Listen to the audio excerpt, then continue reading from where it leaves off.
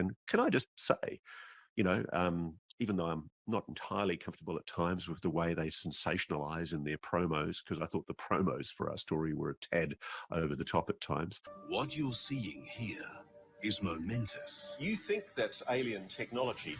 Yes, I do. I thought the promos for our story were a tad over the top. We have new, conclusive proof. Testable evidence of alien technology. Tad over the top at times. Is it possible to exceed the speed of light? The answer is yes. The biggest discovery in human history. Promos for our story were a tad over the top. New evidence that has to be seen to be believed. 7 News Spotlight, Sunday on 7 and 7 Plus. Not entirely comfortable at times with the way they sensationalize in their promos, because I thought the promos for our story were a tad over the top at times.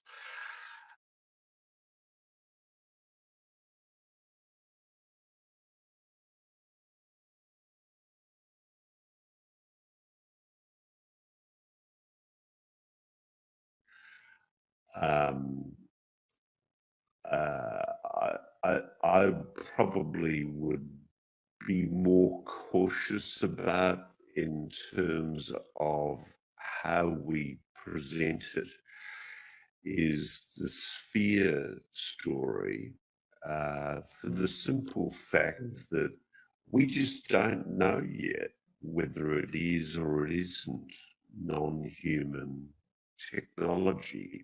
We have new, conclusive proof. Testable evidence of alien technology. Frankly, whilst a lot of people want us to say, yeah, it's alien technology, we're not going to say that.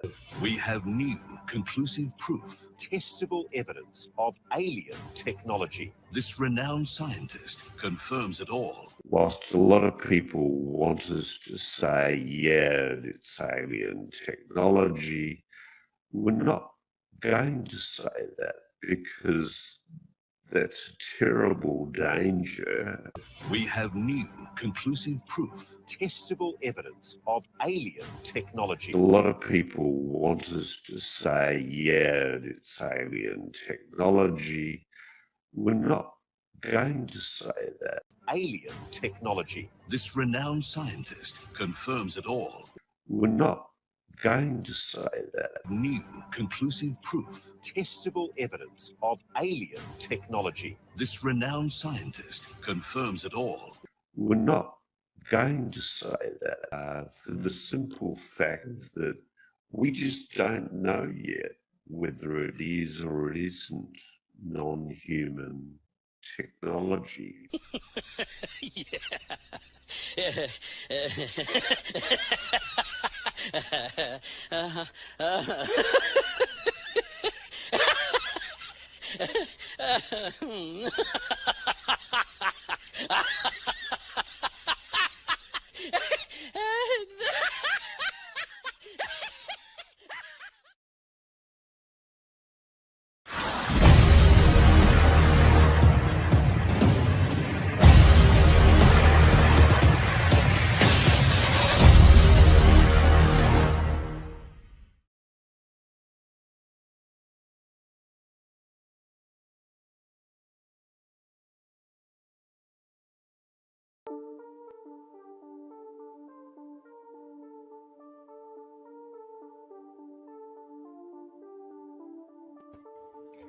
Greetings and salutations, friends. Welcome back. I am here after a bit of absence, which I'll explain later.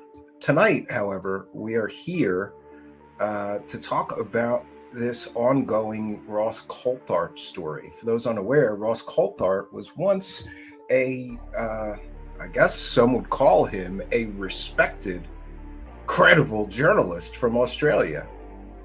But Mr. Coulthart got a little too deep down the rabbit hole for reasons that we will cover tonight.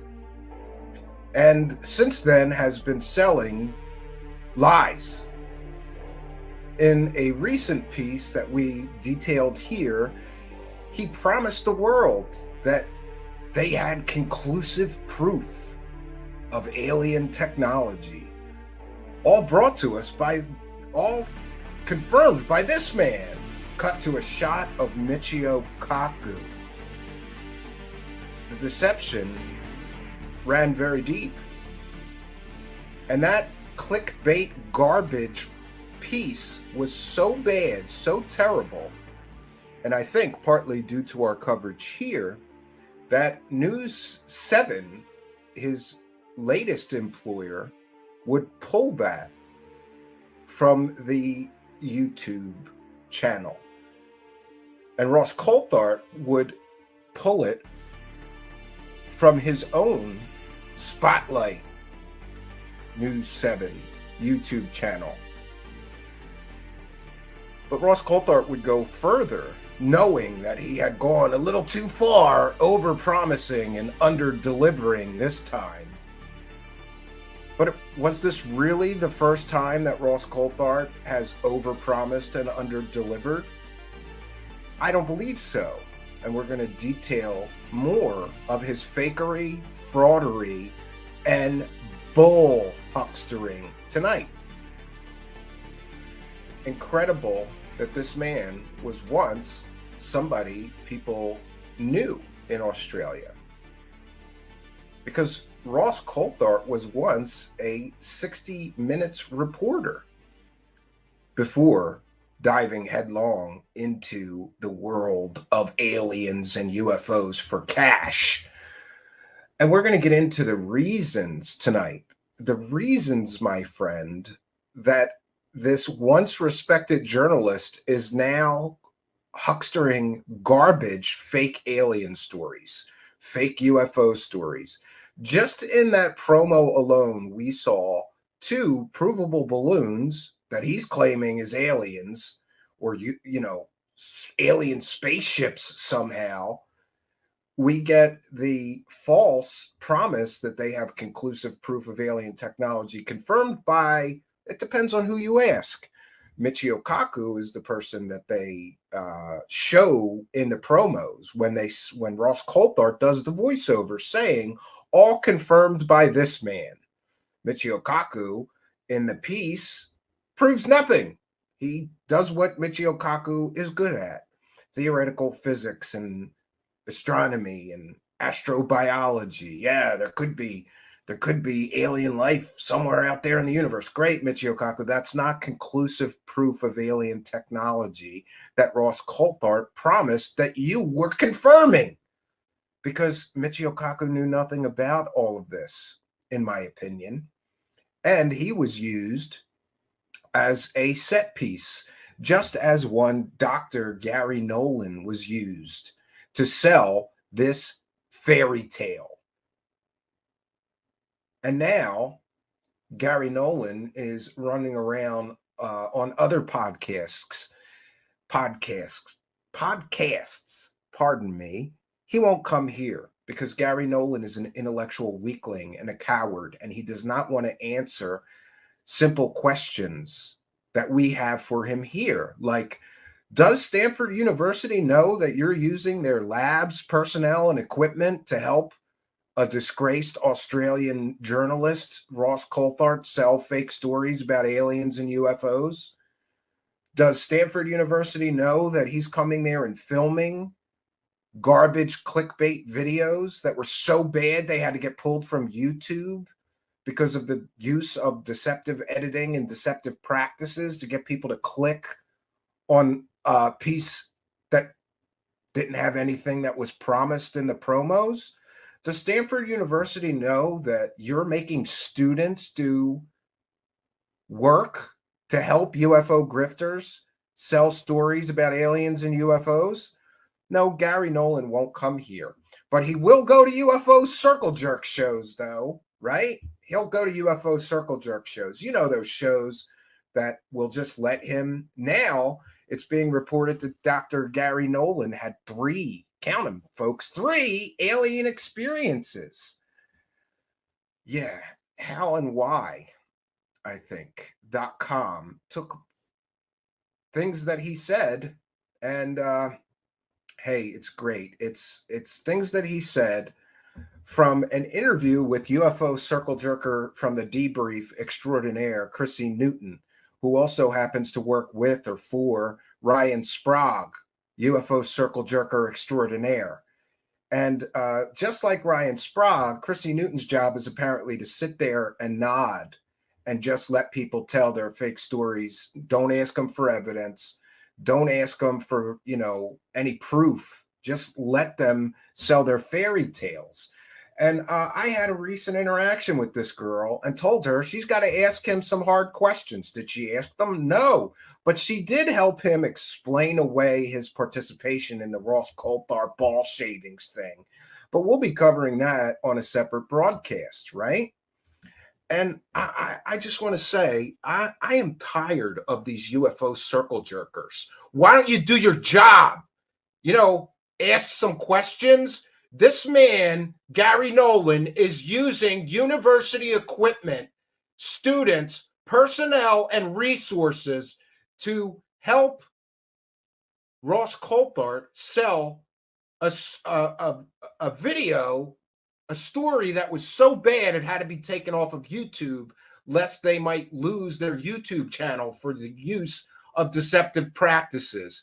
And you, UFO circle jerker extraordinaire, did you ask any hard questions? No. You didn't ask about the ethics problems of a university professor using university resources, personnel, labs, and equipment to help idiots sell fake stories about aliens. You didn't ask about any of that. But we'll cover more of this tomorrow. But I've just had it, right? And I told her, and I'm telling everybody, all of you UFO circle jerks are now on the table, right? Before I would ignore it, I would just go, that's just the way it is. People like Chrissy Newton and Ryan Sprague and all these other circle jerkers calling all beings Project Unity, right? They're there to help the grifters advertise their fake nonsense. That's their function. That's what they're there to do. They're not going to ask any hard questions or you can't expect these people to demand that these people prove what they're pushing, what they're huckstering for the UFO dollars. They're not there to do that. They're there to simply help the UFO celebrity idiots push that bull cart up the hill, right? And they're there to help these UFO celebrities jam fake stories down everybody's throat and into everybody's ears. That's what they're there to do. And congratulations, Chrissy Newton from the Debrief, which is a garbage rag. It's supposed to be science and technology. Yeah, science and technology news. Sure it is science and technology news. Great. I am at a loss when I think about the state of these UFO circle jerkers and how their whole point of existence is to sit there, nod, and act like that these people are telling the truth or these people have any evidence of their claims. But I'm the bad guy, right? You're the bad guy if you point these things out. You're not supposed to point these things out. And it gets worse. It gets worse because if you say anything to the UFO circle jerkers, then you're nasty. I'm nasty because I want you to do your job and ask real questions.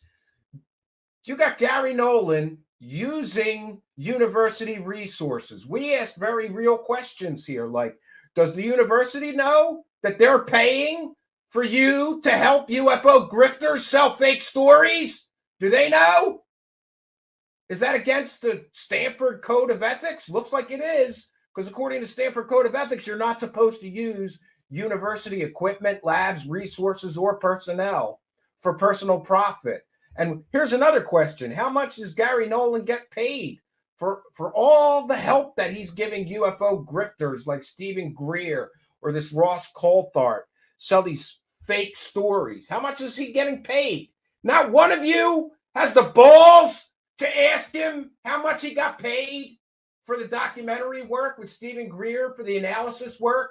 Not one of you idiots interviewing Gary Nolan can grow a set of balls and ask if he got paid, because then we'd have confirmation that he's in violation of the Stanford ethics codes. No one wants to do the hard work. They want to sit there and take the benefit of these UFO celebrities being on their show, right? I'll take the clicks and views, and all you have to do to make that work is sell your soul. You just have to sit there and play pretend. Oh, sure, there's alien technology out there, sure. So I've had enough of the UFO circle jerk. And from now on, Chrissy Newton, tomorrow I'm going to do a whole show on your circle jerk.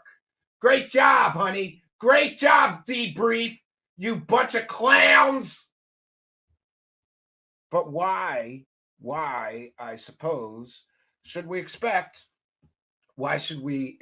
these people to do their job? Why should we expect credibility in a field or a subject matter that is literally a circus full of criminals, disinformation agents, people with fake superpowers, people going to Mars to fight the reptilian aliens, secret space program insiders, government whistleblower, former scientists that weren't really scientists ever, can't prove they're scientists, former military insider, and then you check into his background and find out he never worked for the military. He was never in the military. He lied about his entire background.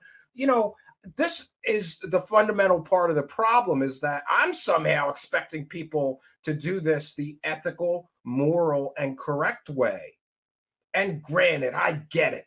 If you're going to deal in these strange, esoteric, and murky subjects, you're going to meet some strange characters. Some of them might have credible information, but it is up to the people pushing the stories to vet those people. Nobody vets anything. Just let them get up and tell their fake stories, like Jimmy Church with his fake Dr. Reed, or Dr. J, third phase of moon satellite idiot, right? Oh, he's one of our UFO experts. He can't tell the difference between a real doctor and a fake doctor. Awesome.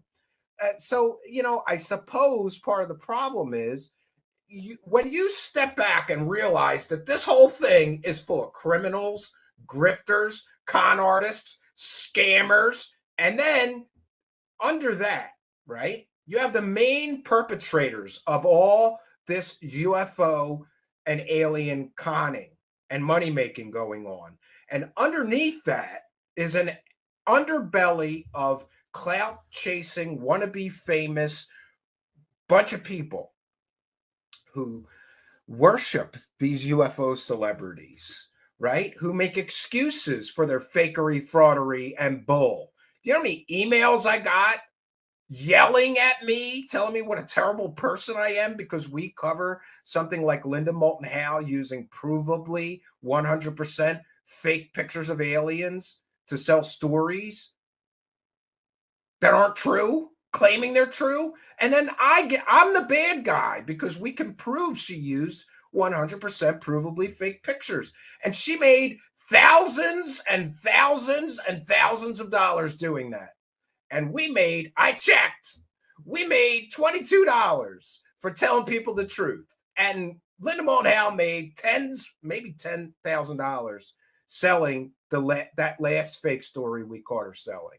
But remember, I'm the bad guy. And then you got to add to it, because then people have the balls to say to me, well, your channel's monetized, Stephen. You're making money too. We are making, pennies on the dollar of the grifters to expose the grifters. It is completely different. And besides this, I was very unfortunate in that my father passed away when I was very young, but I'm lucky for all the time that I did have with him. And he taught me that an honest day's work is nothing, to be ashamed of. And he tried to teach me that sometimes that work is not going to be exciting. Sometimes that work is not going to be very profitable. But if it's an honest day's work, then you had a good day today as a man. What are these people, right? Are they so averse to actually working for a living that they just think, well, we'll just sell fake alien stories. We'll just do that, right? And then you have all of these enablers and these grifter facilitators. What do you think? All of these, there's 100 UFO and alien podcasts that do nothing but the circle jerk. By the way, I guess, what is that? What is his name? The most recent person to give Ross Coulthart the UFO circle jerk is Dave Scott, right? Spaced Out Radio. He is literally just letting that guy say anything. No pushback, no making him answer or be accountable for how he just defrauded the public. But remember, I'm the bad guy here. And by the way, Ross Coulthart being on Spaced Out Radio is proof positive that Ross Coulthart is an intellectual weakling and a coward who won't come here and answer real questions, because he can't use the excuse that Dave from Spaced Out Radio has better numbers than us because I could show you a spreadsheet. No, he doesn't. So Ross Coulthart will go on that show and get the circle jerk, but he won't come here with similar or better numbers, because we're going to ask him hard questions about his ball shavings, right? So we're going to get into this tonight. And I want to thank Charlie Weiser as well, because I wasn't aware. I had heard some rumors about where, ask around a little bit, like, where did this Australian guy come from, right? And people were like, oh, he was on 60 Minutes. And I go, wow, that's a little weird. Because I can't imagine somebody on 60 Minutes suddenly going, I'm just going to start selling fake stories about aliens. I'm going to super hype up and manufacture clickbait garbage pieces that are so bad they have to be taken down so we don't lose our channel. After we get the money, we'll just take it all down, right? Took down all his tweets. But it is interesting. He was a 60 Minutes reporter. And it would appear that he is no longer a 60 Minutes reporter. And we're going to get into why tonight. But before we do, I want to remind everybody that we have a new and powerful broadcast distribution system. Something that we've been working on for quite some time. And right now we want to welcome all of you live viewers, live listeners. We are broadcasting live on my Facebook page. It's Stephen Cambion on Facebook if you want to follow me there. Also on the Truth Seekers page on Facebook, broadcasting. Just search for Truth Seekers on Facebook.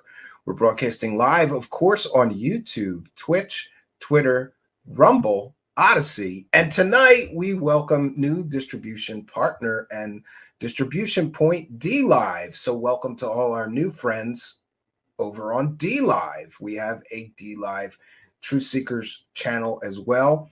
And I want to mention also that although we are vastly expanding our distribution, the audio podcast is available everywhere you get podcasts. Just search for Truth Seekers. Look for me, the strange guy with sunglasses. And we will also be having the replays the next day. So the very next day after a live broadcast, you can catch Truth Seekers on BitChute and now Brighteon as well. And you can always catch the replay on any of the platforms I mentioned previously: Facebook, YouTube, Twitch, Twitter, Rumble, Odyssey, and DLive. For DLive, there was some confusion about whether it archives shows. I believe that it does, but you have to go to past broadcasts or 1 second. Let me make sure I'm telling you the proper thing. And that is Truth Seekers on DLive. And you simply, you just go to replays and it will play the previous shows. It'll show you all the previous shows that we have there on DLive. So back to tonight's topic. So Ross Coulthart, interesting that he was once it depends on who you ask. I asked a bunch of people in Australia, and some people told me, yeah, he was once a respected journalist. And some people like, he was always kind of a garbage peddler pretending to be a journalist. But tonight we're going to find out, I think, why he went head first into the UFO and alien stuff. I believe it's because he was forced to, because poor Ross Coulthart got caught selling a provably fake story. But it's very disturbing what he did. Essentially, he accused a whole bunch of people in England of, let's just say, because they're going to say it in the video a bunch of times, he accused a bunch of people of having problems with children, sexual problems with children. He accused all kinds of government people in England in his 60 Minutes Australia report. And it turns out it's garbage. The whole story fell apart after it was broadcast. Completely and totally fell apart as being mostly provably fake, using incredibly questionable sources. And let's just say information provided to Ross Coulthart by people that no real journalist would use. For example, if you have a person telling you fantastical things that has a history of mental illness, you probably should be very cautious with using that person or depending on that person for making accusations, serious accusations and allegations against high-ranking government officials in England.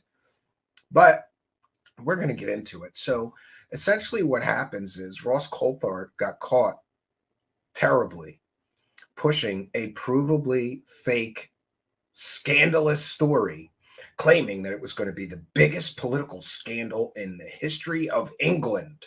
Does this sound familiar to you? Because it sounds familiar to me.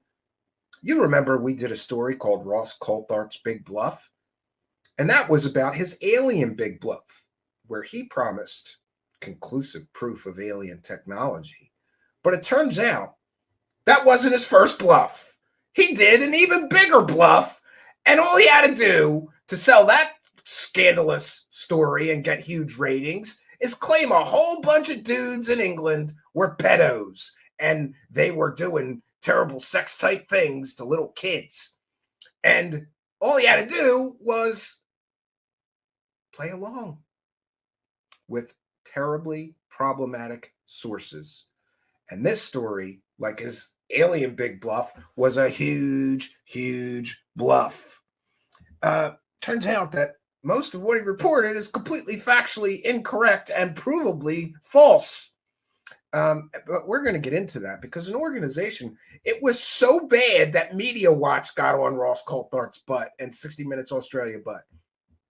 For those that don't know, Media Watch does great work. They sort of report on the fakers and fraudsters in the journalism world, much like we do report on the fakers and fraudsters in the UFO alien world. They do a great job. And it's a short video, but we're going to put up our fair use banner, and we're going to cite fair use here, and we will find out exactly why Ross Coulthart was fired from CBS Australia. Oh, to be clear, language is important. I said that he got fired. That may be not factually accurate. His contract was not renewed shortly after Media Watch showed everybody how fake this big bluff pedo story he did was. So this is a transformative work, by the way. We are going to cite fair use. We'll be playing a portion of this video from Media Watch. 1 second here, friends. We'll get it. I've got it.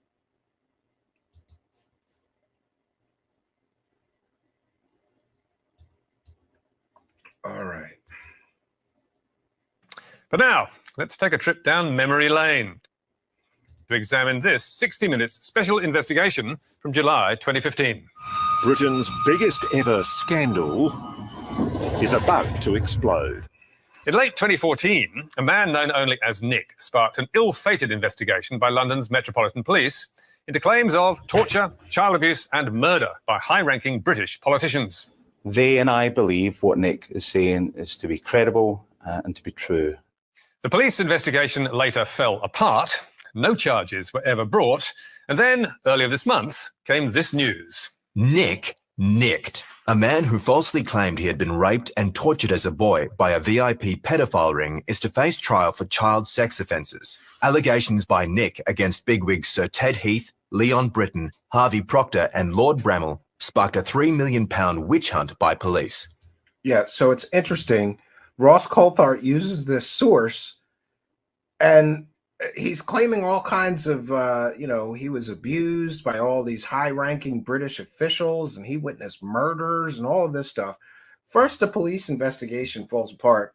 They find nothing like he described could be established or proven as real.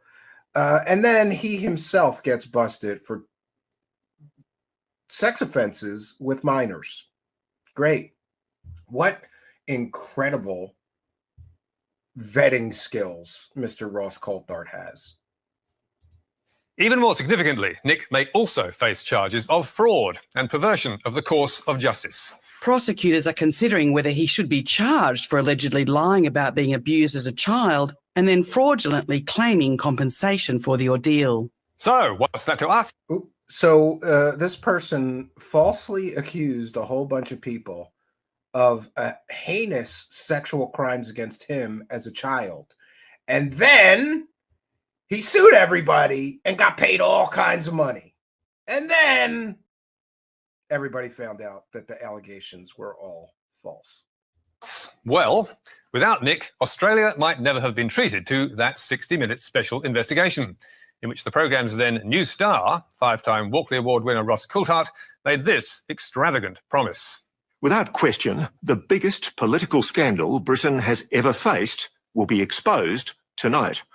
It involves a secret network of the highest office holders in the land, past and current members of parliament, cabinet ministers, judges, diplomats, even one of the country's top spies. These men are accused of some of the most sadistic child sexual abuse imaginable on hundreds of victims, some as young as 8. Nick was not interviewed on 60 Minutes, but... Yeah, and this is where it gets great. So Ross Coulthart just said all of that based on a totally garbage source that was out for profit. He was out for money. And would later be charged with an offense himself against children. Interesting. And this, again, has parallels to Ross Coulthart's big alien bluff.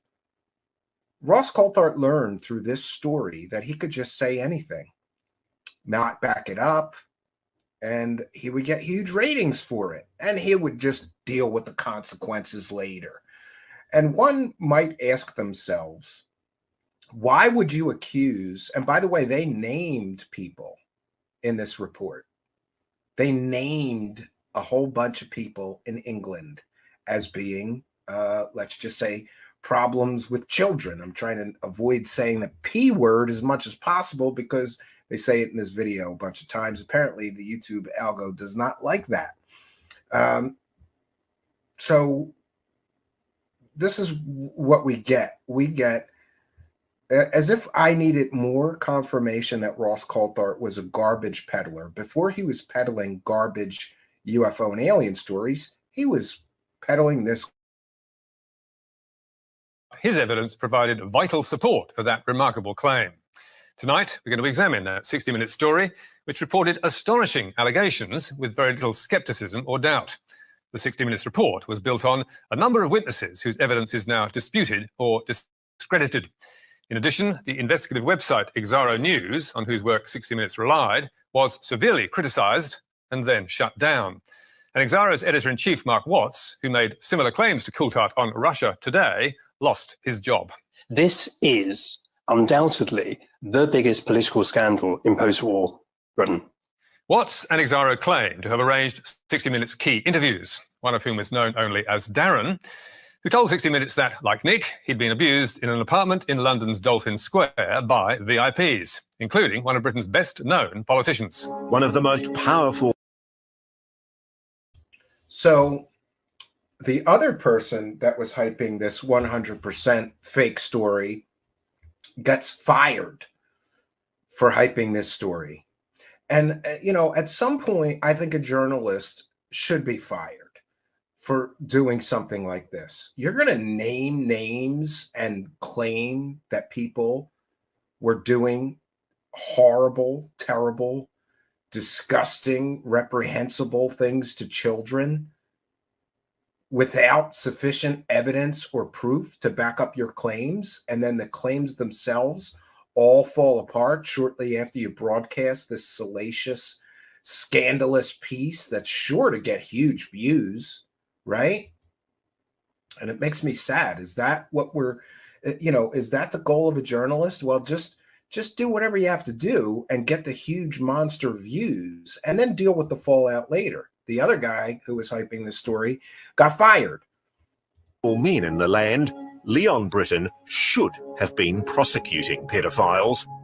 Instead, according to Darren and other witnesses, he was one of them. He likes boys to dress in women's underwear and then to be in a room alone and discover you in women's underwear and punish you for wearing the underwear. A member of Margaret Thatcher's cabinet. Yes. Raping children. Yes. So, how credible were Darren's allegations? Well, it turned out they weren't. The police investigation into Dolphin Square, Operation Midland, whose lead officer had called Nick's claims credible and true, collapsed in March 2016 without bringing charges. An official inquiry then found police had made 43 errors and fallen for false claims of abuse. Yeah, so they literally named someone in this report Ross Coulthart did as being a perpetrator of this. Great. I hope that he sued the balls off of News 7 and Ross Coulthart. I really hope that he did. And there's some mention that his wife got some sort of a settlement, I think, but after he died. Following year, the Met paid £100,000 compensation to Leon Britton's widow. But Darren's credibility was demolished long before that by this Telegraph report published 2 months after 60 Minutes went to air, and by this BBC Panorama programme a month later, which investigated Darren's past and reported he was convicted in the 1990s of making bomb hoaxes, and he's also falsely confessed to murder and rape. 2 years ago, he sent an email to a social worker saying, "Leon Britton never abused me or anyone I know. So why name the poor man?" And these are things that a real or credible, especially investigative journalist, would have been able to find. So what happened here? Did Ross Coulthart not vet the person making these absolutely scandalous claims? I mean, these are very serious allegations. He just let that person on the show and just let him say these things. He didn't look into his background. And if he did, he would have found out that that was an incredibly problematic person to be accepting very, very serious allegations from just on face value with no evidence, proof, or backup of his claims. More to the point, why rely on Darren's evidence? 60 Minutes would argue it could not have known about his history, but there were alarm bells ringing. In June 2015, for example, in the week that 60 Minutes interviewed him, it was evident from Darren's own tweets on an account set up for him by Exaro that he thought police did not believe him. No one is actually investigating allegations of torture and abuse at Dolphin Square. Police think I'm lying still, it's clear. I've never actually been told by anyone in the police the words, "I believe you." And a little bit of digging by 60 Minutes or Exaro might also have revealed that police and social services had apparently branded Darren as mentally ill. Yeah, so this person is branded as mentally ill. And again, the level of irresponsibility here on the part of Ross Coulthart is absolutely despicable, in my opinion. Like, you're going to let somebody sit there and make these claims and you didn't even look into their background? Because if you did, you would have found out that this person had been labeled as mentally ill. They falsely declared me as suffering from a delusional, paranoid mental health disorder. I'm still waiting for an apology from the police and from social services for falsely declaring me as mentally ill. Other tweets by Darren in early 2015 might also have raised the alarm. I am just so terrified of all police now after witnessing one kill a girl in an abuse ritual as a child. Yeah, and that's something I would call a red flag. If I was going to use this person as a source making these kind of allegations, and I saw he tweeted this, I would cut and run from that person, despite all the rest of the things that Ross Coulthart could have done to vet the source. He didn't vet anything. Just, well, it sounds great. This will get a lot of views. Sit on in here. Come on in. Tell your stories. Sound familiar? A lot like what he's doing now, right? And there was more. 5 months before 60 Minutes went to air, Darren made the extraordinary claim to Exaro that he had helped a VIP pedophile torture and kill a boy with Down syndrome by tying him to two vehicles and driving them apart. But, setting aside warnings that 60 Minutes might have noticed, Ross Coulthart promised at the end of his report, "We'll be sure to keep you updated on the progress of the police investigation." Yet in 2.5 years, they have not done so. Yeah, and isn't it great? This over-promising and under-delivering. Oh, we'll keep you informed of the ongoing investigation. And then they never did anything because the whole story fell apart right after broadcast, right? The entire story fell apart. This is just like his big alien bluff, you know, where he told everybody we have conclusive proof of alien technology. And now everybody's like, well, where's the proof? Where's the analysis? Excuses. By the way, Gary Nolan gave a whole bunch of excuses on Chrissy Newton's Circle Jerk show when she interviewed him. And we're going to cover that tomorrow night because I love watching these UFO grifters squirm. And boy, did Gary Nolan squirm when he was getting the circle jerk from Chrissy Newton. All right. Even though Operation Midland collapsed, no charges were laid, compensation was paid to Lady Britain, and in 2017, Darren was charged with making false statements to the police that he'd been shot at, charges which were later dropped. And even though 60 Minutes had promised... Without question, the biggest political scandal Britain has ever faced will be exposed tonight. But the concerns do not stop there. The second key witness of 60 Minutes was Richard Kerr, another alleged victim of the VIP pedophile ring. Today, Richard Kerr is bringing us back to the place where he was taken to meet the men who ruled the country. Yeah, and here we're going to see Ross Coulthart purposefully manipulating the story to make the story better. Does that sound familiar too? Kind of like lying and claiming Michio Kaku is going to confirm conclusive proof of alien technology, right? He manipulates the stories to make them more salacious, more controversial, more clickbaity. That's the only word I could think of, so that they sell. So how do his claims stack up today? Well, there's no doubt Kerr was sexually abused as a child, but there are doubts about his story in relation to Dolphin Square, especially as told by 60 Minutes. Richard was brought here to have sex with politicians and other high-ranking members of the British establishment, including members of the House of Lords. Are any of them still in the Parliament?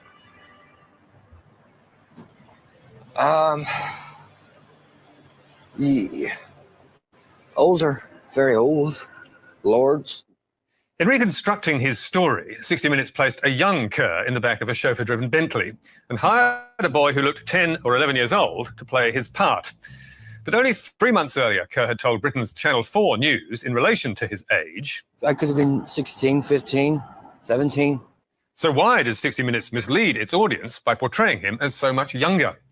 And how credible was Kerr's evidence on Dolphin Square?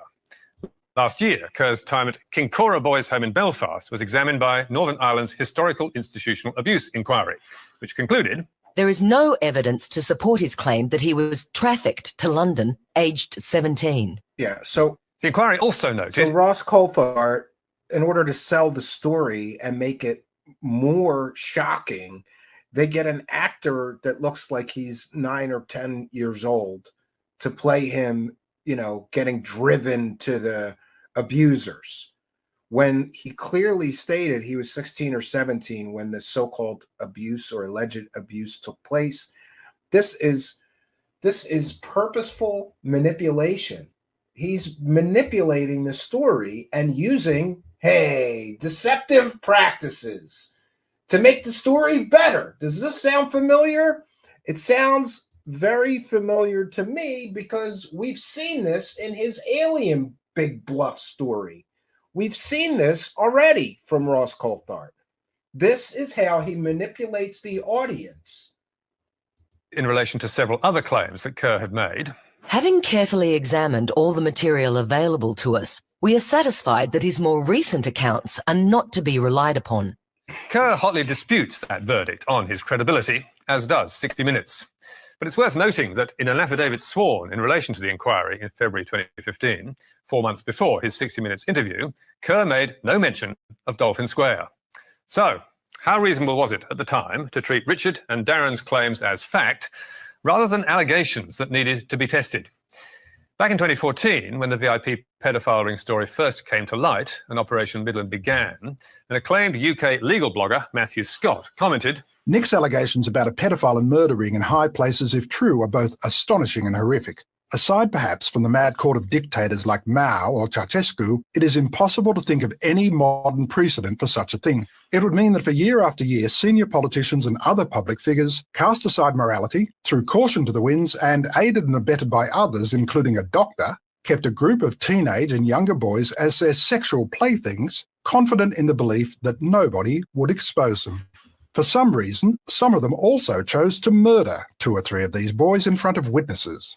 Yeah, and so, you know, it's so unlikely that this is true that you would think as a journalist, you would want to cover your bases. You would want to be sure that you had overwhelming evidence that this is true, because these are absolutely fantastical claims.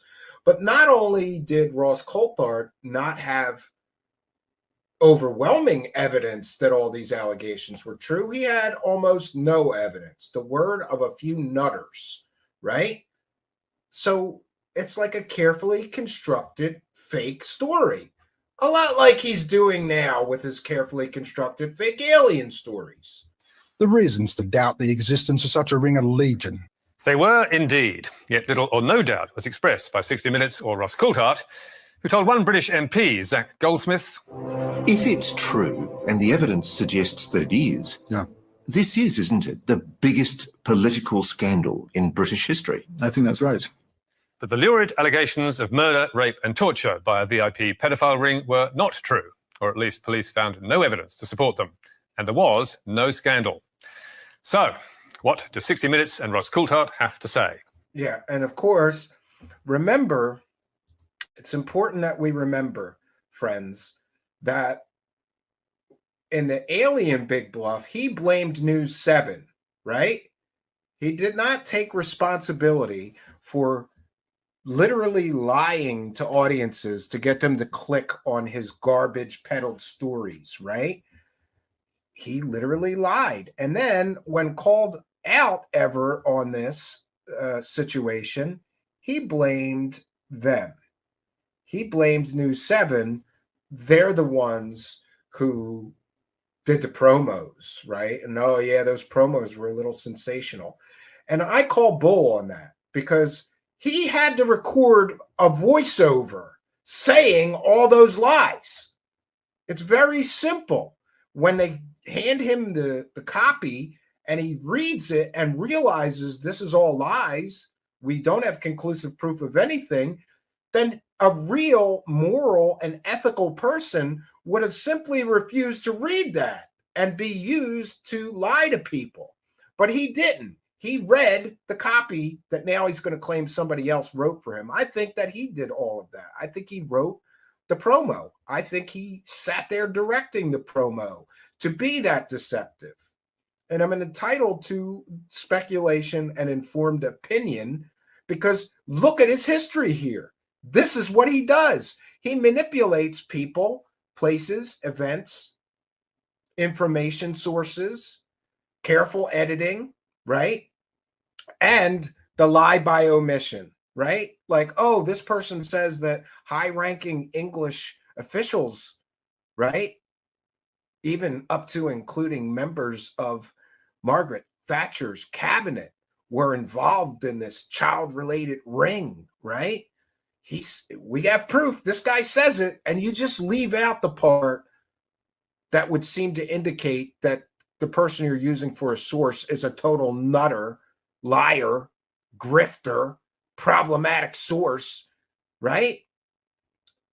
Same thing, same MO. And apparently Ross Coulthart has not learned his lesson because he literally gets fired, gets his contract not reviewed. By the way, that happened just a few weeks after this Media Watch report came out about how fake that story was. So whose fault was that story? Was it 60 Minutes Australia, or was all of the responsibility for that completely fake, nonsensical, scandalous story here, was that the fault of Ross Coulthart? They fired him. Didn't renew his contract. It was his fault. He stood there on a camera, right? And I don't know about you, but I wouldn't stand there on a camera on a show that's going to be watched by millions and millions and millions of people if I wasn't damn sure about all those allegations and damn sure that this story I'm telling, this absolutely fantasy land story, is true. He didn't do that. So who can he blame for this one? He blamed News 7 for the alien bluff, right? For those promos being so sensational. He blamed them. Does he blame 60 Minutes Australia for this story being completely and totally fake, made up, deceptive, and manipulated to sell it? Does he blame 60 Minutes Australia? Or does he take responsibility for doing a piss poor job? There are high school newspaper writers that could have done a better job on a story than him. You don't accept absolutely fantastical claims like this and make absolutely reprehensible allegations against members of the public unless you have overwhelming evidence. And he didn't. But we get some excuses. And of course, these excuses from 60 Minutes Australia come out shortly after Media Watch's report and before they let go or refuse to renew the contract of one Ross Coulthart. Well, they declined to answer 16 detailed questions about their report, but replied with this general statement.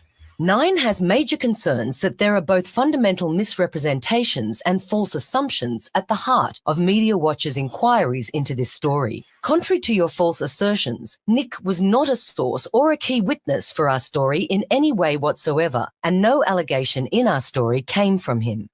Well, we say again, without Nick, there would have been no Operation Midland, and police would never have described the VIP pedophile story as credible and true.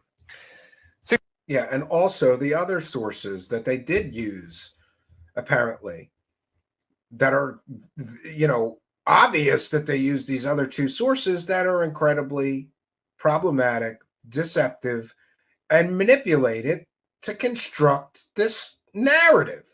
60 Minutes also says it did not just rely on Exaro News, and it tested allegations with police wherever it could. We made extensive inquiries and believe the story was an important and newsworthy one. We note also that the investigations are by no means over. Many of the allegations raised by these witnesses are still under investigation by the ongoing IICSA, the Independent Inquiry into Child Sexual Abuse. That's not a law enforcement agency. That's a nonprofit organization that helps victims of abuse. So the police all dropped their investigations into every allegation they raised in the story. Now, we're not suggesting for a moment this story should not have been reported, but we are concerned about the manner in which it was done, acting as judge and jury without presenting sufficient challenge to the claims. In our view, this was not 60 Minutes or Ross Coulthart's finest hour, and we believe it's time they updated their audience to tell them that the story has fallen apart. Yeah, so there we have it. The story fell apart. So now we get to really just questions that I have. Questions that I have for you UFO believer people that like to attack me, right? You people that like to throw shade on me on Twitter because we covered Ross Coulthart purposefully manipulating a story to sell it, right? Those people defended him and said, just like Ross Coulthart, well, it was his job and they pumped up those promos. It was their fault. Great. So we'll give him the one, right? We'll say the Alien Bluff story wasn't his fault.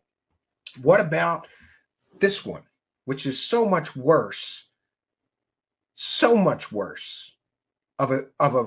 What kind of a reprehensible human being throws out those kind of allegations about very well-respected men in another country, in England?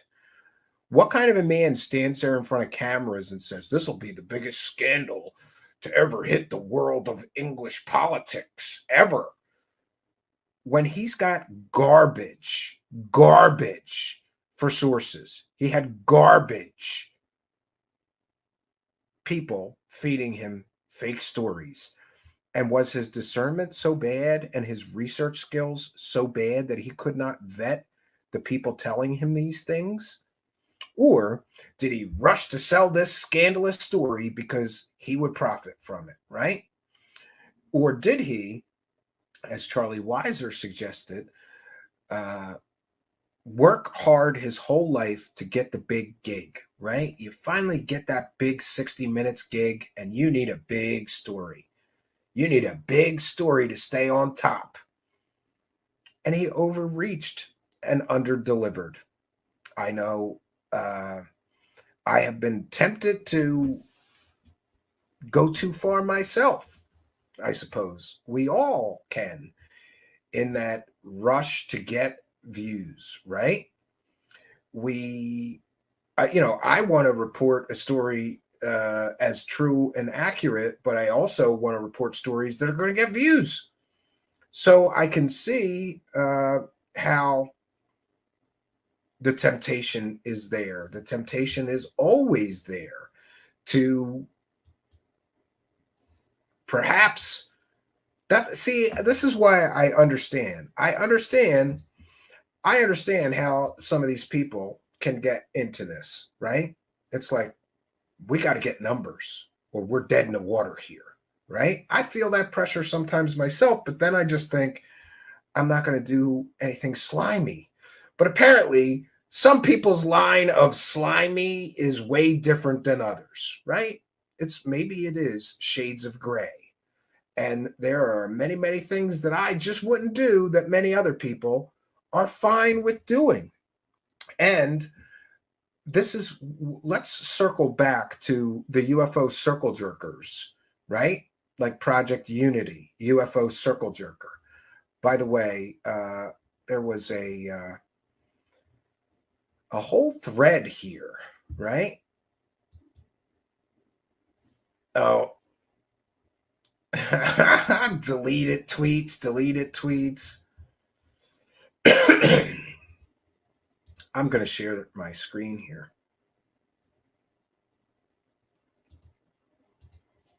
This is a public Twitter thread. Ross Coulthart, he posts something, of course, about aliens or UFOs. I can't read it because Ross Coulthart blocked me because he doesn't like me asking questions when he gets caught selling provably fake stories and being deceptive, manipulating YouTube and the whole world to click on his garbage pieces. So, of course, I'm blocked because he's a pussy. There, I said it. Ross Coulthart, for an Australian man. I know a bunch of Australian men, and they're like strapping, manly men, like Texans over here in the United States, right? They're like real manly men. But Ross Coulthart is the biggest pussy I've ever come across from Australia. Show me on the internet, or show me on this dial, Ross Coulthart, where Stephen Cambion hurt you on Twitter by asking questions. You intellectual weakling, coward, and pussy. So we've got Recon Strange podcast. Says, Ross, please leave ufology. It's in my not so humble, extremely valuable and important opinion. You have no interest here other than selling unvetted stories to those who think your accent equals credibility. You've been a disappointment. Truth. And of course, we get the Project Unity guy, the circle jerker. How many times have you interviewed Ross Coulthart, Project Unity? How many times have you done the circle jerk, helping him sell this garbage? And how do you feel knowing that he was selling garbage before he ever got to the land of UFOs to sell garbage? Right? Do you feel any differently now? What a load of bullocks. Ross has done more than most, and that definitely includes you. Somebody deleted a tweet. I don't know who did that. Then he says, I've known Ross longer than I've known you, and I back up my friends when they're being needlessly attacked. Not only has Ross been incredibly good to me as a friend, he's legitimately interested in the subject and has garnered incredible contacts and helped push this forward. What is he pushing forward? The line to throw money in his pockets, Project Unity? You dummy. You dummy. What is he moving forward? He put out a book, by the way. He put out a book that was filled with anonymous sources, and trust me, bro, a source told me. Now, knowing what I know about how many times he has sold provably fake, 100% provably fake stories, I completely understand how he ended up in the world of UFOs. He thought he came out with a book and got a big shot of money from you stupid people like Project Unity, who believe anything because it's in a book, it must be true. Go through his book. Show me evidence. Show me proof. Or is it more, trust me, dude, a source told me, and anonymous sources?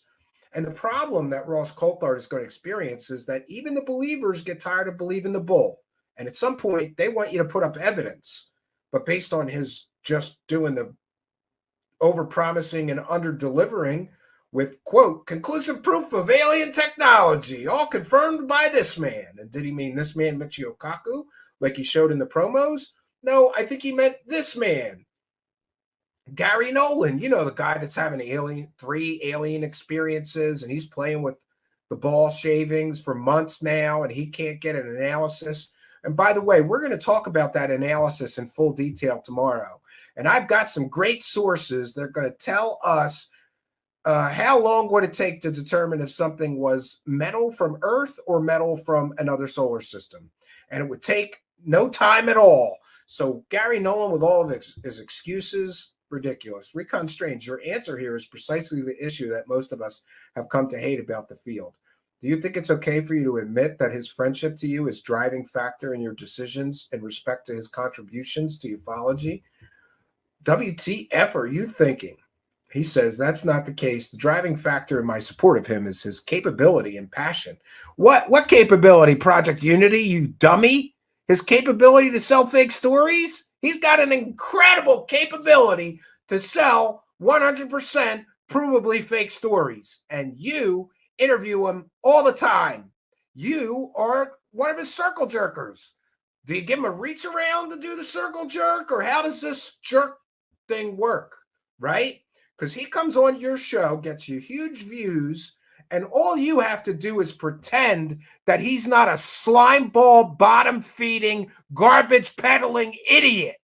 That's what you have to do, Project Unity. You have to pretend that this guy is a good person. doing good work.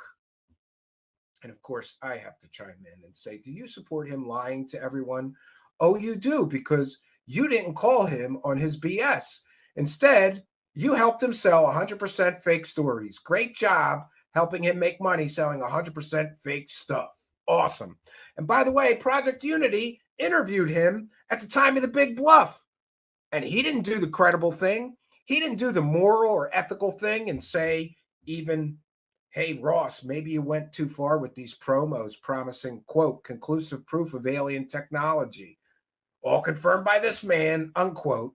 No, he sat there, gave him a reach around, did the dirty deed that he needed to do to get him to come on his show, and he helped him sell that clickbait garbage piece. So Project Unity, you're in on it. You're in on the scam. Congratulations, Project Unity. You helped him scam everybody out of monetized views for a 100% provably fake story. Great job, Project Unity. And of course, ask me about Ross Coulthart's ball shavings. This is one of my favorite memes out of this whole story.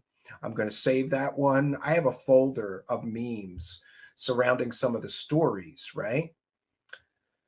And then Spooky posts the article and the piece we shared tonight, 60 Minutes investigation from Media Watch, and says awkward.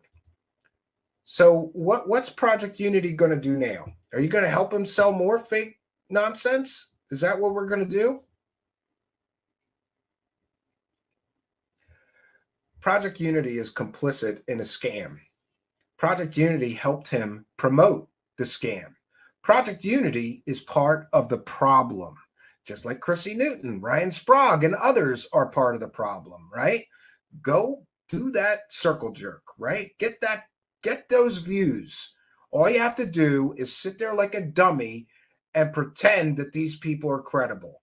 Pretend that these people have real and accurate information. They don't, but if you just pretend that they do, don't do any vetting or research of your own and let them sell provably fake stories, then you get the views and you make money too. Congratulations to all of you circle jerkers, you Chrissy Newtons, Ryan Sprague, Project Unity, calling all beings. Congratulations. You're doing a great job helping scammers infuse this entire subject with laughable, provably fake information, disinformation, and garbage. Congratulations to all of you. I hope you're all making a lot of money helping make this whole subject worthy of ridicule because of idiots and scammy, slimeball, bottom-feeding, quote, journalists like Ross Coulthart. Congratulations, too, especially to Chrissy Newton. Chrissy is on that Somewhere in the Skies podcast with Ryan Sprague, right? And Ryan doesn't want to talk about the time that he deleted my post about the pedo paranormal program director that he worked with and for. I don't know if Chrissy worked with Ryan at the time on Somewhere in the Skies when they were on KGRA, but no, they had to delete that because they don't want people to know that Ryan Sprague does not want anybody to know that he was one of those show hosts that didn't care about that guy, right? But I'm the bad guy here.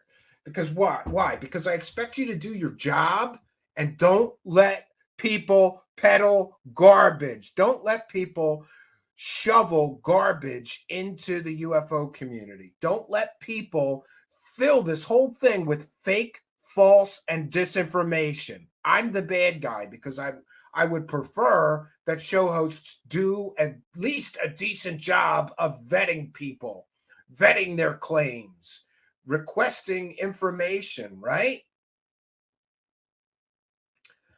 Now we've got well, it's great. We've got promo bots in the Twitch chat, I just noticed. So what we get now from this examination of Ross Coulthart's history is we get a real education. Now we know. Now I know why Ross Coulthart came into the world of UFOs. Because he was a disgraced shit peddler. He was totally disgraced by that situation.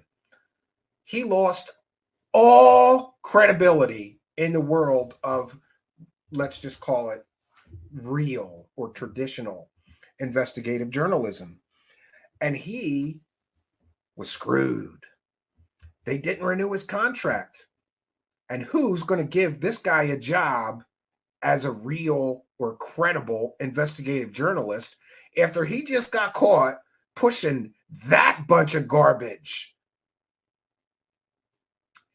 Who's going to give him a job after they see that he was willing to throw all those men in England, throw all their reputations in the trash, drag those people all through the mud so that he could make money selling a story? Who's going to give him work? Nobody. But apparently somebody did. And that somebody was News 7 Australia, which is sort of like the more fantastical, clickbaity garbage, I'm told, channel in Australia. And Ross Coulthart came out with a book, which is largely based on this. Trust me, dude. A high-ranking government insider told me. Trust me, dude. An anonymous source I can't name because they're afraid to lose their clearances told me this. His book is garbage. He is a garbage peddling, bottom feeding shit peddler. So congratulations. Did all of you UFO circle jerkers who've been interviewing him for years now, did all of you know that he got caught doing that? Because not one of you asked him about that. I would think that a man coming on your show making all kinds of fantastical claims like these Wilson David documents, they're real. The government has crash-retrieved alien technology. I know because people told me. If somebody's coming on your show making claims that fantastical, that the government's covering up recovered alien spacecraft, maybe, just maybe, it would be a good idea to look into that guy's history to see if he's credible. And not one person in the whole land of the UFO circle jerkers showed you what we showed you tonight, that this man is not to be trusted. He's not credible. He is a garbage peddler. And it doesn't matter if he's peddling UFO garbage or pedo garbage stories, right? I'm surprised there wasn't adrenochrome and gay frogs in that story he was pushing. Why has no one in the UFO community showed you the truth about who this man is? Why? I know why. They have not showed you the truth because they're in on the scam. And I've said it before, I'm going to say it again. It's a big club, and I ain't in it. So all of these UFO circle jerkers, and literally every single show in the UFO community who interviewed Ross Coulthart didn't show you what we showed you tonight, because that would be a violation of this unwritten agreement between the UFO celebrities peddling the garbage and the facilitators and the enablers that help them advertise it. And that unwritten agreement is, don't ask me about any of the dirt in my background. Don't ask me if I have real proof or evidence. Don't, just let me talk and sell my garbage. And then you'll get views and I'll get a ton more views because I'll do, you know, all these podcasts to promote my garbage. And what about this partner of his? What is it, Bruce Zybel or whatever? Did you know that you were doing a show with a garbage peddling, disgraced man who was willing to throw all those people's reputation in the trash? Why? Because he was too lazy to actually do any actual investigative work, to vet the sources, to see if those people were telling him the truth or probably making up stories. But it's clear now to see why Ross Coulthart jumped headfirst into the UFO community.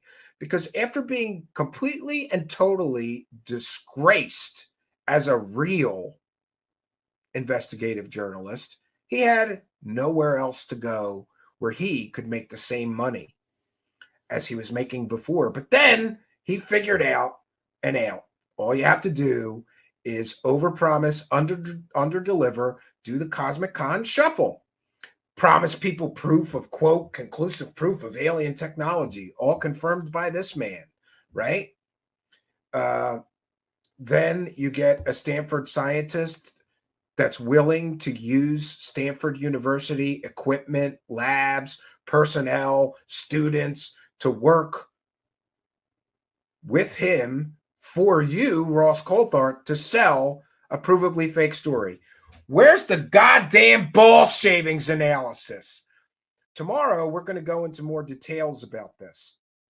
But I will just briefly say that now that Ross Coulthart and Gary P. Nolan have been caught red-handed selling a provably fake story, provably fake. Now that they've been caught and there's no conclusive proof of alien technology, and it's months and months and months and months after that piece aired where they got all those monetized views and then had to take it down because it was such lies. Now that they've been caught selling provably fake story, thanks to our reporting mostly, now that they've been caught red-handed, Gary Nolan is making all kinds of excuses about why he can't just release the results of the ball shavings analysis. He needs many data points. No. If somebody's claiming that's alien technology, Gary Nolan, you're supposed to be an educated college professor. Are you an idiot? Do you know anything about materials analysis? I don't think he does. He's an immunologist. Friends, if someone has a metal sample that they're claiming is alien technology, it's very, very simple to prove whether it's alien or not. You put it in a mass spectrometer, one capable of viewing isotopic ratios of elemental materials. Now, it's a very expensive machine, but I bet you at Stanford University, they've got 20 of those machines. You put the sample in that machine, you get a report, and then it will tell you what elements are in that metal sample, whether it's aluminum, zinc, magnesium, silver, gold, whatever made up, copper, whatever made up the material. The mass spectrometer will tell you what the elements in that sample are. And further, a mass spectrometer capable of isotopic ratio analysis will show you the isotopes. And if you get that report and the isotopic ratios match earthly, aluminum, copper, silver, right? You will know instantly that's earthly metals, because aluminum, all elements created outside of our solar system would have a different isotopic ratio, which would be a key and total, game over indicator that that metal came from another star system. Do you know how quickly and easily any qualified scientist could perform that analysis? In a few hours, maximum a few hours. So Gary Nolan is talking about, well, we need 50 data points because it might be alien, and I need 50 different tests to show you whether it's alien or not. No, he's lying. He is lying. You need one test.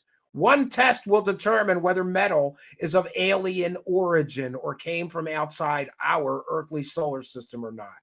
The test could be performed in an hour or less by somebody that's not an intellectual weakling. They could have done that test before they put the piece out. Do you think maybe there's a reason that nobody gets to see the ball shavings analysis? The reason is then it'll come to the big letdown. All of this promises of proof, of conclusive proof of alien technology will all come crashing down the moment they release a mass spectrometer analysis with isotopic ratios included. The moment that they release that, everyone will know that they were full of shit.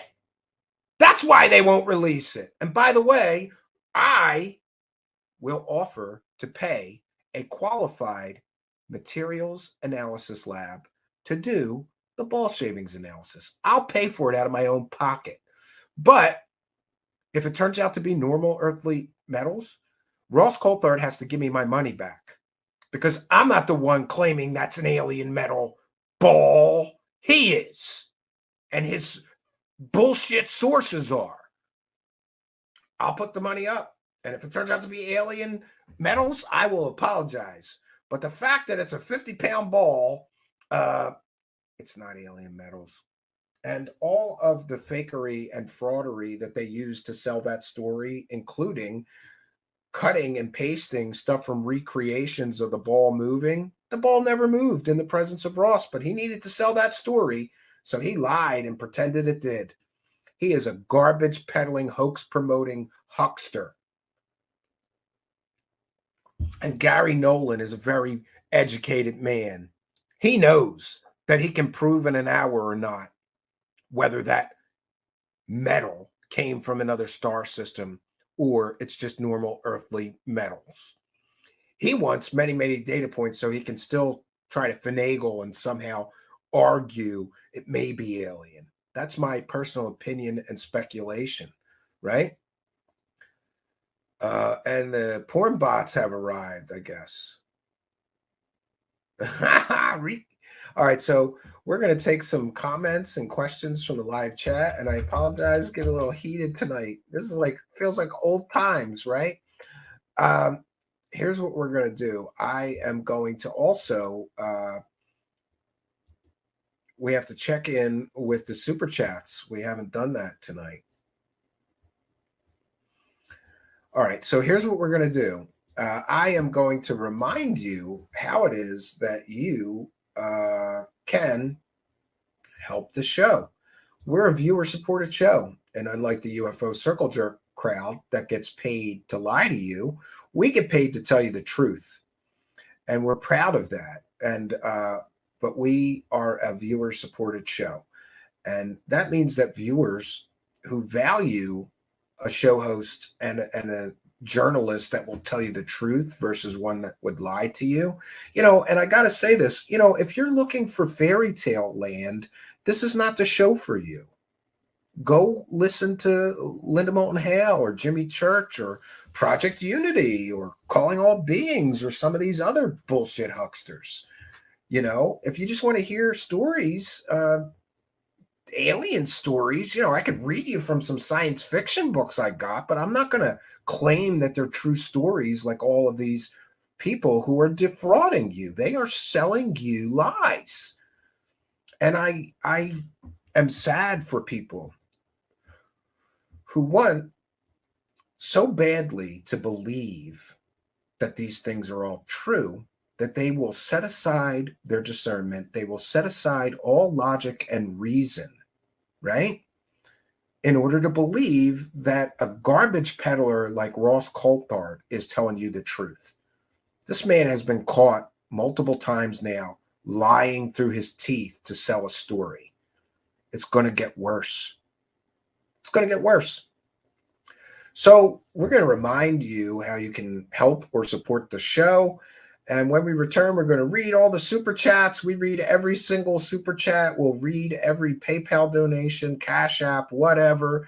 Anybody throwing a couple of bucks in our hat, we thank and support you. Read your super chat. If you send it through PayPal, please be sure to add a note and anything you want us to shout out on the show, and we will do. We're a viewer-supported show, and we appreciate all the kindness, generosity, and support of all of you. Here's how you can help us continue the journey. And so we're back, and we'll take some comments and questions from the live chat. John P. Adventures is here and says, don't apologize. Thank yourself.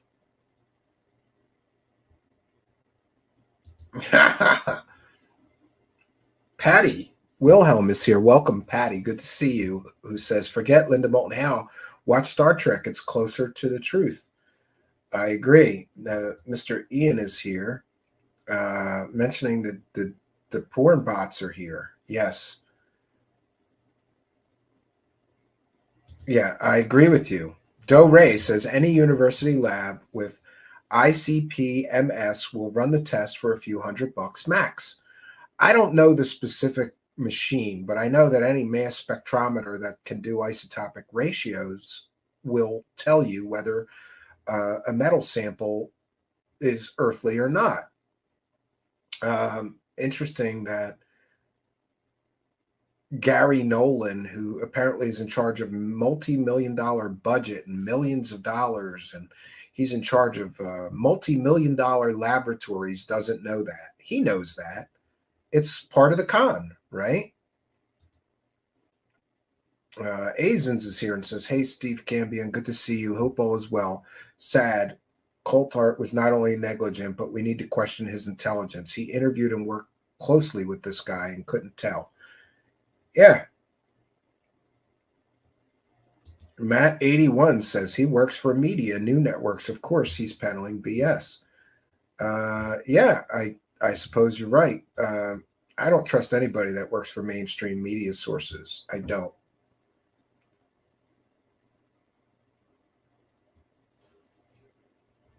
And I'm just checking in with all the live streams. I see a few people over there on the different streams. I try to check in sometime during the live broadcast, especially to the ones, for those unaware, most of the locations we stream to aggregate the comments. So if you leave a comment, it will go into my chat and I will still see it. However, Odyssey and Rumble, I don't see. So I like to check in with them. We see 3 or 5 people were over on Twitch. Welcome our Twitch viewers. We check in with Rumble and Odyssey as well. A couple people over on Odyssey. And some people have asked about the Rumble channel.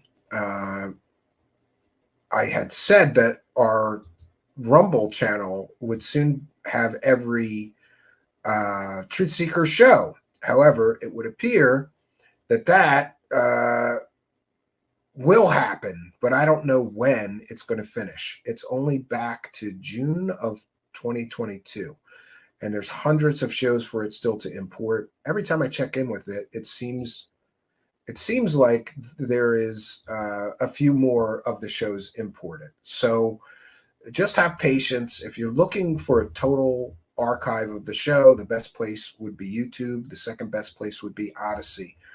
Rumble will get there eventually. I think they're slowly importing all 750 of our Truth Seekers shows. And yeah, so it'll be there eventually. Any comments or questions for me, please put them in all capital letters. Matt81 says, I downloaded Discord. I have no clue how it works. I'm not into tech and media. YouTube is the only thing I use. Discord is very simple. It's like a modern chat room. Modern chat room. And Doe Ray is here. Welcome, Doe Ray. Says, I attended an X conference in D.C. back in the late 2000s, and Jaime Maussan almost got in a fist fight on stage when another researcher called him out. No joke. Oh, I would love to see video of that. I need to see video of that. Spooky says, Spooky needs $10 million in a plot of land. Well, can't help you, but I know somebody that's got some land. If you ever need a place to live, you'll never be homeless, right? You might be out in the middle of nowhere, but you'll never be homeless, Spooky.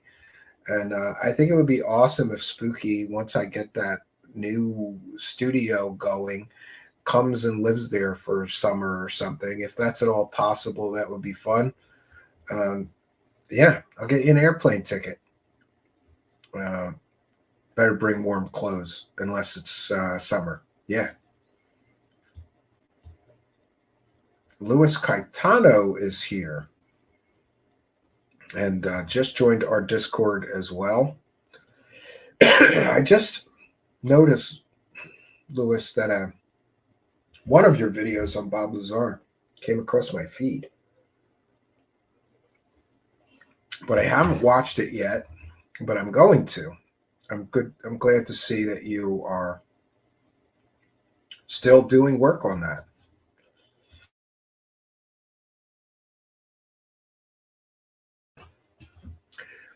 Matt81 says, Steve, I'm curious, what UFO case do you think are legitimate? I know you have an interest in ufology like myself. What cases do you think are realistic? Well, I think that if I had to choose one case that I think has the most evidence, it would be Roswell. There's just so much material on Roswell. So many people saw strange things, including bodies. I just can't imagine that all those people are lying. I can't imagine that all of that can't be. There's got to be some basis in facts. Why are people on their deathbeds telling their children they saw little alien bodies at Roswell in 1947 and more? I always mention that book, Children of Roswell, and it's by Tom Carey and Don Schmidt. I think it's a great book. And I'm sure there's other cases. I do like the Black Triangle flap, and I like the Phoenix Lights. I'd love to know what the Phoenix Lights was. You know, Pascagoula. I used to really think that Betty and Barney Hill might have been a real event, as well as Travis Walton, but Travis Walton not so much recently, right? And I'm sure there's many, many more cases. Unfortunately, in this thing, what we get is we get tantalizing maybe proof. We get tantalizing could be evidence, right? But we don't generally get really good evidence. And that's a problem, right? That's a problem for me. I wish that there was more meat on the bones on a whole lot of these stories, but it doesn't seem like there is. It seems like they routinely give us tantalizing maybe evidence. Tantalizing could be proof, right? And I heard UFO Jesus is now talking about the smoking gun evidence, and he's talking about, let's see, Virginia, and how Virginia, you know, somebody was on his show saying that, oh, it just might be James Fox that's going to bring us this smoking gun evidence. People are posting videos of somebody talking about they saw that alien footage. Where's it at? Where's it at? Let's see it, right? Let's see it. Let's analyze it. Or was that just hype and garbage to sell a fake story in a documentary? I know what I believe. It would appear that there is no film, there is no video, there is no smoking gun evidence. But that hasn't stopped James Fox from using all of that hype and nonsense to help him sell his stories, right? It's unfortunate. All right, any more questions or comments for me? John P. Adventure says you should do some close-ups when you're getting more involved in exposing these hoaxers. I just gave you an idea. Cheers. We're going to call that the angry cam. Like every time I get pissed off, we'll come in real tight and I can yell and scream at people. Since quitting drinking, I haven't really yelled and screamed on the show, and I'm proud of that. I'm much more in control of my emotions than I used to be while daily drinking, right? Space Exposure says there was never any alien footage associated with Virginia case in the beginning. No. Stories of that just happened to come out right when some guy was selling a documentary. Isn't that convenient? Yeah. Some may call that too convenient. I know I would call that too convenient, right? Newest storyteller, Alan Levine, claims he was part of APRO and an experiencer. Never stops. Yeah, I guess there is a never-ending hunger for the stories, though, right? It would appear that there is a never-ending hunger for the stories, and you're right, it never ends. That and the recycling of old stories. This Virginia case is from 1996. Nobody proved it was true then, and nobody can prove it's a real story now. But we're all just supposed to buy the DVD, right? Buy the documentary.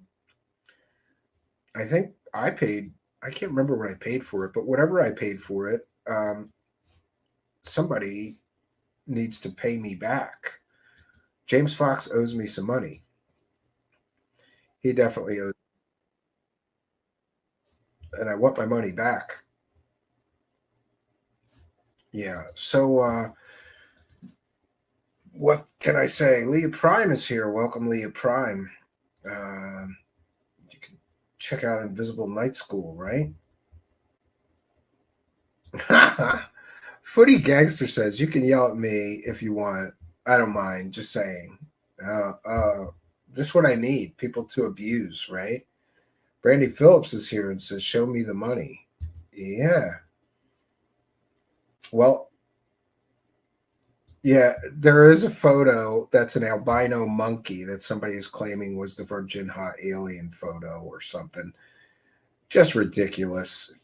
Picture of a white monkey. It's obviously a monkey. Either somebody photoshopped it to be more white. Remember, the alien was supposed to be brown too. Now it's white and looks just like a monkey. Yeah, I don't understand. Erica Lukes is on the Invisible Night School. That's nice. I try to get her on my show. She's not answering her phone. Now I'm going to bust her balls. You're going on their show? I try to call you to come on my show. Yeah. So tomorrow night, we're going to be covering this Gary Nolan, Chrissy Newton circle jerk, debrief media. I'm going to have to dig into debrief too and see more who is behind that. Because it looks like a garbage peddling, it's like a bunch of people who wanted to peddle fake garbage stories about UFOs got together and started the debrief. Congratulations. Stephen would love to see you get David Paulides on my list. Paulides? I don't know how you say his name, but I have some of his stuff, and he's been on my list for quite some time, right? A lot of UFO grifters are willing to scream, show me the money, but never, I love black people. Oh, that's terrible, Luis Cantano. But, it's terrible because it's likely right? You're right, missing 411 guy. Yeah, I'm aware. And that's a story that I really do like. I have the book, and I've seen several different people do. I don't know, one was probably just a YouTube video, but people do stories on this missing 411, right? I think that's one story that is very strange and mysterious, and we've never covered it here. So I would love to interview him and talk to him and find out more. Some people seem to think that that story is not all that it is cracked up to be, and it's just a lot of careful manipulation of data sets to make it look more strange or mysterious. But this guy is a former police officer, I believe, an investigator, and he spent an awful lot of time digging into that, right? And I would love to interview him. Actually, I'm going to put it on my list right now. Just so you guys know, I do value the input and opinion of the people in the live chat. Let me see here. I'm going to put that at the top of my list of people to send messages to for interview requests. If anybody else has any suggestions, please put it in all capital letters, and we would appreciate suggestions. I'm open to interview anybody interesting, right? Lewis is going to be on Strange Recon this week, but please watch Tins instead. It's at the same time. The Invisible Night School. The Todd Morden case with the policeman is interesting. The guy found dead on a coal pile. The triangle cases in the UK in the early 1990s and 2000s were interesting. I seen a giant V-shaped craft back in 2014. Well, that is very interesting, and actually, I'm interested in hearing and finding out more about that. I don't think I'm familiar with this Todd Morden case. It sounds vaguely familiar, though. Okay, so now is a good time for me to remind you that besides throwing money at us, one of the other ways that you can help is to like, comment, subscribe, and share these videos. It really, really does help. If you're on whatever video platform you're on, please do subscribe to our channel. That means whether you're on Rumble or Odyssey or BitChute, please subscribe, or YouTube, subscribe to our channel so that you'll know when a new show is available and when you too can come here and take part in the live broadcasts. I just noticed Grant Cameron, who some people say had a major meltdown just the other day. He's on Fade to Bull with Jimmy Needs Church. Great. And yeah, I am aware. I got a bunch of messages from people saying, oh, look, he changed his format and he dropped commercials. Yeah, because 50% of his show was commercials and people weren't tuning in anymore. He finally figured out that people don't want to listen to people hawking coffee for 50 minutes out of a 2-hour show, right? Great. 1 second here. I'm just checking in with the other live streams. It looks like everything is open and all of the streams are working. Tonight is the first time that we have streamed live to 8 different locations. We're on 2 Facebook locations, YouTube, Twitch, Twitter, Rumble, DLive for the first time tonight. Welcome DLive, people, and Odyssey, all at the same time. Everything appears to be working. And also a good time for me to remind you, if you're listening in audio podcast land, you're missing half the fun. So go on over to YouTube and put Truth Seekers, one word, in the search bar. You'll see me, the strange guy with sunglasses, pop up. Go to the channel, smash the subscribe button, hit the notification bell, and you too will know when we're doing a live taping on YouTube. We want you to come here and be a part of the live broadcast, which eventually becomes the audio podcast.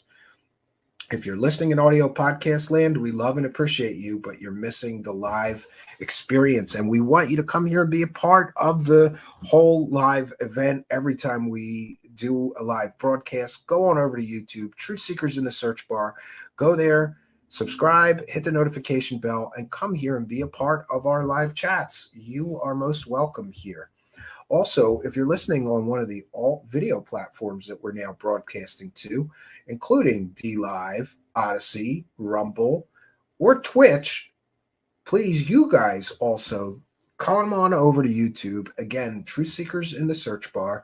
Look for me, the strange guy with sunglasses. Go there, smash the subscribe button, hit the notification bell. We love and appreciate all you people on the alt platforms. It's great to see people at every location. It's awesome. I go to Facebook, there's viewers there. We go to YouTube, of course, there's viewers there, but we go to Twitch and Twitter, there's viewers there. Rumble, Odyssey, and DLive, viewers everywhere. And we're just so happy that all of you are tuning in wherever you choose to tune into. You are most welcome. Sandy Smith is here and says, David Pallades does missing people in national forests, but he did an investigation of Bigfoot's research, the Hoopa Project. Yeah, I've heard that. And many people have suggested that an explanation for why people are vanishing in national forests is because Bigfoot is kidnapping them. Yeah. B. Baker says, David Pallades is interesting. I like the missing 411 stuff. I like what I've seen of it, but I have not. Gaza, I remember. Matt was an ex-policeman. Yeah, we interviewed him. He was on the show twice. And he still tweets at me.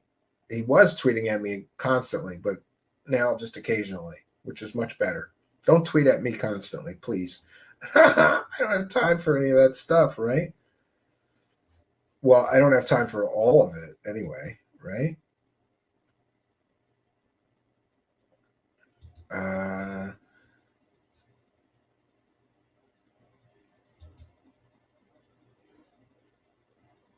All right, so any more questions or comments for me, please put them in all capital letters. Didn't police recently fess up to Bigfoot being the likely explanation? I don't think any police officers actually came out and said that was Bigfoot, right? And somebody asked earlier about my absence. I have some things going on, and I had work to do at the cabin and other things going on. And so we did a light week last week, just 2 shows. And going forward, we're going to do 3 or 4 shows a week. No more. And there's a lot of reasons for that. Mostly are financial. I have to do other things in order to, survive the universe. And therefore, I may not have quite as much time anymore. And also, there is stuff that I really have to finish at this cabin during this winter. I have to have that whole cabin done. And there's a bunch of stuff that my wife wants fixed or repaired or upgraded, and it's got to all be done before spring. Because when springtime rolls around, I don't want to be still having unfinished projects at one cabin while I work on building a new one. I want the first one to be everything done. And I mean everything. There's a lot of little stupid things that I have to do, like trim down the seams of the living room ceiling. There's a few outlets that stopped working that I wired. That's probably why they stopped working. I have to put a ceiling fan in the living room. I have a little bit of walls and a ceiling to finish in the bathroom. There's a few little things to finish up in the sunroom. I guess my point is that I'm a little overwhelmed. So last week I just went, I'm just taking it easy this week on the shows so that I can focus more on that. I have to go get, I thought I got everything, and then I realized I forgot a bunch of stuff. So I have to get some materials this week. I want to have everything I need to finish that entire cabin just piled up somewhere and just go at it. I have often done that, pile up a bunch of boards that go on the ceiling almost purposefully so that that's in the way. And then how do we get rid of this pile of crap here? We finished the job. So, we'll be doing Monday through Wednesday for sure every week, Monday, Tuesday, Wednesday. Sometimes I will also do a Thursday show. And who knows if things are going well at the cabin and I accomplish something while I'm there, and at night, if I don't have much to do, I will do a broadcast from the cabin, right? Reload with kind and generous $5, and also a kind and generous member. Thank you for your kindness, generosity, and support. Reload says, hit super chat button. How to debunk Area 51 in 3 sentences. That's a tough one. I would say lots of stories and disinformation, unproven stories and disinformation. That would be sentence 1. 0 credible or verifiable evidence of alien technology or biological beings at the base. That would be sentence 2. And number 3, a plot device used by UFO grifters and con artists to sell fake stories since it began. I don't know if that qualifies, Reload, but that's my best attempt there. And I was assuming that you mean debunking the stories, all the stories of aliens, right? Mr. Ian says, the cabin in the woods live on Truth Seekers. Yeah, I try. I know people like it when I do that, but it seems kind of boring to me. I did a few shows from there. I got to go move into the living room and set up the cameras in there and get the living room set up. and I have camera mounts and a couple of things to hang up in there, and I have a big problem with the firewood this year, which I haven't talked about. But I filled the woodshed, but all the firewood is full size, and I thought it wouldn't be too much of a pain. This wood burner I have is not a huge wood burner, so you could put like one full-size piece of firewood in there, and then you got to put smaller pieces in, or maybe you could fit two if you're lucky. But then they sort of go out, and it doesn't burn well, so I got to cut most of the firewood in half. And I thought that was going to be easy, but it's a lot harder to cut a piece of firewood in half when it's this big and, this wide. So I made a lot of sawdust this past weekend cutting firewood in half. I'm looking for a new wood burner. Not a new one. I've never bought a new anything. Oh boy. And just in time for the broadcast, we're going to share this. People are having a good time with our sort of roast, right, of Ross Coulthart and his fantastical claims that all turn out to be garbage. When your conclusive proof becomes a punchline. Yeah, it is a punchline. Their conclusive proof is a punchline now. Ross Coulthart is a clown. He is a joke. This man is a joke now. And that's unfortunate if he used to be a credible journalist before he started with the garbage peddling. So what can I say, friends? We're going to do also something new here, is that we're trying to keep the shows to 2 hours. And there's a reason for that, and that is because Daily Motion has a 2-hour time limit. And we're trying to expand to other video platforms. We're going to be, every day after the show, we're broadcasting live every night now on Facebook, YouTube, Twitch, Twitter, Rumble, DLive, and Odyssey. But every night after the show, I have to upload to BitChute, Brighteon, and now Daily Motion, if we could keep the show in 2 hours. So we're going to try our best to do that.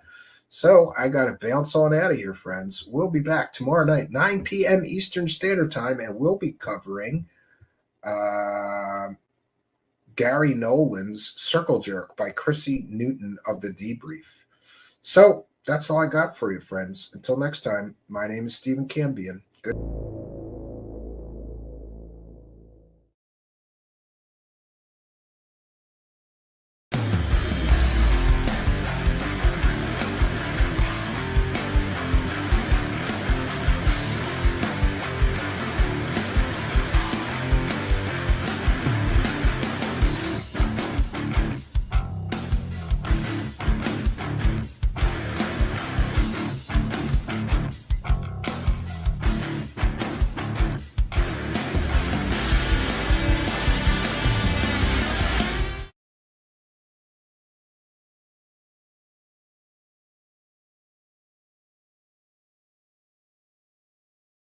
And can I just say, even though I'm not entirely comfortable at times with the way they sensationalize in their promos, because I thought the promos for our story were a tad over the top at times. What you're seeing here is momentous. You think that's alien technology? Yes, I do. I thought the promos for our story were a tad over the top. We have new, conclusive proof. Testable evidence of alien technology. Tad over the top at times. Is it possible to exceed the speed of light? The answer is yes. The biggest discovery in human history. Promos for our story were a tad over the top. New evidence that has to be seen to be believed. 7 News Spotlight, Sunday on 7 and 7+. Not entirely comfortable at times with the way they sensationalize in their promos, because I thought the promos for our story were a tad over the top at times.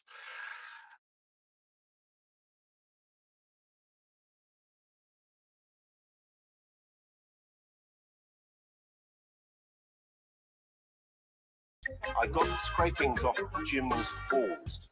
I got scrapings off Jim's balls. I got scrapings off Jim's balls. I got scrapings off Jim's balls. I got scrapings off Jim's balls. I got scrapings off Jim's balls. I got scrapings off Jim's balls.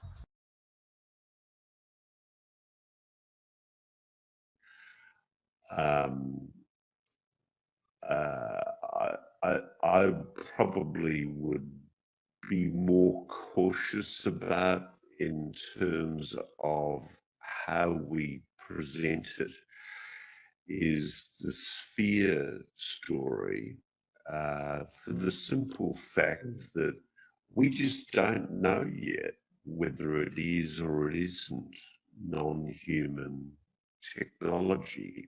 We have new, conclusive proof, testable evidence of alien technology. Frankly, whilst a lot of people want us to say, yeah, it's alien technology, we're not going to say that. We have new, conclusive proof, testable evidence of alien technology. This renowned scientist confirms it all. Whilst a lot of people want us to say, yeah, it's alien technology, we're not going to say that because that's a terrible danger. We have new, conclusive proof, testable evidence of alien technology. A lot of people want us to say, yeah, it's alien technology. We're not going to say that. Alien technology. This renowned scientist confirms it all. We're not going to say that. New, conclusive proof, testable evidence of alien technology. This renowned scientist confirms it all. We're not going to say that, for the simple fact that we just don't know yet whether it is or it isn't non-human technology.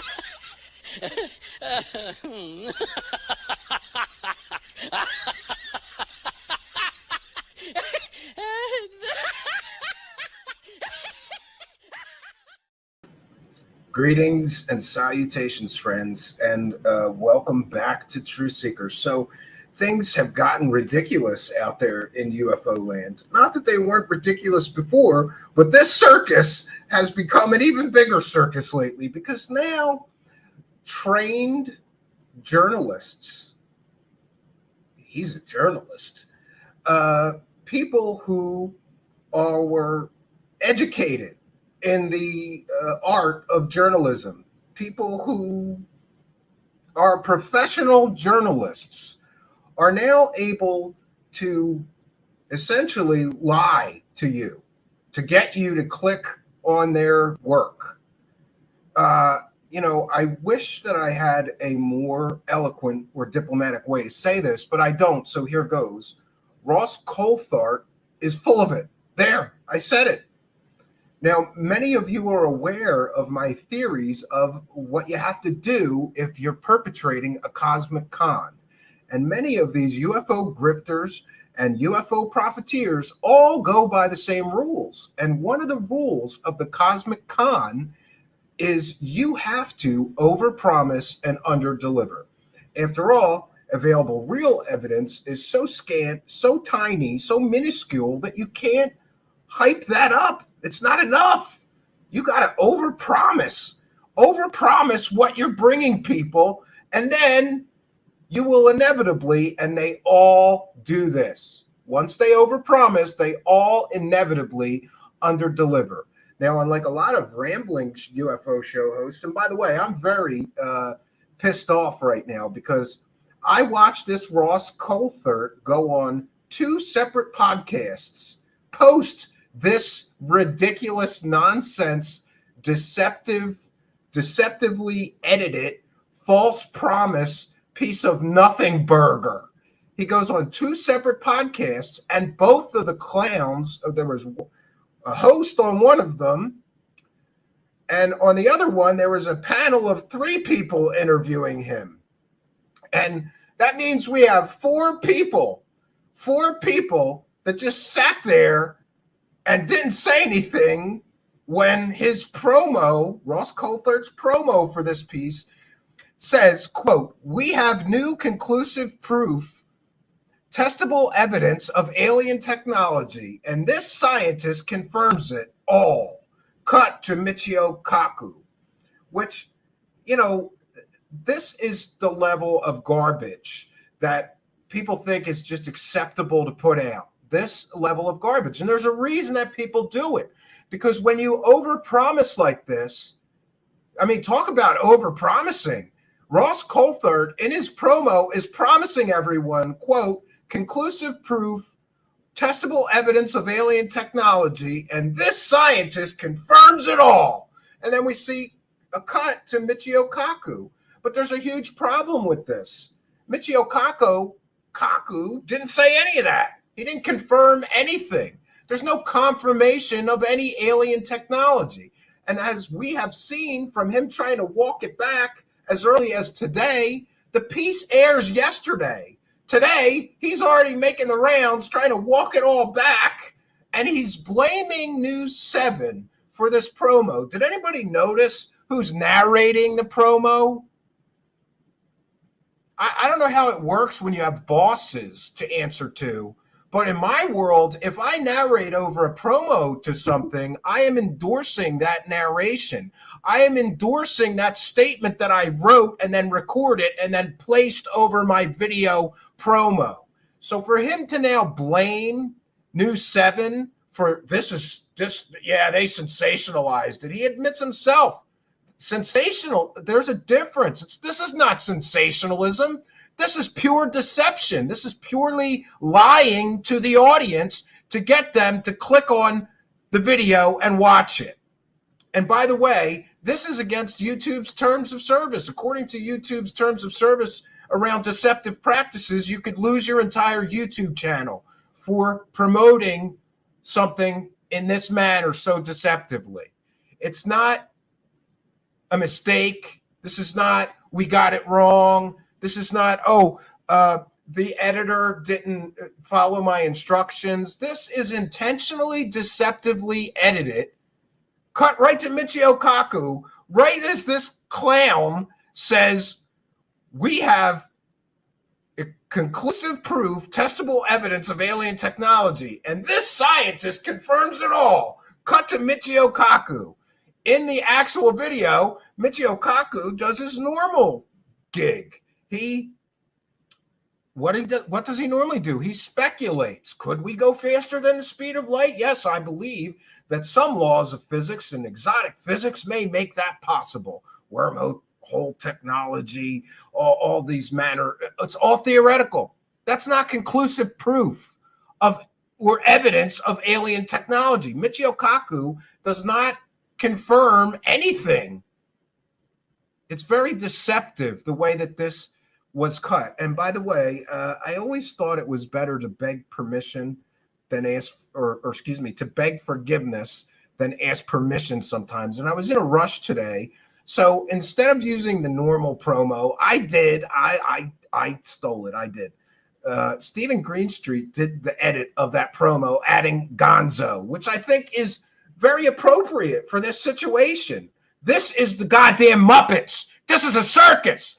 The Muppets belong in this circus of fakery, fraudery, and bullshittery. I don't even know what I'm supposed to say about the rest of this. But unlike a lot of rambling show hosts who like to, essentially see what I'm doing and do the same show without the evidence, without the research, without any, actual work put into the show. We've done a little bit of work today, and I have some things to show you, because there's another part of the Cosmic Con rule system. All of them do this as well. I mentioned all of them overpromise and then underdeliver. there's another point to being a cosmic con that I have noticed, a thread in common with all of these UFO hucksters, profiteers, liars, and fraudsters. And that is that they all try their best to conflate multiple stories or UFO mythologies in order that their system works. It's done purposefully. And in this circumstance, we do have the conflation of many stories. We have this steel sphere. By the way, when speaking about research, Ross Coulthart claimed this couldn't be like a ball bearing. Ross, did you do even the least little bit of research into whether that could be a ball bearing? Because today I contacted one of the largest ball bearing manufacturers in the United States. And they confirmed for me that they make a ball bearing about the same weight and size as this so-called maybe, let's call it maybe, alien sphere. And besides that, I once, this is totally strange, but years ago, I had a roommate before I was married, and he worked at a place called Messenger Bearings. You could look it up, Messenger Bearings in Philadelphia. And they made huge ball bearings. So for someone to suggest that this so-called alien sphere could not be a ball bearing, they don't know anything about ball bearings. They didn't do any research. They didn't call anybody. They didn't check. It's just this lie by omission that we keep talking about. It's a lie by omission. Let's just leave out the fact that we could have called a ball bearing manufacturer who would tell us, yeah, there's ball bearings that weight and size for large industrial uses. In fact, there are ball bearings the size of small houses. But don't let facts or evidence get in the way of a good fake alien story that you can sell. Now, back to the conflation of multiple stories. So he brings in this so-called, witness. And this is a huge problem because that witness, the guy with the alien ball, it turns out that he is a victim, apparently, of alien abduction himself.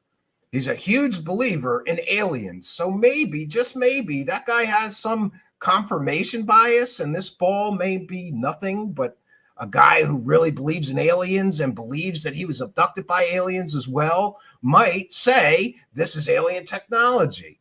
And we get another part of the deception in his recent podcast appearances. This Ross says, yeah, I wouldn't have put those the ball moving, the recreations in the trailer. That was a little too much. So even in the trailer, they're showing you this ball move, and Ross himself, in a separate media appearance, is confirming that's a recreation. They don't have footage of the ball moving. Then, in another later podcast, Ross says, we did get footage of the ball moving. Well, where is it? Let's see it. We want to see the footage of the ball really moving from this so-called guy that has the alien ball. And back to the conflation of stories, though. There was a well-known story, the Betz sphere. It has been largely completely debunked for many, many years. The story goes back to the 70s. Oh, yeah, we found this ball, and it may be alien, and it moves on its own. Turns out in that situation, they had an old house with a stone floor that was completely uneven, and it took very little force to get that ball to start moving around on an uneven floor. Wasn't alien. Was later analyzed, normal earthly metals. So Ross bringing in this new person with a so-called Betz sphere or alien sphere is purposeful. It's to make it harder for people to look into this, look a little deeper, and see that Ross's entire story is likely bullshit. So, once you peel back these layers of deception, you see that this whole thing has been a carefully constructed illusion, deception, designed to make stupid people believe that this is all true. We've got alien technology. This scientist, famous scientist, Michio Kaku, you've seen him on TV. He confirms it's all true.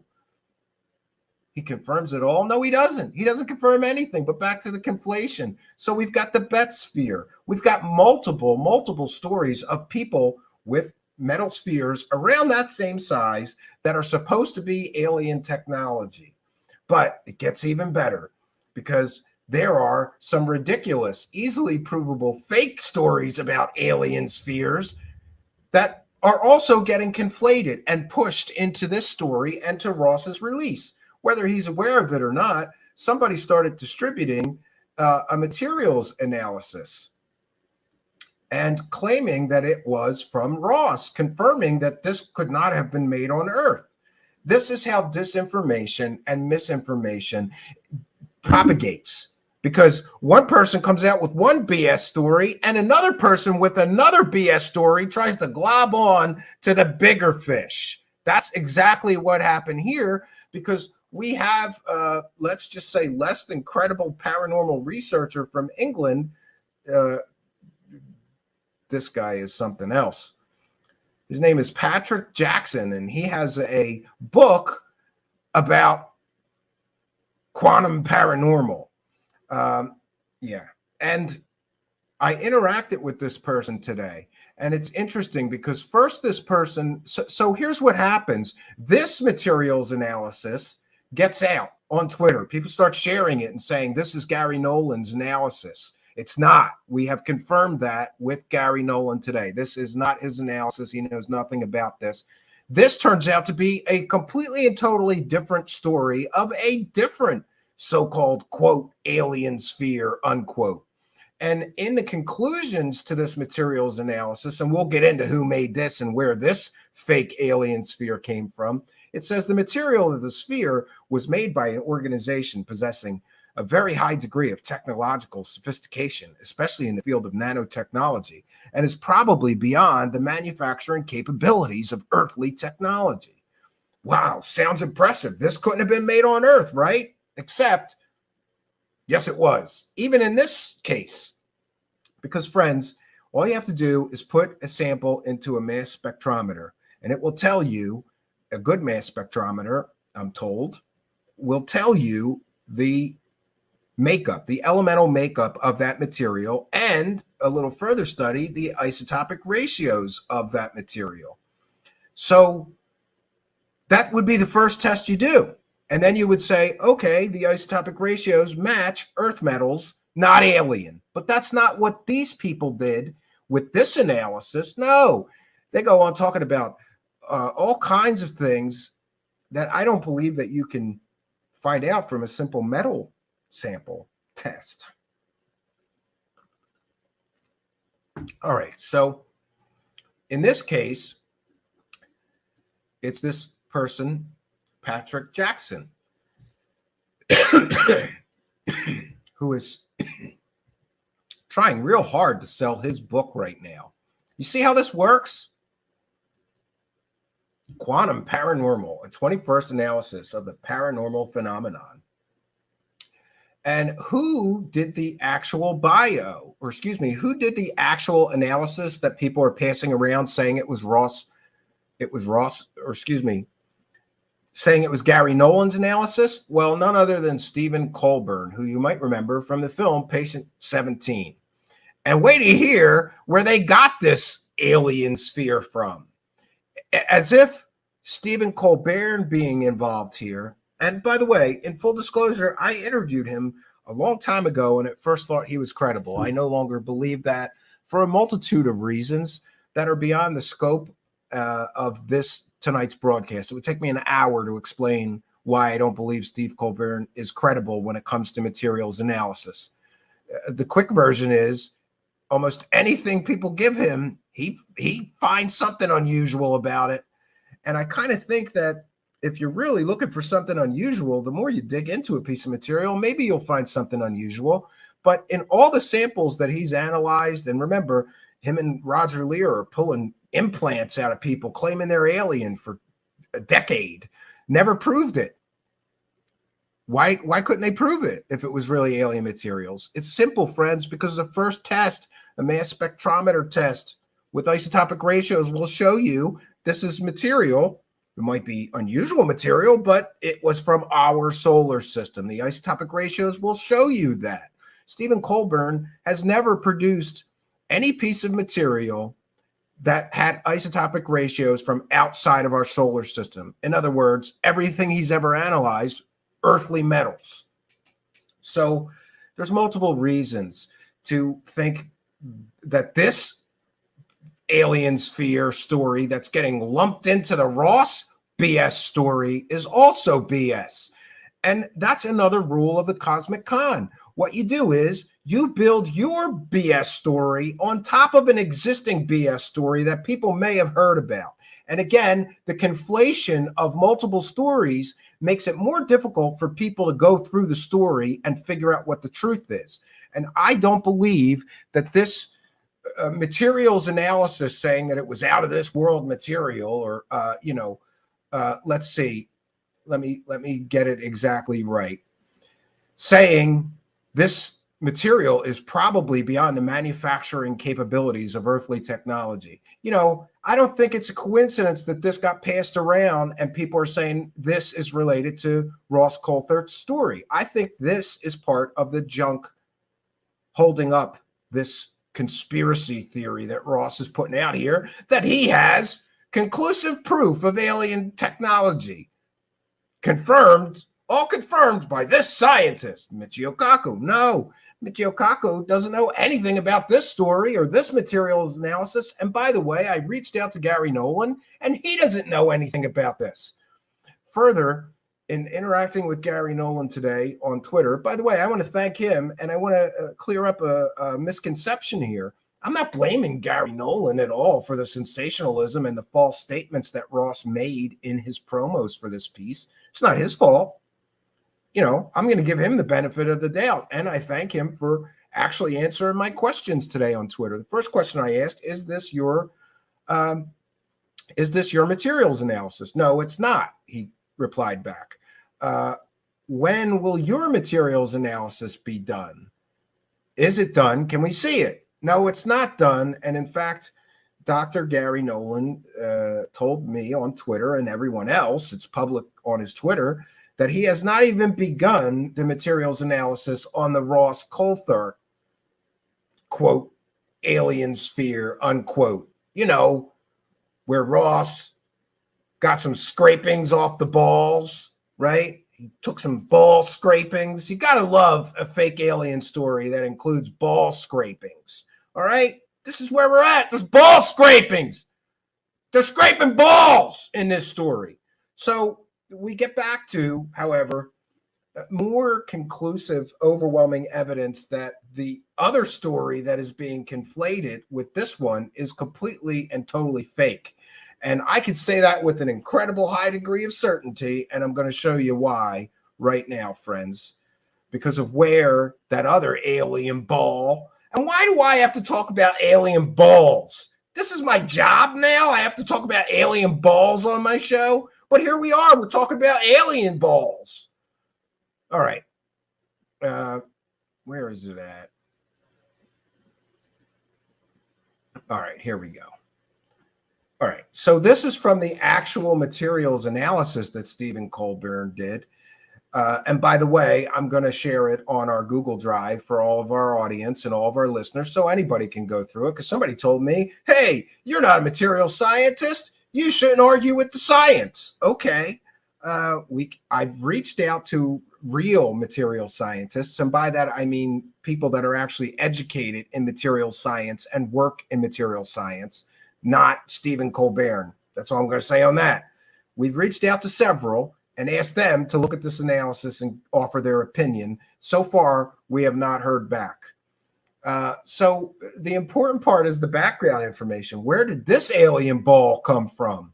Well, this alien ball, according to this analysis from Stephen Colburn and this Patrick Q. Jackson or whatever, it says right here, in 1994, a spherical UFO, apparently of this type, crashed in Mexico and was captured nearly intact by Jaime Maussan. Witnesses stated the object produced an explosion on impact and was strong enough to kill a cow. Wow. One section of the outer shell was missing. It appeared to have been blown outward by the explosion. The edges of the damaged area had been exposed to extreme heat and melted. A small piece of the actual shell device was broken off. Yeah, so Stephen Colbert gets a sample of this thing, which, by the way, I believe that back in 1994, this was a proven hoax. It was space debris coming down through the atmosphere. Nothing extraordinary, nothing alien, nothing out of the ordinary, space debris. But that didn't stop Stephen Colbert from deciding that this was material not made on Earth. And that's where you got to laugh, because when the truth comes out and it's space debris made by human hands, how does a man who's supposed to be a scientist determine that this is material that couldn't have been made on Earth? Your guess is as good as mine. But I think the most important part of this fake story getting globbed onto Ross's fake story is that this story came from Mr. Jaime Maussan, who you may remember from such great UFO hoaxes as the fake alien that turned out to be a marmoset monkey mummified. Yeah, that was Jaime Maussan who brought us that fake alien. Let's see, the Roswell slides. You remember that hoax where Jaime Maussan made hundreds of thousands of dollars with a pay-per-view event of pictures that were supposed to come from the Roswell crash, and it was an alien, but it turned out to be a mummified skeleton of a child in a museum. Yeah, that Jaime Maussan. And let's see, you remember the Nazca mummies where they claimed these are alien mummies, and then it turned out that some slimeball, scuzzball connected to Jaime Maussan took a bunch of body parts, human body parts, mind you, and animal body parts, and glued them all together, cut fingers off, and all kinds of shit to create the illusion of an alien skeleton. Yeah, that Jaime Maussan. That's the person who is bringing us this story that I believe, to the best of my knowledge, was debunked as just space debris coming down. This story is complete and total garbage. But like I said, this is what you got to do. In order to make it more difficult for people to find the truth, make sure you conflate your story with other known stories of a similar nature. It makes it much harder for people to go through all this and get to the actual truth here. So what else am I supposed to say here except this is what we have. We have a conflation of multiple stories. And let's be very, very clear here. Also, I reached out to Michio Kaku for comment. I want to know, how does he feel having taken part in this project, to see how deceptively they edited the promo as clickbait to get people to click on it? How does Michio Kaku feel about News 7 and Ross Coulthart saying, quote, "We have new conclusive proof, testable evidence of alien technology, and this scientist confirms it all." Cut to Michio Kaku. It's very clear that they're trying to say they have proof of alien technology, and this famous American scientist, Michio Kaku, is going to confirm it all. But that's not what we get. When you actually listen to this, it is a garbage pile of retold old stories. Oh, and here's another great. We're going to get into some of the garbage that is in this so-called work of Ross's. You know, this is absolutely ridiculous that this is allowed to happen. This is clearly deceptive marketing, lying to audience members, potential audience members, to get them to click on the video. And then you find out that nothing promised in the actual trailer or promo for the piece is actually in it. You get mostly a bunch of garbage. So, and we have seen this Ross Coulthart, you know, essentially admit, yeah, they really sensationalized this. He's laughing about it on one podcast about how terribly they sensationalized it. And again, that's his face. That's his voice. That's his name. He's a man. He's got a set of his own balls. He doesn't need an alien ball to stand up to his boss and say, I'm not putting my name on this because this is clearly lying to the audience. I'm not putting my voice to this because this is clearly deceptive and we're over promising things that we're not delivering in this so-called news piece. This is news, by the way, friends. This is news. This is what counts as news. Fake news, but this is news, apparently. So I have some additional pieces that I wanted to share with you. And this is where we get into the over-promising and the under-delivering. Here's Mick West chiming in on this controversy. He says, isn't an ion path official MEB scope an appropriate tool for examining the elemental composition of surface shavings from a metal sphere? It seems like it's designed for visualizing biomarkers in tissue. Why not Stanford's nanosins? So apparently they're not even using the correct scientific tool to try to determine if this thing is of scientific origin. Yeah. And here's another point that Mick made that I agree with 100%. The sample collection technique also seems a little sketchy. Jabbing it with a screwdriver is going to add particles from the screwdriver and whatever else the screwdriver has been in contact with. That's totally a contaminant. This is totally contaminating whatever sample you're sending to Dr. Gary Nolan. And Gary Nolan chiming in here saying, well, I appreciate the question. The reason why Jacques insists cases be studied in private. I am not going to do science by tweet. Last tweet on the matter for a long time. No disrespect meant. Yeah. And of course, Gary Nolan is aware of this Patrick Jackson and his metal sphere. So, you know, what is the deal here? And I've got more to share with you about this controversial decision of Ross's to completely lie to audience members, telling them that they have conclusive proof of alien technology and that this scientist confirms all of it. Cut to Michio Kaku. I love that. It's not exactly subtly deceptive when you say we have conclusive proof of alien technology. This scientist confirms it all. And then we see the cut right to Michio Kaku, super famous scientist. Man, this is a masterful work of clickbaiting, of deceptive editing, of absolute do whatever you got to do to get stupid people to click on this story so that we can all make more money. It's clearly deceptive what they did. All right. And I want to thank Simon Fly as well for his ball shavings video. I stole that from Twitter as well earlier today. And we want to thank Spooky, who did an excellent funny edit of a piece from The Big Lebowski. Who benefits from this? Who benefits from the lies, right? But hey, Ross is going to simply tell you that it's News 7's fault. They sensationalize this thing, right? They just sensationalize it. And, you know, I'm going to, one thing I will say about Dr. Nolan is that he did answer me on Twitter, and thank him for that. But there's a question that he didn't answer that I really wish that he would have, because this is an important question. Gary Nolan says, I asked him, how long is it going to take to finish your analysis? Because remember, in the piece, we were told a month. That's another part of the Cosmic Con. You got to kick the can down the road. I don't know if any of you remember, but according to David Wilcock, right about now, David Wilcock's supposed to be showing everybody his hover car prototype that he created with anti-gravity technology that he stole from those Navy patents, right? Oh, we don't have the prototype done yet. Kick the can. You got to kick the can down the road. When you overpromise and underdeliver, you have to kick the can down the road. So Ross Coulthart overpromised and underdelivered, stating they have conclusive proof of alien technology, and this scientist confirms it all.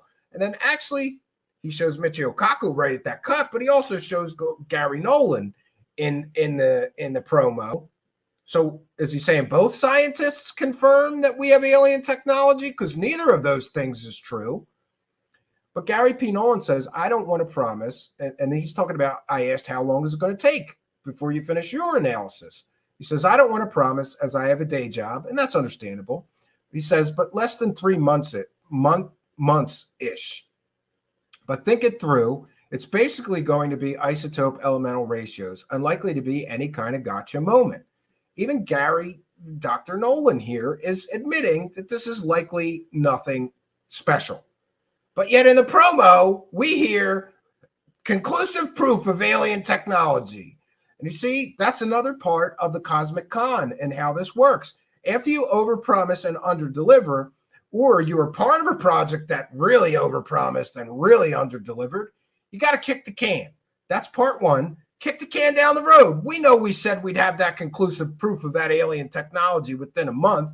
Actually, we should have had it in the news piece, not make people wait a month because we said we already had it. But then we say it's going to be a month and then we'll have it, basically. Oh, but then we get to Gary Nolan and he's already walking things back and tempering expectations. Like, I give him credit for that. That's what a real scientist does. You can't sensationalize this stuff. If that's really alien technology, this would be the biggest story in human history, right? But here's Dr. Nolan, to his credit, helping Ross walk back this over-promising and under-delivering and saying it's unlikely to be any kind of gotcha moment. And here's the question that I did want him to ask. I agree, but don't you feel making statements in that trailer like, quote, conclusive proof of alien technology, all confirmed by this man, Katamichi Okaku, is deceptive at best? There is no conclusions here. It's really deceptive. It is so bad it is against YouTube's terms of service. You can't do this. You can't straight lie in a promo for a piece that you're telling people to go watch on YouTube. They could lose their whole YouTube channel over this. It's amazing. And again, people are blaming me in the thread, right? I don't know. Yeah. And then we get somebody saying, oh, well, Ross addresses this point in this timestamp. No, he doesn't address this point. He blames News 7 for why this happened, right? It's his voice. He wrote the narration. He did the voiceover. It's his voice. It's his video. It's his face. It's his work. It's his fault. Oh, that's another point of the Cosmic Con shuffle. If you're really caught dead to rights lying through your teeth, you got to do one of two things. You got to blame everybody else or bring in the Men in Black. He chose option A. He just blamed everybody for everybody else when he gets caught over sensationalizing, overhyping, overpromising, and under-delivering. He overpromised. I'm sorry, but he overpromised tremendously, right? And Gary Nolan says, I never said anything like that. As you know, I'm far more measured. Go talk to Aussie News. I said, I agree. It's not your fault. Just wondering what you thought about their deceptive way to promote this piece to get more views. I reached out to Michio Kaku and Ross for comment. And by the way, neither Michio Kaku or Ross Coulthart will reply to me. And I also, on Facebook, you can actually message News 7, and I messaged them. We're gonna share that next. Sometimes people think, when I say I do all this research, I have to show it. So fine, I'll show it here. Let me see if I can get into it though. How do I open a Messenger? I hate Messenger. All right. All right, I'm going to share this just so people are aware that I did reach out to these people for comment. And wouldn't you know, nobody at News 7 or Ross want to talk about this over-promising, under-delivering, I believe, deceptive garbage pile that they just perpetrated in order to get views. Yeah, so this is News 7. I asked, can I get some comment about the deceptive practices you used for this latest Ross Coulthart piece? In the trailer, Ross says, quote, conclusive proof of alien technology, all confirmed by this man, Katamichi Okaku. Michio confirmed nothing like that in the piece. This is clearly deceptive and against YouTube terms of service. You could lose your whole YouTube channel for employing those kind of deceptive practices to get views. And by the way, that's according to YouTube's terms of service. That's not my rule or whatever. And I don't have anything to say about whether they should or should not. I'm not going to comment on whether they should or should not lose their channel. It's enough to say that this is against YouTube's deceptive practices section of the terms of service. You can't just straight lie through your teeth to get people to click on things. I mentioned I am covering this tonight. I'm on a deadline. I'd like some statement from your organization. And all I got back was a bunch of form stuff. And they have no comment. Michio Kaku, no comment. Ross Coulthart, no comment. So Pix, I never called him a con or a hack. Never did I do that. See, this is, again, where misinformation. I just thanked him for answering my questions. I didn't call him a con. I didn't call him a hack. But I do think it's interesting that this is the second time that Dr. Nolan has been involved in a money-making story where he's the guy doing the analysis and people are claiming this is alien stuff. Remember the first time? Yeah, Dr. Stephen Greer used Gary Nolan and they pulled the same thing. They put the documentary out a month after the documentary. Talk about over-promising and under-delivering. Stephen Greer's promising everybody that this 6-inch tall humanoid mummy, that's an alien, and Gary Nolan's going to analyze it and prove. We're going to prove this is an alien. Gee, what you know, a month after that documentary aired, and Dr. Stephen Greer walked away with millions of dollars. I don't know what Dr. Nolan got paid in that situation. But a month or so later, Gary Nolan comes out with an analysis that shows just human, deformed human, weird human, but human. Nothing alien about that. Now, we have a second situation where somebody is claiming, quote, conclusive proof of alien technology. And Gary Nolan is the guy doing the analysis. But they couldn't wait to show the proof, let him do his analysis, and then promise the proof of the alien technology. No, they overpromised and underdelivered. They promised the alien technology before the analysis even started. Gary Nolan did not even start his analysis yet. And Ross Coulthart's already promising people conclusive evidence of alien technology. You see how this works? We've just seen two examples. And by the way, after the proof that this is just regular, not alien technology or not alien tissue, in the case of that Stephen Greer, I'm calling it a con. To me, that's a con.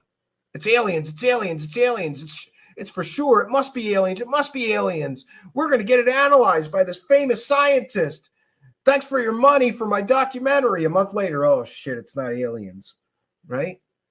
This is what happens constantly. And if you've been here long enough, you see these cycles repeat. It's like some people say, hey, that deceptive thing that these other guys did worked great. Let's do that because that worked great for generating UFO dollars. Who cares if we get found out later when the truth comes out that it's just regular earthly metals? Who cares? We will have already all made our money.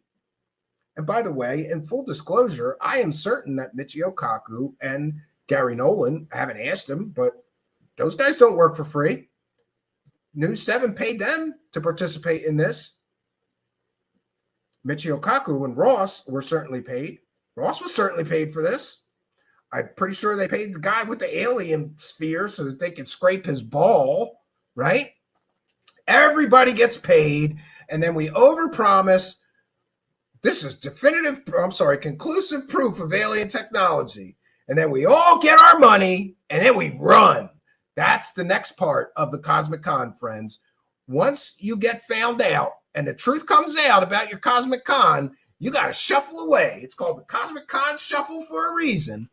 And you got to go away for a little while and hope that everybody forgets that you overpromised and underdelivered. You overpromised saying conclusive proof of alien technology. And what did you deliver? A big nothing burger. Eat that nothing burger up. Get that nothing burger down your throat. Here's another nothing burger. Overpromised, underdelivered, nothing burger. That's what we have here. And, you know, I see people defending this Ross Coulthart. He's free to come on my show and we can have a debate about maybe he never, you know what? He went to college. Did you take an ethics class, Ross Coulthart? Do you have any ethics? Didn't you, you know, and by the way, if you're unsure of an ethical decision as far as a journalist, I'm sure that Ross Coulthart has journalist friends that he could reach out to and say, hey, do you think it's too much to overpromise and say definitive proof, conclusive proof of alien technology before the doctor we hired to do the analysis even begins the analysis? Is that ethical to say we have conclusive proof of alien technology before the analysis even starts? I'm pretty sure every journalist on earth would tell you, no, you can't do that. But somehow a well-educated, we're all supposed to believe that a well-educated man with many, many journalist friends and contacts that he could talk to about this situation, just this is all an accident, right? And then the walking back of everything, right? He started walking this back because of Stephen Greenstreet making fun of him. That's my take on it. For those unaware, when this trailer hit, Stephen Greenstreet of the New York Post made a funny video that included Gonzo, right? So Ross, if not caught and called out, I don't believe he would have walked any of this back. It's only because of the heat that he has now experienced. And by the way, we're turning it up there, Ross. We're turning the heat up. You're not getting away with this just saying, oh, well, they edited it. Yeah, it's sensational. It's not sensational. We can look up the definition of sensational, and then we can look up the definition of a lie. What you did is lie. That's not sensationalizing something. That's lying. In your trailer, you promised that you have conclusive proof of alien technology. That's not sensational. That's a lie. All right, we're going to see if we can't find that original. 1 second. I'm going to share that. He does deserve credit for it. And by the way, I hope he's okay with me using it because it was funny. I mean, it's just funny. We're going to watch this trailer one more time. But first, I am going to put up my fair use banner. This is a transformative work. We are educating the public about the latest big nothing burger in UFO land, brought to us by Ross Coulthart, who, by the way, this guy's been bitching and complaining lately that he's not making enough money on his UFO books and on that failed show with his buddy, what is it, Bryce? That show was a big flop for those guys supposed to be big shots, right? Yeah. He's complaining he's not making enough money in UFOs, and he has to work other stories to supplement his income. God, too bad. Gee, I wonder why you're not making enough money with UFOs. Maybe because of this shit? Maybe because you overpromise and underdeliver? What are some of the other stories you pushed? Oh, I know. The fake Admiral Wilson documents. Awesome. And this guy, any story, he doesn't care how fake it is. And here's another thing. This guy, Ross, is the king of someone told me. He quotes all this stuff, all this information that he has, and all these important high-ranking U.S. government officials that he's talking to, but he doesn't name any of them. Are they all his imaginary friends? He's the king of, just trust me, dude. That's the kind of research he does. I'm not going to give you sources, but somebody told me. That's what he does constantly. And now we see, not only does he do that constantly, he's got tons of imaginary friends, anonymous sources that nobody's allowed to talk to, right? He's also deceptively editing things, narrating over things deceptively, putting pieces of the video together to make it look like Mickey Okaku endorses or confirms that they have proof of alien technology. It's all one big deceptive onion. But once you peel back these layers, you see how ridiculous this is. It's a construct. This was all constructed. It's a construct designed to make you click on his garbage fake, I'm not going to call it fake, on his garbage reporting. All right. So this is the transformative work. We're educating the public and critiquing the videos that we're sharing. This is simply the trailer. Oh, 1 second. Let me do that again. Make sure I have the audio. Much better with the actual audio. So this, my friends, is what caused this Ross to actually start walking things back. Because Stephen Greenstreet, to his credit, called him out on this nonsense. What you're seeing here is momentous. You think that's alien technology? Yes, I do. We have new, conclusive proof, testable evidence of alien technology. This renowned scientist confirms it all. Is it possible to exceed the speed of light? The answer is yes. The biggest discovery in human history. New evidence that has to be seen to be believed. 7 News Spotlight. 7 and 7 Plus. Yeah, you do have to see this shit to believe it. You have to see this to believe that somebody would stoop this low, that somebody would just think it's totally okay to just lie through our teeth. And by the way, this so-called news report was also filled with balloons, 2 of them. 2 totally debunked UFO videos were used in Ross's reporting here, you know, where he's telling you that they have conclusive proof of alien technology. He's showing you balloons. That's great. In one case, it's a big, huge party balloon during a festival. That's proven that that's what that one image and video he showed was. In another case, it's parallax, and even the pilot who took the video said it was a balloon. Those are 2 completely, totally debunked fake pieces of so-called evidence that Ross is using here. Does he not have fact checkers? Does he not have a research department at News 7? Because I could look up those things and find out instantly that they're fake. But we're supposed to believe that he didn't know, right?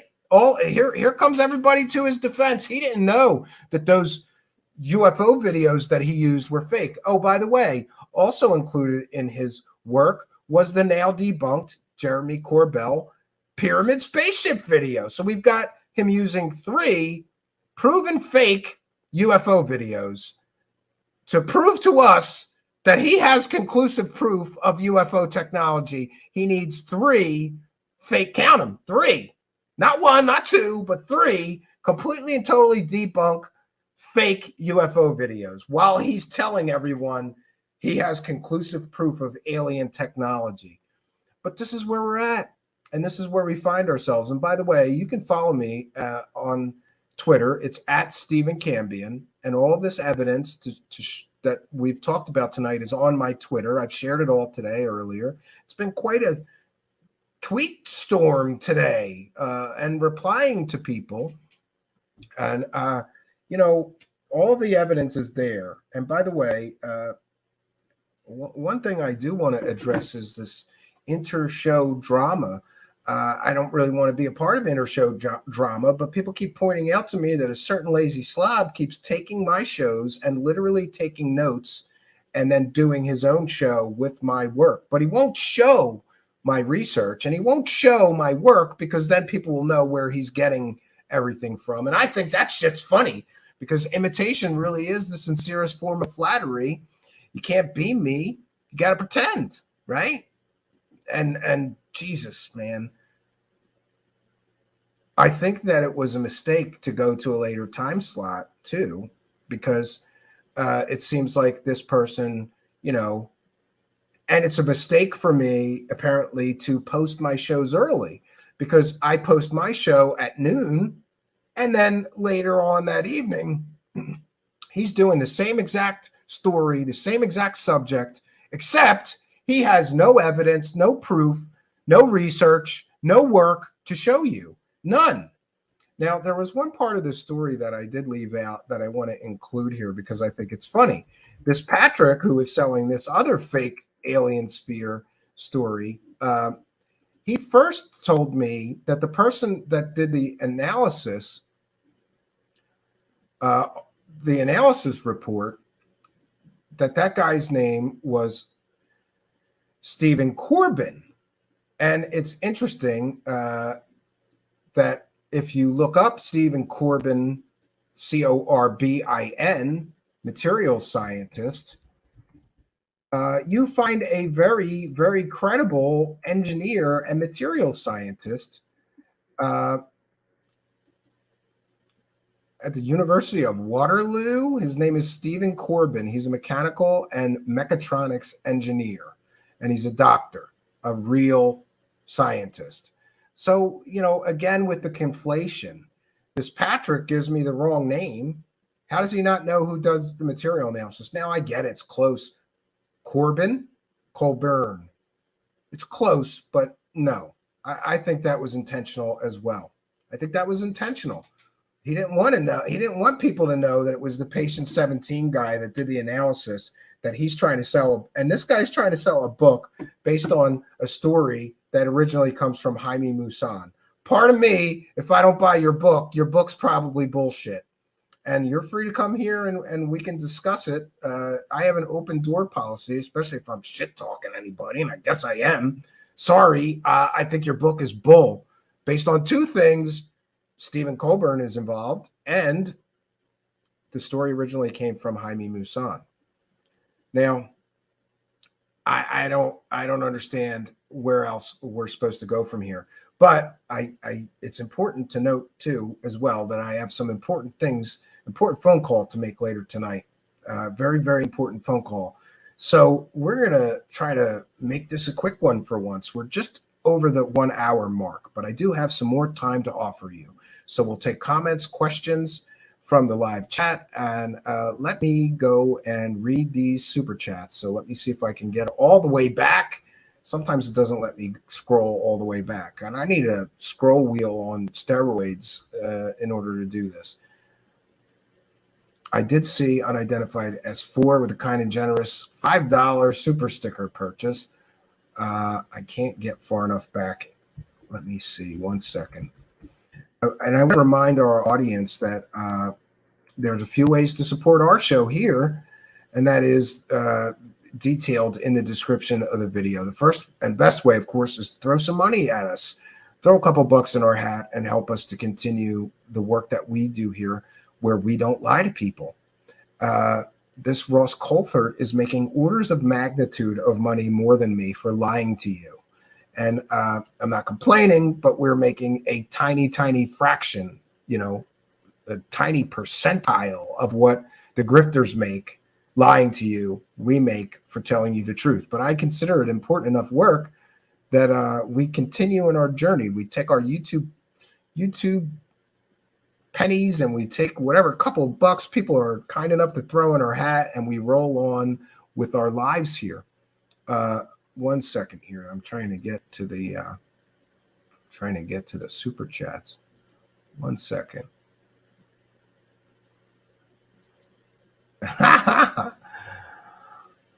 All right. Geez, do we really got this many? My goodness. Oh no, that's from before. All right. Sorry, my eyes aren't very good. All right, we've got 4 here. Unidentified S4 with a kind and generous $4.99 super sticker. Thank him for his kindness, his generosity, and his support. We have UFO. Oh wait, I didn't share the screen, so we'll share the screen here. We have UFO John Doe who's often the super chat MVP, says definitely a con. Promo was a con. Show was a con. Kind and generous $1.99, and then with another kind and generous $1.99 says people love them some nothing burgers, low calorie, spooky, reminding me don't forget the crazy wife of the ball man. Yes, I apologize. I almost forgot that. So thank you all for your kindness, your generosity, and your support of the show. It is much, much appreciated. We got another one, I think. A more recent one, yeah. Oh, no, that's Spooky. Okay, so thank you, Spooky. Yeah, I'm going to get on over there. There's something else you need to know about the ball man that Ross Coulthart used, and that is that both he and his wife are apparently alien abduction victims. They are victims of alien abduction.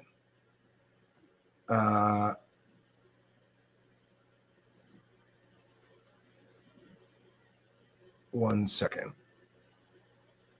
I'm trying to find it. There's some troubling things from the wife of this person. Oh yeah, here. So not only does the guy who owns the ball in Ross's piece is he a victim of alien abduction. So is his wife. But besides that, she's a pretty prolific racist, apparently, according to her social media posts. And I'm just going to share this. Hey, it is what it is. This is the wife of the guy who owns the so-called alien sphere that Ross is investigating and promising his alien technology before the analysis is done. And she says, maybe no fathers to guide them, or they are just lazy. And I feel like the world owes them something. Either way, these days, I am very cautious about anyone black. They truly do hate white people. I used to have great respect for them. Apparently, the best people have already passed. Yeah, and friends, that's just the tip of the iceberg. I just want to give you, a little bit of that information. And, I'm sorry if I don't believe the stories coming from a racist person that also claims to be abducted by aliens. I mean, what are we on hee-haw here? You just take anybody's word. Ross Coulthart didn't know that the wife of that guy is like a prolific online racist, always making racist social media posts. I mean, maybe that's not relevant, but I think it is. If I was going to interview somebody and I found out their wife was posting stuff like that on social media, I would cut and run. That's what I would do, because you don't need that connected to your name. Maybe Ross is just okay with the wife of that guy making comments and statements like this. I don't know. Yes, and UFO John Doe, $4.99. The only new piece of information in this work is apparently, and thank you, UFO John Doe, apparently Gary Nolan is now saying that there's some whistleblowers that are going to come out and blow the whistle on those aliens and the top secret stuff that the government has. And here's what I'd say. Wait and see. But is this another case of over-promising and under-delivering? Who are the whistleblowers? Are we talking about people like Bob Lazar? He's going to make the rounds and claim he's going to blow the whistle to Congress? These guys are always very crafty in the things that they say. But I have a feeling that this is another over-promising and under-delivering. When are these whistleblowers who are going to blow the whistle? And by the way, I hope it happens. I hope there are some people that have actual 100% real evidence of alien interaction with Earth, and they're going to blow the whistle. I would love that. It would make my life if that happened. Do I think it's going to happen? No, because Dr. Nolan has been involved in several things that didn't pan out now. The so-called Amakama humanoid from Stephen Greer. He was a part of that. And he's also a part of this story, which I'm going to predict right now. That sphere is going to come back normal earthly metals. So this is going to be two stories that Nolan has helped to, push down the hype train that don't pan out. Now we're just supposed to believe that a guy who's been involved with these two big, huge hype fests, who's telling us that alien, people are going to blow the whistle on that alien technology that worked for the government. Okay, sure. I hope it happens. I hope to God it happens. But I'm not going to hold my breath. Thank you, UFO John Doe. Any further comments or questions for me, please put them in all capital letters. We'll take some questions and comments before we wrap things up here. I don't know. Sweet Caroline is here. Welcome, Sweet Caroline. Yeah. Okay. So that's what they're talking about. It's very relevant. Yeah. I think it goes to credibility. Not to say, for all we know, aliens abduct racist people. We don't know, but I just think, if you're going to run with a witness to a story and you're going to investigate a story, maybe it's a good idea to know that the wife is constantly dogging black people and other minorities on her social media. I think that's kind of important. It goes to credibility. Spooky asking what's coming up this week, and that is Spooky trying to make me work. We have a few shows for you this week. We're going to debut a new guest host, and we also have sort of a monologue that I have been preparing about the UFO echo chambers. You may know there's this echo chamber system, and if you're a skeptic and you go into the believer echo chamber, you get deleted, you get muted, you get blocked, you get attacked. And if you're a believer going into the skeptic groups, same thing. And I don't think that's right. I would like for us all to meet somewhere in the middle and burst all of these bubbles, these echo chambers that people stay insulated in. It's interesting to note that I believe largely due to our coverage, Linda Moulton Howe has changed her chat settings for her YouTube channel, and you can only chat if you've been a subscriber of hers for like 15 years. Talk about insulating yourself from criticism. It's a big club, and I ain't in it. I ain't even allowed to go to Linda Moulton Howe's chat anymore and ask a question. But when I did, I would get muted. They wouldn't let me ask questions, so I guess no loss, right? Sweet Caroline says, hello, my sugar Steven. You're going to get me in trouble with my wife. She's going to want to know, who's that girl?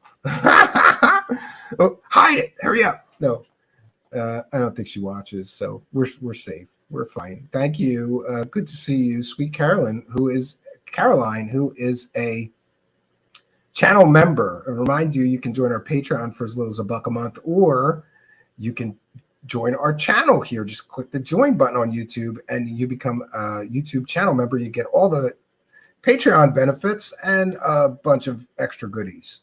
And by the way, I saw some other show hosts, talking about transparency and how much he makes. And that guy's got a slave labor force working for his show. So I don't understand how he's upset that people say he only cares about money, because apparently that guy expects everybody to work for him for free for 5 years, and then he may pay them. Yeah, imagine people being like, wow, that guy only cares about money when you're doing stuff like that. But, I don't know. He's got some kind of challenge. Everybody's supposed to be transparent. I make about Taco Bell wages here, I guess. I haven't worked it out in a while, but I think I make about Taco Bell wages here. And I don't think that anybody would begrudge me the Taco Bell wages. And over and above that, I have a wife who's an accountant. So I have spreadsheets, and I can show you exactly what I spend every dollar here on. It all goes back to the show, the vast majority of it. Everything that we need here, software. We just got some, like Music Rights Society that we joined that lets us use a whole bunch of royalty-free music so we don't get copyright claims. We pay for that. We pay for the Google Drive where we share all of our evidence and information, and the monthly show journals and the Patreon benefits. We pay for the StreamYard software here. We pay for Spreaker. We actually have to pay them. Well, actually, I think we come out ahead. We have to pay Spreaker to distribute the audio podcast. All these expenses all come out. And then, of course, there's taxes and everything else. So, yeah, I don't even think I'm making Taco Bell wages. But there's my transparency. And by the way, even though I'm making Taco Bell wages, I refuse to let someone work for me for free. So, somebody sent me a nasty message about this because I was critical of the guy with all the slaves working for free. They said, well, Spooky helps you, and I pay Spooky. And it's not what Spooky's worth. I pay Spooky what we're able to pay Spooky. And by the way, Spooky has, I would call it audit rights. Spooky can look at every dollar that we're taking in here and decide if I'm not paying enough. But we made an agreement, and I wish that we could pay Spooky more, but we're paying Spooky. I don't believe in making people work for free. I think that's a despicable thing to do, especially multiple people. Like, look, I'm trying to build a show, and all you people are going to work for me for free for the next 5 years. And then once we start making enough money, I may pay you. That's a slimy thing to do. How about you just get up off your ass and you do the show yourself until you can afford to pay someone to help you? And in full disclosure, I tried my very best. I did everything here for a while. And then Spooky came to help, and then Spooky left for a while, and I did everything myself for a while. And the first time I paid, and then Spooky comes back, had a little more time, I pay her. So there's no lack of transparency here, and certainly no hypocrisy, B. Baker, literally 2 years after YouTube started. That's how long you have to be subscribed to Linda Moulton Howe to chat in her chat room. Yeah, she's trying to limit criticism, though. This is the, Sweet Caroline doesn't want anyone getting murdered in their sleep. You must know my wife. She's very vengeful. Oh, but she's fair, though, Sweet Caroline. Like, she's only vengeful when she has a right to be. And in full disclosure, I am a stupid man, so I have said stupid things many times that gave her a reason to want to murder me in my sleep, or done stupid things. I think she's more about actions than words.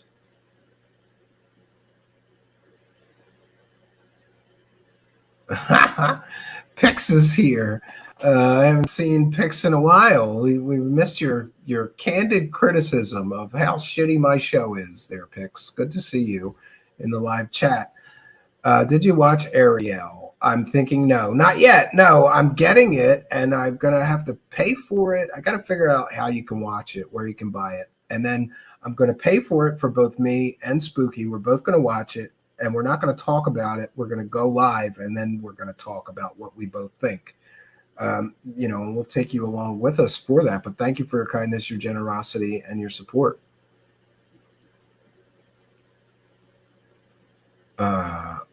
Craig Williams says, I was earning Long John Silver's wages, $3.35 an hour, but the grease cleaning for my closing shift was a deal breaker. Yeah, I'm sure that I had a job growing up that was $3.35. That's what I remember. I remember minimum wage being $3.35 and then $7.50. I don't remember anywhere in between, but I think I made $3.35 as a kid for a long time, or a teenager, or maybe even into my early 20s. And then I got a higher paying job that was well above the $3.35. So the $7.50 didn't matter to me, but I remember it was $3.35, then it was $7.50. I think it's still $7.50 is federal minimum wage. So that's why I'm saying I make Taco Bell wages or minimum wage. And I don't even think we make that if I take off all the show expenses and then I take off the taxes for what's left. And also remember, YouTube takes 30%, Patreon takes a cut. Everybody's getting a piece, you know. So any more comments or questions for me, please put them in all capital letters. Yes, he has, Michael. You are correct. But by then, everybody already made their money. By the time that the problem that I have with that whole situation, Michael Wade, is that it was like literally 1 month after the documentary came out that we get the analysis. It's just human. So what Stephen Greer and Nolan are telling us is that they couldn't wait 1 month. It probably wasn't Nolan's decision. It was probably Greer's decision. Hurry up and put out the documentary before this analysis comes back and shows us that it's just a normal, deformed, well, not normal, a deformed human fetus. They could have waited. Stephen Greer could have waited that 1 month or whatever it was, a couple of months max, to get the analysis, but then he wouldn't have made millions of dollars hyping up this fake dead alien baby. So you see how this works? You overpromise and underdeliver, and then by the time the truth comes out, you've already got your money. You're not giving any of the money back, right? Walter Bosley says, I'm paying people on my film now, but 10 years ago, film was all voluntary. Well, I didn't see you offer me a job, and I could use some work, you know, Mr. Bosley.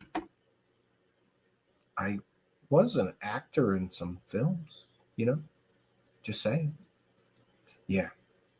Oh, also, a personal note, but I want to reach out for some help and assistance. I am not a gamer. In fact, I'm so behind in games that my newest console was an Xbox 360, which my 6-year-old son Xavier found one day in a box after we moved here.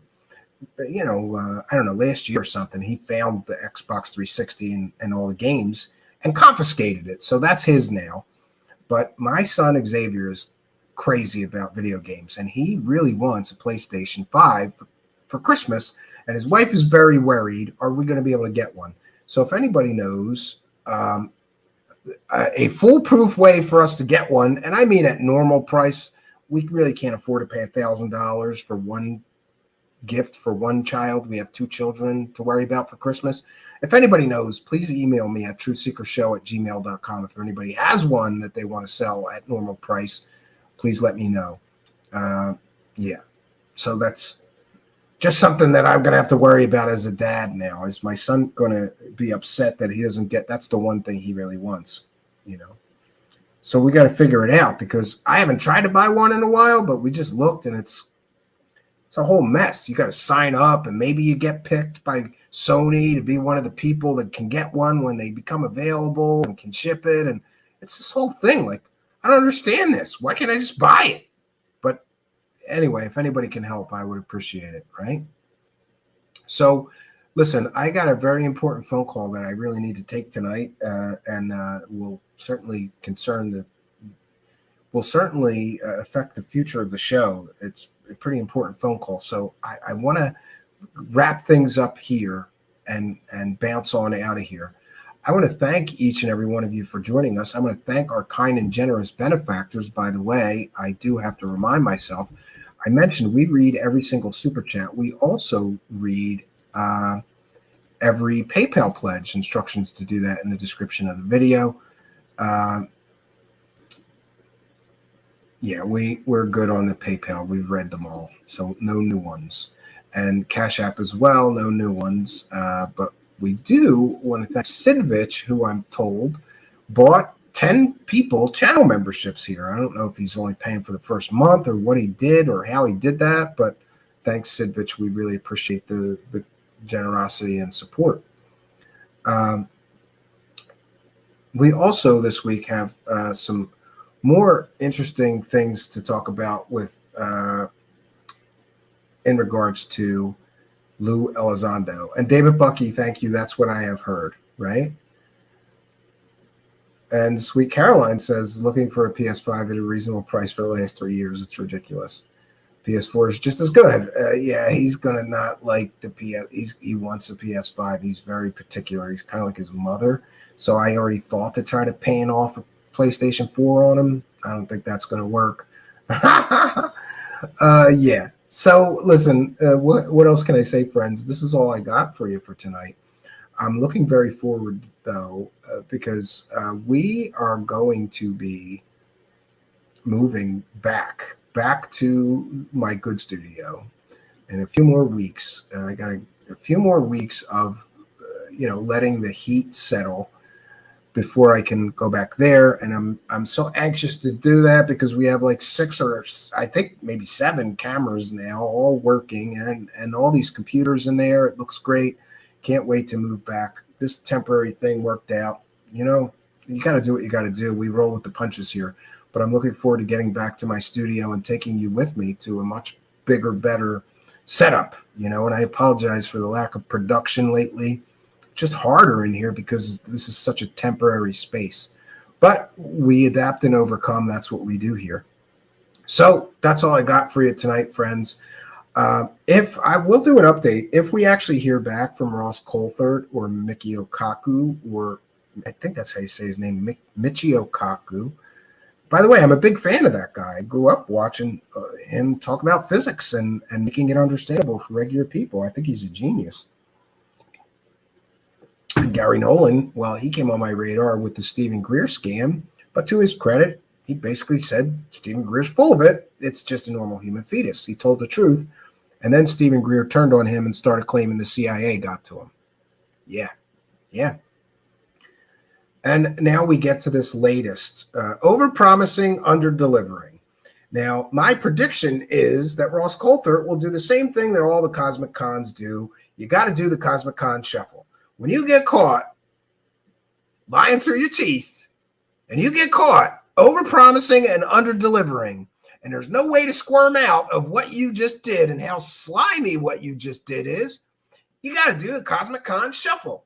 And you shuffle off for a little while until everybody forgets about how full of it you were and how you lied through your teeth and how you were deceptive and over-promised and under-delivered. You promised everyone, quote, conclusive proof of alien technology, unquote, and you gave everybody a big nothing burger.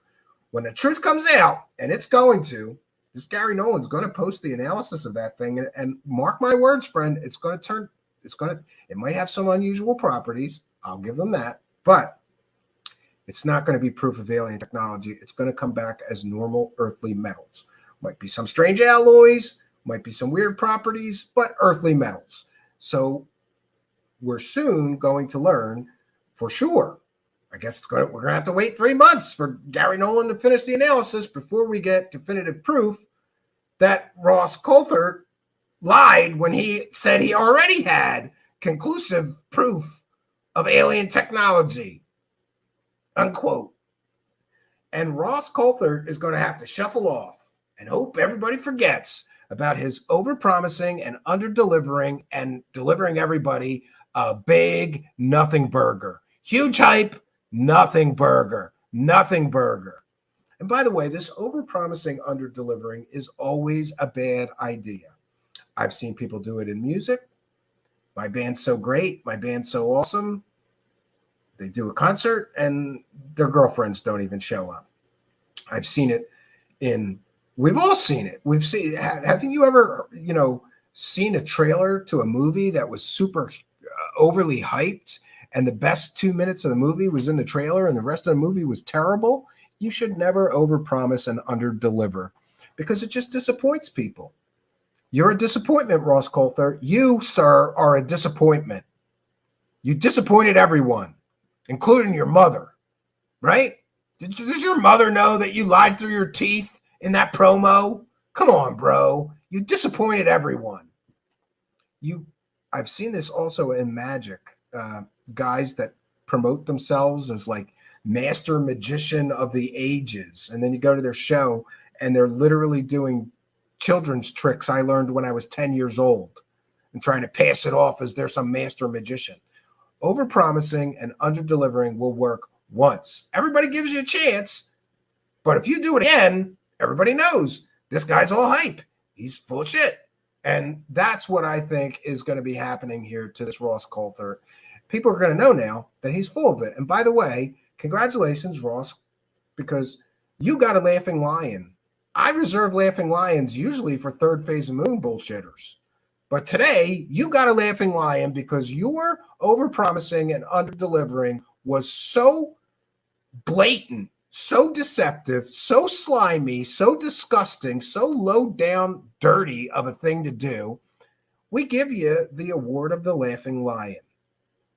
You deserve an award for how deceptively that trailer, that promo was put together so that you could get more people to click on your so-called work and make more money. I, for one, nothing surprises me anymore. The fact that people are just now straight lying through their teeth, promising, quote, conclusive proof of alien technology, unquote. Then we find out he doesn't have shit. He didn't have shit. He had 3 fake UFO videos, proven hoaxed fake UFO videos that are not UFOs. They're identified. They're not aliens. 2 were balloons. 1 was drones. All 3 videos proven to be fake. And that's his evidence. Then we get a recycled, conflated story with 2 other stories about fake alien spheres. The first 2 stories, the one from Patrick and the one, this Patrick person, quantum paranormal nonsense, that's pretty sure that that's a fake story since it came from Jaime Maussan, the king of fake UFO and alien stories. And the Betz sphere originally, it's debunked. Look it up. But now we got a new guy with another metal ball. And by the way, did anybody else catch that the ball measured exactly, or excuse me, weighed in at exactly 50 pounds? Because all aliens use exact pound measurements of Earth, right? Of humans. And not just humans, but American humans. Sure.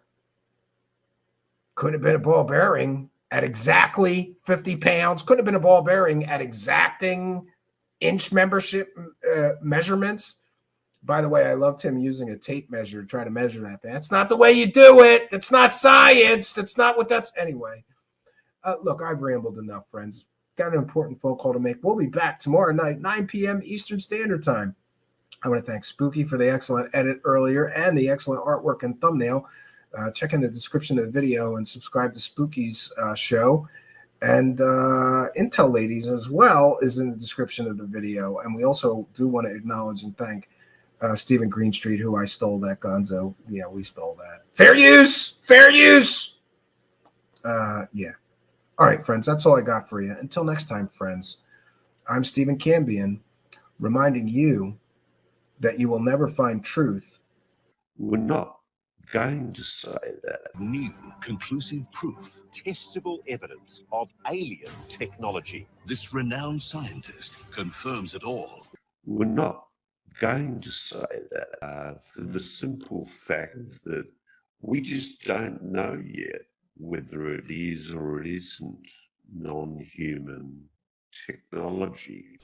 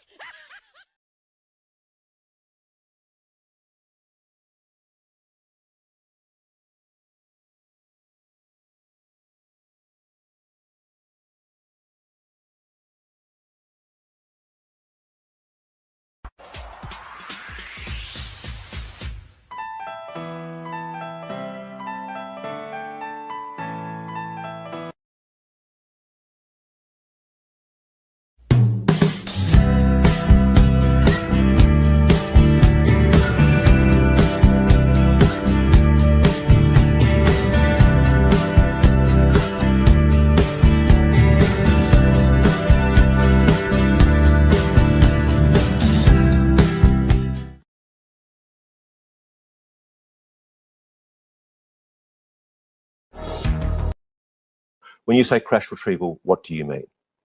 These are retrieving non-human origin technical vehicles, call it spacecraft if you will. Mr. Grush is quite clear that he's not saying it's necessarily extraterrestrial. Non-human origin. That he's not saying it's necessarily extraterrestrial. Call it spacecraft if you will. That he's not saying it's necessarily extraterrestrial. Then what are you saying? Oh, hey, little space monkey. Non-human origin technical vehicles, call it spacecraft if you will.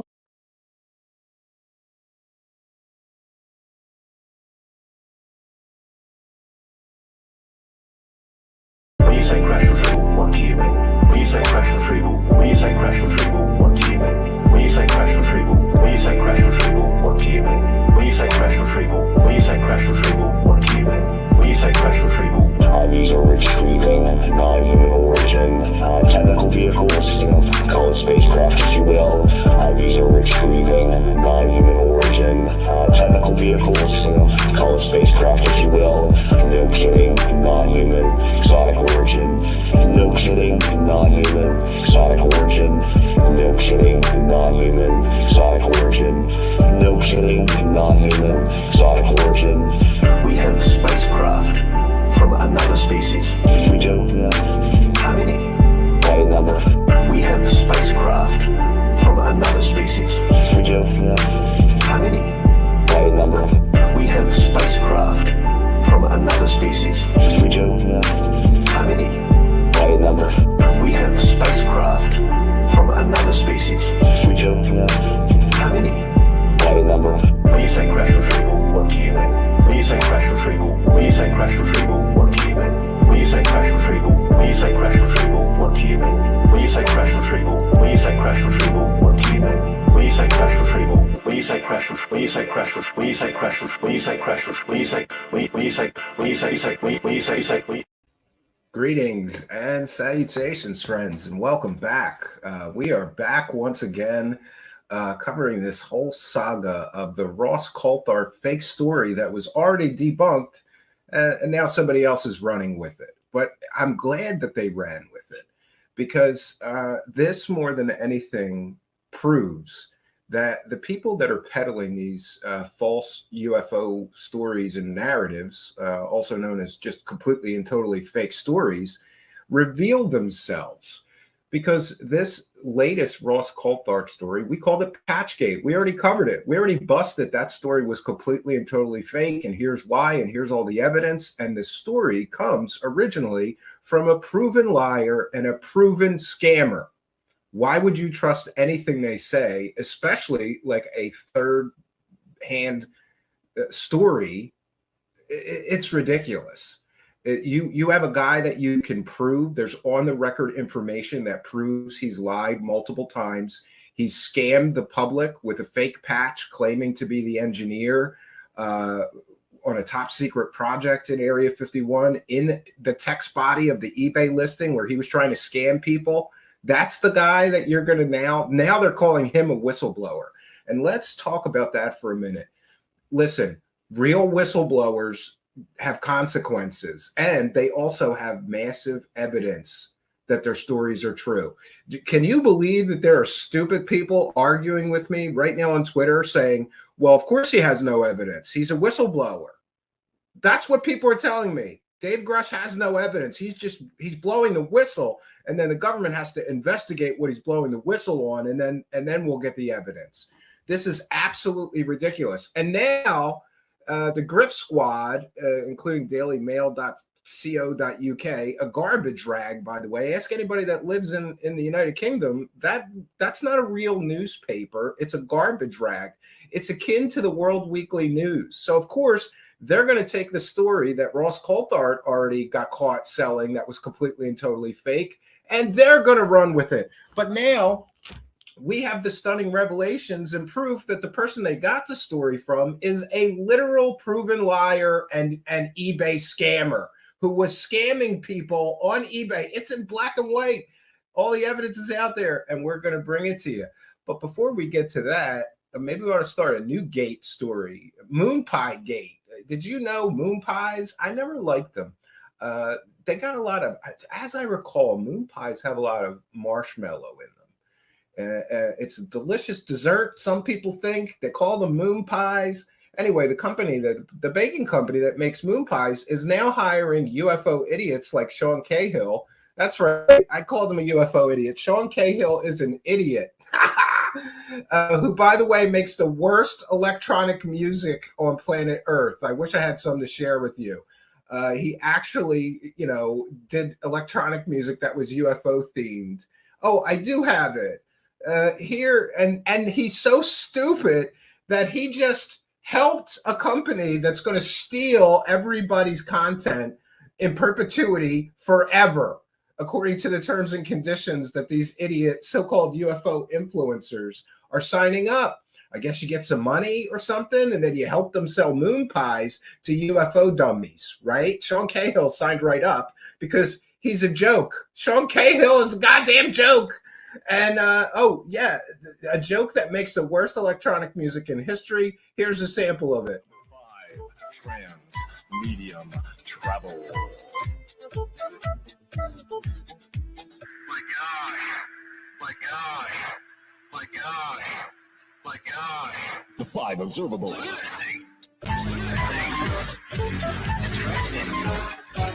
My God. The 5 observables.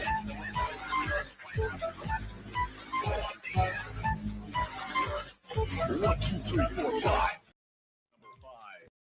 Sorry, that's enough of that. I can't stand, maybe it's the musician in me, but I can't listen to terrible music. And Sean Cahill made the worst UFO-themed electronic music in the history of electronic music.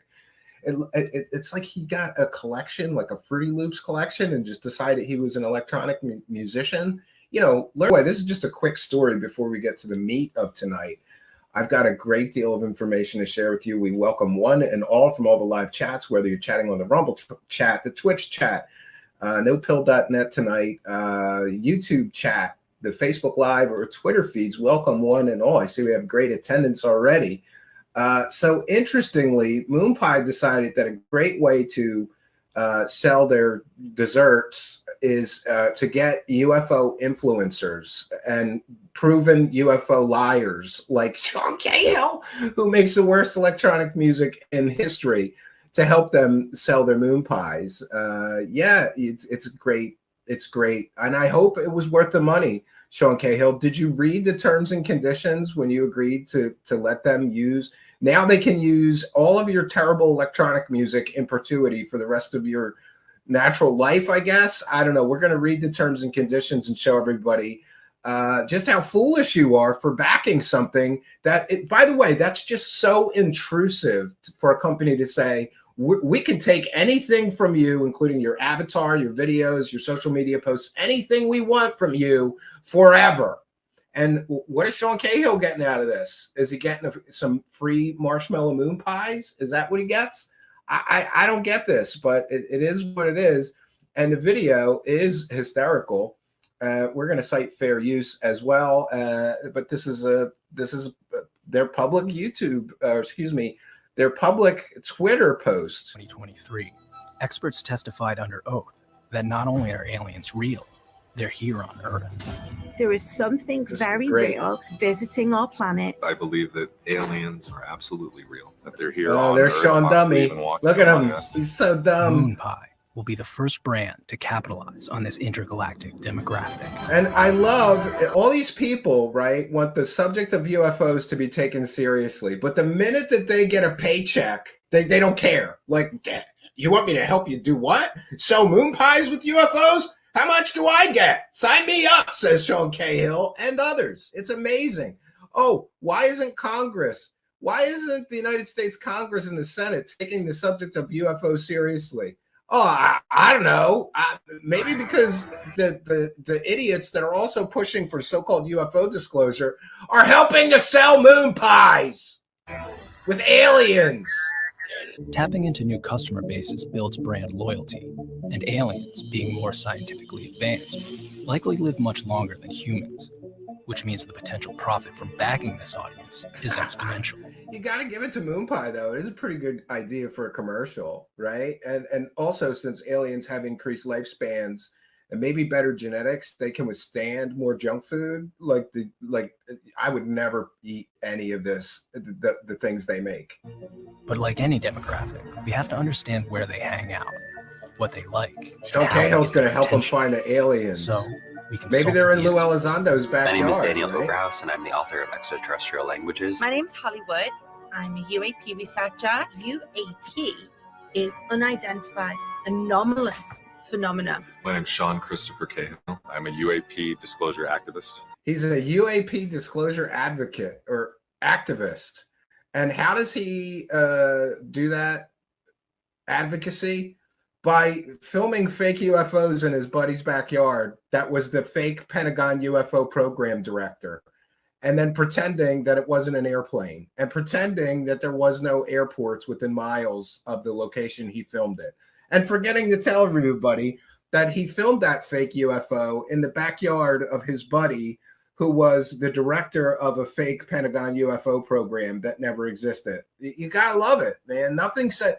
You're advocating great, Sean Cahill, by lying to everybody, right? And by the way, we busted you. We found the airports right near that location, you liar.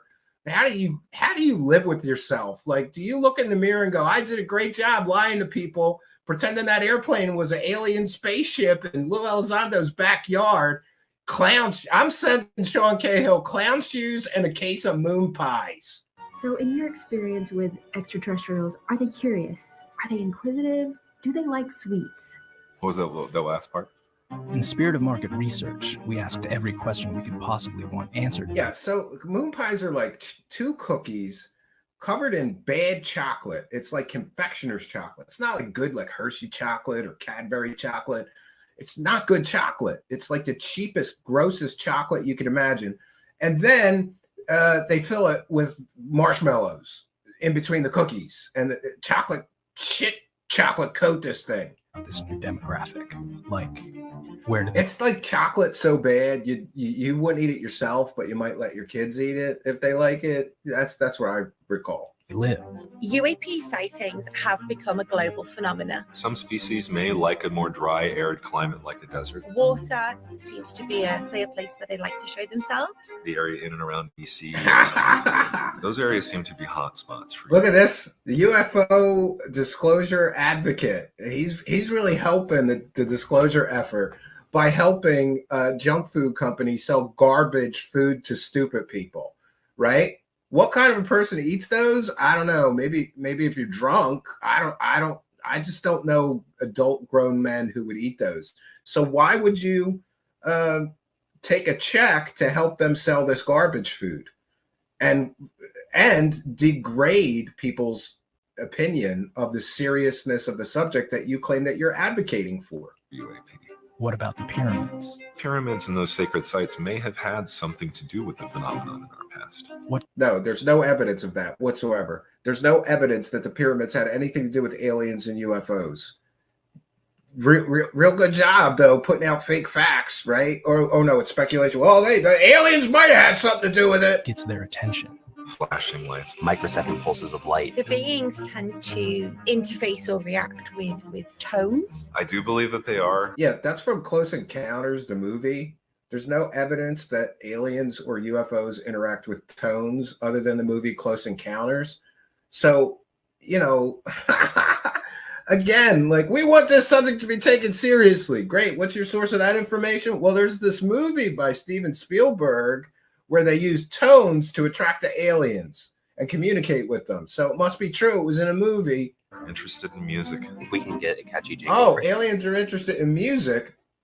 Not your music, Sean Cahill. We played some of your music. Your music is goddamn terrible, Sean Cahill. And yo, by the way, being an electronic musician myself does qualify me, to say that his music is terrible. Like, I have had so many people send me terrible electronic music. Most of the time I try to give people advice. My only advice for him is to quit. Quit trying to be an electronic musician, because nobody would dance to that. I had to get fake gothic dancers and put them to your shit music. For aliens, that would be an amazing first start. And finally, would they appreciate a good deal? I don't think that we're going to find that many differences between them and us. So we could slip them On all the vastness of the universe, we're not going to find that many differences between us and aliens. coupon and they'd be real happy. I think we could. But the most important thing the experts taught us. Yeah, Sean Cahill's smiling right there because he doesn't care how ridiculous this ad is. He's getting a check. Was how to use the alien language. This is a extraterrestrial language. From this very basic foundation, you can start to get into more complicated subjects.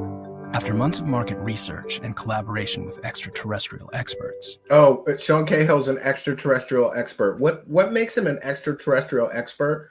Well, he filmed a fake UFO in the backyard of the fake Pentagon program director. You remember that guy, the guy that lied to the New York Times and claimed he ran a Pentagon officially funded UFO program and he didn't? Yeah, that's what makes him. You got to love these extraterrestrial experts. And by the way, I always say this, there's just as much evidence that unicorns are real as is evidence that aliens are real. Therefore, being a extraterrestrial expert is just as credible as being a unicorn expert, right? It's just as laughable, but don't let things like facts and evidence get in the way. As long as you're getting a check, Sean Cahill, good for you. You're getting a check from people who are making fun of you, who are degrading you as a wackadoo loon in order to sell their product with a quick commercial. Great job, Sean. It's time to bravely go where no brand has gone before and launch a global ad campaign created exclusively for the aliens living here on Earth. Oh boy.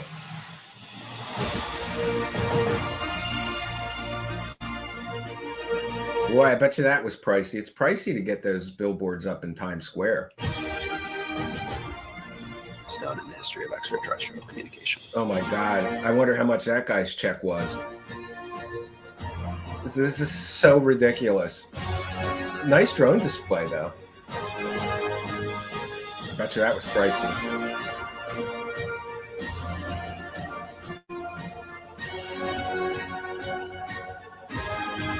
Amazing. Please buy moon pies. Great job, Sean Cahill.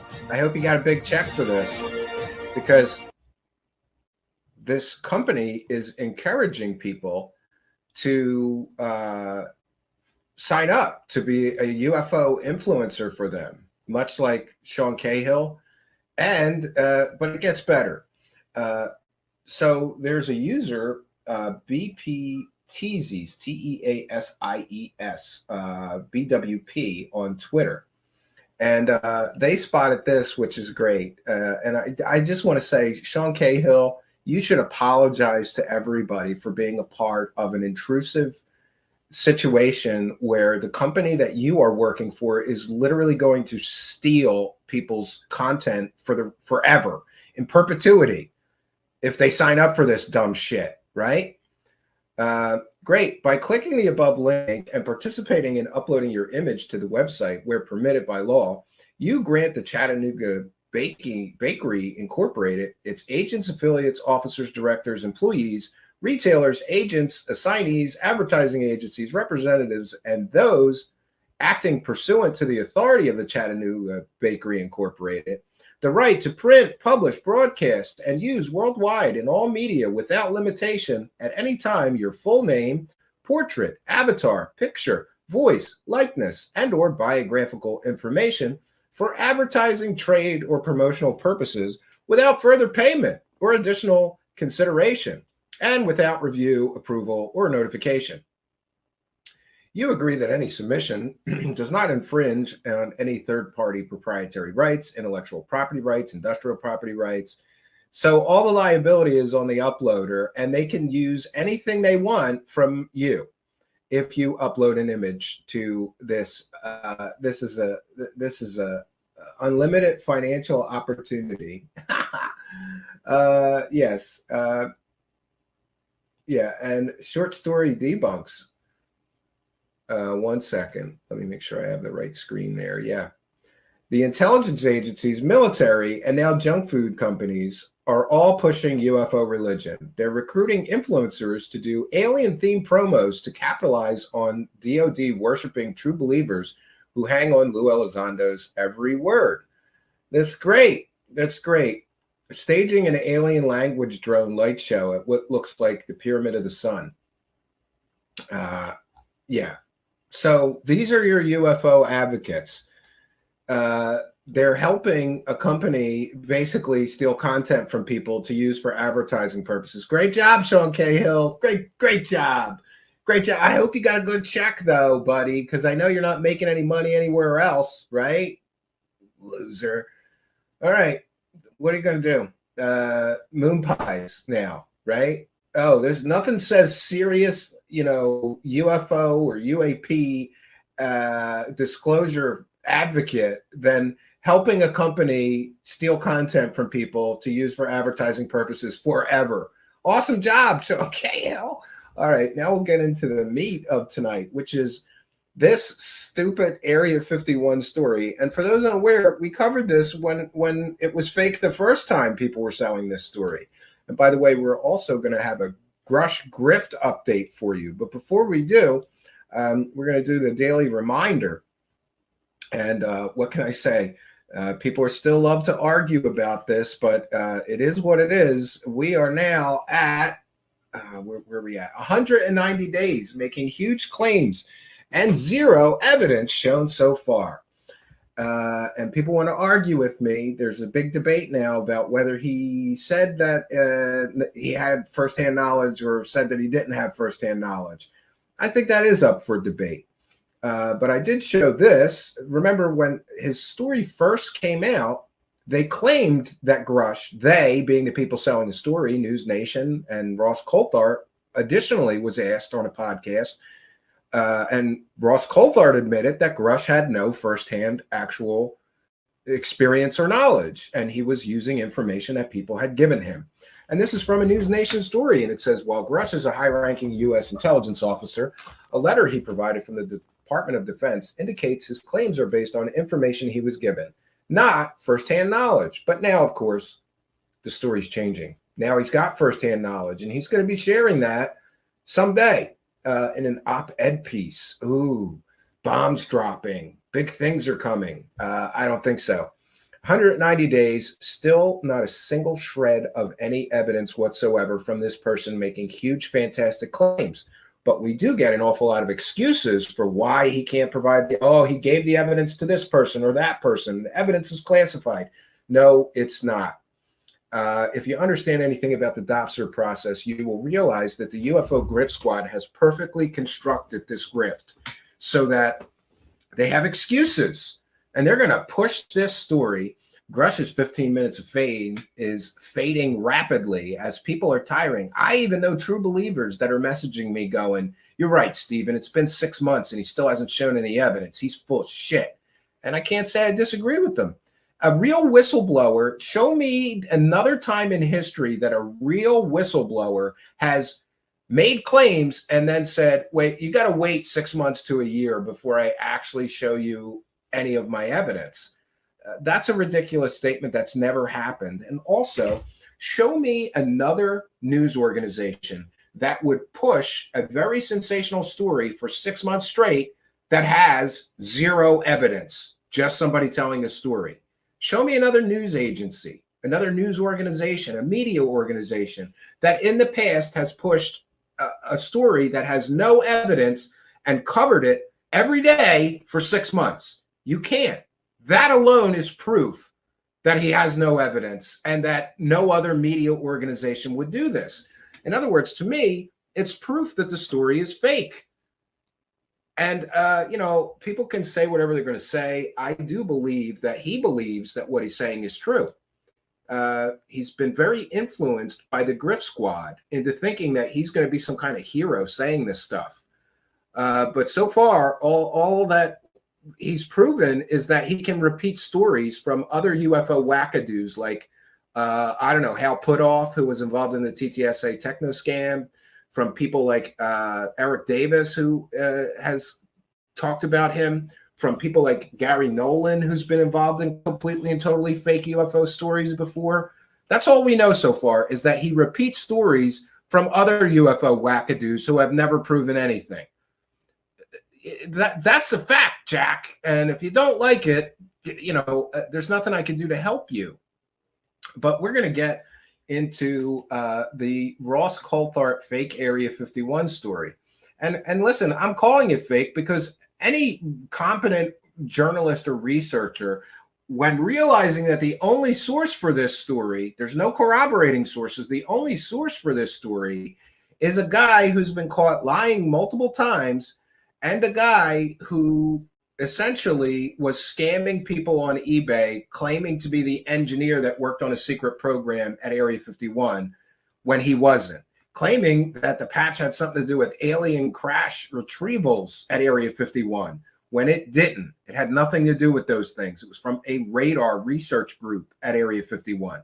Had nothing to do with aliens, nothing to do with reverse engineering, nothing to do with crash retrievals. And he got caught scamming people on eBay, lying and by the way, he can lose his eBay account at least for lying in an eBay listing, right in the text body. We're going to show those to you. This guy lied through his teeth, claiming to be the engineer that owned the patch that was for sale on eBay. That wasn't the case. Later, he had to say it was his uncle's patch, not his. So was he lying then? Is he lying now? You know, which one is it? We're going to cite fair use. Metallic egg-shaped UFO the size of an SUV was kept at a highly classified Air Force base in the 1980s. And here's where I love it. This guy is now a whistleblower. Remember, whistleblowers have consequences, right? What? He's a whistleblower now? No, he's a proven liar and a scammer. He's already been caught lying multiple times, and he was scamming people on eBay for a fake patch that had nothing to do with what he claimed it had to do. The man's name is Eric Tabor, who's a defense aerospace contractor for 13 years. By the way, him being a defense aerospace contractor for 13 years is completely and totally irrelevant to the story because he's not telling a first-hand story. He's telling a third-hand story. And he told Daily Mail of an egg-shaped metallic UFO kept at Area 51 in the 1980s. Remember, we're talking about a proven liar and a scammer who's telling a third-hand story here. He revealed the story his late great-uncle Sam Urquhart, an Area 51 contractor, told him about a UFO at the mysterious desert base. By the way, his uncle didn't see the craft. His uncle heard a story about the craft and saw a picture of it. That's what the claim is. So what we've got is a third or fourth-hand story from a known liar and a scammer. Great. And he testified in May for Aero, who are collecting accounts of alleged government possession of non-human craft. He also lied previously, claiming that When he testified to Arrow, he named names. Somebody got the Arrow notes. He did not name names. How many times is this guy going to get caught lying? What credible journalist would use a proven liar and a proven scammer as a source for a story of this type? What real media outlet or newspaper or news, organization would actually use this guy who's been caught lying and scamming people on eBay, centered around UFO stuff and alien stuff? That's what his scam involved. Who would use this guy for a credible source? Nobody. But that didn't stop Ross Coulthart, who, by the way, Ross Coulthart, people call him an award-winning journalist. You're right. Chalk this one up. Ross Coulthart, who sold this, I think it's a completely fake story, who sold this story previously, took money to speak at a UFO event, retelling this story, claiming it was true and giving completely and totally false, inaccurate information as he was being paid to tell people true stories. In my opinion, that's a form of fraud. Ross Coulthart is an award-winning journalist, and most recently he won Australia's Bent Spoon Award for fakest stories. So congratulations to all you people sending me nasty messages telling me that Ross Coulthart is an award-winning journalist. Yeah, and one of the awards he won is for being the fakest shit peddler, garbage peddler in all of Australia, for selling shit, fake garbage stories. He just won an award. Congratulations, you people telling me he's an award-winning journalist. He's a garbage peddler.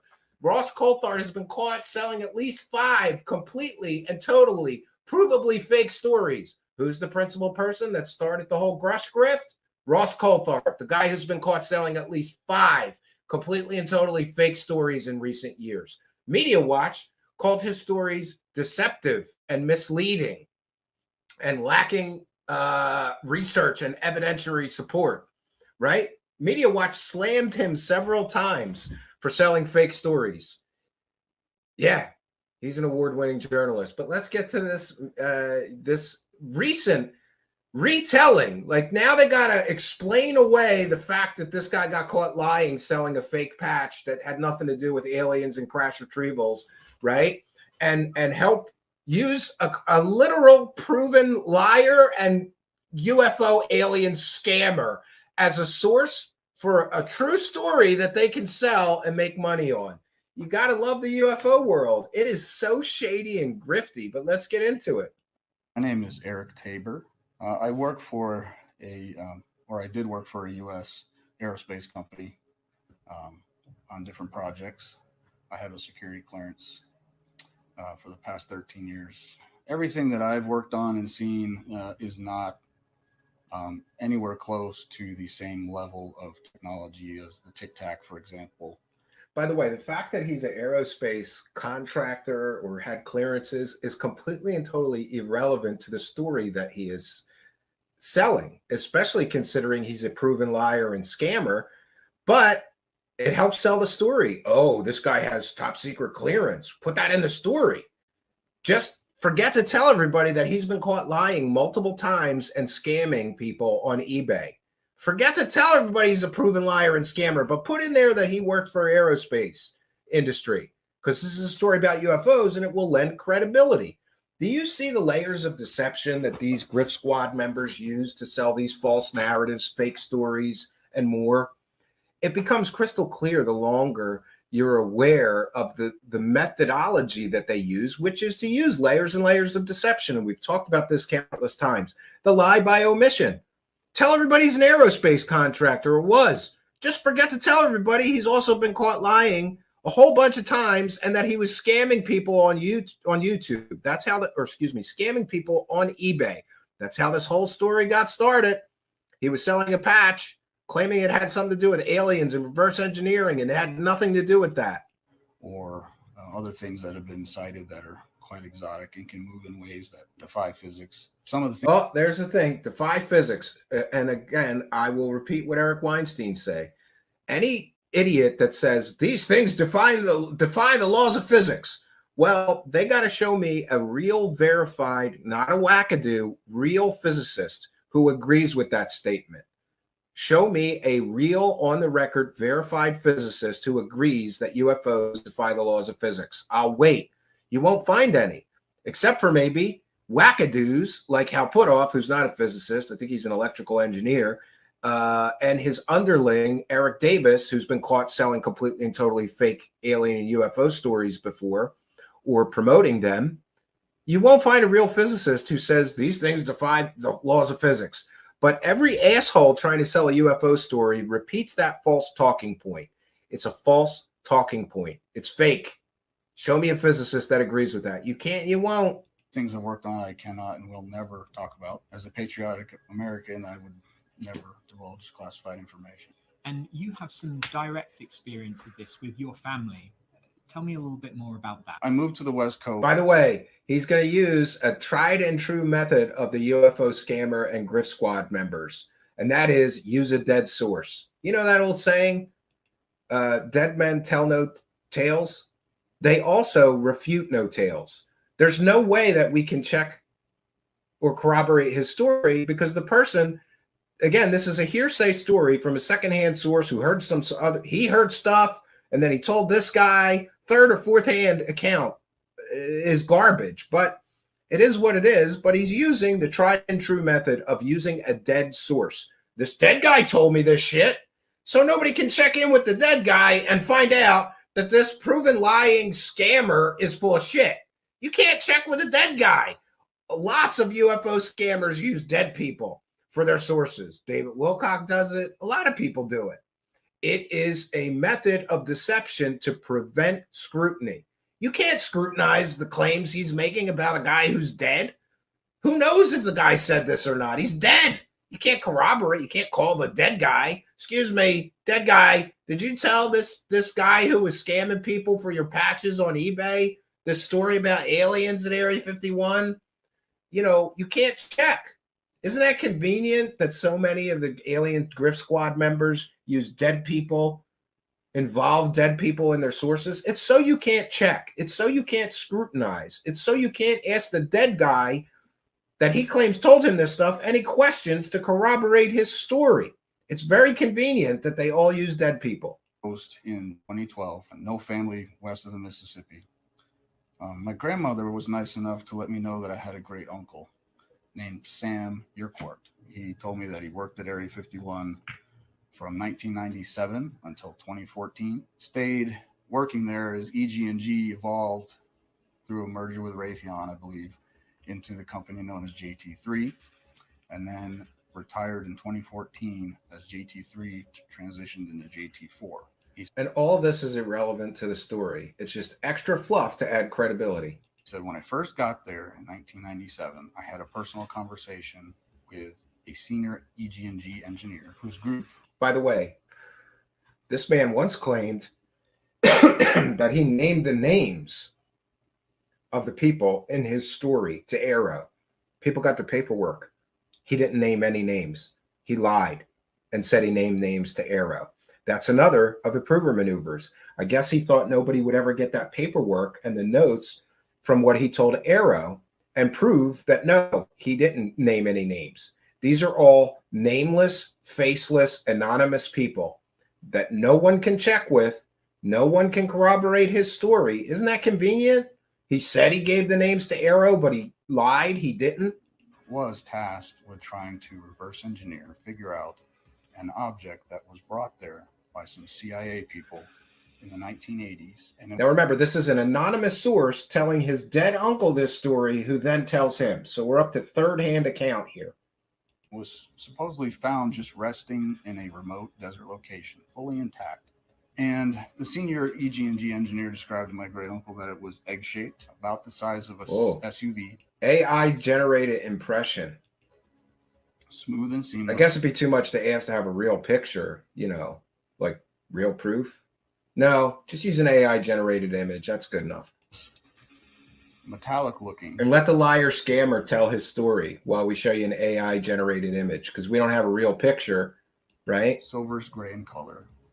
No control surfaces, no flaps, no inlet, no exhaust. It showed. These are all UFO mythology talking points. The same talking points that Bob Lazar used in 1989.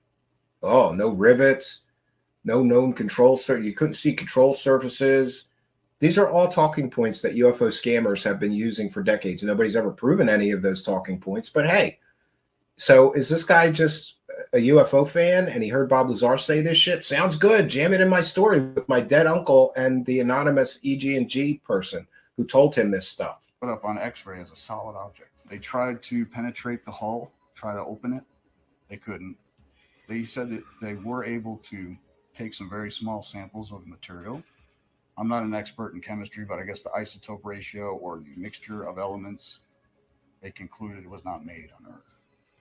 It's my personal belief. Where's the proof of that? He has no proof. Remember, this is all just a story. And the isotopic ratio thing is another talking point. But I have said multiple times on this show, on my broadcast, yes, if you did have an object of extraterrestrial origin that came from another star system other than Earth or the Sol system here, or our Earth's sun system, it would have different isotopic ratios. But without evidence or proof or lab reports to confirm his story, this is just a story. Believe that technical data information should remain classified, and these objects shouldn't be paraded around for everyone to see. Although I know humanity wants to see this and know this information. The problem is... That's good. Get some good shots of him standing around in the desert, looking like a UFO might crash there. Yeah. These other countries have these objects as well. I conducted a 45-minute phone interview directly with Arrow, told them everything that I'm sharing right now. Yeah, but he didn't name any names of any of these people he claims his uncle talked to. So his information is completely worthless from a follow-up perspective. How do they check into this? How do they confirm if the story is real or imagined? They can't, because he won't name names. Maybe because he doesn't know their names. Maybe because these people don't exist. Shortly after the interview, they forwarded me a memorandum of record to sign and date initial. And that's... Yes, and it was that memorandum of record that somebody got that proves that he never named any of the names. So we have a proven liar and a scammer that was scamming people on eBay, claiming that he named names to Arrow. He didn't name the names. It's going to be compiled with all the other data they're collecting and to a historical record that's going to go to Congress sometime next year. My dealings with Arrow, they were very professional. They were very interested in what I had to say. They never said, don't talk about this. They never were threatening. They never were demeaning. What would you say the value is of this information? On the one hand... Yeah, how much can you sell this fake information for on eBay? You are giving a story that's second or third hand. This is retold by your great uncle who's now passed away. On the other hand, this could give us a very interesting lead to potential alien craft that's hidden. Well, it could give us leads if he indeed named names like he once claimed he was going to do. But he won't name names, so you can't follow up any of this story. You can't check into anything he's talking about. It is a completely bulletproof grift. You can't prove that the story's fake, but he can't prove that the story is real.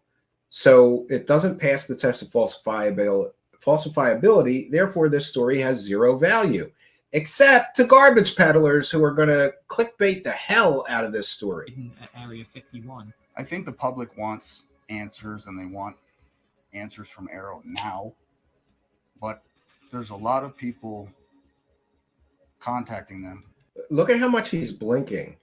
His nerves, you know, I think he knows that he's telling some porkies here. Nobody blinks that much except from nerves. Like I have. And they're trying to get not just some data, but as much as they can. Compile it and give it to Congress for them to disseminate. It's not going to be compiled and just given to a news organization. So people, I think, need a little more... That's an excuse for why there's no evidence. Well, the government has the evidence. It's a cover-up. We need patience, right? And skepticism is good, yes. I don't accept wild stories about aliens and UFOs from a proven liar and a scammer. It's good to be skeptical of these people, especially when they're proven liars and proven scammers. Holding people's feet to the fire, but at the same time, you got to let investigations take some time. Disclosure has to be done carefully. It has to be done carefully. We don't want our enemies to know everything. Do you have a message for any other potential whistleblowers or people with information? Yeah, and by the way, they're calling this man a whistleblower now. So that will show you just how degraded that term whistleblower is in the UFO world. It's meaningless. If you can call a proven liar and a scammer who is scamming people on eBay for fake patches that have to do with alien crash retrievals when they don't, a whistleblower, then I'm a goddamn whistleblower. About potential crash retrievals or UFOs, what should they do? Never want to play your full hand. But I do believe wholeheartedly that humanity deserves to know the truth. Oh, that great talking point. These non-human. No one has the right to keep this information from us. I actually believe that one, but you know, how many interviews have we seen end it with this exact talking point? It's like they give these grifters a script. 100%, I believe we have. All right, so there's the false story, but what you will notice is that they don't include in the video the truth that this guy got caught lying multiple times already, that this guy got caught scamming people for fake patches on eBay. Well, they were real patches, but they weren't what he claimed that they were supposed to be, which is a patch from an alien crash retrieval program at Area 51. Turns out the people over at Metabunk, shout out to Metabunk and McWest and the gang over there, quickly got an Area 51 historian to identify the patch.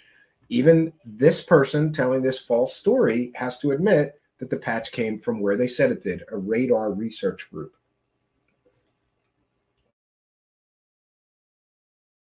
All right, we'll take a moment here and take a few comments. Scallywag00 says, same old recycled talking points, right? Potatoes Pancake says, is this Bashar? Yes. All right. The deep state will never incriminate themselves. Yeah, that's another talking point. They want the enemy to know our military secrets. That's the whole point. Yes.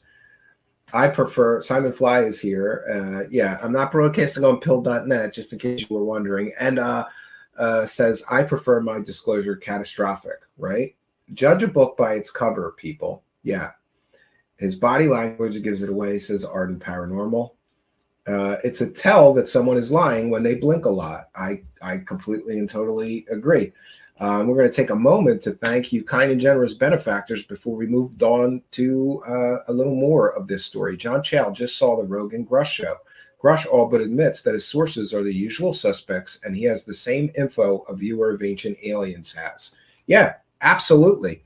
UFO Shane. Oh, and thank you for the kind and generous $5 super chat. We appreciate you, John Chow. Thanks for appreciating us. UFO Shane, thanks for being a member. And the $5 super chat says, oh my God, Holly is a super good friend of mine. Yeah, tell her I want to interview and I'll be nice. You can promise her I'll be nice. I'm in some Facebook group she started. I'd like to interview her and see what she's all about. Also, moon pies suck. They were the worst thing ever. I hated them as a kid and I hate them now. Well, I agree with you. I never liked moon pies. I would eat anything else offered to me instead of the moon pie, right? I don't believe that my mother ever bought them, but I think like some neighbor's mom tried to give me a moon pie and I tried it and I was like, ew, marshmallow, trash, chocolate. It was like trash chocolate, a bad cookie, and marshmallow, and like shit, cheapest chocolate they could possibly find covering this marshmallow fluff nonsense. No. But thank you, UFO Shane, for being a kind and generous benefactor and a member. Praise the cash. And El Pachuto says, another great show. Your diligent work is appreciated. Keep up the great work. Cheers. Kind and generous. $20. Thank you for your kindness, generosity, and support of the show. It is much, much appreciated. We want to thank all of you for helping us to praise the cash. Praise the cash. Somebody is pinging me. You'll pardon me. I forgot to put my do not disturb on my phone. I do that quite often. Let me just check in. Occasionally, there's something going on that I need to be aware of. I'm not sure if this is one of those times. Yeah. Okay, somebody's sending me additional information. Well, that's always welcome. So now, you know, look, I already covered how fake this story is and the whole Patchgate situation. and how this person got caught lying and scamming on eBay. But Charlie Weiser, shout out to Charlie Weiser. It's at Like It Matters 3 on Twitter. Please go over there and follow her. Great follow on Twitter. If you want the truth behind some of the deception, there's other people you could get it from besides me. And one of the greatest researchers out there for dispelling UFO fakery, fraudery, and bullshit is Charlie Weiser. So Charlie Weiser did this excellent Twitter thread, one of the best that I've seen Charlie Weiser do. And I am going to add to the description of the video our previous coverage of this completely and totally fake story. And many of the data points that Charlie Weiser mentions, this is in our previous report, but I didn't want to play you a 2-hour video of me yelling and screaming about Ross Coulthart being a scumbag garbage peddler.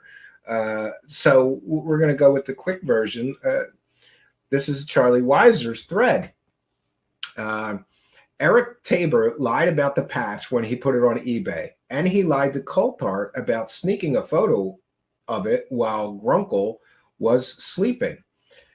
She goes on to say, Tabor now admits the patch is for a radar analysis group, which Coulthart never reported on, so presumably was not told. Coulthart promoted the patch as being from a UFO reverse engineering program, which is also how Tabor advertised it on eBay. And you can see the original eBay listings. EG&G Engineering, UFO, military super rare patch. He wanted, is that $90,000 he was trying to get for it, or $900? Looks like he was trying to get $1 million for this patch. That wasn't what he claimed it to be. That's a scam. That is a scam. EG&G Engineering Group inside Area 51 in the year 2000. I was part of the group. This Eric Tabor listed this saying he was part of the group. Complete and total lie. But there's multiple listings. And some of them, he says, that it was his uncle's patch. And others, he says he was the engineer that was part of that alien engineering, back engineering program, right? Yeah. Before those and more eBay listings were uncovered, Tabor told Coulthart he snuck a photo of the patch while Grunkle slept, and he gave Coulthart that photo. Nope. He took multiple photos in 2 locations, in and out of the sleeve, for eBay. So people found the original listings where he was trying to scam people for this patch that wasn't what he said it was. This is the guy we're going to listen to? A proven liar? A proven scammer who can't keep his story straight? It's ridiculous. Absolutely ridiculous. Let's move on. In 2 of the various eBay listings Tabor made, he claimed to be the engineer and the owner of the patch. He never advertised it as coming from a radar analysis group.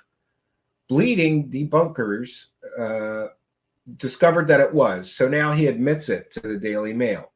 Tabor is a third-hand witness. His uncle never saw the egg-shaped craft. Only a photo of it that he decided was the same craft a senior engineer once told him about.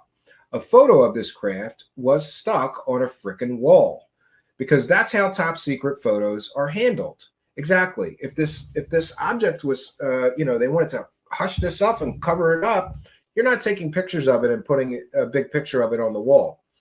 Either his uncle is pulling Tabor's leg or the engineer was pulling the uncle's leg. The egg-shaped craft photo was most likely a radar calibration sphere. Remember, his uncle worked not in an alien crash retrieval program, not in a back engineering for aliens program, but in a radar research group. And here, Charlie Weiser correctly points out that the egg-shaped photo was most likely a radar calibration sphere. You know, a widget used in radar analysis. As depicted, the egg-shaped thing is right in the patch. And do you know what that's depicting? It's depicting this, a radar calibration sphere from White Sands Missile Range Museum. That's where this one came from. It's right on the goddamn patch. Interesting. Charlie Weiser goes on to say, this story is absolutely stupid on the face of it. Tabor exaggerated and fabricated details for Ross Coulthart, who fell for it and won't admit it.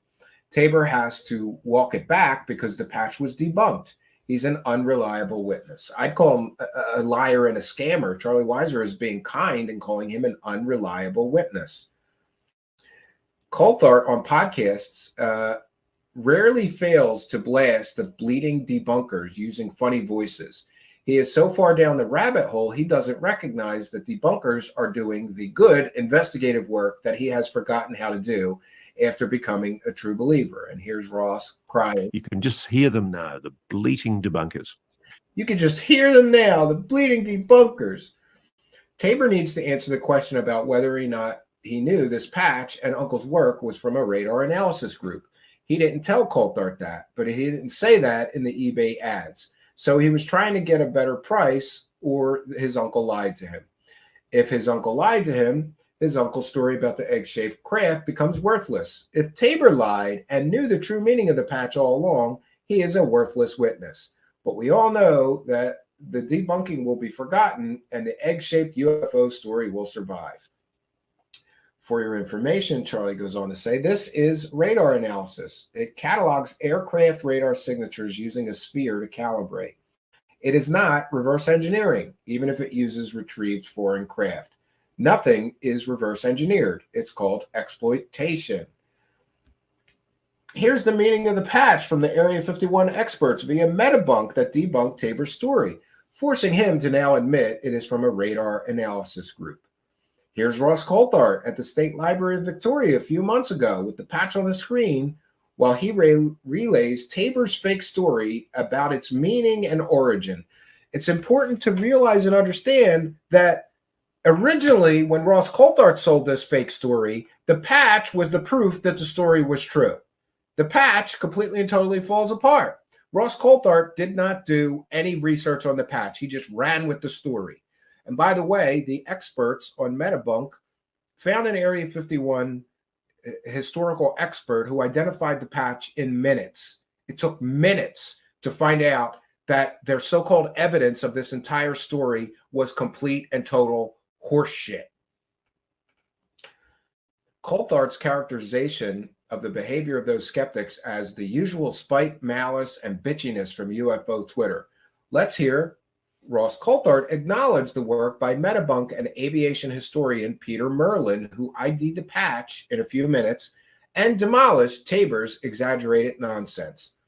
Here's Coulthart just now promoting the Daily Mail Online article, failing to comment on how he was fooled by what turned out to be Tabor's distorted facts and outright fabrications.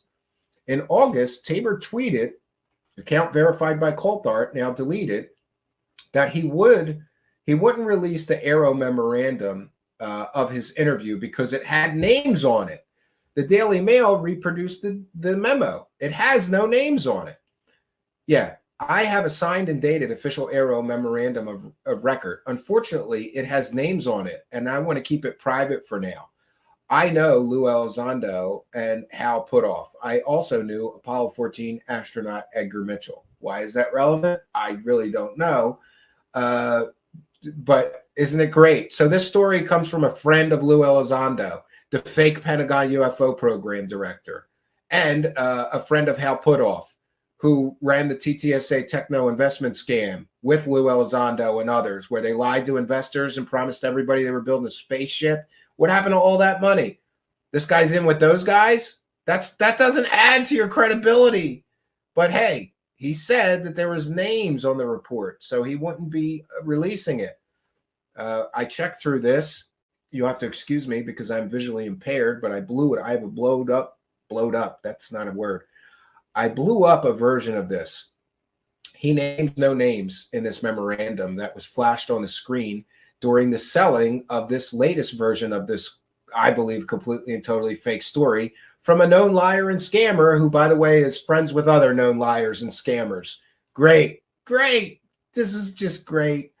For background on this ridiculous UFO story with credulous and or lying witnesses talking about a radar cross-section analysis group, read my blog post from August. What happened to Tabor's assertion that he snuck into his uncle's study while he was sleeping and photographed the patch and the photo of Area 51 colleagues? Why did he drop that part of the story? Oh yeah, because it was never true. he lied to Coulthart to add mysteries, right? Tabor shared pictures with the dailymail.com that Urquhart showed him, including a group photo with his Area 51 engineer colleagues in a brake trailer at the base and an insignia patch designed for their radar analysis group. So the story changed. This lying scammer's first story was that patch came from an alien crash retrieval program in Area 51. Now, because a real Area 51 historian in the form of Peter Merlin through Metabunk revealed that that patch was from a radar analysis group, he has to admit that that came from a radar analysis group, not from where he originally said. Matt Talmer chimes in and says, another, I heard it from a dead guy who said he worked at Area 51, who's got a friend who said they heard about UFOs story. So, yeah, the whole story completely and totally falls apart. Ross Coulthart sold it the first time, and these grifting scammers, I swear they work together. Like, hey, Ross Coulthart made money selling this completely and totally fake story. Ross Coulthart took public speaking fees to tell this completely and totally fake story. Hey, was it the library of what? I don't know, some library in Australia paid him to come and do a public speech about UFOs, and he told this completely and totally fake story. And I'm pretty sure he got a check for that appearance. So did Ross Coulthart defraud the people who paid him to tell true UFO stories when he stood there on a stage in front of hundreds of people and told a completely and totally fake story about this fake patch from a proven liar and a scammer? And by the way, all you assholes telling me what an award-winning journalist and credible journalist Ross Coulthart is, credible journalists actually do research. They actually corroborate stories if they're going to sell them as true. Ross Coulthart did none of that. Do you know why? Because Ross Coulthart is a bottom-feeding scumbag UFO nonsense peddler. He is a garbage peddler. That's what Ross Coulthart does. 5, count them, 5 completely, provably, 100% fake stories have been sold by Coulthart in the past few years. And now he's handing off his fake stories to other people who just forget to tell everybody that the original details of the story were vastly different. That the guy that they're using for a source is a proven liar and scammer who told a completely different version of the story the first time, but then the story got blown to shit, and that guy got proven to be a complete and total liar and a scammer. But hey, let's just gloss over the liar and scammer part and let him tell his story, because we can all make money on this complete and total crock of shit story. But welcome to UFO land, right? How's that disclosure boner working out for you disclosure boner bros, right?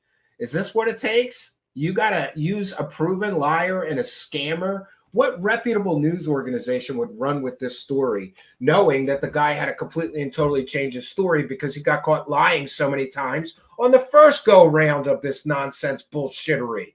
Nobody but garbage peddlers, which is proof. It's proof that the people selling the Grush story don't care about the truth.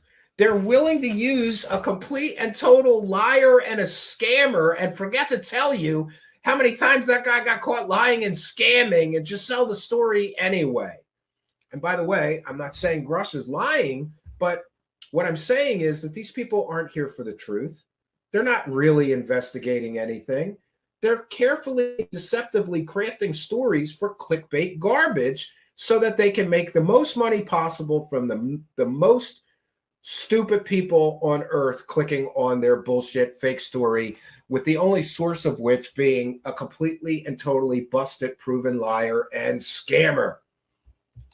So we'll take a few comments and questions from the live chat, and then we'll get to our Grush Grift update. Because there's some new stuff, and oh boy, Grush got caught lying again. We're going to lead with that. People love to argue with me. Nobody could prove that Dave Grush is lying. Well, people have proven that Dave Grush lied several times. He lied when he said he had no mental condition in the original interview with Ross Coulthart. He forgot to tell everybody that he was in a mental ward, right? Oh, and I have PTSD. That's a mental condition. He lied and said he doesn't have any mental condition. But there's other times that he's lied. And Aerotech_space, Aerotech Research on Twitter, noticed something I also noticed. And, you know, I don't like to recreate the wheel here. He already got the clip and explained this probably better than I could. So shout out to Aerotech Research. Last night, during the News Nation interview with David Grush, he is asked about his, quote, medical records, unquote, being leaked on a website, and claims that the journalist was tipped off by someone in the intelligence community. But that's not actually what happened. His medical records were not released illegally. It was actually law enforcement records that were released via FOIA, Freedom of Information Act, by the Intercept journalist Ken Klippenstein, and obtained legally. So the claim being pushed by Grush and News Nation is incorrect. Does the information show that he had a mental health issue during the local law enforcement's response to the situation at the Grush residence? Yes, but this is not medical information. It was even addressed in the article as it states, quote, police records obtained by the Intercept under the Virginia Freedom of Information Act revealed that on October 1st, 2018, Grush was committed to a mental health facility based in part on a report that he made, quote, made a suicidal statement after Grush's wife told him he was an alcoholic and suggested that he get help.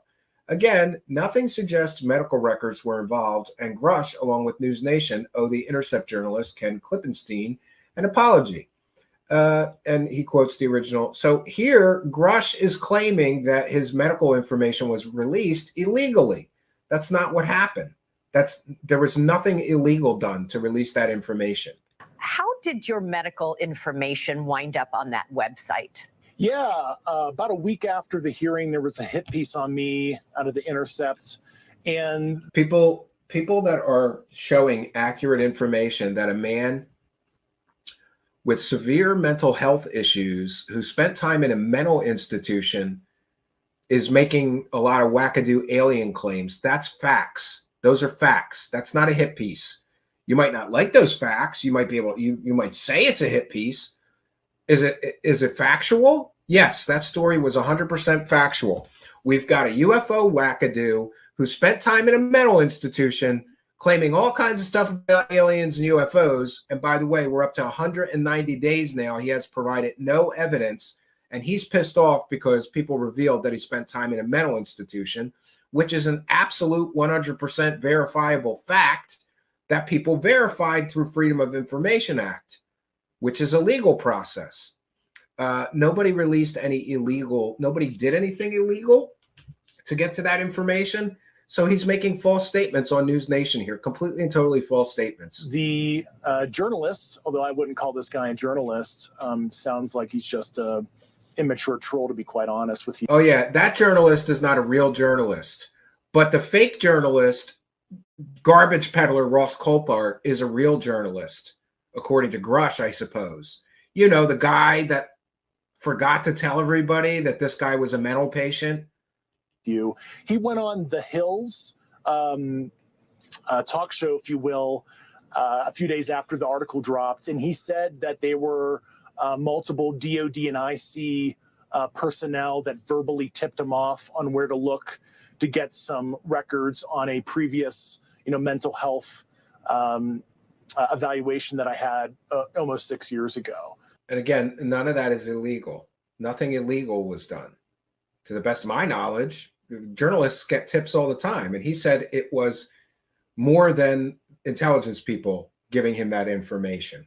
He had other sources. So he himself admitted that the DOD and IC verbally tipped him off on, I think it's Breaking Points, the show that The Hill publication. He literally admitted that on camera. You can look it up, that he was tipped off by insiders about a few days after the hearing, and he admits it to himself. So I find that... Yeah, or could it be that reputable real intelligence people were seeing this wackadoo talk about UFOs and aliens and make these outrageous claims, and that they knew that he was a mental patient previously, and that should be included in these stories with him?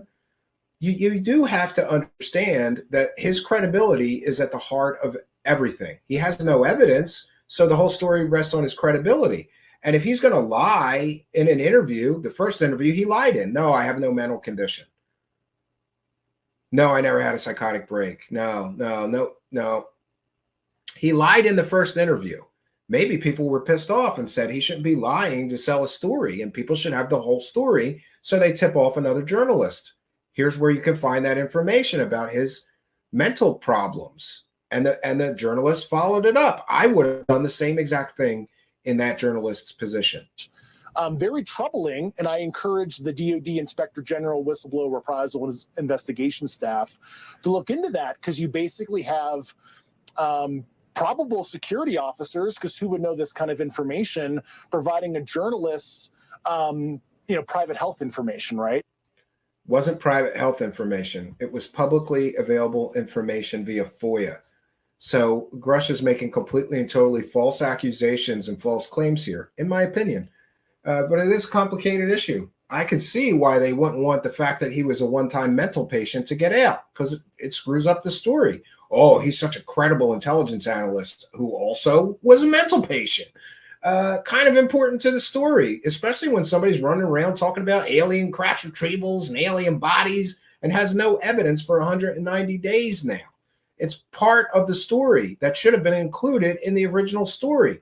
But the garbage shit peddlers that wanted to sell this story for every dollar they could, they didn't want people to know that he was a mental patient, because it ruins the story of his credibility. He has no credibility, if you ask me, right?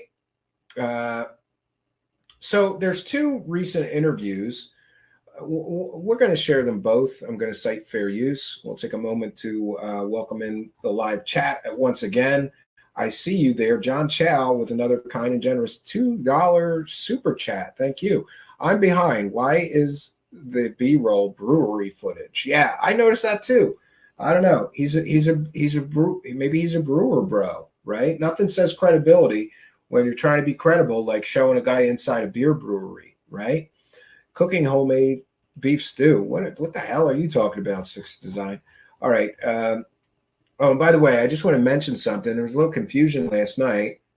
Somebody in the live chat was saying that comments were getting deleted or censored. And I got upset because we don't delete or censor comments. But apparently they were saying YouTube is doing it, not us.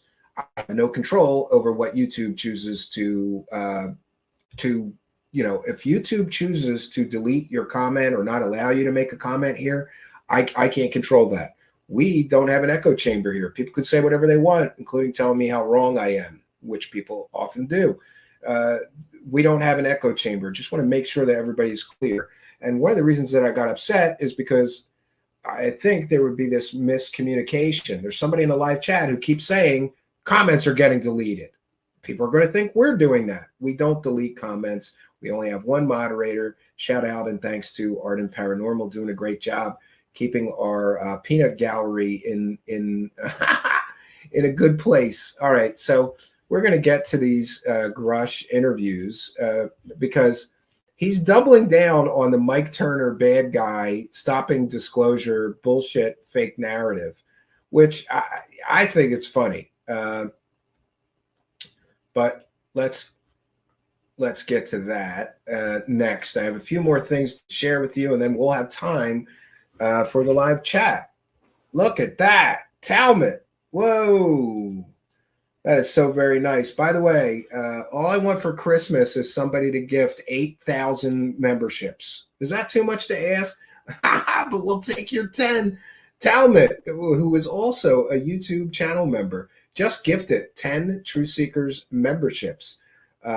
Google how to accept a free membership. You might have to change something in your account, and then I think YouTube randomly gives them out to subscribers, which, by the way, that's another reason that you should smash that subscribe button, because you could get a free membership and get all the backstage goodies. We post some extras there for free because kind and generous people like Talmud keep gifting YouTube memberships, and then YouTube takes those memberships and randomly distributes them somehow. I'm not sure how this process works, but they randomly distribute those free memberships to people who are subscribers of the channel who have not purchased a membership. So if you want to get a free membership, first of all, make sure you smash that subscribe button. And second of all, I'm going to have to research this, but thank you, Talmud, for your kindness, generosity, and support. 10 gifts. All I want for Christmas is 7,990 more of those, Talmud. But thank you for your kindness, generosity, and support. And thanks to all of you, Patreon supporters, channel members, everybody helping us to praise the cash, bitches. Praise the cash, praise the cash, praise the cash. All right. Thank you, Talmud. And that's not the first time Talmud has done that. Talmud keeps buying. Half of you people that are members owe Talmud a thank you, right? Well, we thank you for your kindness, generosity, and support. So let's get to these new interviews. By the way, I just want to make sure that we repeat. It's 190 days now, and David Grush has provided no evidence. But News Nation is giving him constant coverage. And even people like Chris Cuomo are getting in on the UFO grift. Do you remember him, the disgraced liar who claimed that he was in lockdown in his basement that whole time, and he was going out and doing things, and he got caught? You know, the same guy who helped his governor, slimeball brother, cover up sexual abuse of women. Yeah, that guy's getting in the UFO grift. Big surprise that a slimeball like Chris Cuomo, who never probably worked for anything in his life, his whole career was handed to him by his daddy, including his very expensive college education. That guy's getting in the UFO grift. Constant coverage of Dave Grush, right? No reputable journalist would push a story for 6 months if there was no evidence to support the claims being made. But News Nation is all chips in on the UFO grift. They are the new, basically, they are the UFO network now. Constant coverage of Grush. And by the way, to all you stupid people, I'm going to say this one more time for the stupid people. I know a lot of you true believers are idiots. I know you're dumb as shit, but I'm going to try to explain it one more time.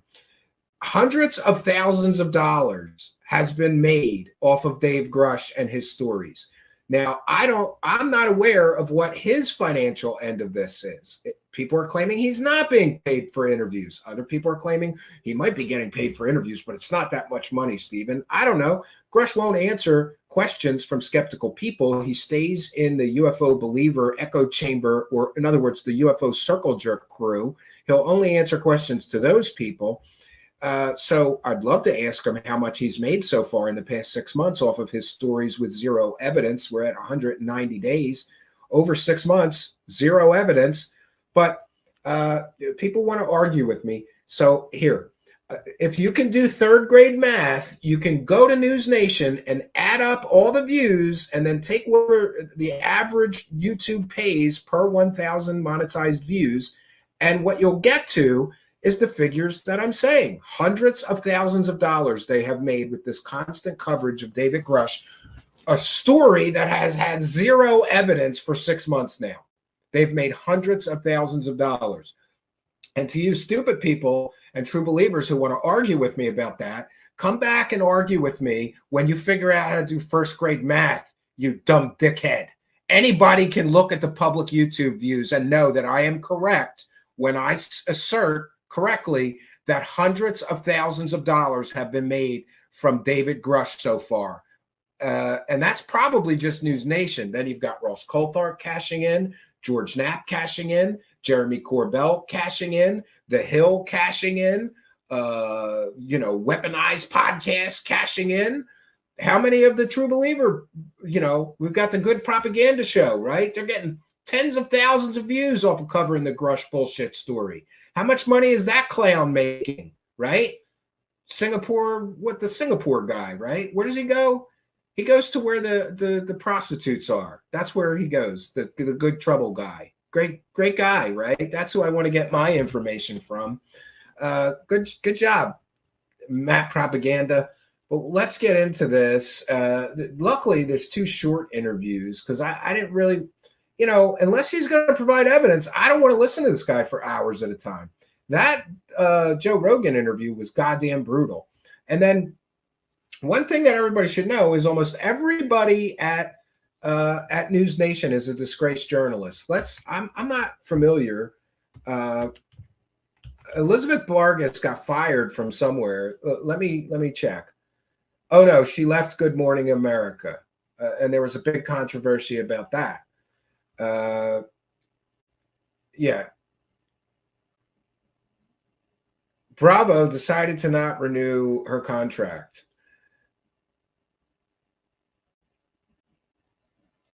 And this is interesting.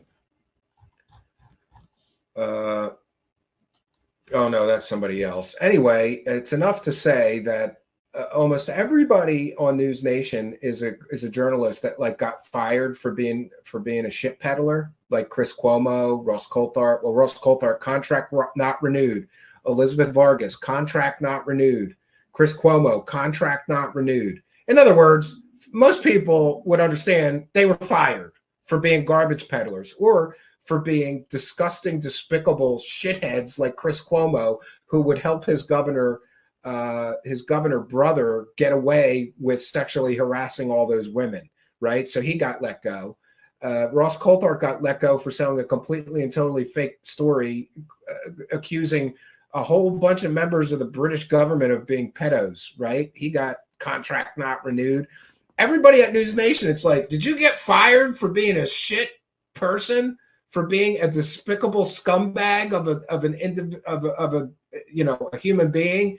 And are you a garbage peddling shit peddler who sells fake stories as a fake journalist? Come on over to News Nation. We got a whole new thing going, selling this UFO scam. That's what everybody is over at News Nation. Not all of them, but many of them. You can look them up. They're all disgraced, contract not renewed, fired, whatever. They all end up at News Nation pushing this UFO scam.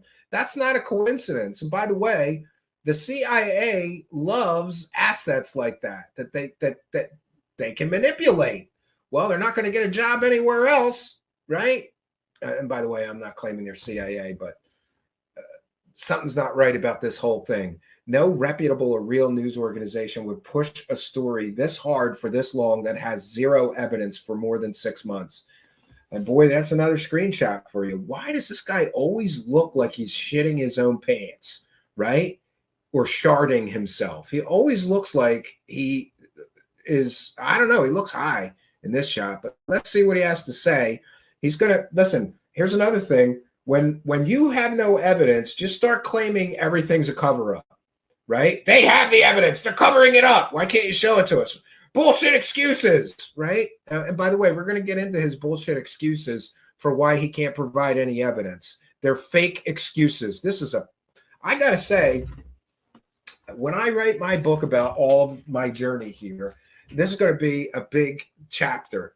And I think I'm going to call the chapter How to Construct the Perfect UFO Grift, because this is a great grift. You get a guy, you tell him all kinds of stories, you tell him he's going to be a hero, and you send him out there to confirm everything. Oh yeah, the alien bodies, totally true. Recovered alien spacecraft, totally true. Back engineering, totally true. And then when people start wanting the evidence for these claims, you make bullshit excuses like that's classified. He can't tell you. It's not classified. And we're going to show you the evidence and proof that he can provide all the details he wants, and that UFO, alien bodies, alien crash retrievals, and alien spaceships are not, by definition, classified. And we know that through Dobser and the Pentagon. So he's got the perfect built-in excuse for why he can't show any evidence. And he's doing that shuffle that Lou Elizondo did for years and years and years. Talk, but don't say anything. Provide excuses. Talk about your NDAs, your security clearances, or how you're patriotic and don't want to spill American secrets for why you can't show any evidence whatsoever of your wackadoo claims, Mr. Mental Patient. David, we've just heard that 2 key provisions were killed from this defense bill that basically water down the requirement to make public any information about spacecraft, about alien remains. I take it you're disappointed. By the way, before we get to Grush's comments, I just want to make sure that everybody knows and understands that David Grush has been accused, at least by his own admission, of mishandling classified information. And it is my personal belief that he may have been the source that was leaking information from classified briefings to UFO scammers like Jeremy Corbell. And all this talk about reprisals against him may have been well warranted, because he may, by his own admission, have been mishandling classified information. So for him to comment on this situation, having previously been investigated for mishandling classified information, is it's literally like the lunatics running the asylum. No offense to him being a previous mental patient, but that's literally like the lunatics running the asylum. He's been accused of leaking, or he says he was investigated by his own admission. He was investigated for mishandling classified information. And I, to the core of my being, I can't prove it yet. We're working on it. I truly believe that he was Jeremy Corbell's source for some of those bullshit fake leaks that weren't what Corbell originally claimed they were, including the Baghdad, what was it, the orb, the Baghdad Phantom, and other stuff. Because you notice right after Grush came out, no more big leaks from Jeremy Corbell. Does that mean that he lost the source that was leaking him that potentially sensitive or potentially classified information? Probably. I don't think that's a coincidence, but we're working on a story. We need to get on the record government people to answer questions. You go try that. Very difficult, but we'll continue to follow up on that. So Grush is previously investigated for mishandling classified information and for hanging out with people that were leaking classified information. And he's going to complain because this bill was killed because it may allow people to leak sensitive or classified information. Now he's going to complain about that. The guy who's been investigated himself for the very reason that those provisions were removed. Yes, yeah, thank you for having me on today. And, you know, what we're witnessing right now is, quite frankly, the greatest legislative failure in American history. You know, you have the greatest legislation failure in American history. Yeah, not Obamacare, not any of the other huge blunders, right? Like going to war over fake, I don't know, weapons of mass destruction, right? Or funding billions of dollars into the Ukraine war and the Israeli wars. Those weren't the biggest legislative blunders. Oh, no. Them not telling us the truth about those aliens, the biggest legislative failure ever. Had a very strong amendment for government transparency. And for those unaware, you know, go kick rocks. Many people have explained why those provisions were terrible and why that amendment was poorly written and a shit show. It should have failed, right? On this issue, whether you believe my allegations or not, you know, this is a government transparency issue at large. And, you know, the legislation was modeled off of, you know, previous government transparency issues. I mean, so we have. Yeah, it was modeled after the JFK one. And you know what the government did with the JFK one? The government passed this JFK Records Act, which said all of the records of the JFK assassination, all of them have to be released by this date in 2016. And you know what happened? The government said, we know that we passed a law that we were supposed to release these documents, but we're not going to do it. Fuck you. So these laws are meaningless. And this idiot literally doesn't know that they based this amendment on the Kennedy Records Act, which the government just said, fuck you. We're not going to do it. I know we passed a law that we're supposed to give you these records. We're just not going to do it. And by the way, President Trump famously commented to Judge Napolitano that if you knew what was in those JFK records, you couldn't release them either. So there is some smoking gun evidence or proof in those records that the government refuses to release related to the JFK assassination. So even if they pass this amendment, they don't have to honor it, just like they didn't honor it with the JFK Records Act. They just kicked, they moved the deadline by executive order, I think. And then Biden recently just said, we're never going to release those records. So having a law passed that says they must release records doesn't mean they're actually going to release the records. They do whatever they want. I think it's great that this guy knows nothing about actual legislative history, but he's some kind of expert now, former mental patient. Had a mixed bag of success, right? If we believe the conference report that was submitted last week, Section 1687, which effectively fences. Grush first revealed the UFO program on News Nation. What UFO program? Off money to illegal special access programs, something that Marco Rubio, Mark Warner, and his staff on the Senate. He has provided no proof or evidence of illegal special access programs. None. Zero. And people are lying and saying there's no congressional oversight. Yes, there is. For every SAP program, even the unacknowledged one, there is congressional oversight in the form of the Gang of Eight. So that's a false statement. The deception, the layers of deception that these people use to put together their false narrative it's truly mind-boggling to me. How many times have we heard these programs they're going on without congressional oversight? No, they're not. No, they're not. And there's provisions in the law for why some members of Congress aren't read into those programs. And it has to do with keeping the secrets. So they read in and have oversight from a select member of the Senate, not from everybody in the Senate. There is congressional and Senate oversight of all these programs, and it's embedded in the laws. They just forget to tell you that detail while they're lying through their teeth about programs going on without any congressional oversight. They have oversight. They just don't have the oversight of every member of Congress. That's like for Committee for Intelligence championed.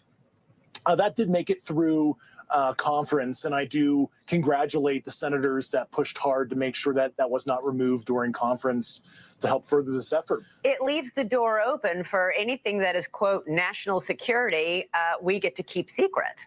100%, and that's why we were going to have a neutral 9-person panel, and all that was enumerated in the Schumer rounds, amendment earlier this year. And yeah, and you know what? 9 people they wanted to make those decisions. They wanted UFO wackadoos like Tim Purchett on that panel, and true believers on that panel. And it's interesting here that he is basically going to say, anybody that opposes the UFO narratives that these people are putting forth, they need to be replaced with UFO wackadoos that are true believers. And that was not written in a vacuum. That was written, with other individuals bringing them information as well. All right. Were you hoping to be on that panel, that 9-person panel that would make those decisions on what had to stay secret and what could be made public? Yeah, that's great. Let's get a guy who's been a mental patient, who's telling stories about aliens and UFOs for more than 6 months now, providing not a single shred of evidence. Let's put him on the governmental panel that's going to decide what should remain classified and what should be public knowledge. A guy who's previously also been investigated by his own admission for mishandling classified information. Why would the government ever allow a man like this to serve in any capacity? Certainly, it's not my place to be on the panel. I certainly offered through certain staff up to the White House. I would be happy to participate. I mean, I'm happy to. Hi, I'm the guy who may have been leaking classified stuff from classified briefings to UFO scammers to make money with. And I'm going to help you, Mr. President, decide what to release to the public or not. Yeah, great. That's great. Coffee, for God's sakes.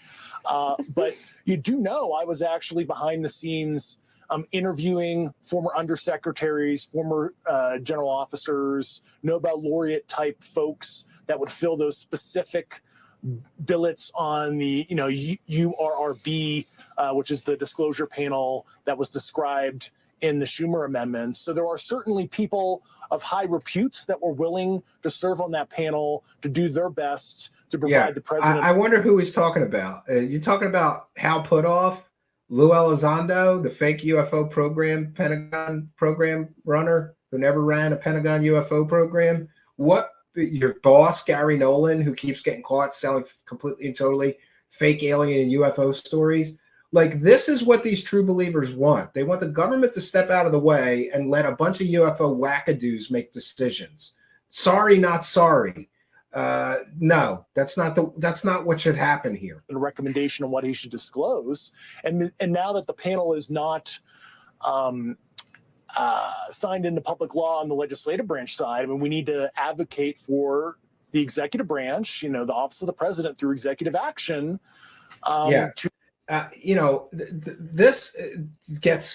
This story is getting more and more ridiculous. We literally have a mental patient who's been talking about alien bodies for 6 months and provided no evidence, acting like he's some kind of fucking expert and the president should listen to him about what to do.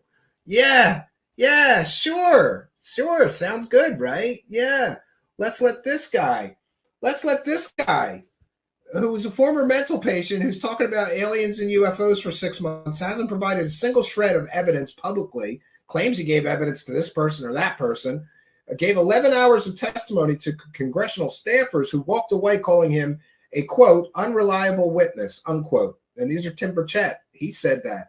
Congressional staffers came to me after hearing his testimony and saying he was an unreliable witness. Let's let him advise the president on what to do about these very important disclosure. It's so comical and so stupid. These people live in a delusional fantasy land. To instate such a body to advise him on the best course of action now that, Congress has failed to legislate appropriately. And I'm here to, praise and admonish. I mean, certainly the Senate.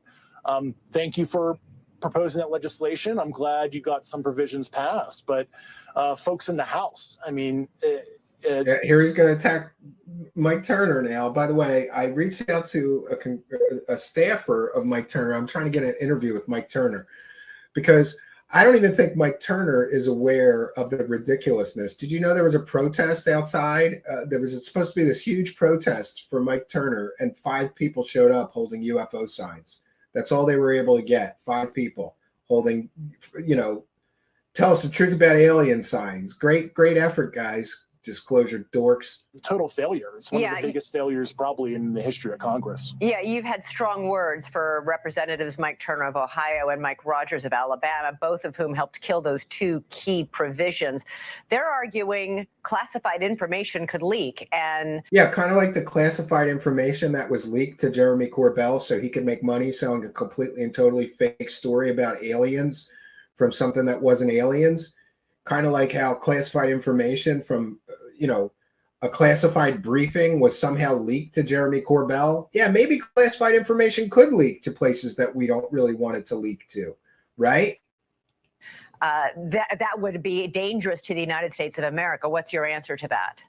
Well, classified information would not leak if the panel was appropriately administrated. There's other presidential panels very akin to this that have occurred over the last several decades, and none of that information illicitly leaked. The panel was supposed to review the classified records and provide the president a recommendation because he is the original classification authority. Are we looking at, I think we're looking at those original TTSA videos, which are garbage. You gotta love play worthless UFO videos during the interview, and he makes that weren't what people claimed they were. Right? Here's another one. Jeremy Corbell. Is News Nation paying him a royalty for government-owned footage that was leaked to him? That's a good question. Why is Jeremy Corbell able to license film footage that he doesn't own, but is rather owned by the American public and the American taxpayer to news organizations? Classification determination. It's not the panel. They're just helping advise the president. So there's no reason for anything to leak, no national security equities to be compromised if conducted in a professional manner. Yeah, I was struck by something that Democratic Representative Jared Moskowitz of Florida recently said. He said, quote, "The reason why I got involved is we started asking questions, legitimate questions. The pushback we got is what interests me." He said, "Every time we pulled the thread and we stumbled on something, it seemed we would get stonewalled." In other words, if there's nothing to hide, why is everybody putting up such an effort to stonewall and keep things secret and say you can't be privy to that information? Well, that's a good question, but this is an argument used by people. If there's nothing there, why not pass the amendment? Maybe that some of these things do have to do with real and valid national security concerns. If the United States government is in possession of some of the hardware that I believe they are, including super advanced drones with advanced propulsion systems, stealth drones, and more, they don't want people poking around about those because it would reveal our secret capabilities to our adversaries. I just don't understand the argument. Like, why is there pushback? Well, maybe because there's valid security concerns here. And because you've got UFO wackadoos who are leaking potentially sensitive or potentially classified information to UFO scumbags like Jeremy Corbell, who keeps selling things like flares as alien spaceships, that's what actually got him on board on this effort to get transparency. 100%. And Representative Nancy Mace, requested through the Office of Secretary of Defense front office in early August to get me cleared to, brief at the Special Access Program level to the House Armed Services Committee. And by the way, they will never give him his clearance back. I don't believe they will ever give him his clearance back. If you get investigated for potentially mishandling classified information, they don't want to give you another hand at the cookie jar. They don't want to give you another opportunity to mishandle classified information.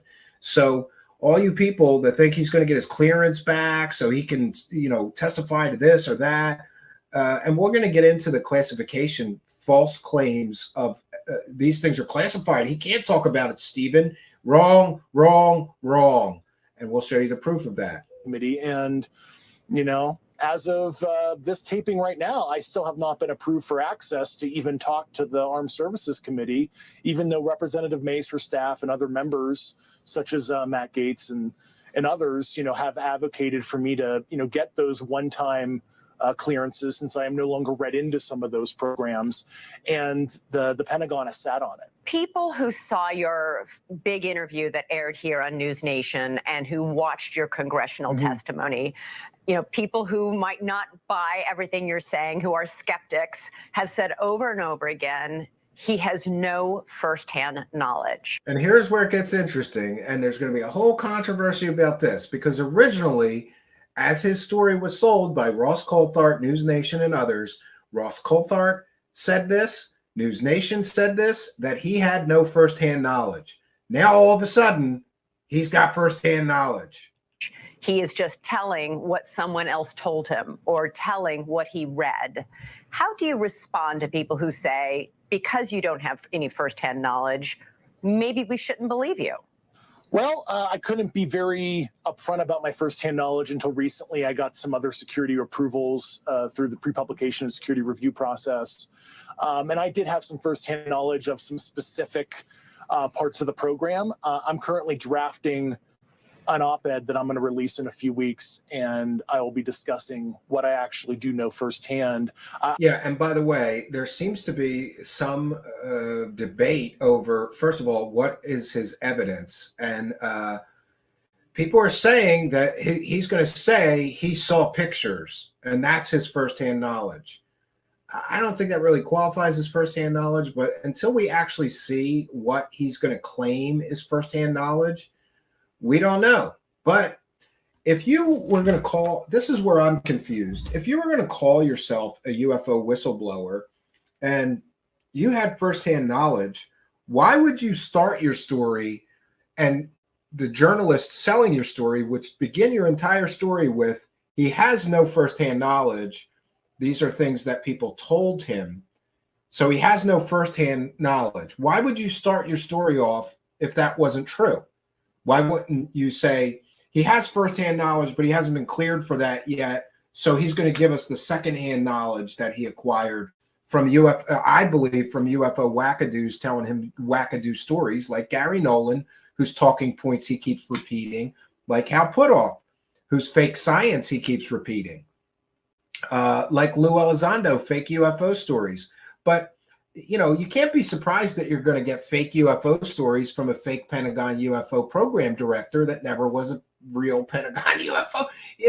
This whole thing is so shady and fake, but it's interesting that, they started his whole story saying he doesn't have firsthand knowledge, and it's in print. I've got on my Twitter that News Nation first said he has no firsthand knowledge.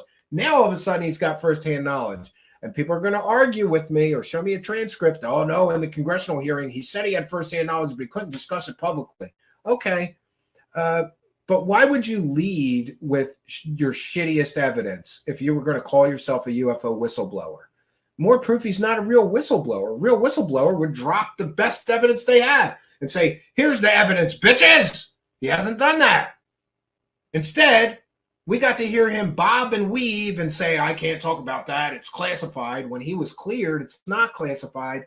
The whole thing is, like I said, the perfect grift. He has an excuse for why there's no evidence. Now there's an excuse for why his whole story started with Though he has no firsthand knowledge, now he's got firsthand knowledge.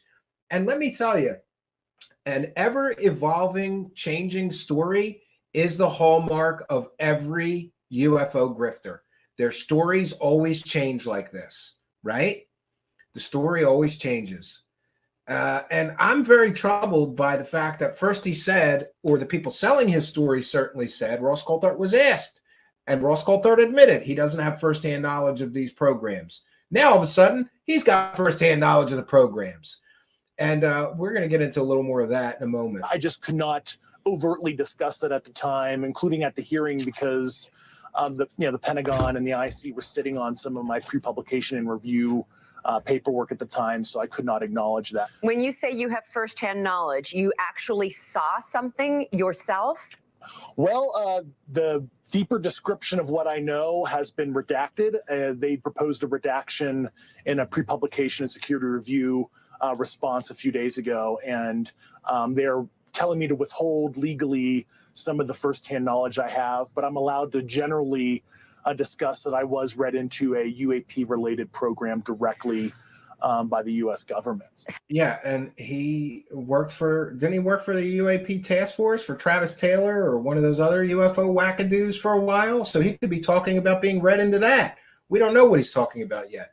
But speculation going wild, and everybody's getting a disclosure boner. What's he going to tell us next? I predict that his next revelations will be more stories with no evidence. But this time, he saw stuff that he's going to talk about, but not provide evidence for and not prove anything about. So we're going to go from secondhand witnesses telling him stuff that he has no evidence for to now him saying, I saw this stuff, but I still have no evidence.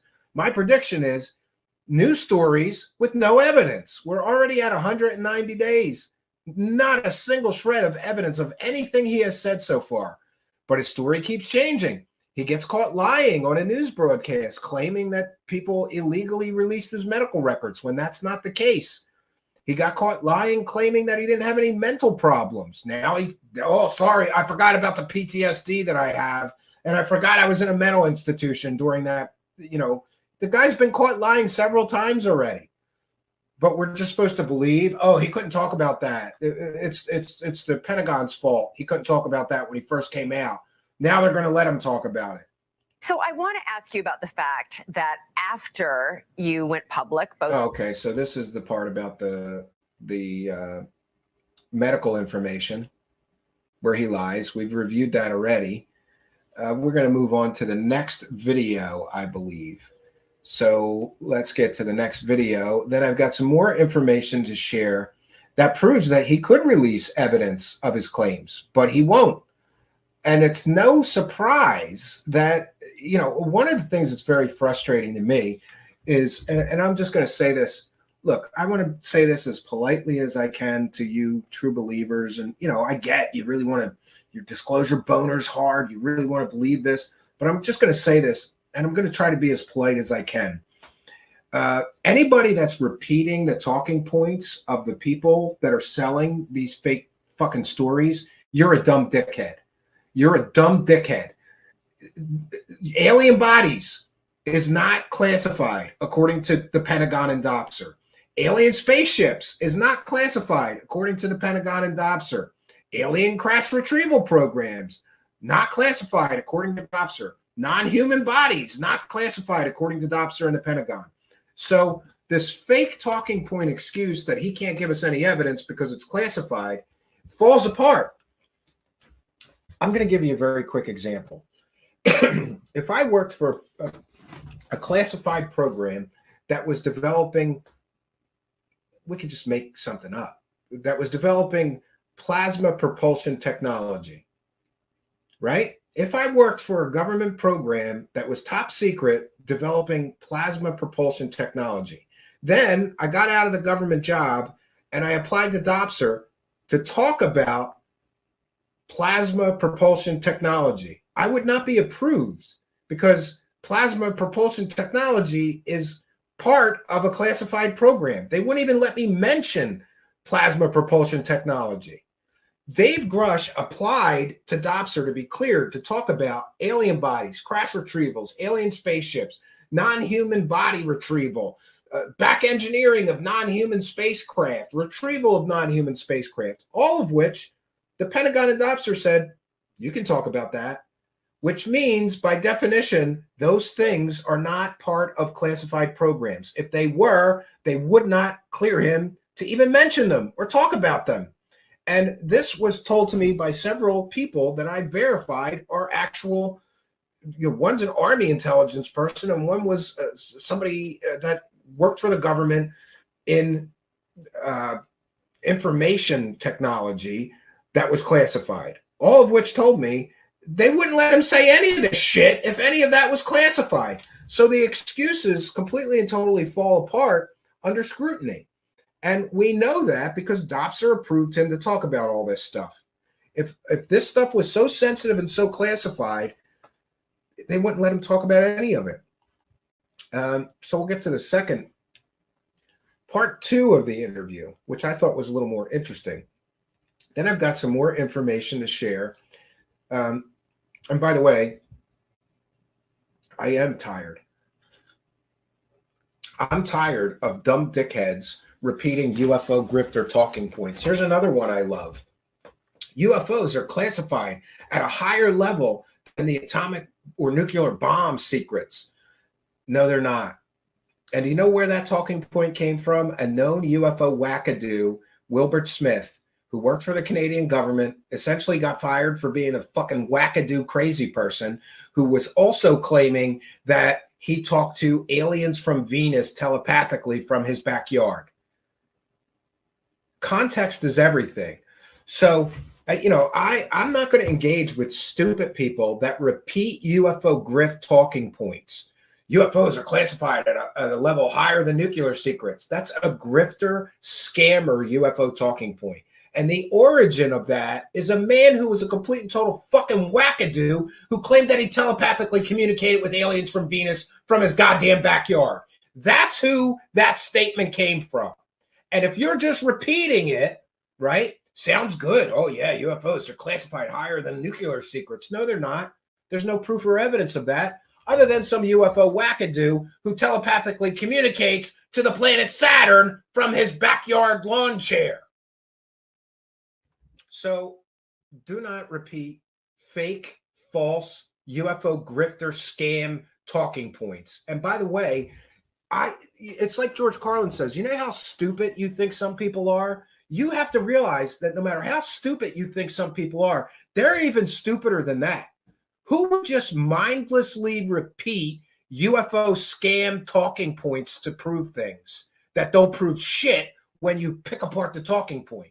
Who would do that? Who's stupid enough to do that? Well, apparently lots of people, because if you look at some of my Twitter threads, it's stupid, dumb dickheads who keep repeating these fake talking points.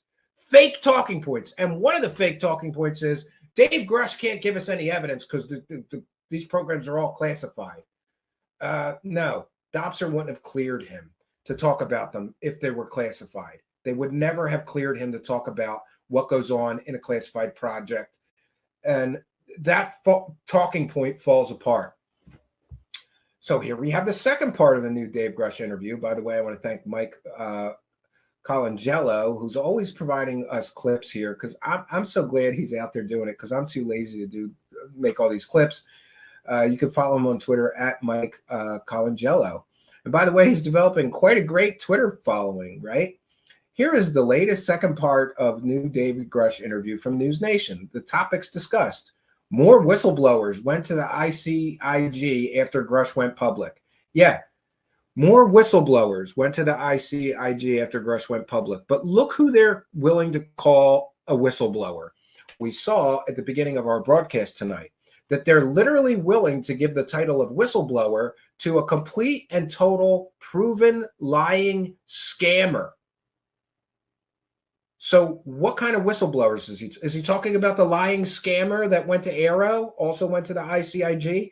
Is it that lying scammer who was scamming people on eBay and now he's calling himself a whistleblower?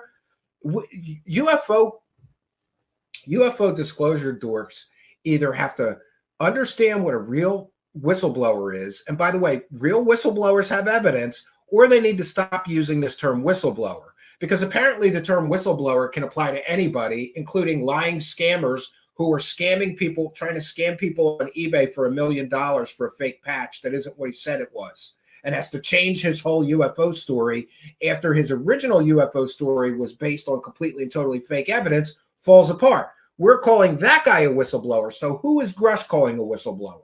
Everybody's a goddamn whistleblower now. Nobody has any evidence, but they're all whistleblowers, right? Tell a third-hand, fourth-hand story after you get caught lying and scamming people on eBay. You're now a UFO whistleblower. It's awesome. So more whistleblowers went to the ICIG after Grush went public. At least one scientist had concerns about murders to maintain the UFO cover-up. Yeah, at least one scientist. Guess who that scientist probably was? The same scientist who gave those lies to Tucker Carlson, who ran with them. The people are being murdered to maintain the UFO cover-up. People are being murdered. What scientist? Could it be the wackadoo scientist that he works for that's starting his own UFO religion, the Soul Foundation? Could it be that scientist? Notice how this man is always so vague. He doesn't want to say, like, the details. And the reason is because if you know the details, like maybe the whistleblower he's talking about is the lying scammer that was scamming people on eBay. Maybe that's the so-called whistleblower that he's referencing. Oh, at least one scientist had concerns about murders to maintain a UFO cover-up. Great. Can we get his name? Oh, I can't tell you. You know why? Because it might be Gary Gary Nolan. You know, the Stanford professor who keeps getting caught selling completely and totally fake UFO stories. The guy who pimps out the Stanford University labs so that he can help UFO scammers seem legitimate and scientific and sell their fake ass bullshit, ridiculous nonsense stories based on complete and total lies, right? The same scientist who took part in a complete and total scam where they claimed they had, quote, conclusive proof of alien technology, all confirmed by this man. And then they cut to a shot of Michio Kaku, you know, scammer, UFO, grifter, liars. Why doesn't he give the names of the people? Is that classified too? Of course it's not. But he can't give you any details. And I truly, at the heart and soul of all of this, truly believe that there's a reason he cannot give details. Because if he gives details, people will know that my entire original theory that all of this man's sources, all of what this man is talking about, commenting on, putting forth as evidence or proof, all comes from the same old UFO grift squad that have been saying this shit for decades and never proving it. If you knew who he's getting this shit from, and they've all been involved in fake shit and nonsense and selling completely, totally fake UFO stories, you would know that he's also full of shit. So there's a reason that he has to do the lie by omission and withhold who's giving him this information.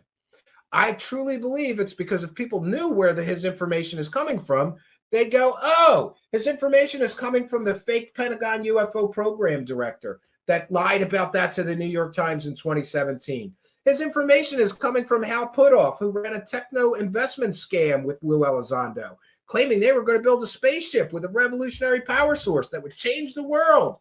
And they collected millions of dollars and didn't do anything like they said they were going to do with the money. That's an investment scam. And his information is coming from people like Dr. Gary Nolan, who's been caught selling completely and totally fake alien and UFO stories, right? If you knew where his information was coming from, then the whole grift would fall apart. So he's got to protect his information sources and protect the truth, I believe, is that his information sources are all known UFO scammer, grifter, wackadoo, liar, scumbags who are here to profit off of this thing and nothing more. Grush comments on Arrow and Sean Kirkpatrick. Allegations of certain House Republicans being paid off by defense contractors. Wow, that's pretty good accusation. And remember, when you can't provide evidence or proof of your claims, what do you got to do? Yell cover up. Claim the men in black are trying to cover this shit up. Oh, there's I can't show the evidence, but they have it, but they're covering it up. You just add a conspiracy on top of your original conspiracy to provide an excuse for why you have no evidence. Does he have evidence or claims? Grush asked the American people to vote out those Republicans. Shots fired against Mike Turner. Great. Let's get into this one. By the way, fair use. This is a transformative work. We're educating the public. We'll be critiquing the video that we are sharing. We'll be talking about it with our live chat. This is the textbook definition of fair use. David, when you first talked to us several months ago, you 6 months ago. Elizabeth Vargas doesn't want to acknowledge that they first talked 6 months ago and that there has been no evidence of his claims for 6 months. Doesn't want to acknowledge that. said you had spoken to about 40 people who had proof that the government had recovered. Yeah, why can't he name any of those 40 people? He never has.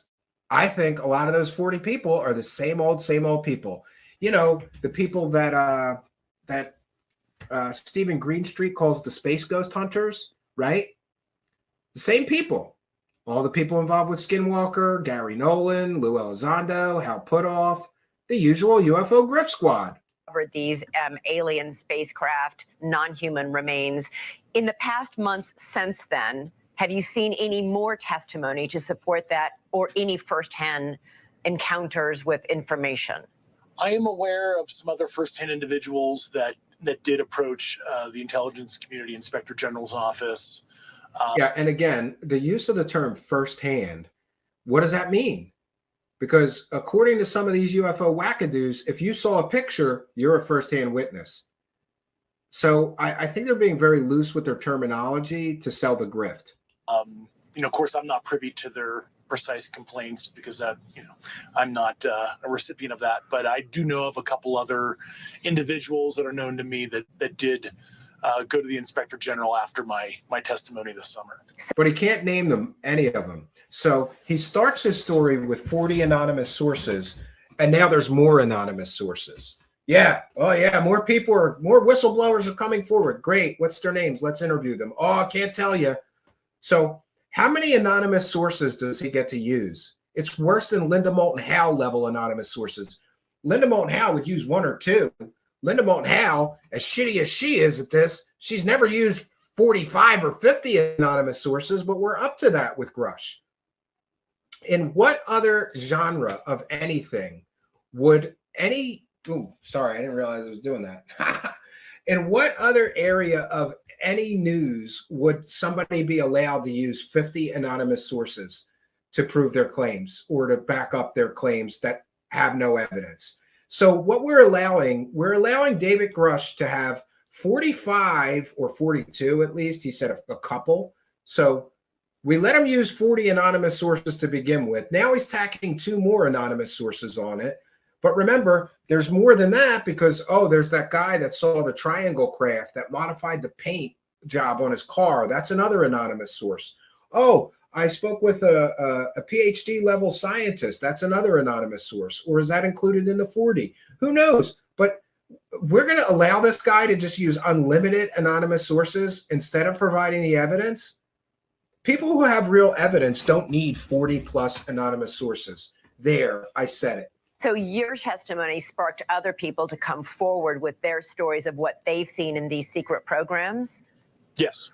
You recently did an interview with Joe Rogan on his podcast, and you said something that really took me aback. You said that you believed that the United States government has killed people for trying to go public with a story.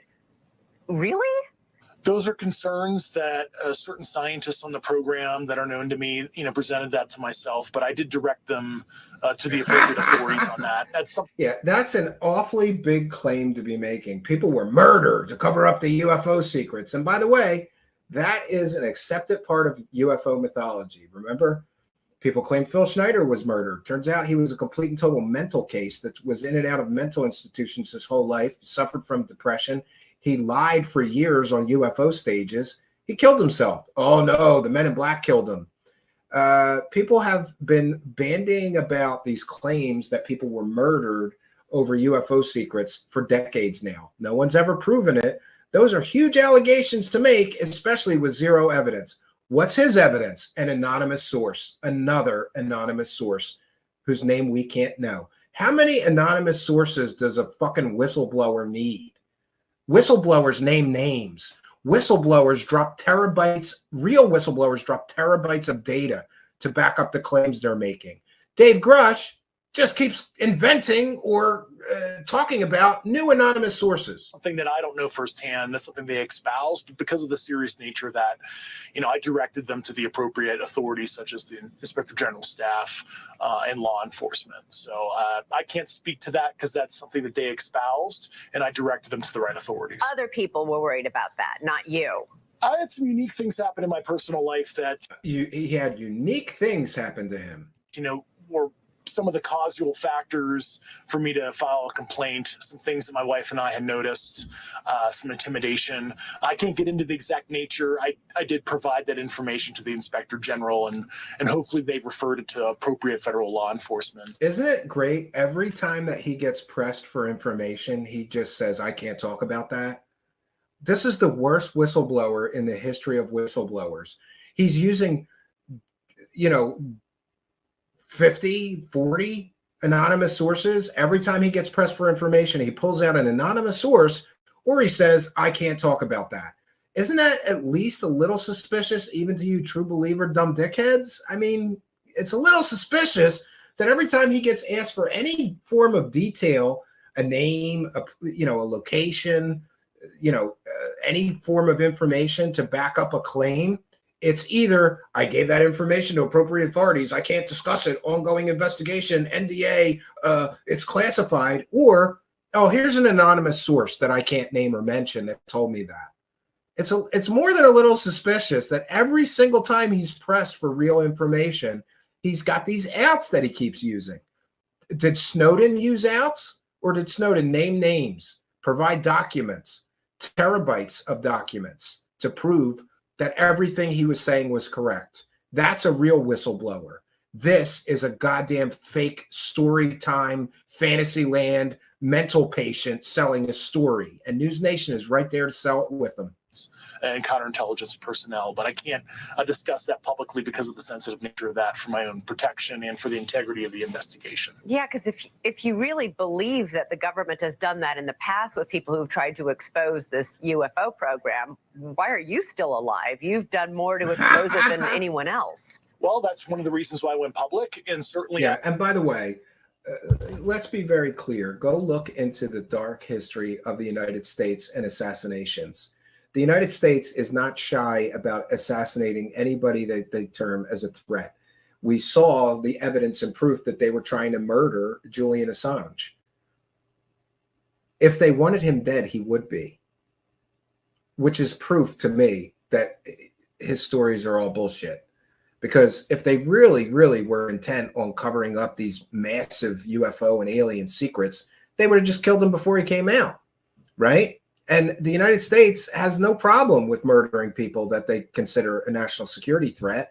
Look at the dark history of the United States and assassinations. And by the way, with very few exceptions, probably most notably, Cuban dictators, they kill whoever they want, and they have no problems doing it. So this, oh, my life is in danger. It's part of the deception to sell the story. Oh, this information is so important.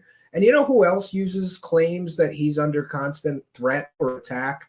Let's see, Corey Good, David Wilcock, Bob Lazar.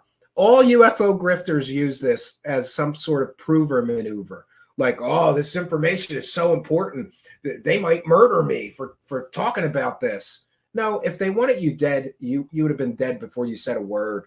I was shown that, they can touch me at any time. And that's what led me to not only contact my former agencies, counterintelligence folks with, what I witnessed. They can touch him at any time. What does that even mean? Evidence to that fact, but filed the complaint. And certainly going public was the appropriate move for me. And you know what's another real proof that this man is not on the level? He won't talk to the New York Times. He won't talk to the Washington Post. He won't talk to the New York Post.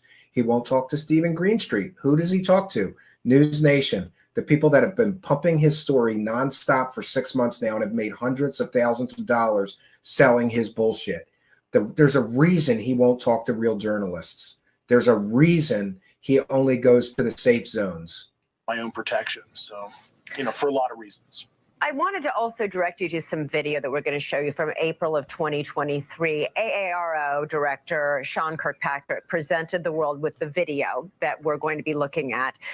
Do you think that there are some of these unresolved cases that are indeed from non-human intelligence? I mean, as I was the co-lead at the National Geospatial Intelligence Agency for UAP, there were certainly a lot of unmanned aerial systems and other manned platform videos that, myself and my team analyzed, and a lot of it was highly anomalous.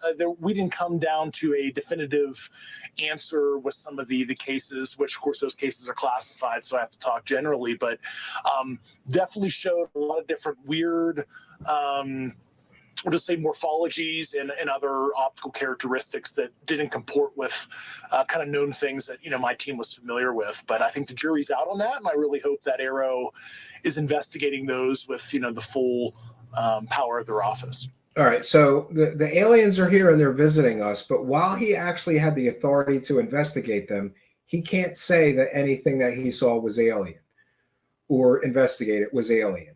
But UFO wackadoos told him about alien bodies, and that's all true somehow. But he has no firsthand knowledge of it, but now he has firsthand knowledge of it. This whole story is like one big circle jerk. Kirkpatrick is stepping down from leadership of Aero. What's your reaction to that?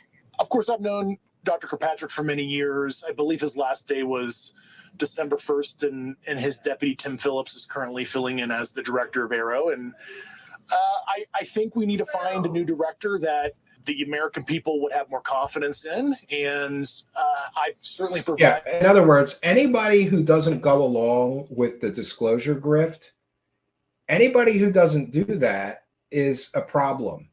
And anybody who doesn't go along with that, they want instantly replaced. And who did they want to replace him with? A known UFO wackadoo, Carl Nell. They wanted Kirkpatrick, who said there's no evidence of aliens or extraterrestrials that we have seen so far, or any programs involving aliens, alien spaceships, extraterrestrial bodies. There's no evidence of that. We have to replace those people. We have to get rid of anybody that doesn't go along with our delusions.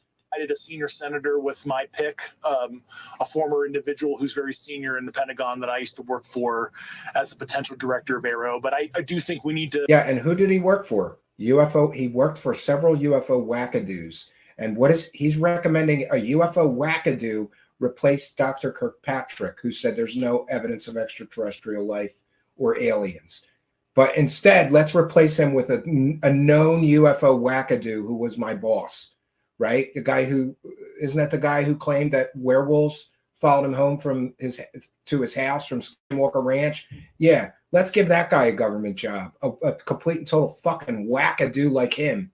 But it's no surprise that a mental patient would want another wackadoo to get a job, right? I find somebody that the American people trust more, not somebody that calls oral testimony not credible, which is something that Dr. Kirkpatrick said during his oral testimony without corroborative evidence may be considered not credible, especially when the source of that oral testimony is actually a bunch of UFO wackadoos who've been telling the same stories for decades and providing no evidentiary support or proof of their claims. I don't blame Kirkpatrick. He wants actual evidence, not stories. Stories are not evidence. Oh, but he testified before Congress and testimony is evidence. Okay. He told stories in front of Congress with no evidence. Testimony in front of Senator Gillibrand. You believe that there are defense contractors that are holding some of these remnants of spacecraft of some kind to try and reverse engineer and figure out how they work so that they can create brand new state-of-the-art weaponry. Yes. I mean, that's what the clear defense contractor base does, all the metal bending work, if you will, for the military industrial complex. And again, this is a known talking point of UFO mythology and has been for decades, that private contractors like Lockheed Martin or whoever get the alien crash retrieval material and try to back engineer it. People have been saying this for decades now, at least since the 70s, maybe earlier, and nobody's ever proven it. So where is the proof of this? Is he just repeating known UFO myths, stories that have never been proven? Not the agencies themselves that typically do the performance of those kind of activities. But the point being that you think it's those defense contractors like Lockheed Martin, for example, or others that have custody of these remains, not the U.S. government? Oh, absolutely. I mean, Harry Reid specifically said Lockheed Martin, and that is a disclosure he made 3 weeks after I met him in the New Yorker. I believe that was in May 2021, where he literally discusses Lockheed Martin in that disclosure. And I believe they had to walk that article back to the journalist who wrote that article in the New Yorker. Well, there's been allegations. So is he quoting inaccurate information that had to be retracted? That House Republicans are being paid off by defense contractors. I mean, one of the House Republicans that watered down the defense bill and watered down the provisions for releasing information has gotten a lot of campaign donations from major defense contractors. Yeah, that's publicly. You can look that up with PAC donations with some of these Republicans. You know, it's the big three that have typically donated to some of these big committee chairs. By the way, the aerospace industry has, to my knowledge, I checked into this claim, the Democrats have gotten just as much money from the aerospace companies as the Republicans. So if this argument that Mike Turner and others were paid off by the aerospace industries to cover this stuff up, then why weren't the Democrats on board with the cover up, who were getting equal amounts, if not more money, from the very same people?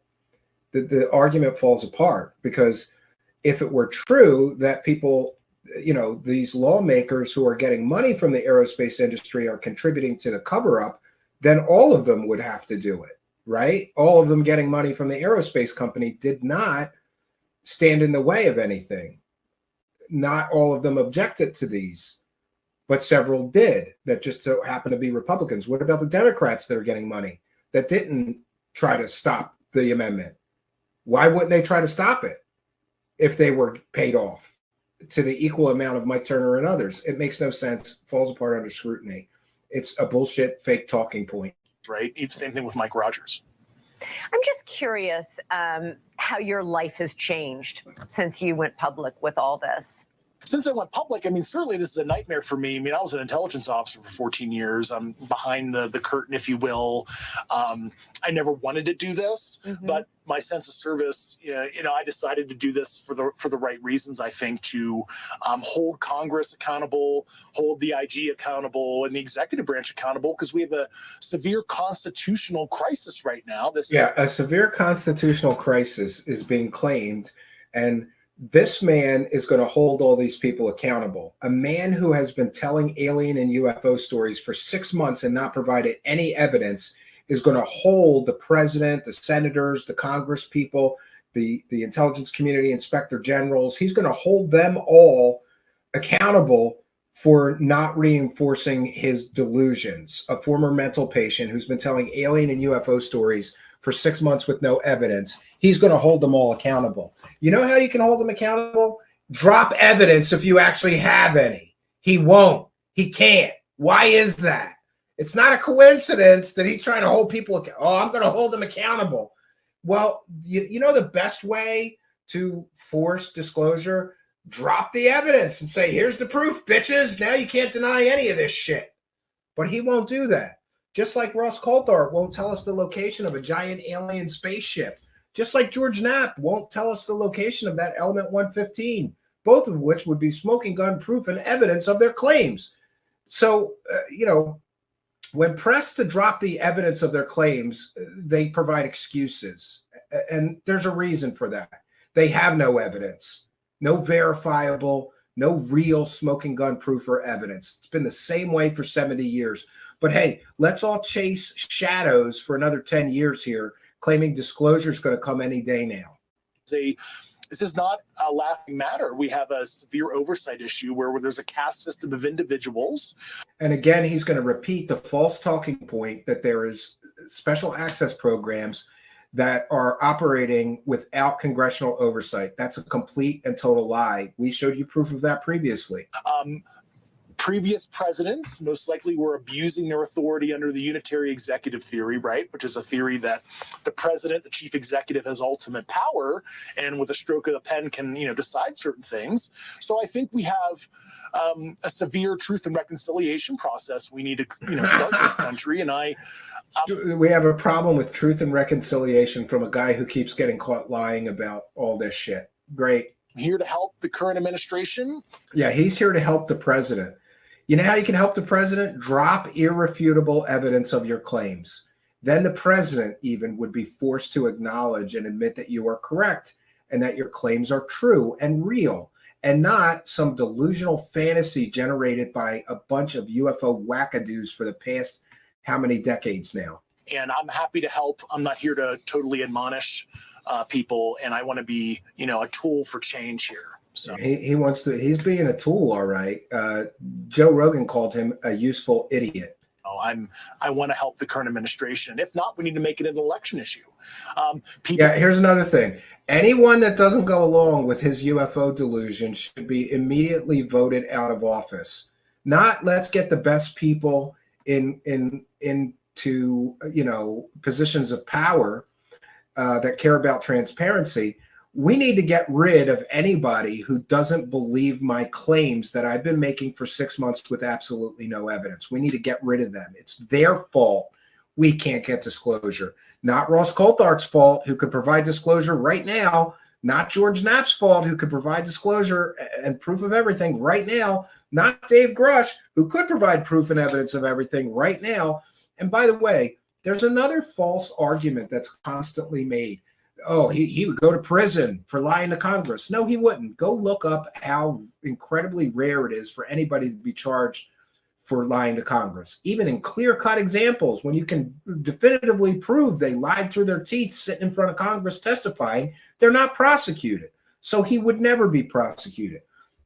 And another issue that I think is extremely important is, let's say, for example, that Grush is right, and there's some kind of classified programs. They got the alien bodies, the alien spaceships, the non-human, everything.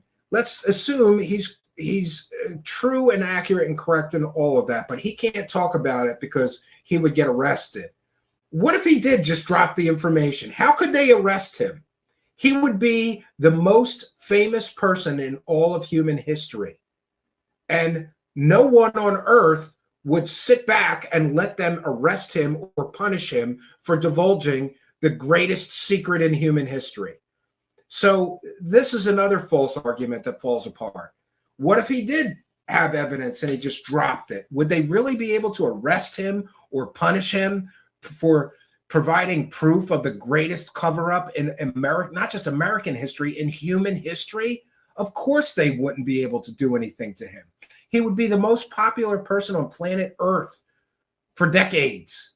People need to be voting out these people, and I think News Nation should post a list of House Republicans or Democrats, for that matter, that oppose this legislation and allow their constituents. Yeah, anybody who opposed this legislation is an enemy of disclosure. Let's paint targets on their back so that they too can become the victims of abuse and harassment and stalking campaigns from a bunch of UFO wackadoos. Right? Let's paint targets on their back. That's what they're doing. And by the way, I just want to make this very clear public statement. If some wackadoo, God forbid, and by the way, I pray this will never happen, but if it does, if some UFO disclosure wackadoo, that these guys are painting targets on the backs of our leadership in the Senate and the Congress. They're painting targets on these people, calling them enemies of disclosure. Who's responsible if some UFO wackadoo, God forbid, gets a gun and goes and kills one of these so-called enemies of disclosure? You know who would be responsible for that? These people with their false narratives and their delusional beliefs. And let's be very clear, there is ample and supportive evidence that some people get too far down the rabbit hole and literally kill people over this delusional fucking fantasy that these people push. It's dangerous. They weaponize people, right? And people have literally murdered people because they got too far down the rabbit hole and viewed other people as threats or whatever. And meanwhile, these UFO wackadoos are painting targets on people, saying they're enemies of disclosure. If, God forbid, anything happens, anybody painting targets on people, including that good trouble propaganda guy, including this clown, they should all be criminally prosecuted. That's my opinion. I don't know if that would ever happen, but they would certainly be morally and ethically and perhaps legally responsible for someone getting hurt, God forbid, murdered over this delusional fantasy world that they are creating. Constituencies to decide if these are the kind of... Yeah, and here it is. Get rid of everybody that doesn't go along with our delusional fantasy here. Get rid of them all. It's their fault we don't have disclosure. Not my fault, even though I say I have all this evidence and 40 people, right? It's not the fault of the 40 people who are too cowardly to come forward and drop their evidence and say, here's the evidence, bitches. It's not their fault. It's these enemies of disclosure's fault why we can't get disclosure. Not Ross Coulthart, who claims he has smoking gun proof and evidence, not George Knapp, not this guy. It's these enemies of disclosure. It's their fault. That are hindering government transparency, and through a democratic process in the 2024 election, we need to get these people out of office. And yeah, let's just get rid of everybody that doesn't go along with our fantasy. That's how you know it's a cult. Do you know who also gets rid of people who don't go along with their delusional fantasies? The Church of Scientology. Do you know how much money the Church of Scientology has spent getting rid of people who were critical of them, getting rid of people who were pushing back against their false claims and false narratives and their cult-like beliefs? Scientology does that. And by the way, that's a whole nother show that we're going to get into. Do you have any idea how many Scientologists are directly involved in these UFO delusional fantasy land stories being pushed and profited from? An awful lot, right? And that's a Scientology tactic. If people won't go along with your agenda, get rid of them by any means necessary. They're literally using the Scientology playbook here. If they won't go along with our cult or they endanger our cult's belief system, we get rid of them by any means necessary, right? Fair game. Furthermore, with the House Intelligence Committee, Mike Turner probably has no business being the chairman. I think somebody like Mike Gallagher, who's on the committee, he's a former Marine Corps intelligence officer. He takes this issue seriously. He's spoken out about it publicly, should be the chair. And people like Mike Turner, who say, I don't know, Dave doesn't know what he's talking about on Fox Business. Really? Well, Mike Turner's never been an intelligence officer. He's never served. Mike Turner says he doesn't know what he's talking about. A man who's sitting on the Intelligence Committee said he doesn't know what he's talking about, and we got to get rid of him. Why? Because he pushed back against my false delusional belief system that's based on no evidence that I can show. And since that guy said, I don't know what I'm talking about, we need to get rid of him. This is a Scientology tactic. Military. He was the mayor of Dayton before he became in Congress. He's a junior person in terms of the Intelligence Committee. And I gave his committee 5 hours of testimony last December, and Mike Turner's staff never invited me back for more. They never, he testified before Mike Turner's staff for 5 hours. Maybe there's a reason that Mike Turner decided that Dave Grush doesn't know what he's talking about. And remember, congressional staffers heard 11 hours of testimony from Dave Grush and called him a, quote, unreliable witness, unquote. Maybe, just maybe, Dave Grush dropped the names of some of these people that he's getting this information from, and those people did their due diligence, looked them up, determined they were UFO wackadoos with no evidence or proof, and decided that these people are all wackadoos. That's another good possibility. We'll see. Inquisitive to understand the issue more broadly or more in depth, and there's probably a reason behind that. And I just don't appreciate. Yeah, there's probably a reason behind that, which is even during your 5 hours of testimony to them, you provided no evidence. Maybe, just maybe, they need evidence in order to proceed with any serious investigation, and you have none. except for stories you repeat from known UFO wackadoos, including your boss, Dr. Gary Ghostscam. I mean, no land. Appreciate people that don't want transparency on the matter, quite frankly. David Grush, great to talk to you. This man is demanding transparency, a man who has provided no evidence for 6 months, right? Isn't that great? He wants transparency, right? Yeah, and I'm aware of that. Spooky sent me a story about Ross Coulthart.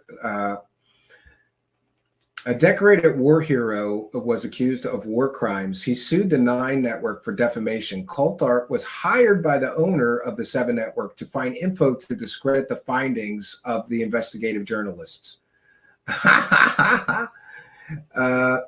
And that war criminal was ordered to pay indemnity costs for the entirety of his failed defamation case against those 9 journalists.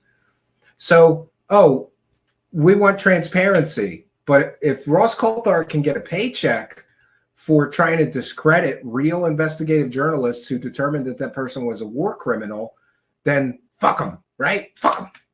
Yeah. Interesting bits of information from Grush there, which I think conclusively, every time I want this guy to keep doing interviews, because the more he talks, the more that he proves he has no evidence. Why won't he talk about the evidence? There's a reason he won't talk about the evidence.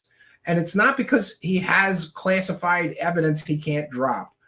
I'm going to share this next. We have just a few more pieces of information to share with you in tonight's important broadcast. This is from John Greenwald, and I just want to say that I agree 100% with John's sentiments here. I wanted to share them with my audience here. For those unaware, DOPSR means the Department of the Pentagon's Office of Pre-Publication. If you were involved in classified projects, you have top secret clearance, whatever, and then you get out of government, you want to talk about your experiences or write a book or make a movie or whatever, you need to get what you're going to do cleared with DOPSR, who goes through what you're going to say or whatever and determines if it's not a classified project, whether you can talk about it or not. Anyway, John Greenwald Jr., why do I keep pushing the DOPSR issue when it comes to David Grush? Easy. If he is telling the truth, we now have an established baseline with DOPSR stating that what Grush submitted is not classified and it can be published in the open. So let us see it. Whatever's on that DOPSR is not classified, and Dave Grush can let us see it.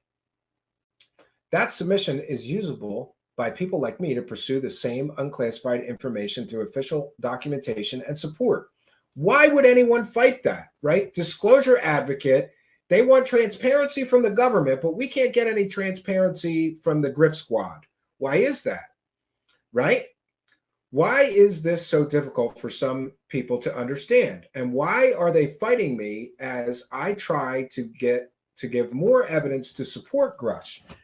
If it's the truth and DOPSR said it isn't classified, then some information is obtainable via FOIA. I would bet money on that if everything he says is true. So what's up with his pushback on me doing this? Some people think I am out to get Grush, which is not true. But what they fail to realize is even if I was, then me doing this would only prove me wrong on doubting him. So yet another win. Yet people fight it. There is zero chance that if the truth is thrown at DOPSR and they approve it being published, then 100% of that information is denied through FOIA.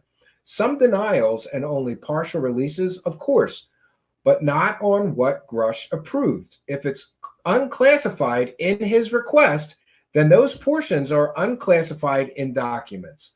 I and others can also use Grush's approved DOPSR request in subsequent appeals and even litigations. I cannot use podcasts, YouTube channels, or News Nation clips in the same way. Would I use them? Yes, I definitely try. Would they be the same weight as a DOPSR approved statement? No, not at all. And even through DOPSR approval does not constitute an endorsement of facts. It can go a long way. Yet, we can't see it. And I feel 100% valid question is, why not? And despite what my haters say, I'll keep asking each and every time he brings it up, but refuses to show it. In other words, there are things in that Dobster approval that John from the Black Vault can use to go after more evidence of what Grush is talking about, because he was approved that all those things in the Dobster original request of his are not classified, and he's allowed to talk about them. Therefore, people could file FOIA requests and get documentation to back up that what Grush is saying is true. But Grush won't allow that. The disclosure advocate doesn't want disclosure of his own paperwork to aid researchers in verifying his story. There can only be one reason for this. He doesn't want people to find out that, number one, nothing that he put in the Dobster request is classified, and he's allowed to say whatever he wants, but refuses to, because that will take away the classified bullshit excuse that him and all of his supporters keep using. I'm going to say this one more time. And Sixth Sense, you're correct. All the word salad of the government, they love acronyms. DOPSR is the Defense Office of Pre-Publication and Security Review. You are correct. And Scallywag says the Black Vault is awesome. You are correct. Okay, so here's the thing. If they approved him in the DOPSR to talk about alien bodies, alien crash retrievals, alien spacecraft, aliens in the possession of the United States government, non-human bodies, all of that was approved by DOPSR for him to talk about, that means that none of that is classified. And John and myself and many other researchers could go after the government with FOIA requests galore to get more information, since those things would be determined to not be classified by the DOPSR approval. Grush won't release it. Grush will not release it. Why won't he help researchers verify that what he's saying is true? Isn't that a little suspicious? But hey, we want truth and transparency and disclosure and transparency from everybody in the government except us. We don't have to give you any truth or transparency. That is suspicious as hell. And there's a reason he will not release that document. I think because it's going to take away his bullshit, fake, that's classified, I can't talk about that excuse. Because we're going to be able to see that he was approved to talk about all those things. Therefore, none of those things are actually classified. And since we shared one of John's posts, I'm going to share a Stephen Greenstreet post who just loves dunking on them. He puts whistleblower in quote, which I'm happy to see, because Stephen Greenstreet, it's at Middle of Mayhem. He's the New York Post reporter and host of the Basement Office, who once covered UFOs kind of like the circle jerk until he woke up to it all being a deceptive scam and started covering it the right way. I'm thankful that he had that awakening and is a critical voice pushing back against the bullshit hucksters, much like me. UFO whistleblower David Grush previously said he had no firsthand knowledge of the aliens flying around Earth, basing his testimony on info from third parties. Now that the limelight has faded and his 15 minutes of fame expired, he's claiming he actually does have firsthand knowledge of the space ghosts. Grush still has not provided one single shred of evidence to support any of his wacky claims. But somebody does retort that in the original congressional testimony, he did mention something like, I have firsthand knowledge of that, but I can't talk about it in this statement. Greenstreet fires back. Yes, my testimony is based on information I have been given by individuals with a long-standing track record of legitimacy and service to this country, many of whom also shared compelling evidence in the form of photography, official documentation, and classified oral testimony. So there's going to be a debate over whether he said he had firsthand knowledge or not. Some people are saying he's lying right now, because originally when the story was first sold, he claimed the people selling the story, certainly, maybe perhaps not him, but certainly Ross Coulthart and News Nation claimed, okay, so he has no firsthand knowledge, but he has knowledge gained from interviewing firsthand witnesses. So he has secondhand knowledge, no firsthand knowledge. Now, all of a sudden, the story's fading away. We're at 6 months with no evidence. And where is that? Remember, who's the scientist who was concerned with aliens killing people or with the government killing people to protect alien secrets?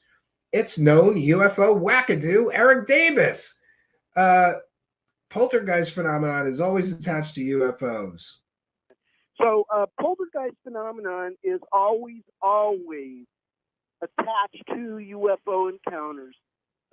It is something that's not very well understood or recognized by many in ufology, and even the really good scientific UFO groups that have existed since the 70s and 80s even ignored it. They just threw it out of any of their field investigations and case studies because it did not fit the model of what they believed UFOs to be, and that is extraterrestrials from another planet.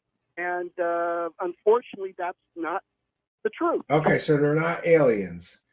They're space ghosts. Truth is every time you have UFOs, you're going to have poltergeist associated with them. And I personally experienced it every time I came home from my field trips to the Utah Ranch. And I brought that poltergeist phenomenon home. It makes a lot of people uncomfortable. I mean, the Pentagon killed the study in part because they worried it would be on the front page of the New York Times, and it was, and in part because they thought they would be embarrassed, and some of them thought it was demonic and weird and freaky, and so they killed it. But you think that study should be revived, right? Yes. And Eric Davis is talking about Dave Grush, so they know each other. The Space Ghost wackadoos are some of the people informing Dave Grush. That revived, and we hope that in the future that there's funding coming forth from Congress to revive it so that we can bring the contractors like us back into the fold and start working on this. Yeah, they want to get money for research. Studies like this going and to keep them We funded. got to keep them funded, and yeah. And to keep the bureaucracy hands off the program so that we can function freely and be able to do what we need to do to be able to study and understand what's going on and collect data, et cetera. Space ghosts. Space ghosts. And I'm not here. This isn't happening. Says next step, he'll claim he's an experiencer, and then it's straight to Gaia TV. Yeah. They often do escalate their stories to that of an experiencer, Robert Salas being a good example. Yeah. And here's a clip from Grush's original testimony with Congress. You've said that the U.S. has intact spacecraft. You said that the government has alien bodies or alien species. Have you seen the spacecraft? I have to be careful to describe what I've seen firsthand and not in this environment, but I could answer that question behind closed doors. So there's the out that he has. Oh, no, he did say he had firsthand knowledge, but he couldn't talk about it. But he has no firsthand knowledge of the bodies. So many people are saying that he saw a picture of what he believed to be an alien spacecraft, and that's his firsthand. Any of the bodies?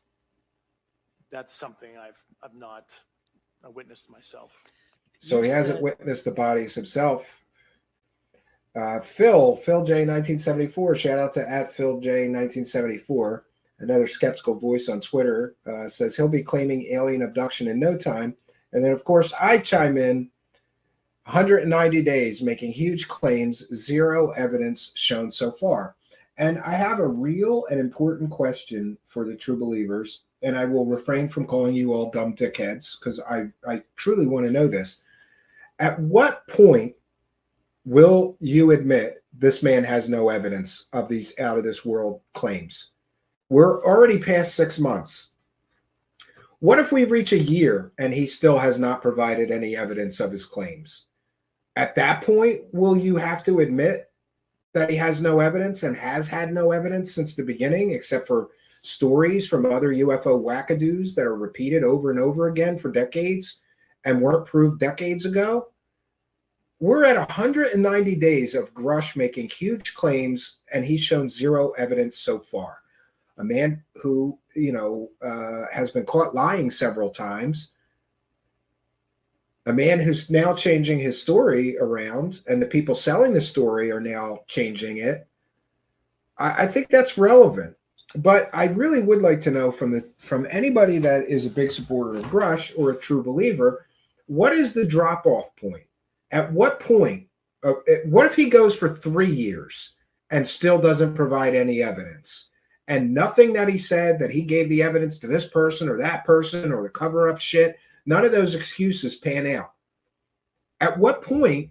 We're at more than 6 months, zero evidence.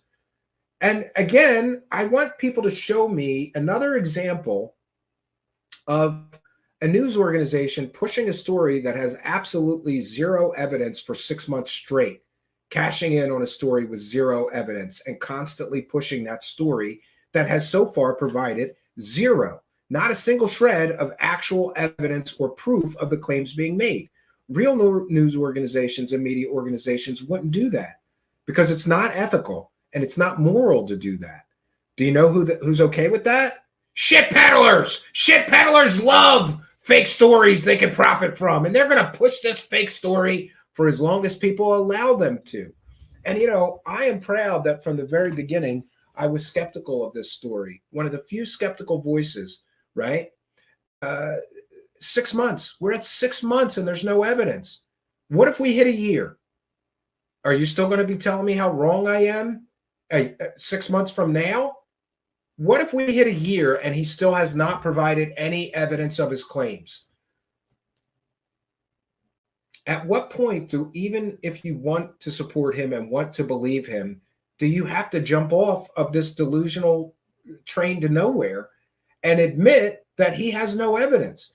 And again, show me another example in human history where somebody declared themselves a whistleblower, hundreds and thousands of dollars, maybe millions, was generated selling his stories, but he has not provided any evidentiary support or proof of his claims for 6 months straight. You can't. You can't. And that's how you know that this is all a delusional fantasy world. A real whistleblower would not wait 6 months to show the evidence. A real whistleblower would release the goddamn Dobson documents so that other researchers could do more digging into his claims. He won't. A real whistleblower would go to real journalists, not shit peddlers like Chris Cuomo and disgraced Australian journalist Ross Coulthart, who's been caught selling 5 completely and totally fake stories in recent years. A real whistleblower wouldn't go to shit peddlers. A real whistleblower would go to the New York Times. A real whistleblower would go to Stephen Greenstreet, even from the New York Post. The New York Post is one of the oldest newspapers in America. A real whistleblower would go to the Washington Post, the New York Post, the New York Times.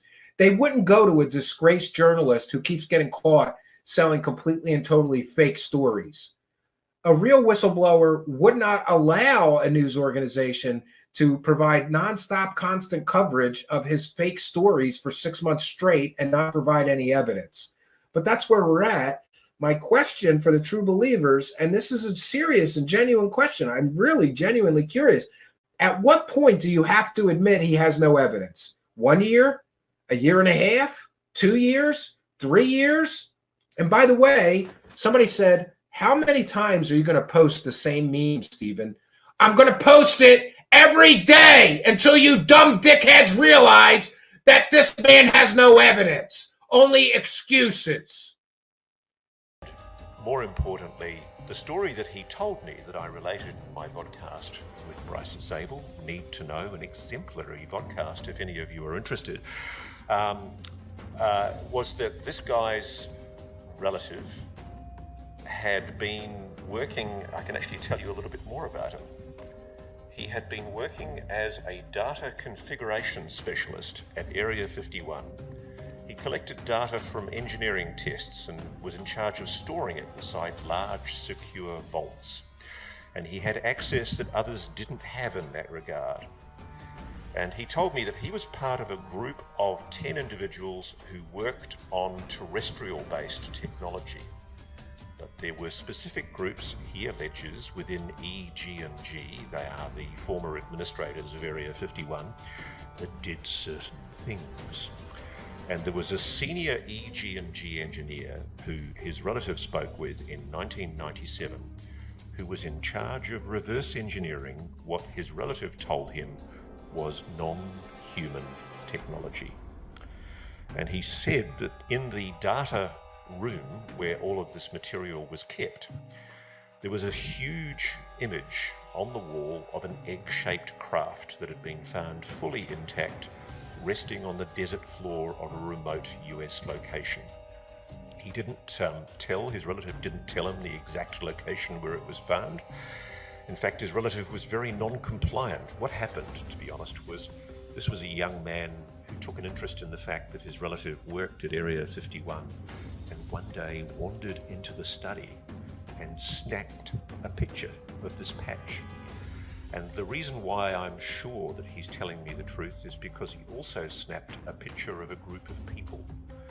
And without going into the details about that picture, it has more than convinced me as to his bona fides. But essentially, at the heart of all of this is there is a story behind this patch, and we will come to that later. You can take it away now, Josh.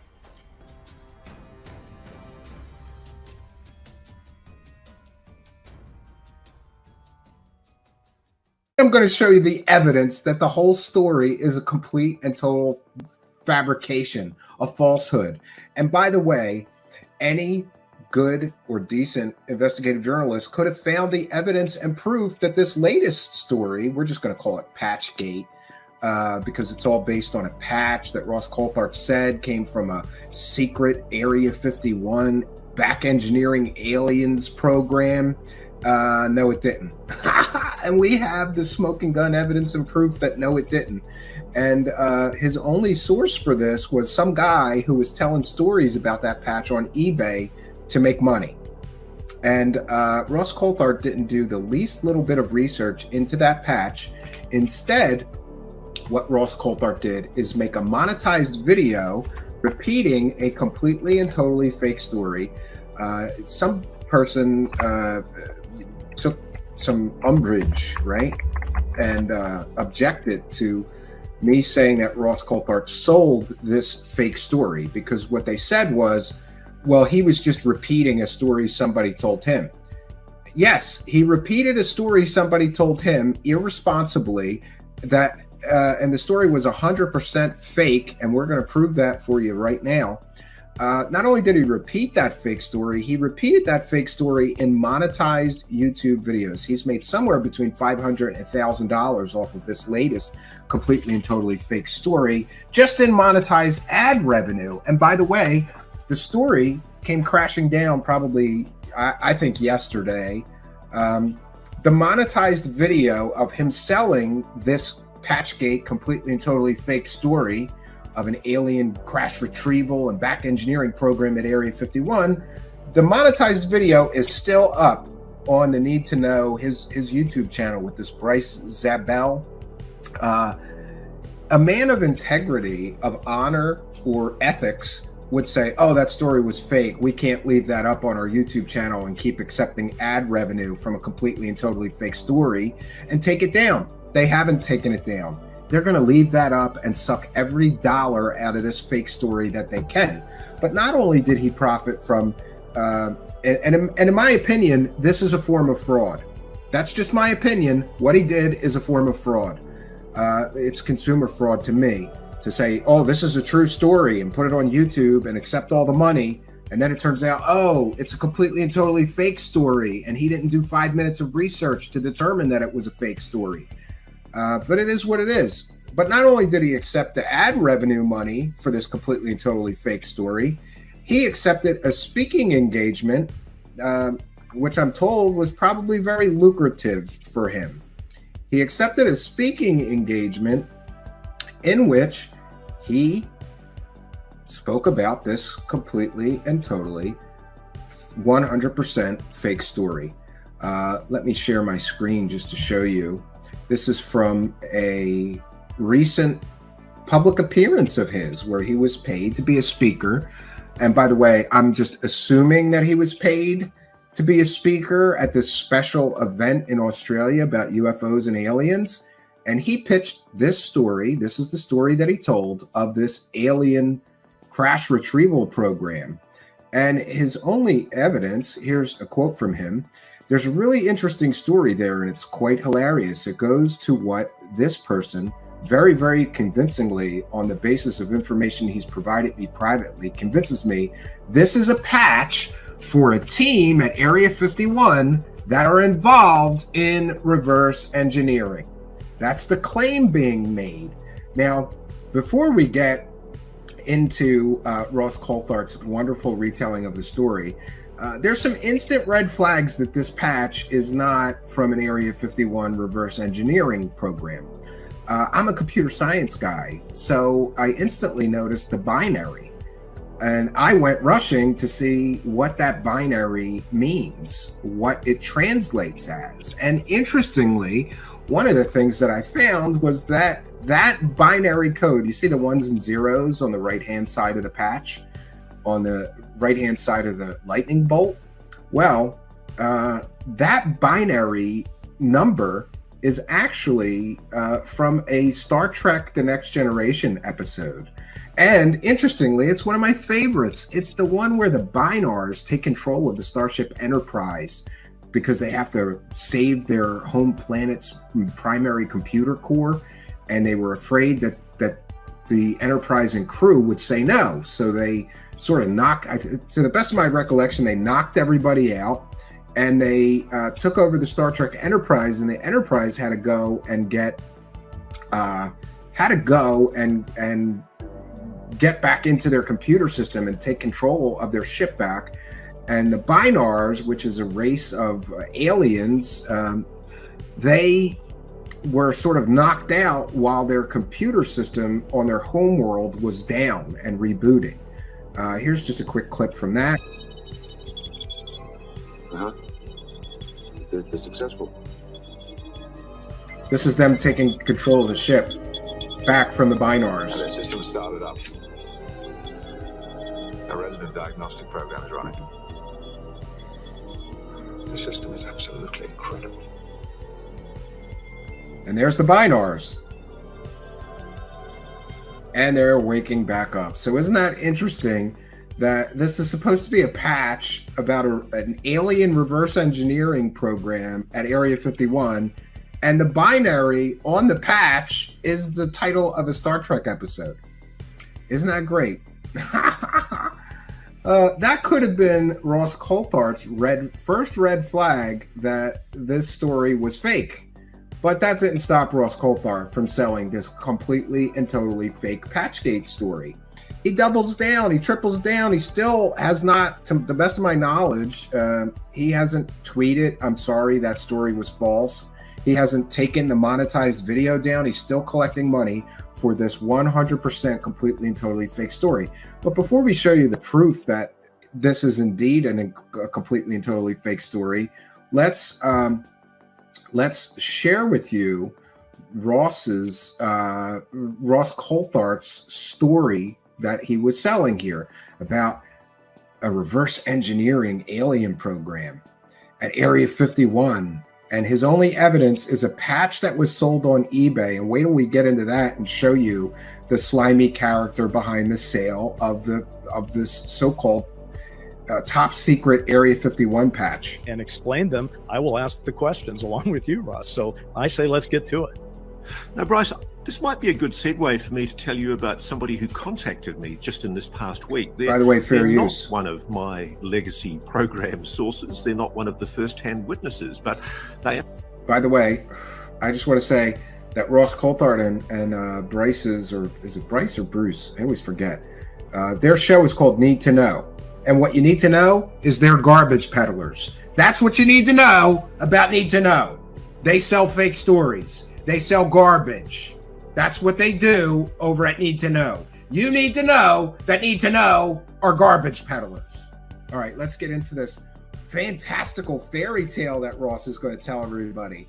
Somebody who's contacted Arrow, and with their permission, I'm allowed to talk about the fact that they've approached Arrow, and they told me that they've given a 45-minute telephone interview to Arrow about Did he call Arrow and verify that this person actually gave a 45-minute phone call to Arrow? How would you even do that? Their phone number is not really like out there and listed, is it? I don't know. Seems suspicious already. So this person testified to Arrow about what they knew about the aliens. What they know. And in all honesty, they've approached with some really interesting information, which I'd love to... Really interesting information, all of which just happens to be completely and totally fake. know, if we do get the opportunity to talk to Dr. Kirkpatrick, how have they investigated what this person has told them? Well, Arrow won't need to investigate it because, and by the way, Ross Coulthart was making fun of these silly debunkers on the internet who said that that patch wasn't what he said it was. And it looks like the silly debunkers nailed that patch to the exact program that it came from 100%. And it is not, I repeat, it is not from an Area 51 crash retrieval or back engineering alien technology program. That much is certain. So Ross Coulthart making fun of these silly internet debunkers, they did the work that he couldn't or would not do. So this is a guy who knew somebody who worked for a major defense contractor. And by the way, this is just one version of the story that he used to try to sell the patch. There's other versions of the story that he used to try to sell this patch on eBay. And by the way, a quick reverse Google image search, Ross Coulthart could have found those eBay listings in 30 seconds flat and saw that the very same seller used multiple different stories trying to sell that patch. That would be your second red flag that this story is completely and totally fake. But Ross didn't do that, because why should you let something like facts, evidence, and history of the so-called information source get in the way of a really good alien fairy tale that you can make thousands of dollars with?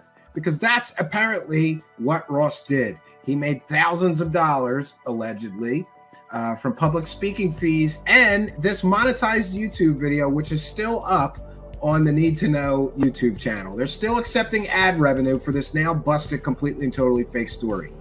And had a very high DOD security clearance. This person had a great uncle who passed away last year of a heart attack in his sleep at age 75. And again, this is just one version of the story that this person who was selling this so-called top secret patch on eBay was using to try to make money. Their great uncle served in the US Air Force for 28 years at E8 level, and then was hired to work with EG&G. And worked at Area 51 Groom Lake from 1997 to 2014. Again, there's no evidence, just a story. Somebody told him. Whatever that is. Before he passed away, this relative, this great uncle, confided to my source very important information to the individual that has contacted me. It was shared that the great uncle had a conversation with a senior engineer when he first arrived in 1997, whose EG&G group was tasked with trying to reverse engineer an object that was recovered and brought to Area 51 in the 1980s by some CIA folk. Oh, so the CIA brought some alien technology to Area 51, and this guy selling the patch on eBay said that his uncle talked to somebody else. So we've got like third-hand witness account. This guy who sold the patch on eBay's uncle talked to somebody else who told him that story. So this is a game of telephone, first of all, because Ross Coulthart is now repeating a third-hand story. The first-hand witness was the guy who knew about this program, who talked to the great uncle, and the great uncle told the story to the guy selling the patch, who then told the story to Ross Coulthart. So what we're getting is actually a third or fourth-hand account of this story. You see the problems already? That could be another red flag. This is a fourth-hand account of a story about alien back engineering at Area 51. Shortly after that conversation, the senior engineer retired. Their great uncle also saw an up-close, crystal clear photograph of the same exact object attached to the wall of a secure vaulted data storage room at Area 51 sometime after. Oh, so the guy selling the patch's uncle saw a picture. Okay. The great uncle stated it was absolute proof of a non-human craft, but that the public would probably never get to see that photograph. Oh, it was absolute proof. He saw absolute proof, but the public wouldn't get to see that photograph. Maybe because that photograph doesn't exist, Ross Coulthart? Can you show us the photograph? Of course not. But I'm going to tell you a third-hand account of a story about a guy who saw a photograph, right? He said, quote, the object was egg-shaped, about the size of an SUV, silverish grey in colour, smooth, seamless, no control surfaces or propulsion. Yeah, where have we heard that before? No control surfaces. It was smooth, no rivets, right? That's pretty much Bob Lazar's description of some of the so-called alien craft at Area 51. I don't think it's a coincidence that those accounts sound so similar. Visible, no writing, no symbols of any kind. A few men could pick it up, yet it could not be cut open and X-rays couldn't penetrate it. The best engineers at EG&G tried to figure out how to activate it and what its power source was, to no avail.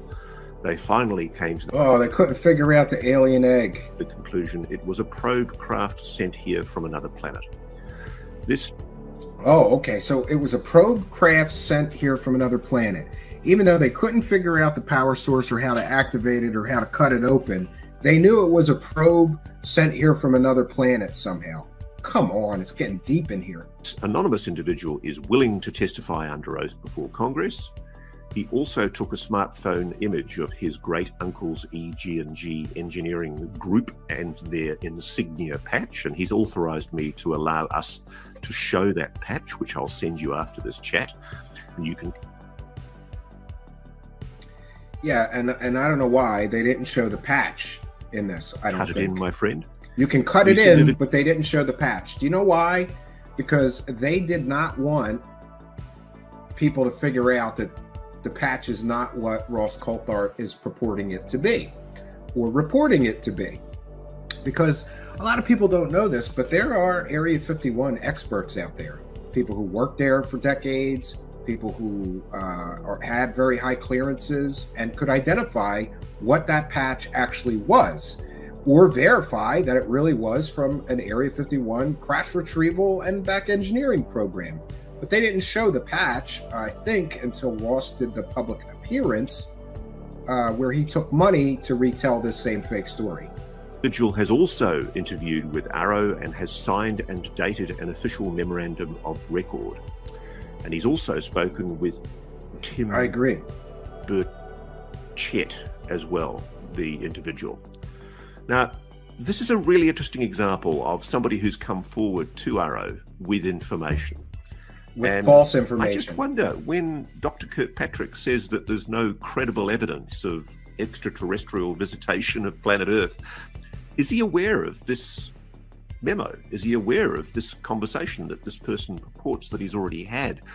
Yeah, and see, Ross Coulthart doesn't like Sean Kirkpatrick because he said that he has been investigating and has found no evidence of alien technology or alien back engineering programs, legacy or otherwise. So Ross Coulthart likes to, he's using this fake story to try to gotcha Kirkpatrick of Arrow. Look, he's lying because we have this witness who said that he talked to Arrow and his uncle worked for an alien back engineering. Bullshit. It's all fake. And his only evidence is some guy selling a so-called top secret patch on eBay, the binary code of which is a Star Trek episode. That could be a red flag. The story's fake. But he's trying to gotcha the guy like, oh, he's lying about the alien technology, Kirkpatrick is. This story is completely and totally fake. Maybe Kirkpatrick is a smart and educated man, and like me, he figured out what that patch really is, right? With people from Arrow, is he saying to Congress that there is no information because this person's information, of course, is hearsay? But you could very quickly check this information by approaching the direct source and moreover checking the bona fides of the great uncle. records. Did he check the bona fides of the great uncle? Did he verify that this guy selling a patch on eBay's uncle actually worked at Area 51? Or did he just accept the story that he was told and run with it? You know, this is the difference between a real investigative journalist and a garbage peddler. A real investigative journalist, the first thing they would have done is ask for the uncle's name and did a complete and total military and career background check on him and found out if it's even plausible that he indeed worked at Area 51. So I guess I'd just like to know more. I mean, it raises more questions than it answers. I've had a few of these kind of messages from people who are frustrated that Arrow's boss is saying one thing when they say they have presented it. Yeah, wackadoos are saying, we have proof of alien technology, and it's a patch that I was selling on eBay, right? And by the way, by the time Ross got this story, the guy already sold the patch on eBay. But this entire story, friends, completely and totally falls apart based on that patch. And we're going to get into the evidence and the proof of that. So again, his only evidence is some guy told me, you know. Also, it's important to point out that the person that was selling this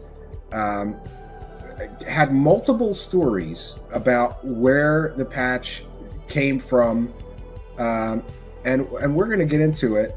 Charlie Weiser, I have to say, friend of the show, thank you, Charlie Weiser, for doing what you do, did an excellent breakdown of this story, which we're going to share for you. And before anybody accuses me, this is Charlie Weiser's thread, and Charlie Weiser culled the information from Metabunk and various other internet sources and just made it digestible in a YouTube thread. Thanks to Charlie Weiser and all who contributed to busting this complete and totally fake story. From Ross Coulthart's podcast, August 4th, where he talks about the patch, his source, presumably Lockheed Skunk 117 on eBay, Bill's Mafia 716Y on Twitter, snuck a photo of his great uncle's patch before he died last year, and last week gave it to Coulthart to show us. That was one version of the story. His uncle was sleeping and he took a picture of the patch. This great uncle never saw the egg-shaped craft, only a photo of it, shown to him by another engineer on the program in 1997 who promptly retired. The egg was featureless and was never penetrated, was nevertheless concluded that it had to be an ET probe. Coulthart's source, the great nephew, showed him both the secretly taken photo of the patch, which he presented at Saturday's talk. Remember, he got paid to give a talk about this, and it's a completely fake story. And one of the EG&G folk themselves. Coulthart does not specify that his source actually had multiple different photos of the patch from all the times he tried to sell it on eBay. Why bother with the story of secretly taking a photo? It's irrelevant. He secretly took the photo, but yet there's multiple versions of the photos of this thing on eBay on the different sales listings where he's trying to sell this patch. By the way, he got a good buck for it. I think he got $550. It seems that the patch eventually sold in February 2023 for $550. Yes, $550. Most of it was probably for the Michael Jordan autograph stub that came with it. The buyer left this review and also bought Area 51 coins, so we know that the patch was sold for $550. The description of one of several different listings for the patch, it varied slightly each time. In this one, the seller claims to be the engineer who worked for the program. In other listings, he says it belonged to a family member. So here's the original eBay listing, or one of them. There's multiple ones. And again, the story keeps changing every time this guy's trying to sell it on eBay. In one version, it was his uncle's patch. In another version, it was his patch. And here's the listing. For sale is one patch that was specifically designed, produced, and handed out to the members of a small, top-secret EG&G engineering group inside Area 51 in the early 2000s. I was part of that group. Each member was given one patch. This patch is super rare. I have never seen another one offered anywhere else before it, so it's special because it was actually inside Area 51 at one time. Ooh, it's rare. That makes it more valuable and you can get more money for it, right? It makes it the ultimate Area 51 item you will ever find. This patch is 100% authentic and original, not a reproduction or a novelty patch. It's in great condition for being almost 20 years old. See the pictures I have, 100% positive eBay feedback. Buy with complete confidence. Free FedEx shipping with signature required. No returns. Message me with any questions you might have. And here, the seller seems to confirm that he told Coulthart the picture he gave him was the one he sneakily took when his uncle was sleeping. This part of the story is clearly fabricated. He had at least 6 pictures from 3 photo shoots plus 2 of the reverse. If someone lies about part of their story when they didn't have to, if the story were true, then the story is false. All the info Ross Coulthart got from this source about the egg-shaped craft is therefore also fabricated. The eBay review was left by the buyer. Sure. So there's that. And again, in another eBay listing, he didn't say I was part of the group. He said my uncle was part of the group. So it's interesting that the seller of the patch's story kept changing, and Ross Coulthart could have found all this out. But he was too much in a rush to slam and disparage and slander Kirkpatrick for being a liar about not having any evidence of alien technology, and too quick to jump on to a monetized YouTube video so he could make money retelling this completely and totally fake story. The great uncle was told about the egg-shaped craft by a senior engineer when he started at Area 51. Then allegedly saw a photo of it on the wall in a data storage room. Oliver BF chimes in, but what a load of crap just for a patch bought on eBay. Who believes this crap anymore? You've got time to waste. It's interesting. Can Ross Coulthart's ego survive a bout of self-reflection on why he promoted a patch as belonging to an alien UFO reverse engineering program just because his source's great uncle colleague spun a yarn? And Charlie Weiser chimes in that I'm profiling Coulthart's latest blunder, and a long line of blunders starts in a few minutes. Thank you for doing that, Charlie Weiser, and thank you for all that you do, because we truly appreciate people actually looking for the link. 1 second here. All right, and here's how we know that the story is completely and totally fake. This guy first tells Ross Coulthart, I took a picture while my uncle was sleeping. He's taken 4 different pictures of this same patch while he was trying to sell it on eBay. Worthporse cribbed the 5 eBay ads using the 4 photos plus 1 broken unknown image, so they're archived. None of the ads sold. Yeah. Rare historical EG&G Area 51 Groom Lake employee only engineering patch, and he was trying to get $1,000. EG&G Engineering UFO military super rare patch. Groom Lake EG&G employees only authentic and super rare patch. There's all these different. This guy was just trying to make money. He was just trying to make money selling this thing on eBay. It's very, very clear. So how do we know that this is that this patch is not what Ross Coulthart or his idiot source told him it was? Well, there are some clues. UFT8 is an output error symbol. There is one symbol that is for a radar screen. Blue star is used to denote United States Air Force friendly forces. So why would an alien crash retrieval program denote United States Air Force friendly forces? The lightning bolt is for electronic intel, and it's commonly used. And these waves that you see on the left-hand side of the patch are directional radiation antenna signal symbols. This thing that they said was an egg-shaped alien craft was actually used to represent an aluminum radar calibration sphere. Measure and analyze RCS signatures. Protect United States Air Force assets.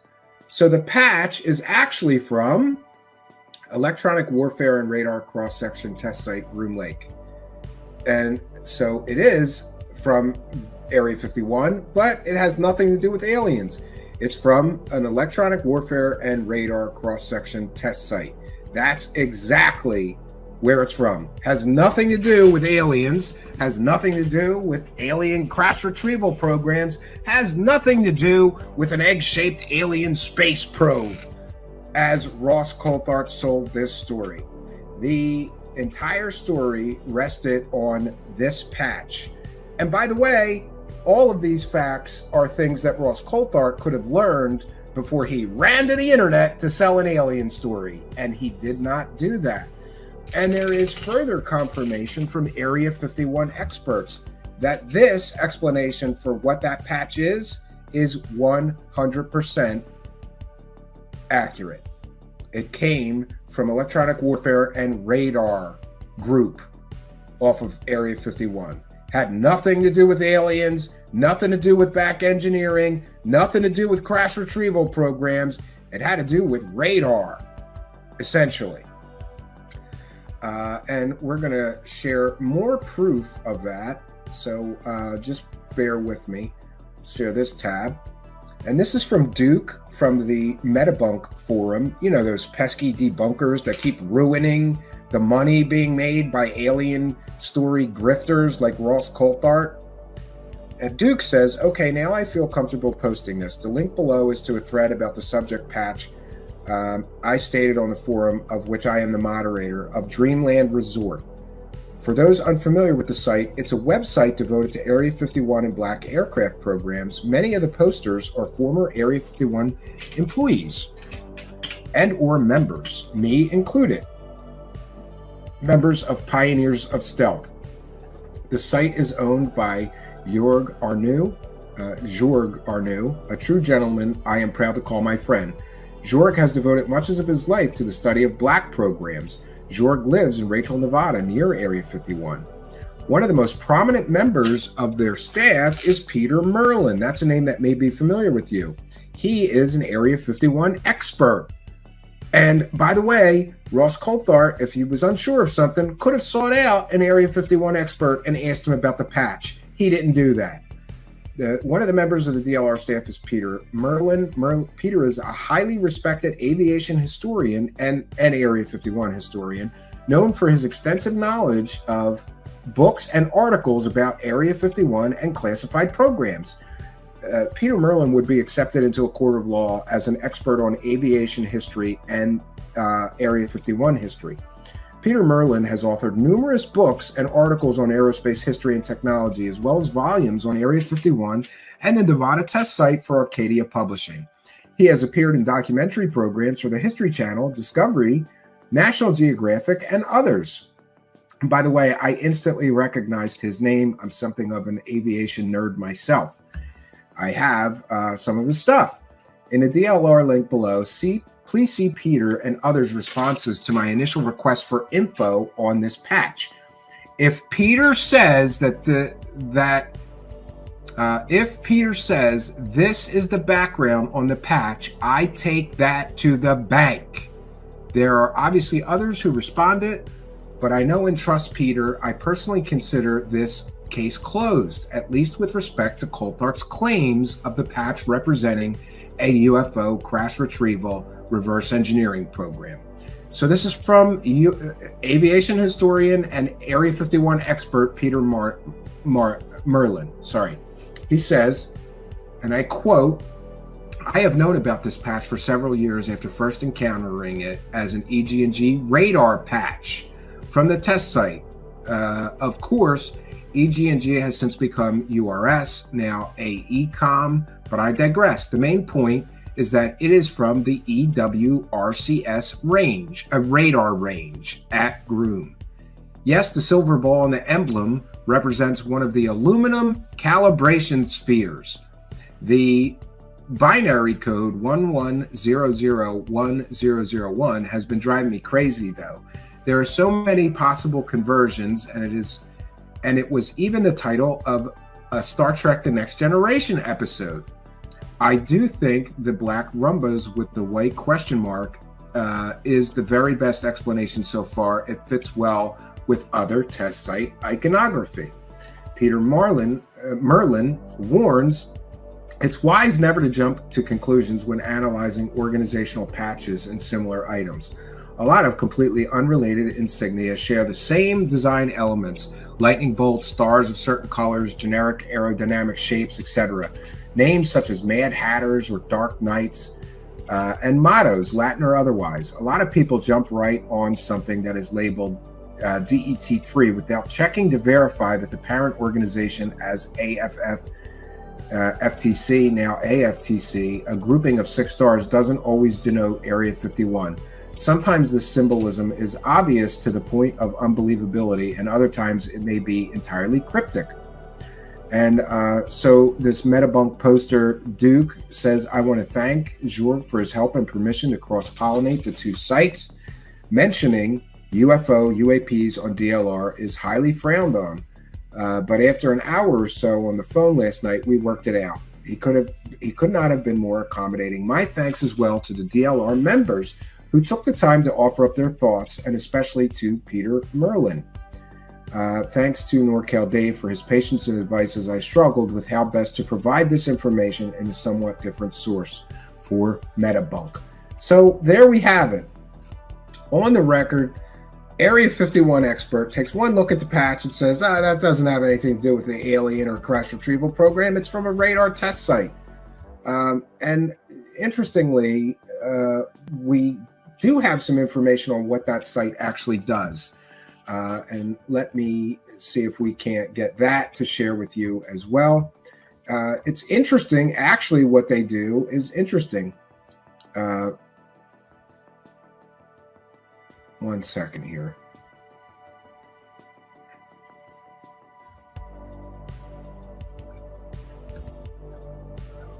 Ooh, 1 second. I'm sorry. Yeah, so we're calling this fake story Patchgate. Okay. And we have a post from the same poster, Duke, giving a little more information about what that area at Area 51, what that patch is really all about. Apparently, exploitation of Russian aircraft at Area 51 has apparently continued and includes a well-documented case of an Su-27 flanker being test flown against the United States Air Force F-16 back in 2016. Yes, the Daily Mirror isn't the most credible source, but I chose it because of the number and quantity of those photos in the article. The flanker is rumored to have been flying from Groom Lake for nearly 20 years, but no one ever managed a definitive photograph to prove it does exist. The sequence of photos is the first proof that the Americans are flying this aircraft, which is the premier air defense fighter in use with the Russian and Chinese air forces. And so isn't it interesting that apparently the United States government is in possession of Russian fighters and Russian aircraft, and what this patch is related to is a group that would shoot radar at these Russian fighters being test flown so that we could see the radar signatures and exploit their weaknesses when it comes to radar and detection. That's what this whole patch and program was about. It had nothing to do with alien technology, zero. Had nothing to do with alien crash retrieval programs, zero. It had nothing to do with what Ross Coulthart or his shitty source said it did. And that's just a fact. Ross Coulthart can say whatever he's going to say. Even if you give him the, total benefit of the doubt, what you're left with is that Ross Coulthart is completely and totally lazy as a journalist and a researcher. He's either lazy or he knew that this wasn't what he said it was, but he needed a new story to sell. Because the Grush money's drying up already, because that house of cards is falling down without evidence to hold it up. Patchgate.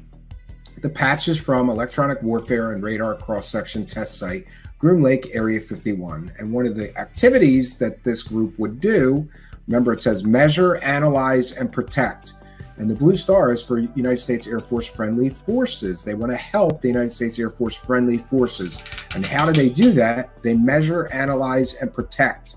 So they have these Russian and some say even Chinese aircraft in the possession of the United States government through whatever means they got them, and they take them to Area 51. They're test flown, and this group would measure, analyze, and protect by testing radar systems on enemy aircraft. That, my friends, is exactly what this patch was about and the group related to it about. Ross Coulthart got the story completely and totally 100% wrong. This is not the first time Ross Coulthart has done sloppy, lazy vetting of sources, and I don't believe it'll be the last time. This is not the first time that Ross Coulthart has been caught selling a completely and totally fake story, and I don't believe it'll be the last time.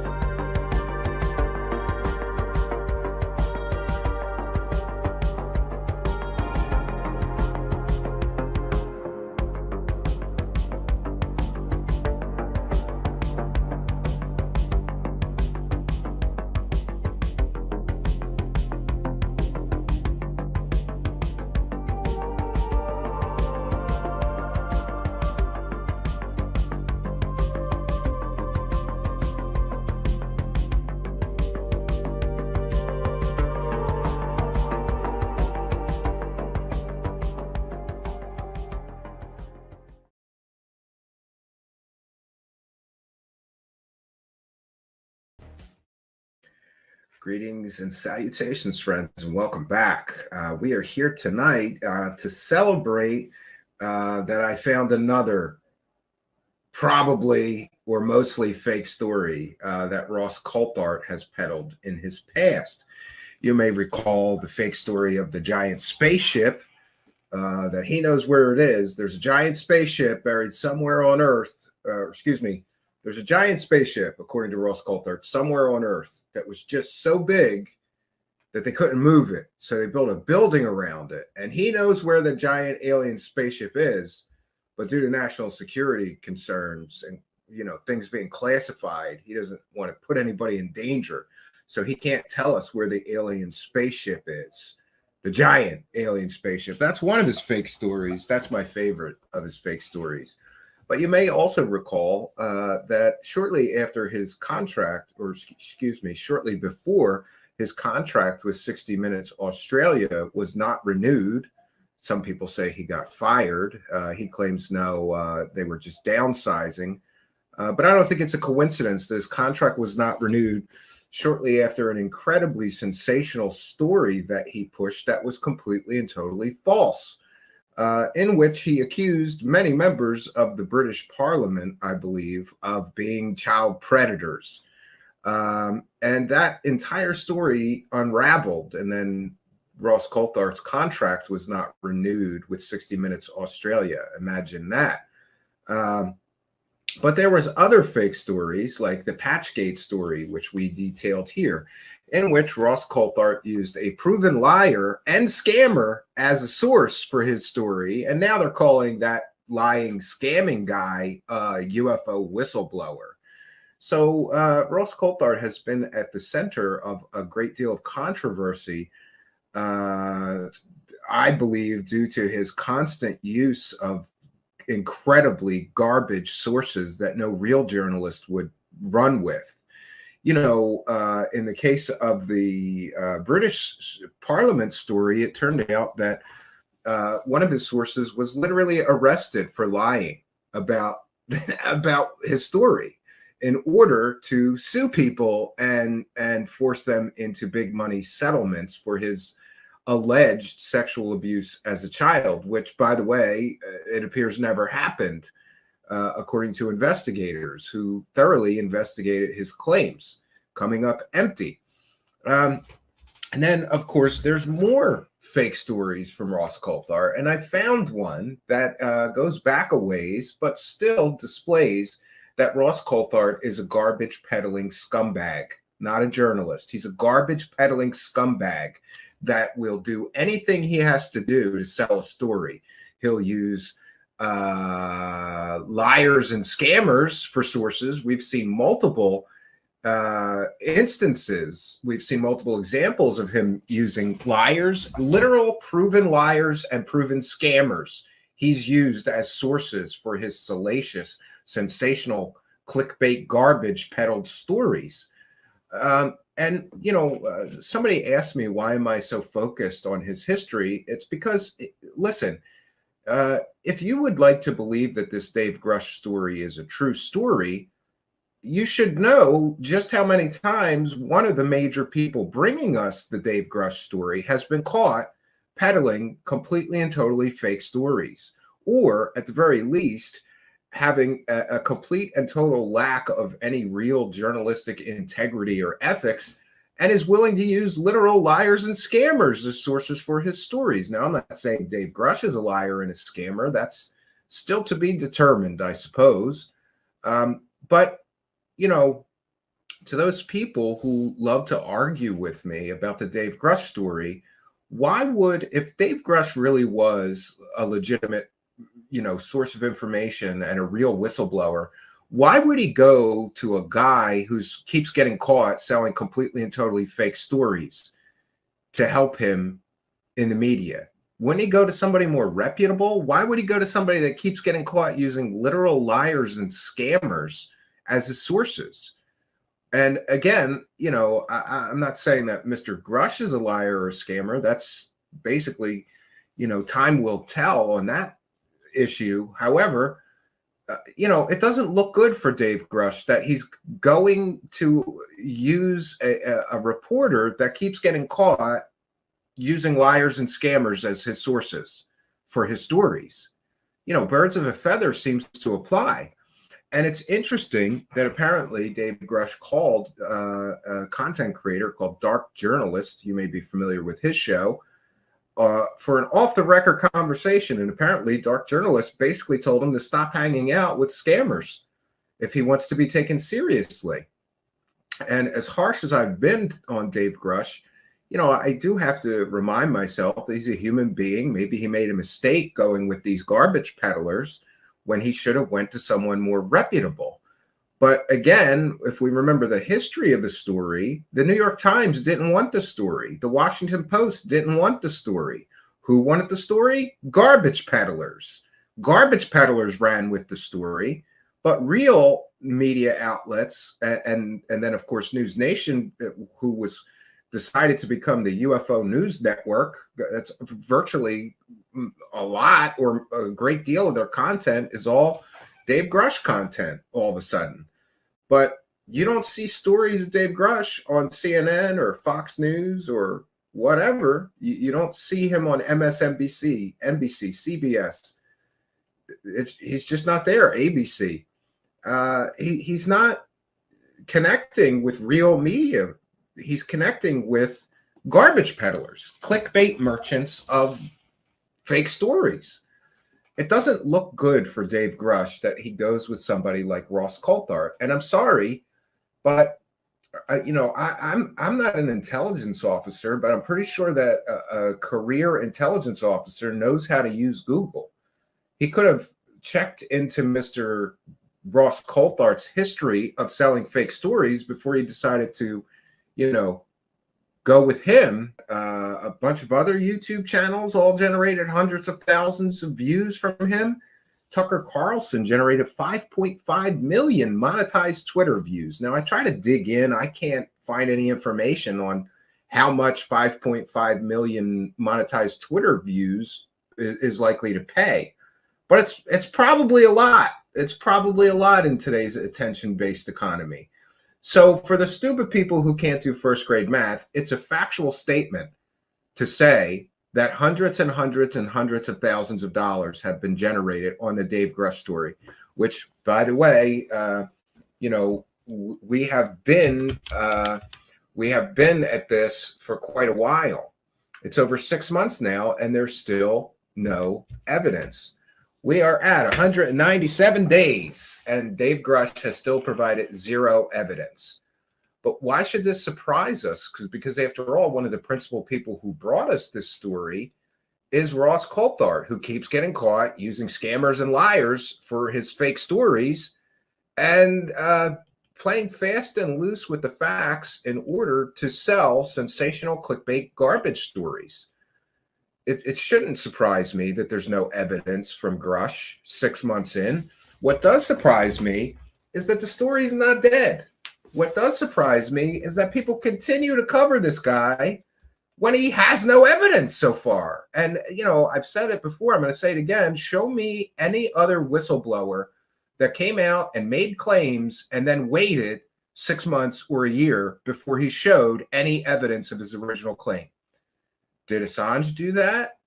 No, I don't think so. And by the way, there's some good news on the Julian Assange front.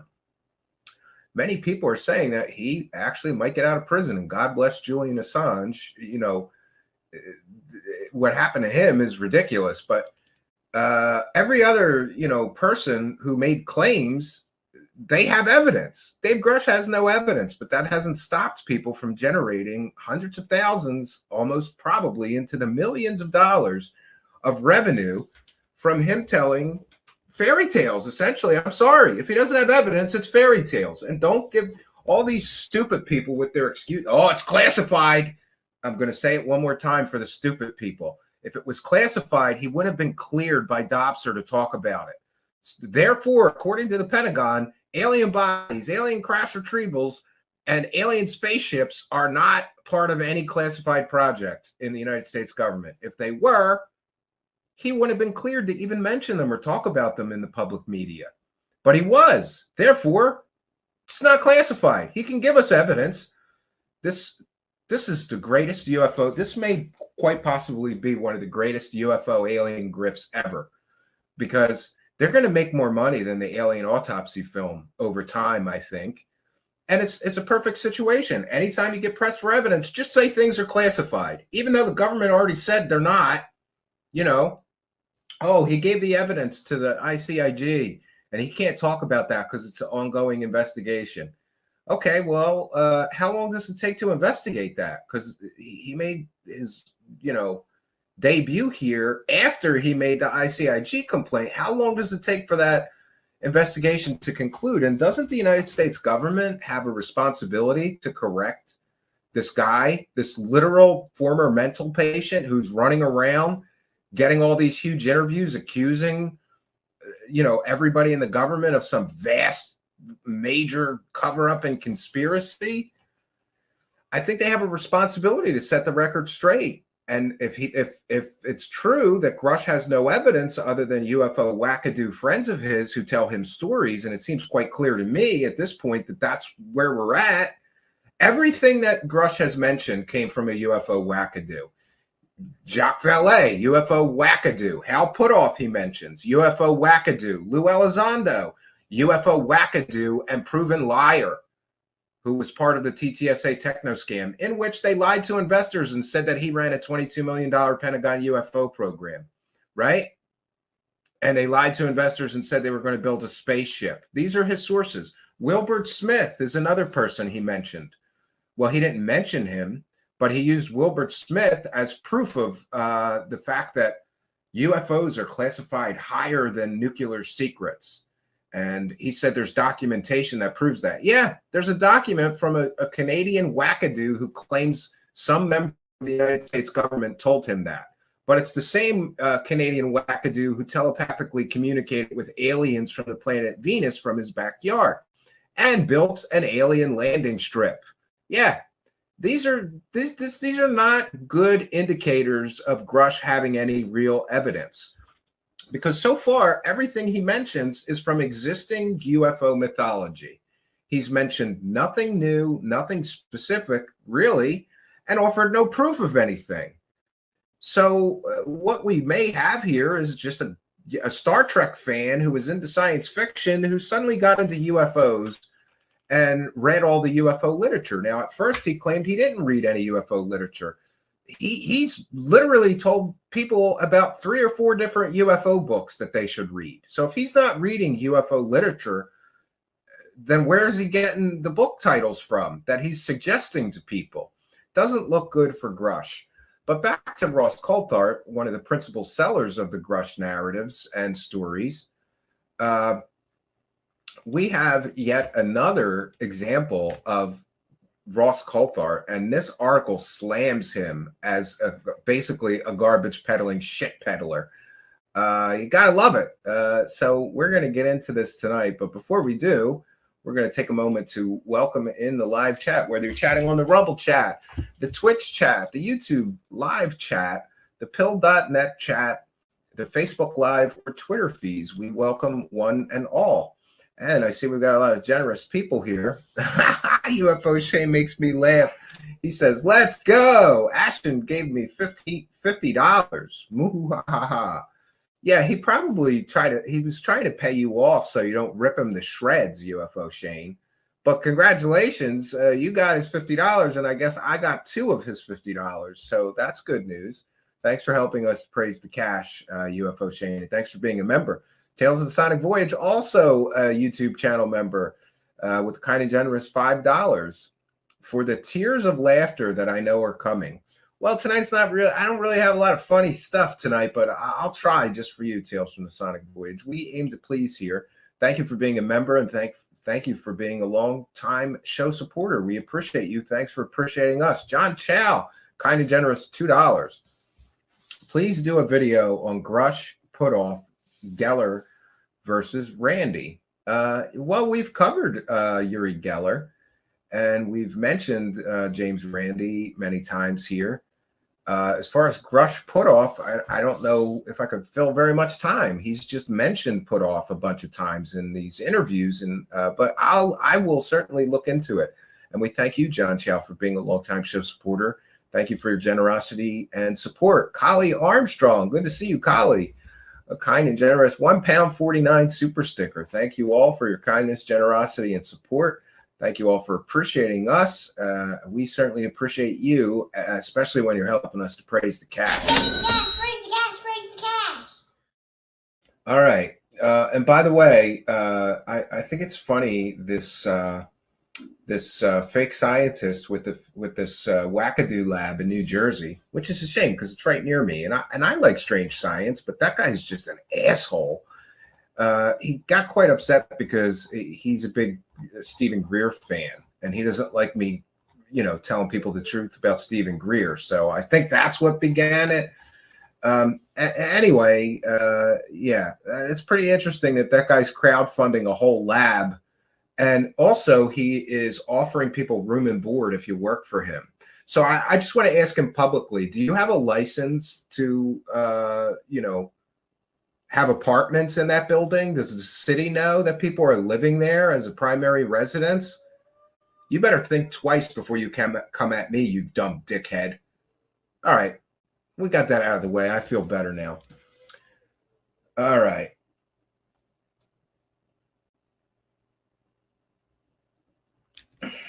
All right, we're going to get into this. I don't know what people are talking about. Somebody banned somebody.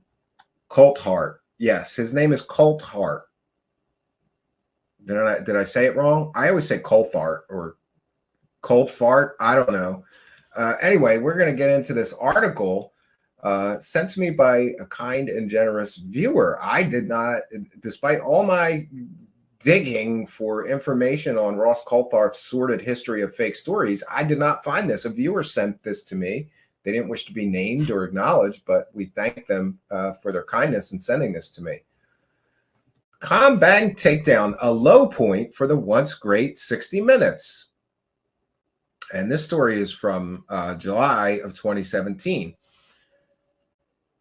Ross Coulthart is a fine journalist, a powerful television presence, and a wonderful writer. I think that's probably misplaced. But anyway, but when the 60 Minutes veteran turned the heartbreaking story of Roy Lavis into a morality play about a bank versus a battler, He committed a cardinal reporting sin. Don't exclude important information. Over the past week and a half, I've been chipping away at the credibility of Coulthart's boom to bust report of July 16, when he used his high-rating current affairs program to savage the Commonwealth Bank of Australia. I don't doubt the passionate Coulthart had the best intentions, but the more I learned about the 2011 collapse of CEC Group from people directly involved in the Cairns property developer, the more convinced I am it was poorly managed and owner-extended company that got caught like so many others in the 2007 financial crisis. By placing the blame directly on the Commonwealth Bank, based on a strongly worded report from Small Business and Family Enterprise Ombudsman Kate Carnell, a once great television show has done a disservice to the Australian company. No lickspittle. Contrary to Coulthart's colorful assertions, I'm no banker's lickspittle, a person obsequious to those in power. I don't own any bank shares, and I'm not angling for a job at one. I'm a Commonwealth Bank customer. I don't mind criticizing banks or any other company. Last year, I wrote an article for the New York Times that examined the scandal in the Commonwealth Bank's insurance arm. I interviewed Benjamin Coe, former ComInsure doctor, who described his moral horror at claims assessors trying to get out of paying dying clients. On the front page of the Australian Financial Review a year ago, I wrote critically about the $88 million paid to Australian New Zealand Banking Group CEO Mike Smith for a strategy that is being reversed. Banks, like newspapers, aren't perfect. They can be mean, amoral, and dishonest, but they're generally pretty good at making money, which is why the 60 Minutes take on the CEC never rang true to me. So this journalist has a history of covering this bank. He knows all about it. And apparently, Ross Coulthart got this whole fucking story wrong, just like he got every story wrong. Bad bank. Pardon me. Coulthart portrayed the Commonwealth Bank as throwing money at a thriving company until it suddenly and capriciously decided it wanted most of its money back. The bank coerced CEC to sell a healthy, profitable businesses. Deprived of revenue, a decent company was driven broke. He had 3-star witnesses: Lavis, who went from running a $200 million company to bankrupt living in a garage; former CEC chairman, bank critic, and federal MP Warren Ench; and Carnell, whose agency investigated CEC's treatment in a supposedly confidential process that concluded the Commonwealth Bank may have broken the law. Suggesting a bank acted potentially unconscionably is to suggest that the bank may have acted illegally, breaching Australia's strict consumer laws by abusing its power. Coulthart wrote in a 3,000-word defense of his journalism and attack on me Wednesday, "It is incendiary, albeit, as the ombudsman found, a justified allegation. As far as I can see, there is a lot of evidence to show that CEC was responsible for its own failure, its debt-laden balance sheet, lack of revenue, and a devastating analysis by McGrath-Nicol, Lavis' own words from the time, when he praised the bank for restructuring its debt, and the recollections from those involved who say they worried Lavis was spending too much. It is not like the company, which was traded on the stock market and had revenue of $210 million, was run by a couple of hick crocodile farmers. It had 3 notable chairmen: Keith DeLay, a former Queensland treasurer; Rob Borbridge, a former Queensland premier; and Tony Hartnell, a chairman of the National Companies and Securities Commission and the Australian Securities Commission.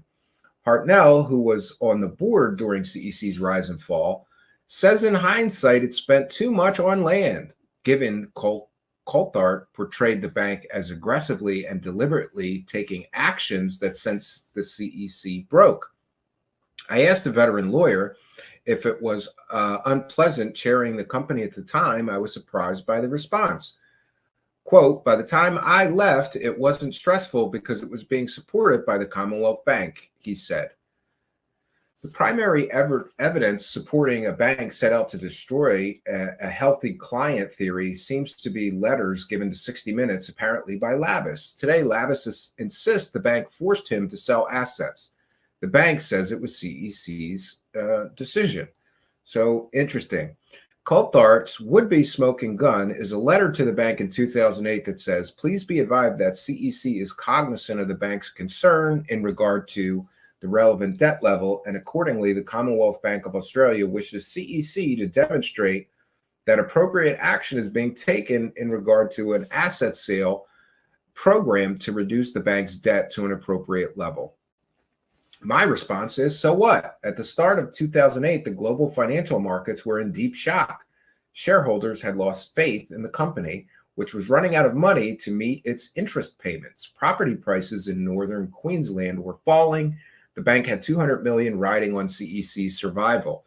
Conditions were deteriorating by the week. Even if the bank did force CEC to act, and financial advisor McGrath Nichols said CEC's managers acknowledged debt needed to be as low as $60 million. What is wrong with a lender enforcing its contractual rights? When did loan agreements become the subject of a Ross Coulthart fairness test? He, Labus, has got to be responsible for the mistakes he made. A former top CEC executive told me, if you borrow money, you have to pay it back. The 60-minute report reverses commercial reality. Instead of Labus owing the bank money, the bank owes him a lifeline. Then, this is where it gets good. They call Ross Coulthart a performer.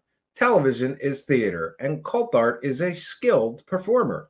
Labus, Encht, and Carnell, all business or political veterans, got the good guy treatment in his report. In other words, he gave them the circle jerk.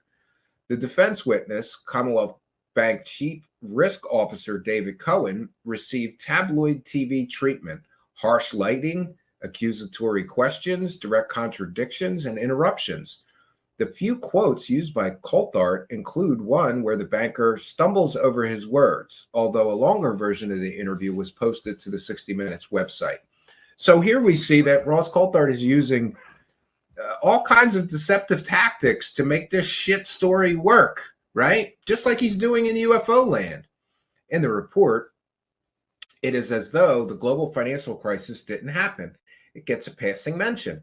Coulthart underplayed Encht's involvement in CEC, framing him almost as an outraged bystander by calling him a former director rather than reporting he was the acting chairman and involved in the debt negotiations. So he played fast and loose with the facts. He manipulated the facts to sell the story and craft it his way. The journalist has clearly been surprised and stung by the criticism. His essay, which is on the 9Now website, offers an eloquent insight into Australia's preoccupation with their banks and a vigorous defense of the reporting that relies heavily on Carnell's report. Playing the media. A former liberal politician, Carnell knows how to play the media. Coulthart and Etch were told and repeated last week that I refused a briefing by her office, an allegation that suggests I wouldn't listen to its side of the story. This is a distortion. I declined off-the-record conversation because I couldn't see any benefit to the Financial Review's readers from information I wasn't allowed to publish or attribute. When offered an on-the-record briefing, I accepted immediately in writing at 2:48 p.m. on Wednesday. Carnell's spokesman said its staff member wouldn't be available until the following day. We spoke after Coulthart published his essay. Carnell, or her spokesperson, has never invited me to their offices, contrary to Coulthart and Encht assertions. So they're accusing this other journalist of, wrongdoing, and they're completely and totally wrong. Imagine that. Ross Coulthart got all the facts of this story wrong. When I complained to Carnell's spokesperson that it was unethical for the agency to share my communications with other media outlets, he said I can't control private conversations. Then there are some trading allegations. Entz asserts in a letter to the editor that I told Carnell I was not interested in the briefing because I was only interested in a short grab for my articles.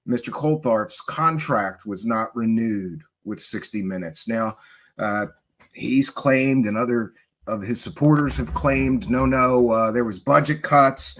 I don't think it was a coincidence that Media Watch blasted Ross Coulthart's big British Parliament story as completely and totally fake, and then his contract doesn't get renewed.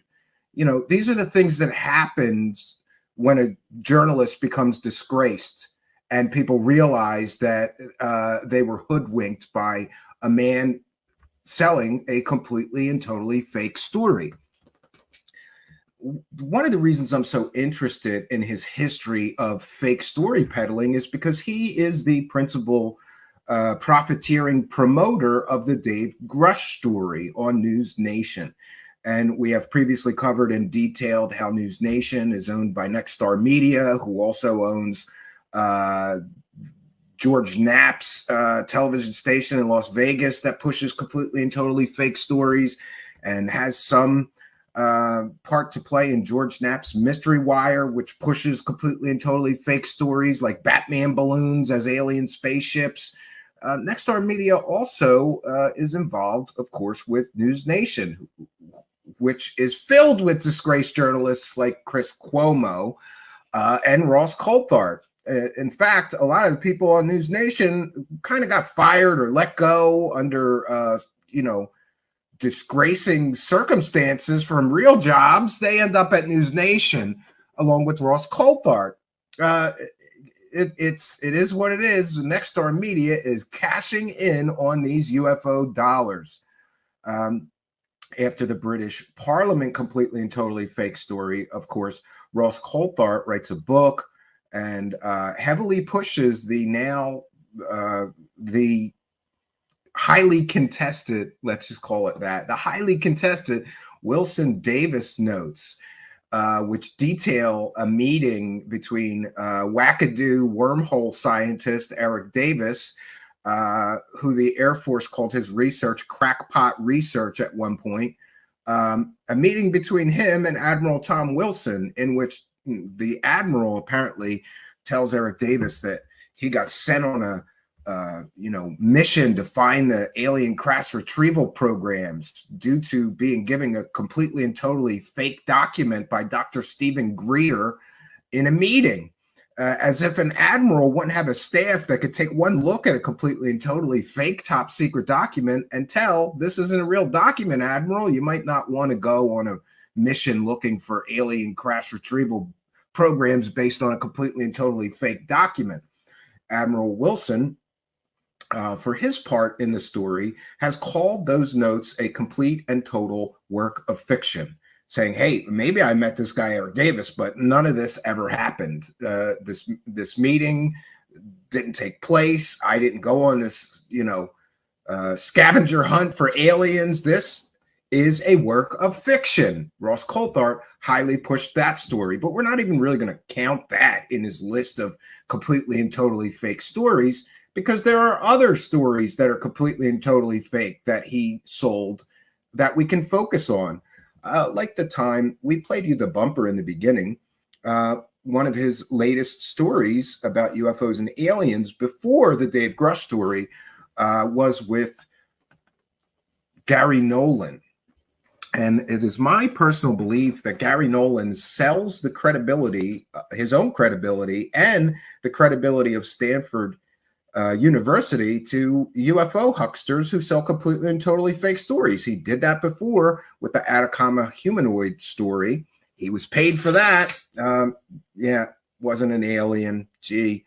And we have raised questions about Gary Nolan's use of Stanford University labs, equipment, and personnel, because according to the Stanford Code of Ethics that I found, he's not supposed to use Stanford University labs, equipment, or personnel to personally profit. We asked some questions. Is this a violation of the Stanford Code of Ethics? Because after all, in Ross Coulthart's piece, it was recorded, part of it, at Stanford University with Gary Nolan standing in front of a very expensive analytical machine. And they were going to get to the truth of Jim's balls. And in that story, they deceptively edited the promotional material to clickbait this garbage story that they had, quote, conclusive proof of alien technology, all confirmed by this renowned scientist. And in the promos, they cut to a shot of Michio Kaku. Michio Kaku didn't confirm anything. And in fact, not only did they not have conclusive proof of alien technology, they had absolutely no proof. So that's completely and totally fake story number 2.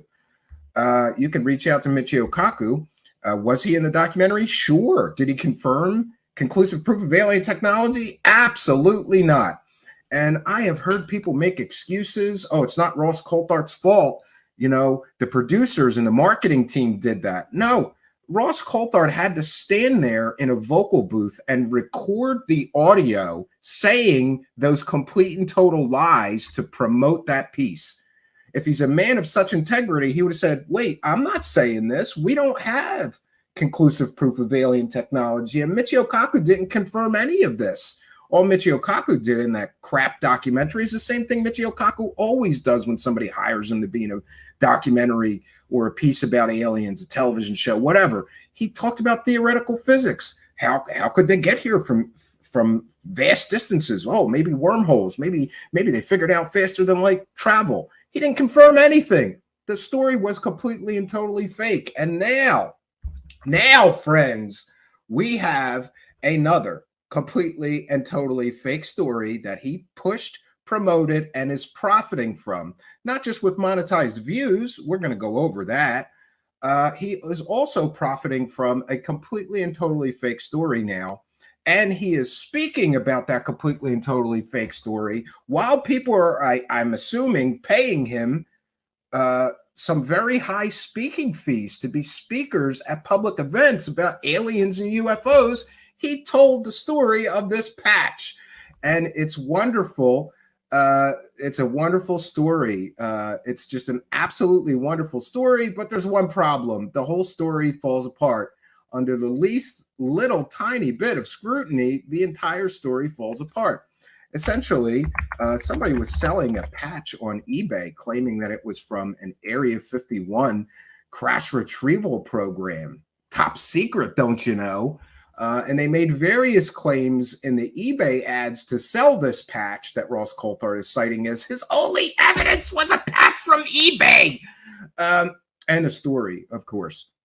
But the problem is that the eBay seller used multiple stories to try to sell the patch. In one version of the story, the patch belonged to his uncle, who was part of that Area 51 crash retrieval and alien back engineering program at Area 51. In another version of an eBay auction trying to sell the patch, he claimed he was the guy that was in that program. And these are things that Ross Coulthart could have easily found had he done 5 minutes of research before rushing to sell yet another fake story. Completely and totally fake story. Busted again. Third time's the charm, right? Is it 3 strikes you're out? Is he done now in the world of UFOs? Can he go away now? Right? Or is he going to come up with more fake stories as this Dave Grush story completely falls apart due to lack of any available evidence that there's no evidence. They're not making any evidence public. Just trust me, dude. And listen, if Ross Coulthart were a Walter Cronkite type who you truly can trust is telling you the truth based on a track record of accurate reporting, I would forgive him.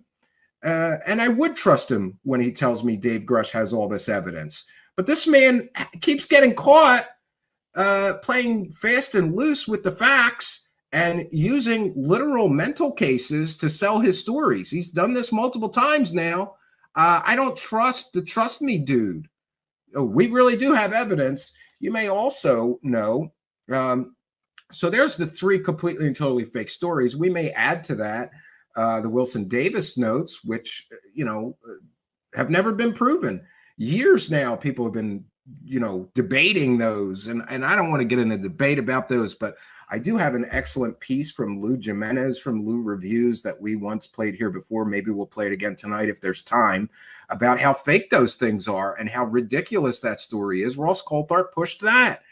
And of course, there's also Ross Coulthart pushing the story of his fantastical claims that he knows exactly, friends, where a giant alien spaceship is. But he can't tell us because it's top secret. Again, this man has been caught selling 100% provably fake stories time and time and time again. You can't trust what he is telling you is accurate, period.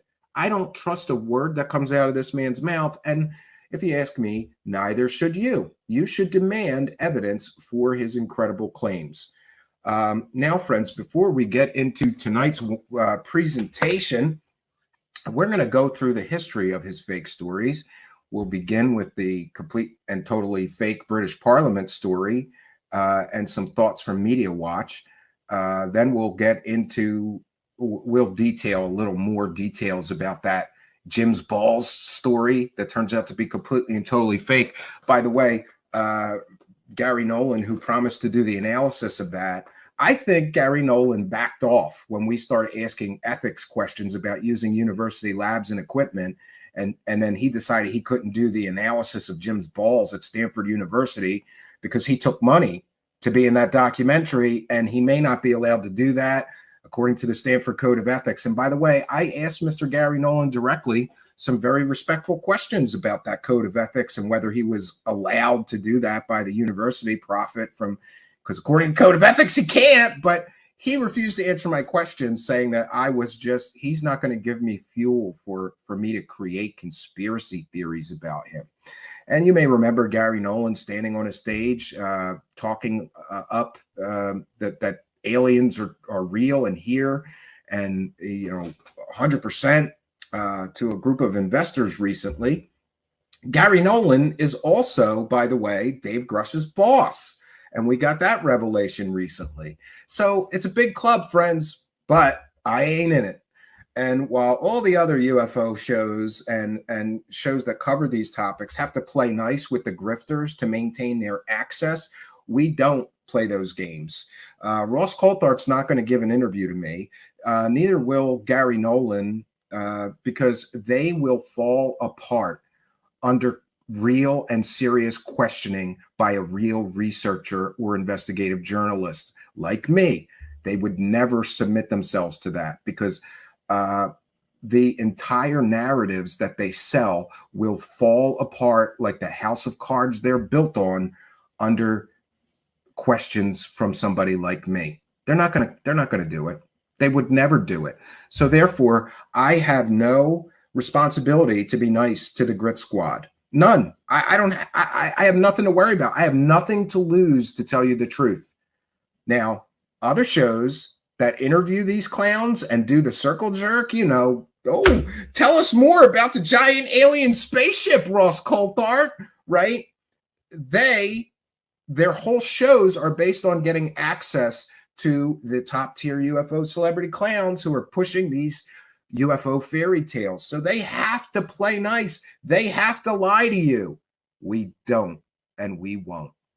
But before we get into tonight's presentation, I wanted to take a moment to announce once again that Truth Seekers is now on pilled.net, which is a free speech network and it's a whole new thing that is a combination of a social network, a YouTube, a Twitter, a Facebook, Discord chat, group chats, all together in one place, a place that values the values of free speech. It's a censorship-free platform.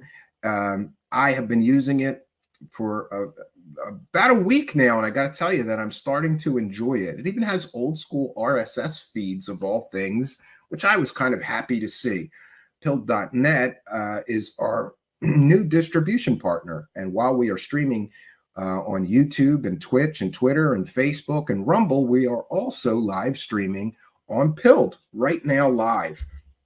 We want to take a moment to thank their founders, especially the two founders created this thing. They have been coding it since 2018. These guys have worked incredibly hard to build this thing, and I think that work shows.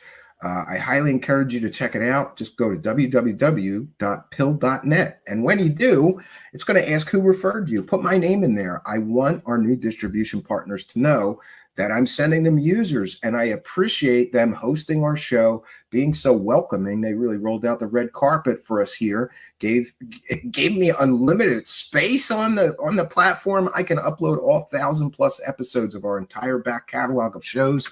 We're going to start doing that. Today we put our free documentary, Is This the Face of Bigfoot, there. For content creators, once they turn on the switch for you to be a content creator, and by the way, I can help you with that. Contact me off air. Be sure to put my name, Steve Cambion, in the referral, and I can help you expedite them turning that switch on. But once you are a content creator there and can live stream there, you are instantly monetized. There's subscriptions. People can throw money at you. You can instantly make money turning a big interest of or hobby of yours or passion of yours into an income stream. We've only been on a few days. We've only been broadcasting there for a few days. I'm already making money there. Praise the cash, bitches. Praise the cash. We're praising the cash on pill.net, and you can too. Here to tell you a little bit about that is a video from pill.net. Before we begin our presentation, this is a very quick video, just give you an introduction about pill.net. Welcome to pill.net. We aren't just another social media platform. We are the home of free speech. Pill.net offers people a place to share their thoughts, ideas, and content without the threat of censorship. With live streaming, uploaded content, social media posting, and more, Pill.net goes the extra mile by introducing innovative features like mobile push notifications that keep you connected without relying on big tech app stores. These notifications allow creators to instantly alert their audience when they're live or have posted new content, ensuring that your message reaches the right audience at the right time. Plus, with monetization available from day one, you can turn your passion into earnings right from the get-go. Donations and subscription options make it easier than ever to earn income with your content. And it doesn't stop there.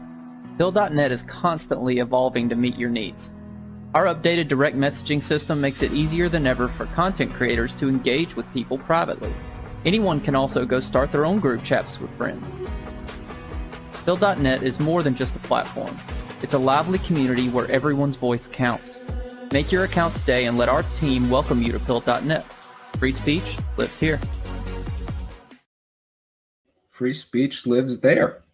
And I don't know about you, but I'm getting more and more increasingly concerned with the increased censorship and problems with some of the other, let's just call them major platforms. So far, my experience there, both as a user and a content creator, have been great. Highly recommend you check them out. Now, first thing we're going to do is detail the previous fake stories. I think the worst one really was the British Parliament story, because Ross Coulthart named names in that piece and accused people of literal crimes with children. And then it turns out that his source was a complete and total tall tale telling wackadoo who lied about everything and then sued a bunch of people to get money. It's really despicable to accuse somebody of child-related crimes. Did he ever apologize to those people and their families? You know, they're human. They have families. You went on a national, huge television show, and he called it the biggest British scandal ever and all these things, and overhype, over-sensationalize. We've talked about this before. Ross Coulthart overhypes and over-sensationalize things. And then he under-delivers when it comes to evidence, and then we inevitably get to the big letdown. History matters, and he has repeated that wheel of bullshittery multiple times.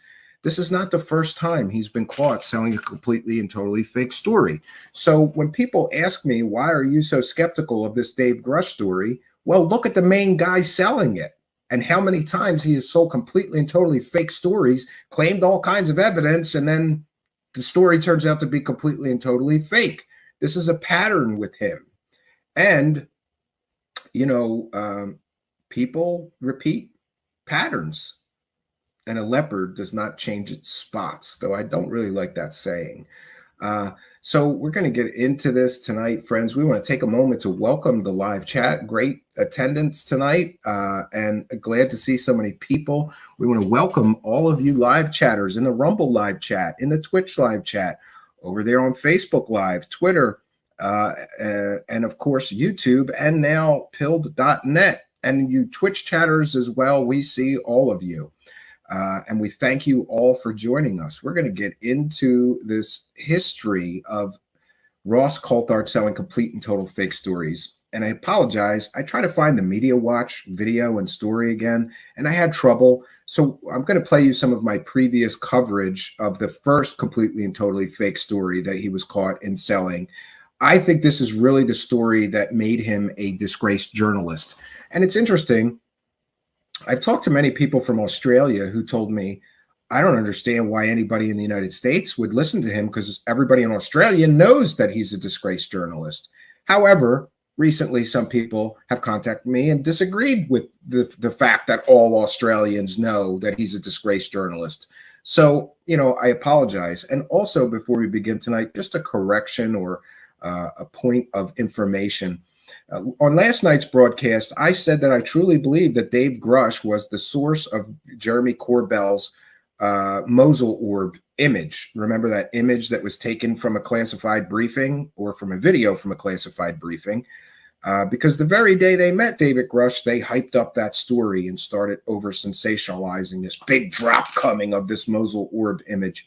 Someone pointed out correctly, and I should have myself, that on the same day they met with Grush, Jay Stratton and Travis Taylor were also there. So it could have been any of the three of them all would have had access to that image from the classified briefing, given they all worked for the UAP task force. So we acknowledge and accept that I could be wrong. And maybe Grush didn't give that to Corbell and Knapp. Maybe it was Travis Taylor or Jay Stratton. Just a point of information. I am not, 100%. I didn't say I was 100% certain that Grush gave it to them. It's just a feeling that I get. Call it a hunch. Because shortly after meeting with Jeremy Corbell and George Knapp, suddenly Grush was under investigation for sharing things with people he shouldn't be sharing things with. So it doesn't take a huge leap of faith to think that David Grush may have been the source of the Mosul orb image for George Knapp and Jeremy Corbell to profit from. And that's what got him in hot water. All right, we're going to begin our coverage. This is Ross Coulthart's British Parliament fake story. And I'll put my fair use banner up here. 1 second. Let me make sure that we have our fair use banner up. This is a transformative work. We're educating the public. And critiquing the video that we are sharing. We are educating the public about Ross Coulthart and his horrendous record of selling completely and totally fake stories. Let's get into it, friends. Tonight we're going to find out, I think, why he went head first into the UFO and alien stuff. I believe it's because he was forced to. Because poor Ross Coulthart got caught selling a provably fake story. But it's very disturbing what he did. Essentially, he accused a whole bunch of people in England of, let's just say, because they're going to say it in the video a bunch of times, he accused a bunch of people of having problems with children, sexual problems with children. He accused all kinds of government people in England in his 60 Minutes Australia report. And it turns out it's garbage. The whole story fell apart after it was broadcast. Completely and totally fell apart as being mostly provably fake, using incredibly questionable sources.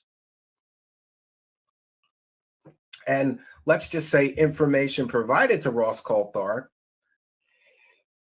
by people that no real journalist would use.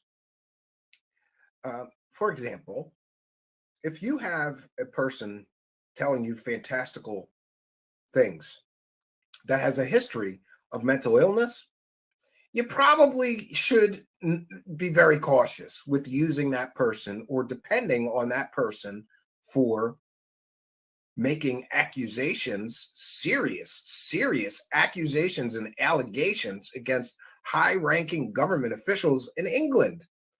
But we're going to get into it. So essentially what happens is Ross Coulthart got caught terribly pushing a provably fake, scandalous story, claiming that it was going to be the biggest political scandal in the history of England.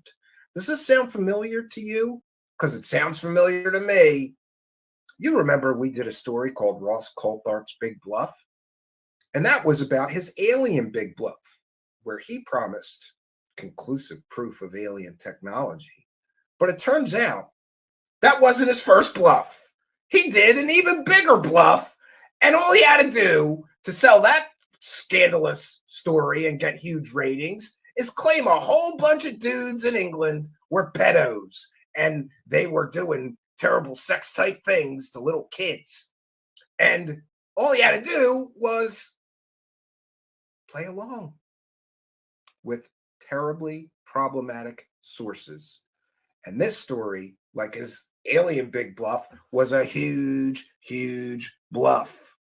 Turns out that most of what he reported is completely factually incorrect and provably false.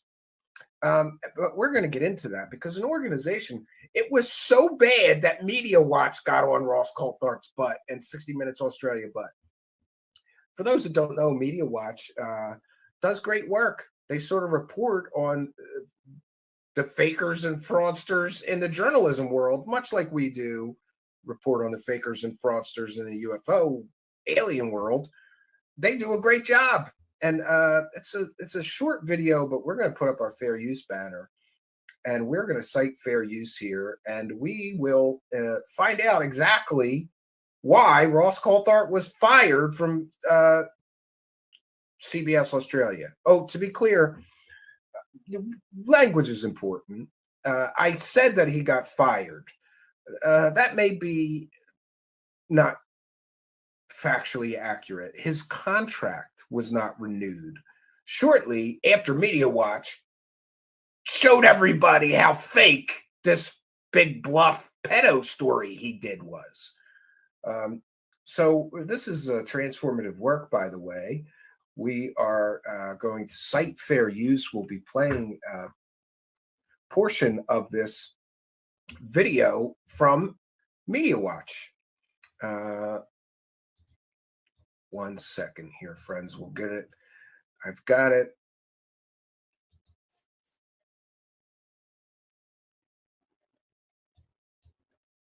All right. But now, let's take a trip down memory lane to examine this 60 Minutes special investigation from July 2015. Britain's biggest ever scandal is about to explode. In late 2014, a man known only as Nick sparked an ill-fated investigation by London's Metropolitan Police into claims of torture, child abuse and murder by high-ranking British politicians. They and I believe what Nick is saying is to be credible and to be true. The police investigation later fell apart. No charges were ever brought. And then, earlier this month, came this news. Nick nicked. A man who falsely claimed he had been raped and tortured as a boy by a VIP pedophile ring is to face trial for child sex offences. Allegations by Nick against bigwigs Sir Ted Heath, Leon Britton, Harvey Proctor and Lord Bramall sparked a £3 million witch hunt by police. Yeah, so it's interesting. Ross Coulthart uses this source and he's claiming all kinds of, he was abused by all these high-ranking British officials and he witnessed murders and all of this stuff. First, the police investigation falls apart.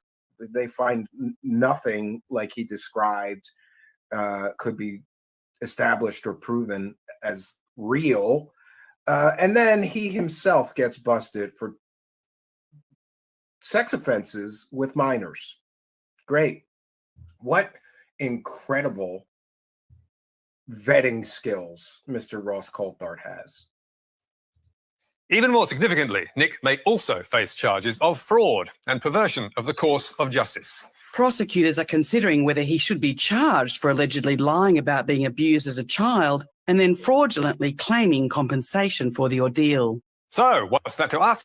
So this person falsely accused a whole bunch of people of heinous sexual crimes against him as a child. And then he sued everybody and got paid all kinds of money. And then everybody found out that the allegations were all false. Well, without Nick, Australia might never have been treated to that 60 Minutes special investigation, in which the programme's then new star, 5-time Walkley Award winner Ross Coulthart, made this extravagant promise. Without question, the biggest political scandal Britain has ever faced will be exposed tonight. It involves a secret network of the highest office holders in the land, past and current members of parliament, cabinet ministers, judges, diplomats, even one of the country's top spies. These men are accused of some of the most sadistic child sexual abuse imaginable on hundreds of victims, some as young as 8. Nick was not interviewed on 60 Minutes, but... Yeah, and this is where it gets great. So Ross Coulthart just said all of that based on a totally garbage source that was out for profit. He was out for money and would later be charged with an offense himself against children. Interesting. And this, again, has parallels to Ross Coulthart's big alien bluff.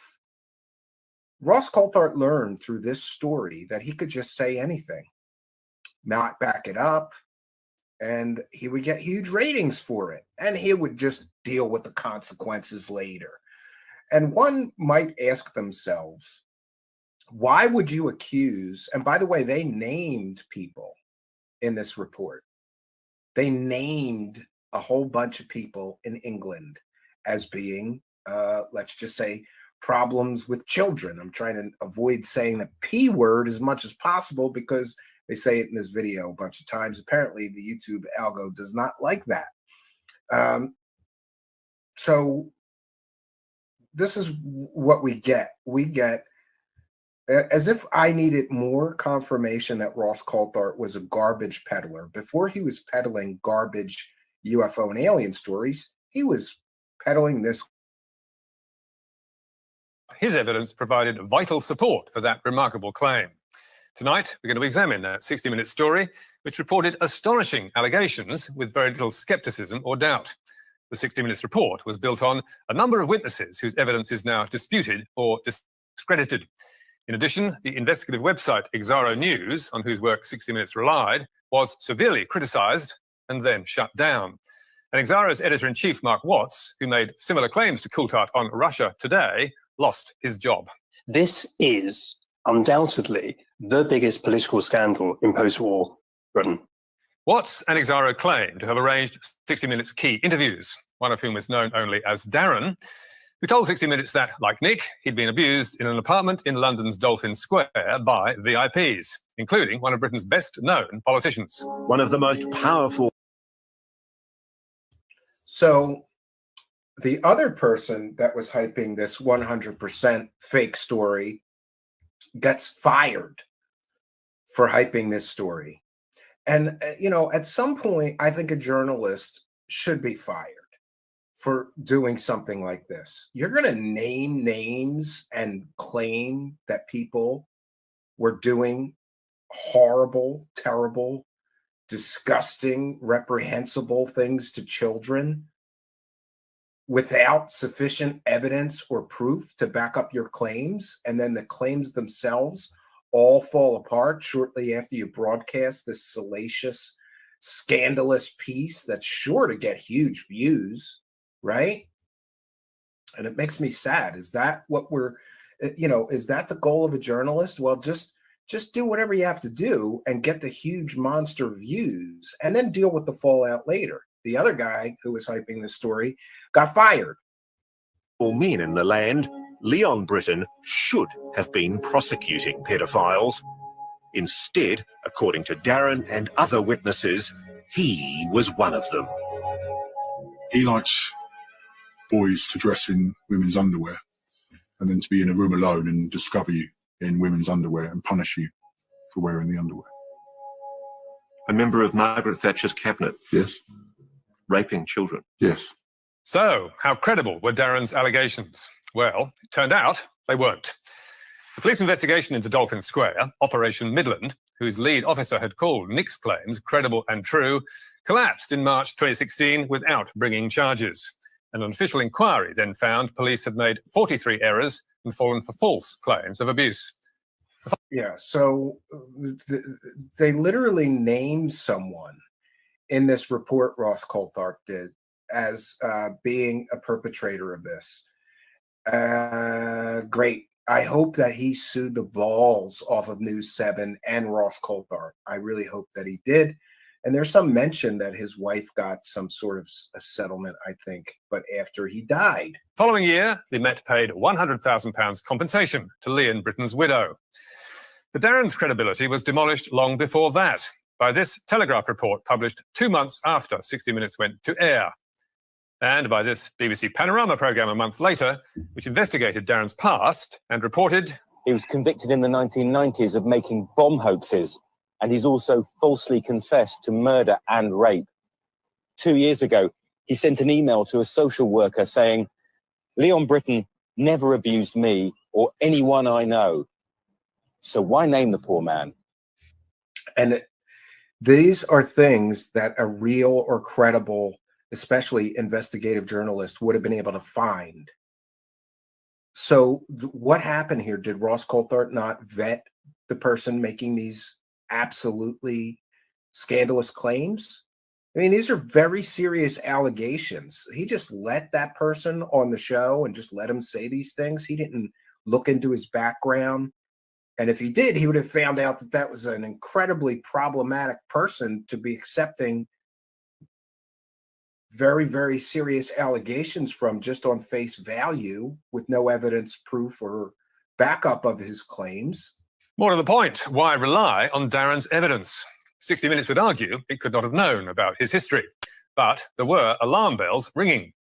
In June 2015, for example, in the week that 60 Minutes interviewed him, it was evident from Darren's own tweets on an account set up for him by Exaro that he thought police did not believe him. No one is actually investigating allegations of torture and abuse at Dolphin Square. Police think I'm lying still, it's clear. I've never actually been told by anyone in the police the words, "I believe you." And a little bit of digging by 60 Minutes or Exaro might also have revealed that police and social services had apparently branded Darren as mentally ill. Yeah, so this person is branded as mentally ill.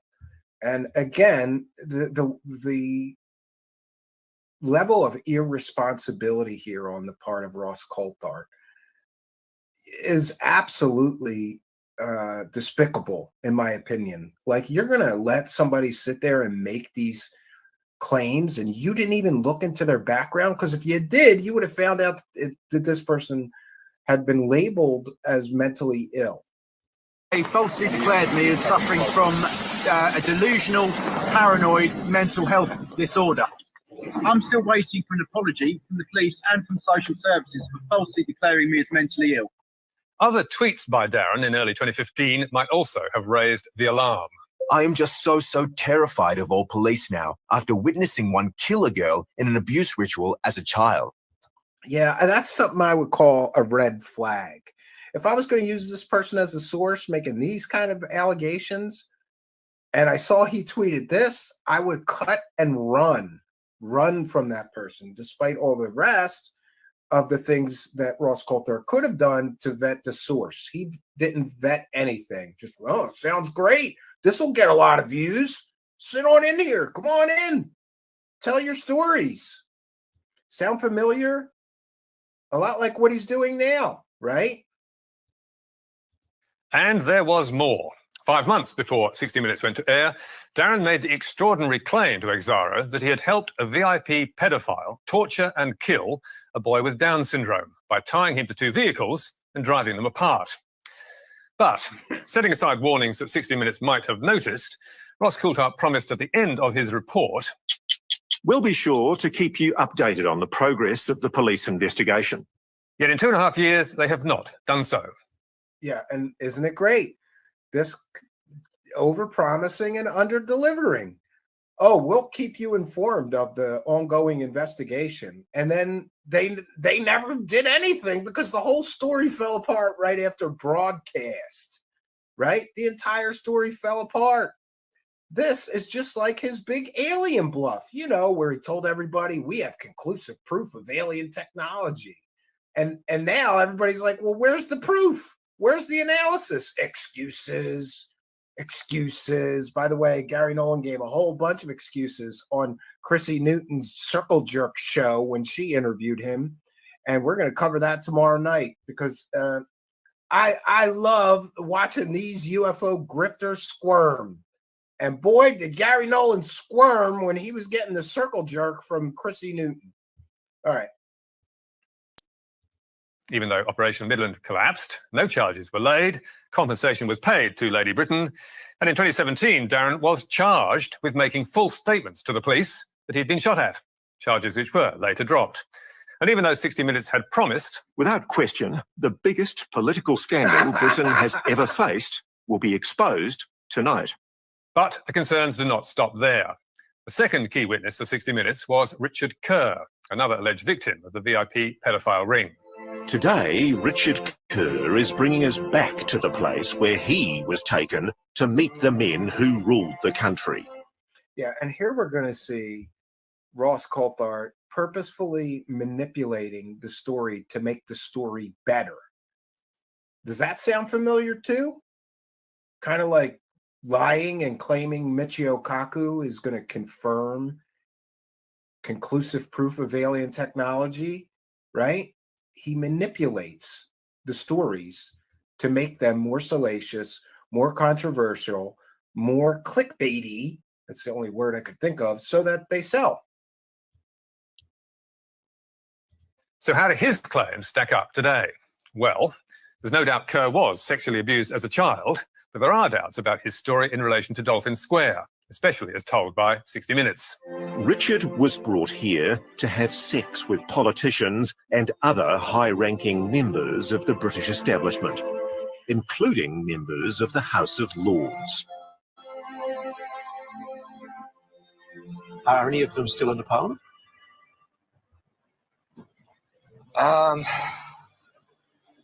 Yeah. Older, very old. Lords. In reconstructing his story, 60 Minutes placed a young Kerr in the back of a chauffeur-driven Bentley and hired a boy who looked 10 or 11 years old to play his part. But only 3 months earlier, Kerr had told Britain's Channel 4 News in relation to his age... I could have been 16, 15, 17. So why did 60 Minutes mislead its audience by portraying him as so much younger? And how credible was Kerr's evidence on Dolphin Square? Last year, Kerr's time at Kincora Boys' Home in Belfast was examined by Northern Ireland's Historical Institutional Abuse Inquiry, which concluded... There is no evidence to support his claim that he was trafficked to London aged 17. Yeah, so... The inquiry also noted... So Ross Coulthart, in order to sell the story and make it more shocking, they get an actor that looks like he's 9 or 10 years old to play him, you know, getting driven to the abusers, when he clearly stated he was 16 or 17 when the so-called abuse or alleged abuse took place. This is purposeful manipulation. He's manipulating the story and using, hey, deceptive practices to make the story better. Does this sound familiar? It sounds very familiar to me because we've seen this in his alien big bluff story. We've seen this already from Ross Coulthart. This is how he manipulates the audience. In relation to several other claims that Kerr had made. Having carefully examined all the material available to us, we are satisfied that his more recent accounts are not to be relied upon. Kerr hotly disputes that verdict on his credibility, as does 60 Minutes. But it's worth noting that in an affidavit sworn in relation to the inquiry in February 2015, 4 months before his 60 Minutes interview, Kerr made no mention of Dolphin Square. So, how reasonable was it at the time to treat Richard and Darren's claims as fact, rather than allegations that needed to be tested? Back in 2014, when the VIP pedophile ring story first came to light and Operation Midland began, an acclaimed UK legal blogger, Matthew Scott, commented, Nick's allegations about a pedophile and murder ring in high places, if true, are both astonishing and horrific. Aside perhaps from the mad court of dictators like Mao or Ceausescu, it is impossible to think of any modern precedent for such a thing. It would mean that for year after year, senior politicians and other public figures cast aside morality, threw caution to the winds, and, aided and abetted by others, including a doctor, kept a group of teenage and younger boys as their sexual playthings, confident in the belief that nobody would expose them.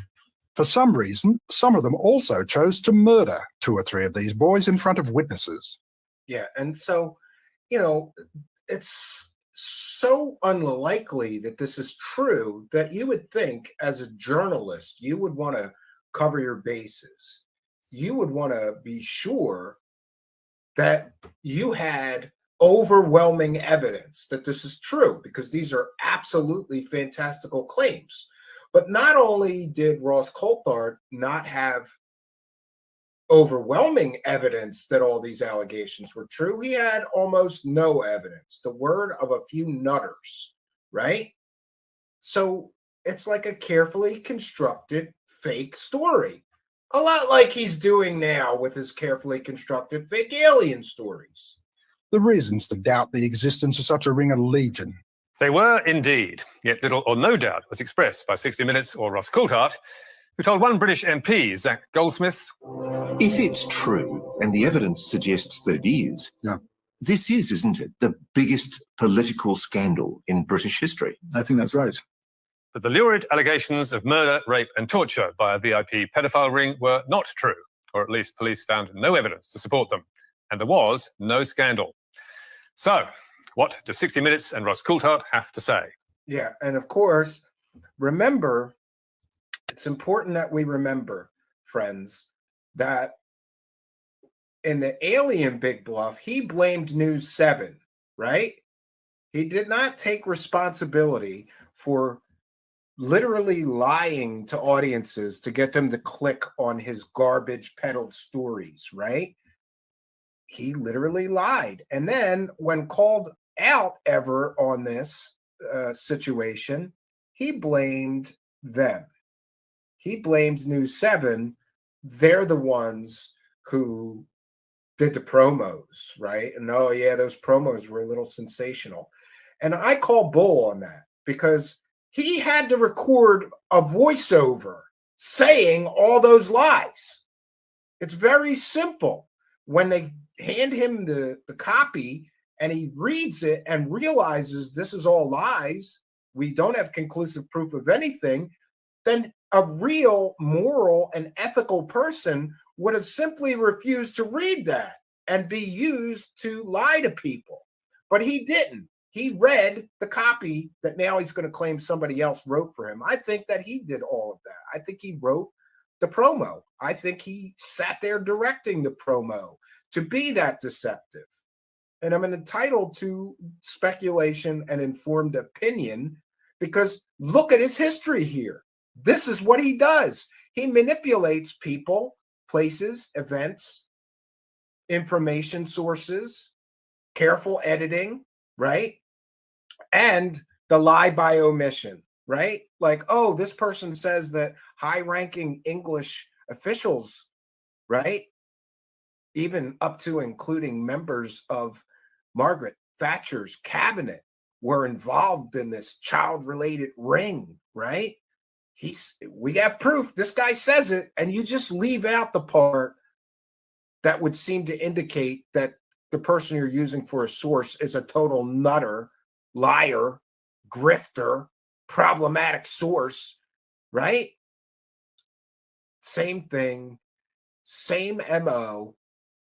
And apparently Ross Coulthart has not learned his lesson, because he literally gets fired, gets his contract not reviewed. By the way, that happened just a few weeks after this Media Watch report came out about how fake that story was. So whose fault was that story? Was it 60 Minutes Australia, or was all of the responsibility for that completely fake, nonsensical, scandalous story here, was that the fault of Ross Coulthart? They fired him. sorry, didn't renew his contract, it was his fault. He stood there on a camera, right? And I don't know about you, but I wouldn't stand there on a camera on a show that's going to be watched by millions and millions and millions of people if I wasn't damn sure about all those allegations and damn sure that this story I'm telling, this absolutely fantasy land story, is true. He didn't do that. So who can he blame for this one? He blamed News 7 for the alien bluff, right? For those promos being so sensational. He blamed them. Does he blame 60 Minutes Australia for this story being completely and totally fake, made up, deceptive, and manipulated to sell it? Does he blame 60 Minutes Australia? Or does he take responsibility for doing a piss poor job? There are high school newspaper writers that could have done a better job on a story than him. You don't accept absolutely fantastical claims like this and make absolutely reprehensible allegations against members of the public unless you have overwhelming evidence. And he didn't. All right, friends. So there we have the first and some would say probably worst or best fake story. It depends on your point of view. And so the next story, of course, we could get into the Wilson Davis notes, and maybe we will if we have time. The next really completely and totally 100% fake story came in the form of his pumping up Jim's balls and claiming that he had conclusive proof of alien technology, all confirmed by this renowned scientist, Michio Kaku. Turns out he didn't have any of that. And by the way, I always forget to do this. I want to thank Stephen Greenstreet, because I had a copy of the promo, but Stephen Greenstreet also had a copy of the promo, and he put Gonzo with the balloons in his version, and we've been using that. So I just want to thank Stephen Greenstreet and credit him for putting that in there, because I think it makes the whole ridiculous story of conclusive proof of alien technology, all confirmed by this man, to be much, much better. That one we can go over quickly. Ross Coulthart claimed in a clickbait garbage documentary piece for News 7 Australia that they had, quote, conclusive proof of alien technology, all confirmed by this renowned scientist. And then they cut to a shot of Michio Kaku. It was completely and totally a false story. Not only did they not have conclusive proof of alien technology, they had no proof of alien technology. Also, you may notice in the promos that they show what's called a festival balloon. I want to take a moment to recognize what a festival balloon is. And if you've ever spent a good deal of time in Mexico or South America, you may be familiar with a festival balloon. It's a big balloon. They have them at festivals in Mexico and South America.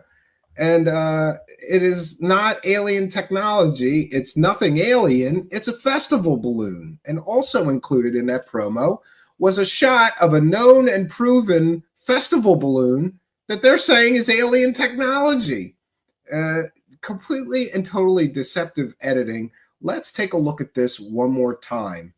This man, Ross Coulthart, promised everyone, click on my documentary, my garbage documentary. We've got, quote, conclusive proof of alien technology, all confirmed by this man. And then they cut to a shot of Michio Kaku. Go ask Michio Kaku, what was the alien technology that he confirmed? He didn't confirm shit. There was no alien technology. There was no proof. And there certainly wasn't any conclusive proof. We're still waiting for the Jim's balls analysis, right? Here we go. I probably would be more cautious about in terms of how we present it. is the sphere story, for the simple fact that we just don't know yet whether it is or it isn't non-human technology. We have new, conclusive proof, testable evidence of alien technology. Frankly, whilst a lot of people want us to say, yeah, it's alien technology, we're not going to say that. We have new, conclusive proof, testable evidence of alien technology. This renowned scientist confirms it all. Whilst a lot of people want us to say, yeah, it's alien technology, we're not going to say that because that's a terrible danger. We have new, conclusive proof, testable evidence of alien technology. A lot of people want us to say, yeah, it's alien technology. We're not going to say that. Alien technology. This renowned scientist confirms it all. We're not going. This renowned scientist confirms it all. Conclusive proof of alien technology. And to borrow from Stephen Greenstreet yet again, there is no evidence. There's none. They had no evidence whatsoever. And in fact, the fallout, I think, from that story was pretty intense. And people were demanding that Ross Coulthart and Gary Nolan, who was the other scientist, who was the one who really promised he would do the analysis of Jim's balls. You remember Jim's balls. They took scrapings off of this metal ball, which I think is a ball bearing. By the way, I had a roommate that worked for a company called Messenger Bearings. They made ball bearings the size of rooms. And I recognized that metal ball right away as an industrial ball bearing. Yeah, they make them that big and even the size of rooms. But they took scrapings off of Jim's balls, and Gary Nolan was supposed to use Stanford University labs, equipment, and personnel, I suppose, to do an analysis on Jim's balls and provide the conclusive proof of alien technology. From the scraping, you remember they scraped Jim's balls. I got scrapings off Jim's balls. I got scrapings off Jim's balls. I got scrapings off Jim's balls. I got scrapings off Jim's balls. I got scrapings off Jim's balls. I got scrapings off Jim's balls. I got scrapings off Jim's balls. Scrapings off of Jim's balls. And it's been more than a year since that story first aired. Initially, when people realized that it was all one big, huge bluff. By the way, you can go to our archives if you want more details on that story. Just put in the search bar Big Bluff, and you'll see the story we did, Ross Coulthart's Big Bluff, conclusive proof of alien technology. So after the Big Bluff, many people were upset and started asking Ross Coulthart and Gary Nolan, who was supposed to do the analysis with Stanford University labs and equipment, which may be against Stanford University Code of Ethics. I don't know. We asked. He won't answer the question. We never followed up. We tried to follow up with the school. Couldn't get anybody to give me an on-the-record comment about whether or not Mr. Nolan's use of university labs and equipment in that documentary was against the Code of Ethics, or him doing the analysis or profiting from being in a completely and totally fake story. And by the way, I can't imagine that a prestigious university like Stanford is just okay with one of their professors selling the credibility of their university and using their labs to help UFO grifters sell completely and totally provably fake stories about aliens. But here we are. I don't care about Gary Nolan's accomplishments. I get it. The guy's an immunologist. Apparently he's written a lot of science papers. Good for him. But when it comes to the analysis of Jim's balls, boy, did he get pissed when people started demanding that he do the analysis. And where's the analysis? And you said you had conclusive proof of alien technology. You don't have anything. He got really pissed on a podcast and he went full Joker mode. Watch, friends. They come to me with some of their results, and I basically said these results are shit. So I'm sorry to the people who are so friggin' impatient that they won't get off their butt and go learn this stuff and do it themselves. I'm not your daddy. I'm not here to do things for you. I'm sorry. Get out of your basement and go do something. I've seen some of those snap your fingers reports, and they're garbage. Publish the darn paper. Stop claiming that. This is shoddy work. This can't go anywhere. Who did this? It's crap. He really did go full Joker mode. Gary Nolan reacts like a lot of people. When you confront them that they're living in a delusional fairy tale land, they get angry. And Gary Nolan perfectly went in full Joker mode when people started demanding, where's the evidence of Jim's balls being alien technology? Oh, Jim's balls. Never forget Jim's balls, friends. So I think we've sufficiently covered his first two completely and totally fake stories.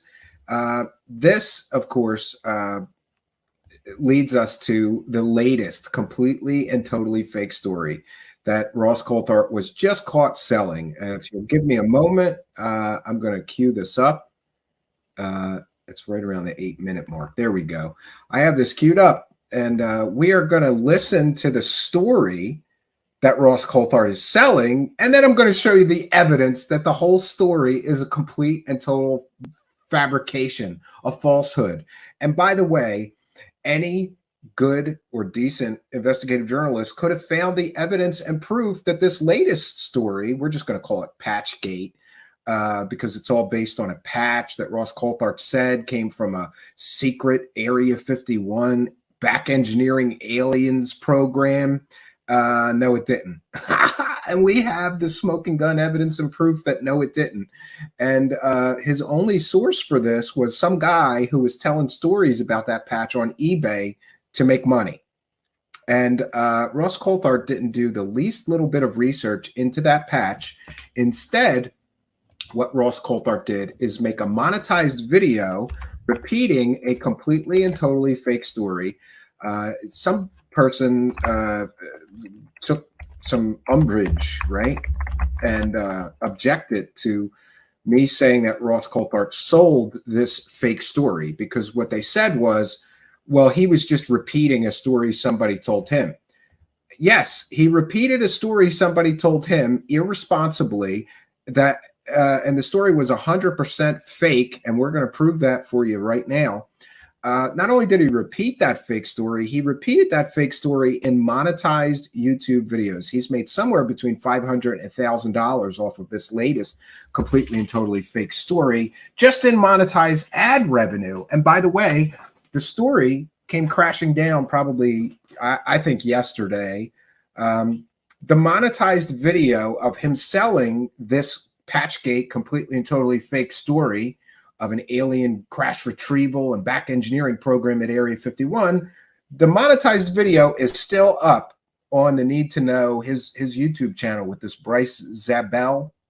A man of integrity, of honor, or ethics would say, oh, that story was fake. We can't leave that up on our YouTube channel and keep accepting ad revenue from a completely and totally fake story and take it down. They haven't taken it down.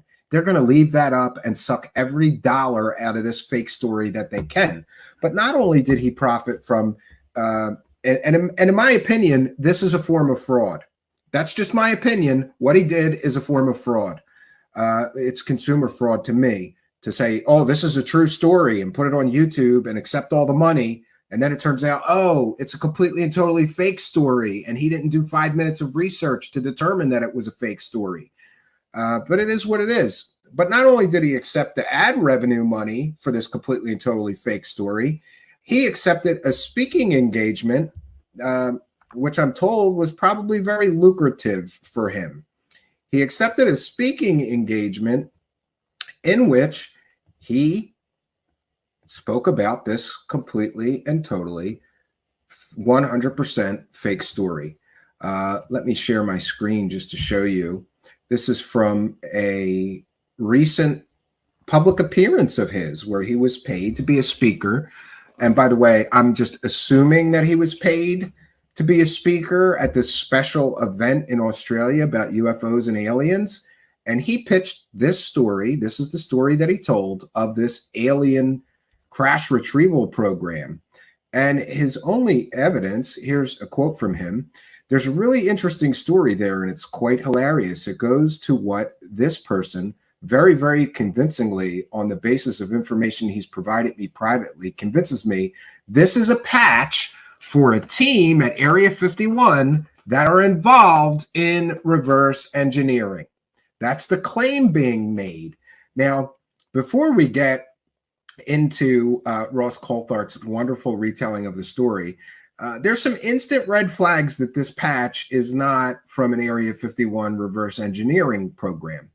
I'm a computer science guy, so I instantly noticed the binary, and I went rushing to see what that binary means, what it translates as. And interestingly, one of the things that I found was that that binary code, you see the ones and zeros on the right-hand side of the patch, on the right-hand side of the lightning bolt? Well, that binary number is actually from a Star Trek The Next Generation episode. And interestingly, it's one of my favorites. It's the one where the Binars take control of the Starship Enterprise because they have to save their home planet's primary computer core. And they were afraid that the Enterprise and crew would say no. So they sort of to the best of my recollection, they knocked everybody out. And they took over the Star Trek Enterprise, and the Enterprise had to go and get back into their computer system and take control of their ship back. And the Binars, which is a race of aliens, they were sort of knocked out while their computer system on their home world was down and rebooting. Here's just a quick clip from that. They're successful. This is them taking control of the ship back from the Binars. Their system started up. A resident diagnostic program is running. The system is absolutely incredible. And there's the Binars. And they're waking back up. So isn't that interesting that this is supposed to be a patch about an alien reverse engineering program at Area 51, and the binary on the patch is the title of a Star Trek episode. Isn't that great? That could have been Ross Coulthart's first red flag that this story was fake. But that didn't stop Ross Coulthart from selling this completely and totally fake Patchgate story. He doubles down, he triples down. He still has not, to the best of my knowledge, he hasn't tweeted, "I'm sorry, that story was false." He hasn't taken the monetized video down. He's still collecting money for this 100% completely and totally fake story. But before we show you the proof that this is indeed a completely and totally fake story, let's share with you Ross Coulthart's story that he was selling here about a reverse engineering alien program at Area 51. And his only evidence is a patch that was sold on eBay. And wait till we get into that and show you the slimy character behind the sale of this so-called top secret Area 51 patch. And explain them. I will ask the questions along with you, Ross. So I say, let's get to it. Now, Bryce, this might be a good segue for me to tell you about somebody who contacted me just in this past week. By the way, fair they're use. Not one of my legacy program sources. They're not one of the first-hand witnesses, but they are. By the way, I just want to say that Ross Coulthart and Bryce's, or is it Bryce or Bruce? I always forget. Their show is called Need to Know. And what you need to know is they're garbage peddlers. That's what you need to know about Need to Know. They sell fake stories. They sell garbage. That's what they do over at Need to Know. You need to know that Need to Know are garbage peddlers. All right, let's get into this. fantastical fairy tale that Ross is going to tell everybody. I asked somebody who's contacted Arrow, and with their permission, I'm allowed to talk about the fact that they've approached Arrow, and they told me that they've given a 45-minute telephone interview to Arrow about. Did he call Arrow and verify that this person actually gave a 45-minute phone call to Arrow? How would you even do that? Their phone number is not really like out there and listed, is it? I don't know. Seems suspicious already. So this person testified to Arrow about what they knew about the aliens. What they know. And in all honesty, they've approached with some really interesting information, which I'd love to. Really interesting information, all of which just happens to be completely and totally fake. Know, if we do get the opportunity to talk to Dr. Kirkpatrick, how have they investigated what this person has told them? Well, Arrow won't need to investigate it because, and by the way, Ross Coulthart was making fun of these silly debunkers on the internet who said that that patch wasn't what he said it was. And it looks like the silly debunkers nailed that patch to the exact program that it came from 100%. And it is not, I repeat, it is not from an Area 51 crash retrieval or back engineering alien technology program. That much is certain. So Ross Coulthart making fun of these silly internet debunkers, they did the work that he couldn't or would not do. So this is a guy who knew somebody who worked for a major defense contractor. And by the way, this is just one version of the story that he used to try to sell the patch. There's other versions of the story that he used to try to sell this patch on eBay. And by the way, a quick reverse Google image search, Ross Coulthart could have found those eBay listings in 30 seconds flat and saw that the very same seller used multiple different stories trying to sell that patch. That would be your second red flag that this story is completely and totally fake. But Ross didn't do that, because why should you let something like facts, evidence, and history of the so-called information source get in the way of a really good alien fairy tale that you can make thousands of dollars with? Because that's apparently what Ross did. He made thousands of dollars, allegedly, from public speaking fees and this monetized YouTube video, which is still up on the Need to Know YouTube channel. They're still accepting ad revenue for this now busted, completely and totally fake story. And had a very high DOD security clearance. This person had a great uncle who passed away last year of a heart attack in his sleep at age 75. And again, this is just one version of the story that this person who was selling this so-called top secret patch on eBay was using to try to make money. Their great uncle served in the US Air Force for 28 years at E8 level, and then was hired to work with EG&G. And worked at Area 51 Groom Lake from 1997 to 2014. Again, there's no evidence, just a story. Somebody told him. Whatever that is. Before he passed away, this relative, this great uncle, confided to my source very important information that to the individual that has contacted me. It was shared that the great uncle had a conversation with a senior engineer when he first arrived in 1997, whose EG&G group was tasked with trying to reverse engineer an object that was recovered and brought to Area 51 in the 1980s by some CIA folk. Oh, so the CIA brought some alien technology to Area 51, and this guy selling the patch on eBay said that his uncle talked to somebody else. So we've got like third-hand witness account. This guy who sold the patch on eBay's uncle talked to somebody else who told him that story. So this is a game of telephone, first of all, because Ross Coulthart is now repeating a third-hand story. The first-hand witness was the guy who knew about this program, who talked to the great uncle, and the great uncle told the story to the guy selling the patch, who then told the story to Ross Coulthart. So what we're getting is actually a third or fourth hand account of this story. You see the problems already? That could be another red flag. This is a fourth-hand account of a story about alien back engineering at Area 51. Shortly after that conversation, the senior engineer retired. Their great uncle also saw an up-close, crystal-clear photograph of the same exact object attached to the wall of a secure vaulted data storage room at Area 51 sometime after.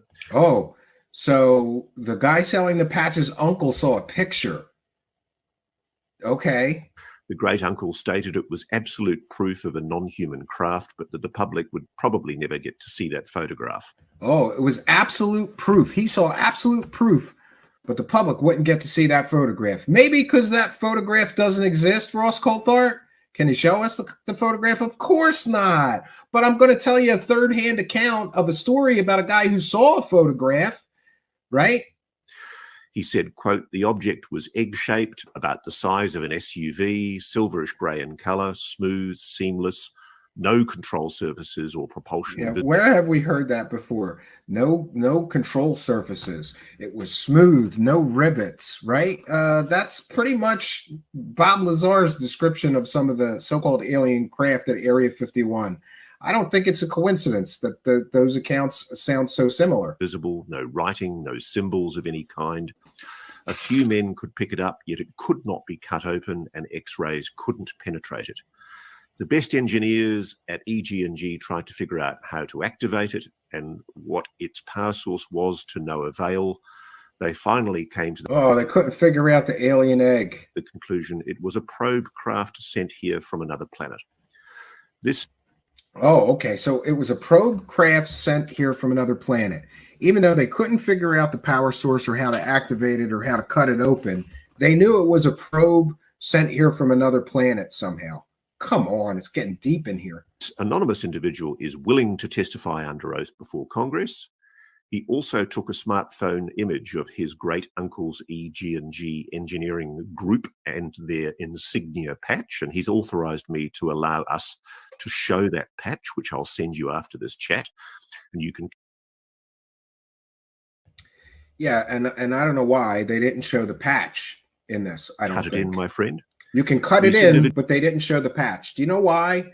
Because they did not want people to figure out that the patch is not what Ross Coulthart is purporting it to be or reporting it to be. Because a lot of people don't know this, but there are Area 51 experts out there, people who worked there for decades, people who had very high clearances and could identify what that patch actually was or verify that it really was from an Area 51 crash retrieval and back engineering program. But they didn't show the patch, I think, until Ross did the public appearance where he took money to retell this same fake story. Vigil has also interviewed with Arrow and has signed and dated an official memorandum of record. And he's also spoken with Tim I agree. Burchett as well, the individual. Now, this is a really interesting example of somebody who's come forward to Arrow with information. With false information. I just wonder, when Dr. Kirkpatrick says that there's no credible evidence of extraterrestrial visitation of planet Earth, is he aware of this memo? Is he aware of this conversation that this person purports that he's already had? Yeah, and see, Ross Coulthart doesn't like Sean Kirkpatrick because he said that he has been investigating and has found no evidence of alien technology or alien back engineering programs, legacy or otherwise. So Ross Coulthart likes to, he's using this fake story to try to gotcha Kirkpatrick of Arrow. Look, he's lying because we have this witness who said that he talked to Arrow and his uncle worked for an alien back engineering. Bullshit. It's all fake. And his only evidence is some guy selling a so-called top secret patch on eBay, the binary code of which is a Star Trek episode. That could be a red flag. The story's fake, but he's trying to gotcha the guy like, oh, he's lying about the alien technology. Kirkpatrick is. This story is completely and totally fake. Maybe Kirkpatrick is a smart and educated man, and like me, he figured out what that patch really is, right? with people from Arrow. Is he saying to Congress that there is no information because this person's information, of course, is hearsay? But you could very quickly check this information by approaching the direct source and moreover checking the bona fides of the great uncle. Did he check the bona fides of the great uncle? Did he verify that this guy selling a patch on eBay's uncle actually worked at Area 51, or did he just accept the story that he was told and run with it? You know, this is the difference between a real investigative journalist and a garbage peddler. A real investigative journalist, the first thing they would have done is ask for the uncle's name and did a complete and total military and career background check on him and found out if it's even plausible that he indeed worked at Area 51. So I guess I'd just like to know more. I mean, it raises more questions than it answers. I've had a few of these kind of messages from people who are frustrated that Arrow's boss is saying one thing when they say they have presented. Yeah, wackadoos are saying, we have proof of alien technology, and it's a patch that I was selling on eBay, right? And by the way, by the time Ross got this story, the guy already sold the patch on eBay. But this entire story, friends, completely and totally falls apart based on that patch. And we're going to get into the evidence and the proof of that. So again, his only evidence is some guy told me, you know. Also, it's important to point out that the person that was selling this had multiple stories about where the patch came from. And we're going to get into it. Charlie Weiser, I have to say, friend of the show, thank you, Charlie Weiser, for doing what you do, did an excellent breakdown of this story, which we're going to share for you. And before anybody accuses me, this is Charlie Weiser's thread. And Charlie Weiser culled the information from Metabunk and various other internet sources and just made it digestible in a YouTube thread. Thanks to Charlie Weiser and all who contributed to busting this complete and totally fake story. From Ross Coulthart's podcast, August 4th, where he talks about the patch, his source, presumably Lockheed Skunk 117 on eBay, Bill's Mafia 716Y on Twitter, snuck a photo of his great uncle's patch before he died last year. And last week gave it to Coulthart to show us. That was one version of the story. His uncle was sleeping and he took a picture of the patch. This great uncle never saw the egg-shaped craft, only a photo of it, shown to him by another engineer on the program in 1997 who promptly retired. The egg was featureless and was never penetrated, was nevertheless concluded that it had to be an ET probe. Coulthart's source, the great nephew, showed him both the secretly taken photo of the patch, which he presented at Saturday's talk. Remember, he got paid to give a talk about this, and it's a completely fake story, and one of the EG&G folk themselves. Coulthart does not specify that his source actually had multiple different photos of the patch from all the times he tried to sell it on eBay. Why bother with the story of secretly taking a photo? It's irrelevant. He secretly took the photo, but yet there's multiple versions of the photos of this thing on eBay on the different sales listings where he's trying to sell this patch. By the way, got a good buck for it. I think he got $550. It seems that the patch eventually sold in February 2023 for $550. Yes, $550. Most of it was probably for the Michael Jordan autograph stub that came with it. The buyer left this review and also bought Area 51 coins. So we know that the patch was sold for $550. The description of one of several different listings for the patch, it varied slightly each time. In this one, the seller claims to be the engineer who worked for the program. In other listings, he says it belonged to a family member. So here's the original eBay listing, or one of them. There's multiple ones. And again, the story keeps changing every time this guy's trying to sell it on eBay. In one version, it was his uncle's patch. In another version, it was his patch. And here's the listing. For sale is one patch that was specifically designed, produced, and handed out to the members of a small top secret EG&G engineering group inside Area 51 in the early 2000s. I was part of that group. Each member was given one patch. This patch is super rare. I have never seen another one offered anywhere else before it, so it's special because it was actually inside Area 51 at one time. Ooh, it's rare. That makes it more valuable, and you can get more money for it, right? It makes it the ultimate Area 51 item you will ever find. This patch is 100% authentic and original, not a reproduction or a novelty patch. It's in great condition for being almost 20 years old. See the pictures I have, 100% positive eBay feedback. Buy with complete confidence. Free FedEx shipping with signature required. No returns. Message me with any questions you might have. And here, the seller seems to confirm that he told Coulthart the picture he gave him was the one he sneakily took when his uncle was sleeping. This part of the story is clearly fabricated. He had at least 6 pictures from 3 photo shoots plus 2 of the reverse. If someone lies about part of their story when they didn't have to, if the story were true, then the story is false. All the info Ross Coulthart got from this source about the egg-shaped craft is therefore also fabricated. The eBay review was left by the buyer. Sure. So there's that. And again, in another eBay listing, he didn't say I was part of the group. He said my uncle was part of the group.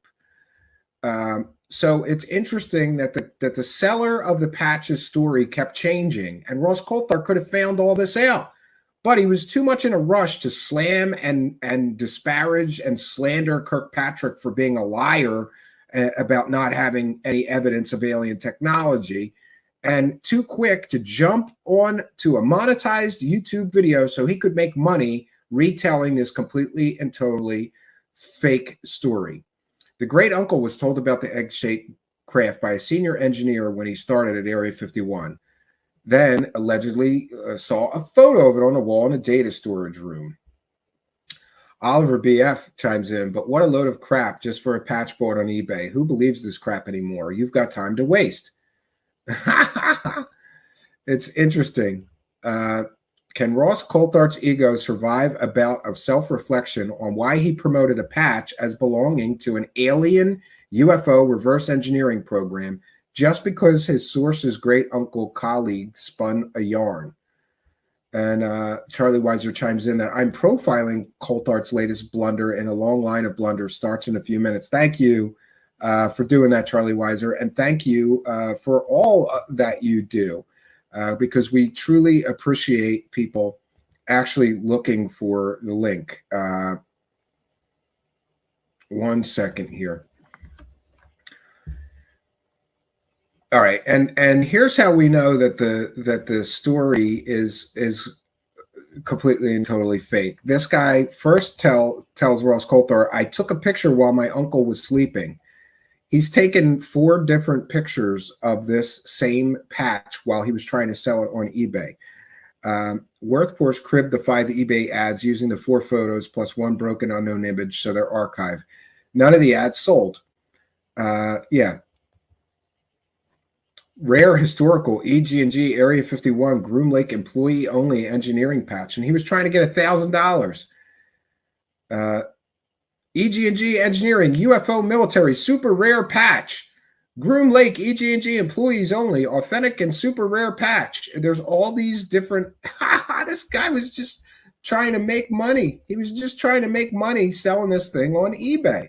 It's very, very clear. So how do we know that this is that this patch is not what Ross Coulthart or his idiot source told him it was? Well, there are some clues. UFT8 is an output error symbol. There is one symbol that is for a radar screen. Blue star is used to denote United States Air Force friendly forces. So why would an alien crash retrieval program denote United States Air Force friendly forces? The lightning bolt is for electronic intel, and it's commonly used. And these waves that you see on the left-hand side of the patch are directional radiation antenna signal symbols. This thing that they said was an egg-shaped alien craft was actually used to represent an aluminum radar calibration sphere. Measure and analyze RCS signatures. Protect United States Air Force assets. So the patch is actually from Electronic Warfare and Radar Cross-Section Test Site, Groom Lake. And so it is from Area 51, but it has nothing to do with aliens. It's from an Electronic Warfare and Radar Cross-Section Test Site. That's exactly where it's from. Has nothing to do with aliens, has nothing to do with alien crash retrieval programs, has nothing to do with an egg-shaped alien space probe, as Ross Coulthart sold this story. The entire story rested on this patch. And by the way, all of these facts are things that Ross Coulthart could have learned before he ran to the internet to sell an alien story, and he did not do that. And there is further confirmation from Area 51 experts that this explanation for what that patch is 100% accurate. It came from Electronic Warfare and Radar Group off of Area 51. Had nothing to do with aliens, nothing to do with back engineering, nothing to do with crash retrieval programs.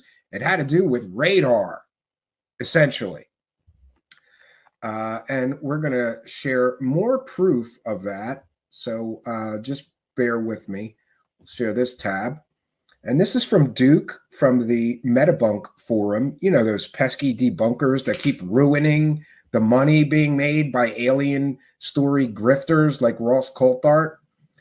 And Duke says, okay, now I feel comfortable posting this. The link below is to a thread about the subject patch I stated on the forum, of which I am the moderator, of Dreamland Resort. For those unfamiliar with the site, it's a website devoted to Area 51 and Black aircraft programs. Many of the posters are former Area 51 employees and or members, me included, members of Pioneers of Stealth. The site is owned by Jorg Arnoux, a true gentleman I am proud to call my friend. Jorg has devoted much of his life to the study of Black programs. Jorg lives in Rachel, Nevada, near Area 51. One of the most prominent members of their staff is Peter Merlin. That's a name that may be familiar with you. He is an Area 51 expert. And by the way, Ross Coulthart, if he was unsure of something, could have sought out an Area 51 expert and asked him about the patch. He didn't do that. One of the members of the DLR staff is Peter Merlin. Peter is a highly respected aviation historian and an Area 51 historian, known for his extensive knowledge of books and articles about Area 51 and classified programs. Peter Merlin would be accepted into a court of law as an expert on aviation history and Area 51 history. Peter Merlin has authored numerous books and articles on aerospace history and technology, as well as volumes on Area 51 and the Nevada test site for Arcadia Publishing. He has appeared in documentary programs for the History Channel, Discovery, National Geographic, and others.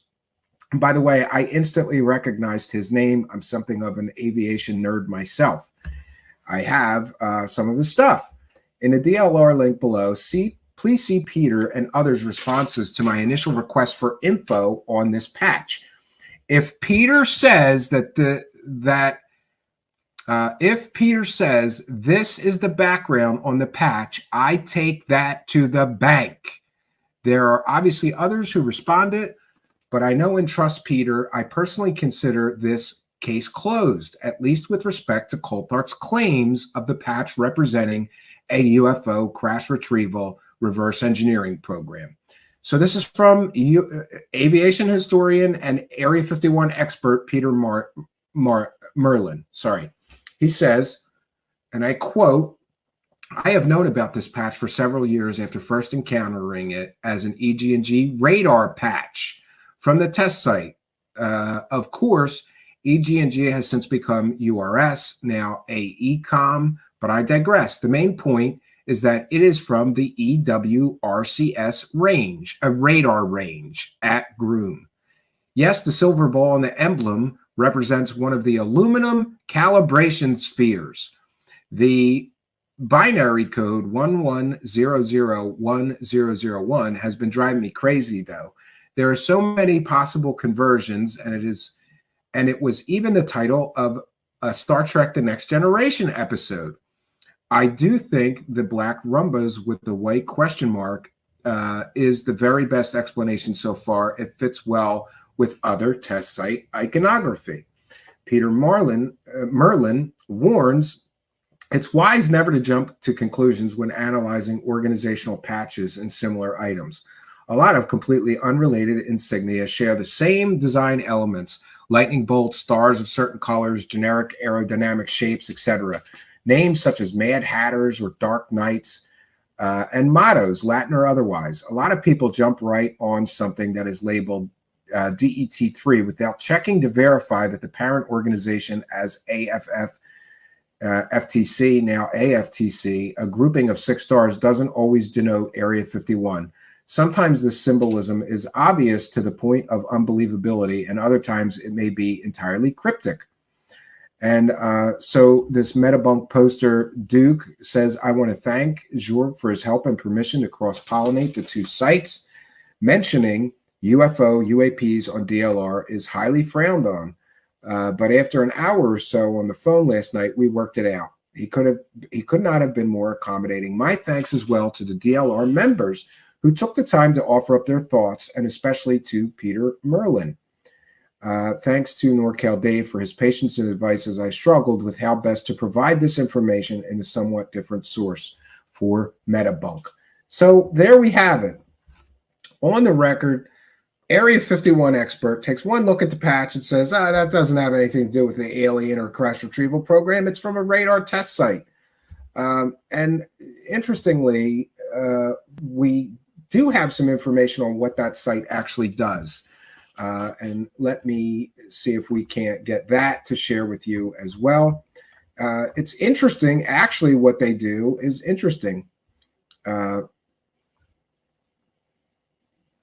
second here.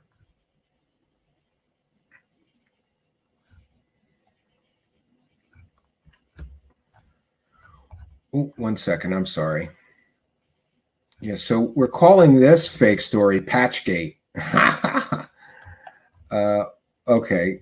And we have a post from the same poster, Duke, giving a little more information about what that area at Area 51, what that patch is really all about.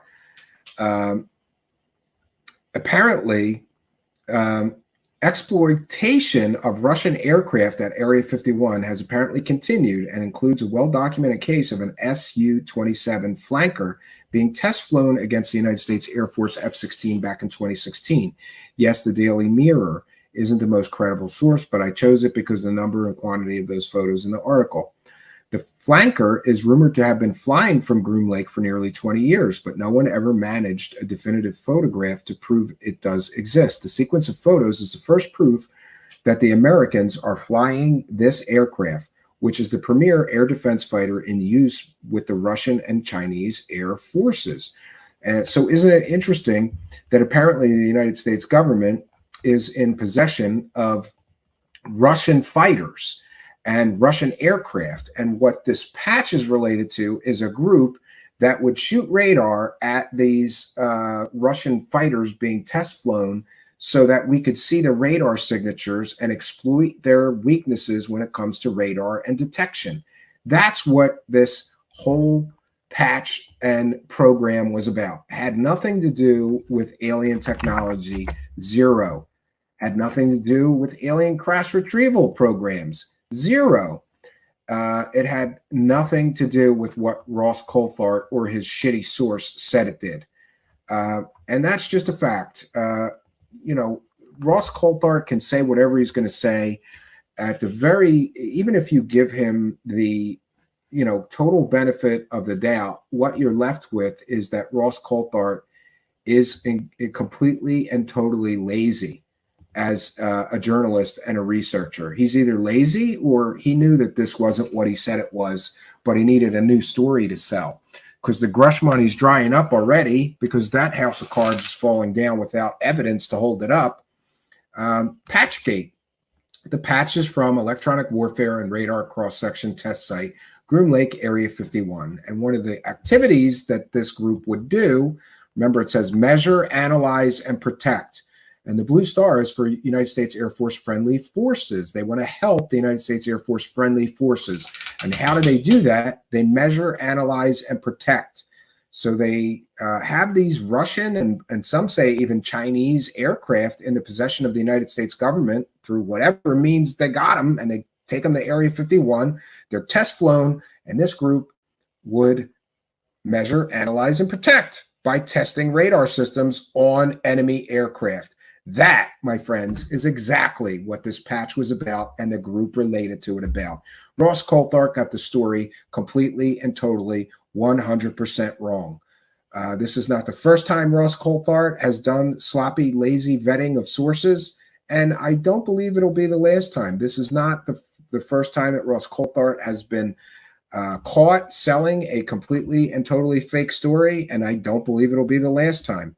And so you may ask yourself, we have been through 3 examples of 100% provably fake stories that Ross Coulthart has peddled. Now ask yourself, how likely is it that Dave Grush really has all this evidence that Ross Coulthart says he has, right? Are we going to all get ready for the big letdown here? I am not hopeful that Grush is going to come through with evidence. After all, it's been more than 2 months. All these people are saying all kinds of things. Oh, no, he gave his evidence to Congress.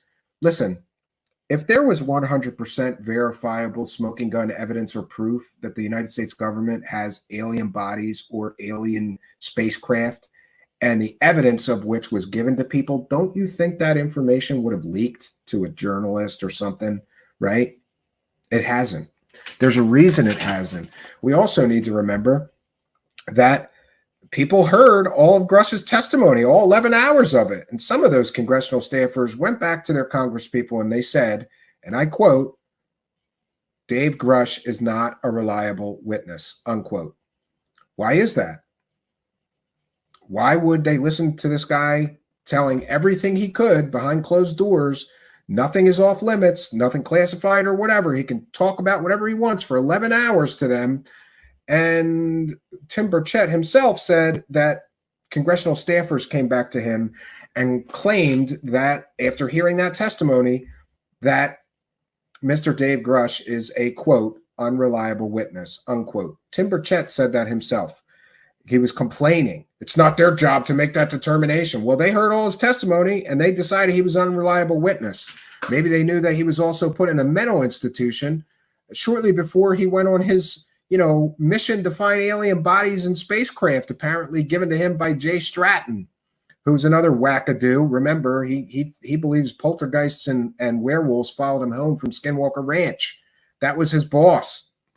And who was the chief scientist at the same group that Dave Grush worked for? Oh, Travis Taylor, the guy from the Skinwalker scam that can't tell the difference between a bug and an alien spacecraft. And, by the way, they had all this time to determine what some of these things are, to identify them, and they couldn't do it, right? Because they were convinced everything's aliens. So I'm not hopeful about this Grush story. Now, we do have some additional time, so we are going to give you some more information about another, I believe, I don't want to get in an argument with people, but I believe this other story from Ross Coulthart was also a completely and totally fake story. And that would be the Wilson Davis notes. Now, it is interesting that people are claiming that those notes are real, even though Admiral Wilson himself said, no, they're not. This is a work of fiction. There's a famous quote he gave to Stephen Greenstreet of the New York Post, calling the Wilson Davis notes a, quote, work of fiction. We want to take a moment to thank and recognize Lou Jimenez from Lou Reviews. In the description of our video here is a link to his YouTube channel. He did an excellent, one of my favorite videos that I've ever seen anybody do on aliens and UFOs is the video that Mr. Jimenez did. You may remember him from Unidentified Celebrity Review. Now he's doing a different sort of show. Well, it's slanted a little differently. If you're used to the old show, it'll take some getting used to. But he's doing a new show just called Lou Reviews. And he's become quite skeptical of a lot of these alien and UFO stories, much like me. So we want to make sure we credit him and recognize this is, I didn't make this video, he did, but I think he did such a great job breaking down Ross Coulthart selling what many believe to be another completely and totally fake story based on piss poor evidence and conflicting stories. And by the way, I also just want to mention that everybody keeps claiming that the Wilson Davis notes came out of Edgar Mitchell's estate. No one's ever proved it. No one has proven it. Show me an on-the-record statement from Edgar Mitchell's family saying, yes, those notes came out of his estate after he died. Nobody can. I've challenged people to do that. And that's just one point of contention on those notes that I have. There's an awful lot more.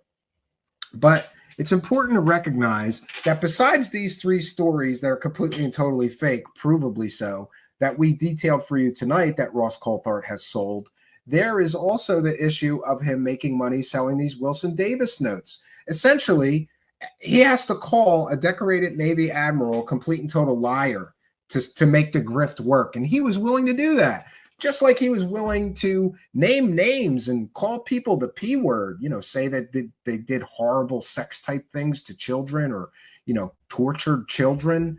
And he named names in that piece. We can see that Ross Coulthart displays an absolute and total lack of any integrity, any ethics whatsoever. It's also interesting to note that besides all of these fake stories, do you remember how Ross Coulthart was so shocked that a journalist would do a smear or hit piece? Well, Ross Coulthart was literally hired by a proven murderer and war criminal to dig up dirt on the journalists that were calling him a murderer and a war criminal. Turns out all those journalists got the story about that murderer and war criminal completely and totally right.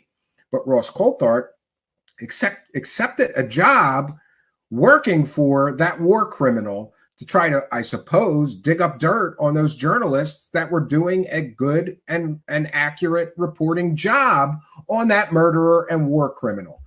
So where is this guy's ethics? They're in the gutter. This is somebody's husband, somebody's father. How proud his family must be, right? What, you know, do you ever remember when you were younger and people asked, like, what's your dad do? You know, oh, my dad sells fake stories and he accuses people of being pedophiles for money, even though the story's fake. Oh, and he also sells completely and totally fake alien stories for money. Oh, and he also works for a convicted murderer, he also works for a proven war criminal, trying to smear people who were telling the truth about him. Great guy, boy. He is just a shining bright light of virtuous, ethical, journalistic integrity. He has no right to be critical of any other journalist, period, based on his crap, piss poor history of selling completely and totally fake stories. But he sold more fake stories because besides these three, plus working for a proven war criminal to try to give him some propaganda to get out of being a war criminal, I don't know. Besides all that, he's also, you know, pushing stories about giant alien spaceships, and he claims he knows the exact location of that giant alien spaceship, but he can't tell us because it's top secret, and he's a journalist with integrity, and he can't burn the source who told him where the giant alien spaceship is. Then he sold the Wilson Davis notes, which there is no proof are real. There is no proof that story's real, period. Just some notes somebody wrote. And the notes were written by Eric Davis, known, proven to me, wackadoo, the wormhole wackadoo, alien science guy, right? Who claimed to the New York Times 3 years ago that the government was in possession of non-human spacecraft, but never proved anything. That's who these notes came from, a wackadoo, who also took a bunch of money from the United States government to do research into things like wormholes. And there's some famous paper of him where he has a drawing of Einstein waving to Barney the dinosaur through a wormhole. That research would later be called crackpot research by the Air Force. This is the quality of information that Ross Coulthart is selling. And of course, they leave that stuff out. Well, you know, when he sells the Wilson Davis notes as possibly real, and I got a kick out of how many times he said allegedly in this Lou Jimenez piece. When he sells these things as being real, he forgets to tell you that Eric Davis was they called his research crackpot research in a newspaper article, because that's what it is. Eric Davis, also highly involved with Hal Puthoff. He works for Hal Puthoff. You know, the guy who took lots of money to study psychics and got fooled by children's magic tricks, and Uri Geller declaring him to be a real and genuine psychic with superpowers. This is just, welcome to the circus, friends. All right, we're going to get into this video. And I want to thank Lou Jimenez again. Link to his YouTube channel is in the description. So if you want to see more great videos of his like this, go check out his channel. It's in the description of this video or podcast. Let's get into it.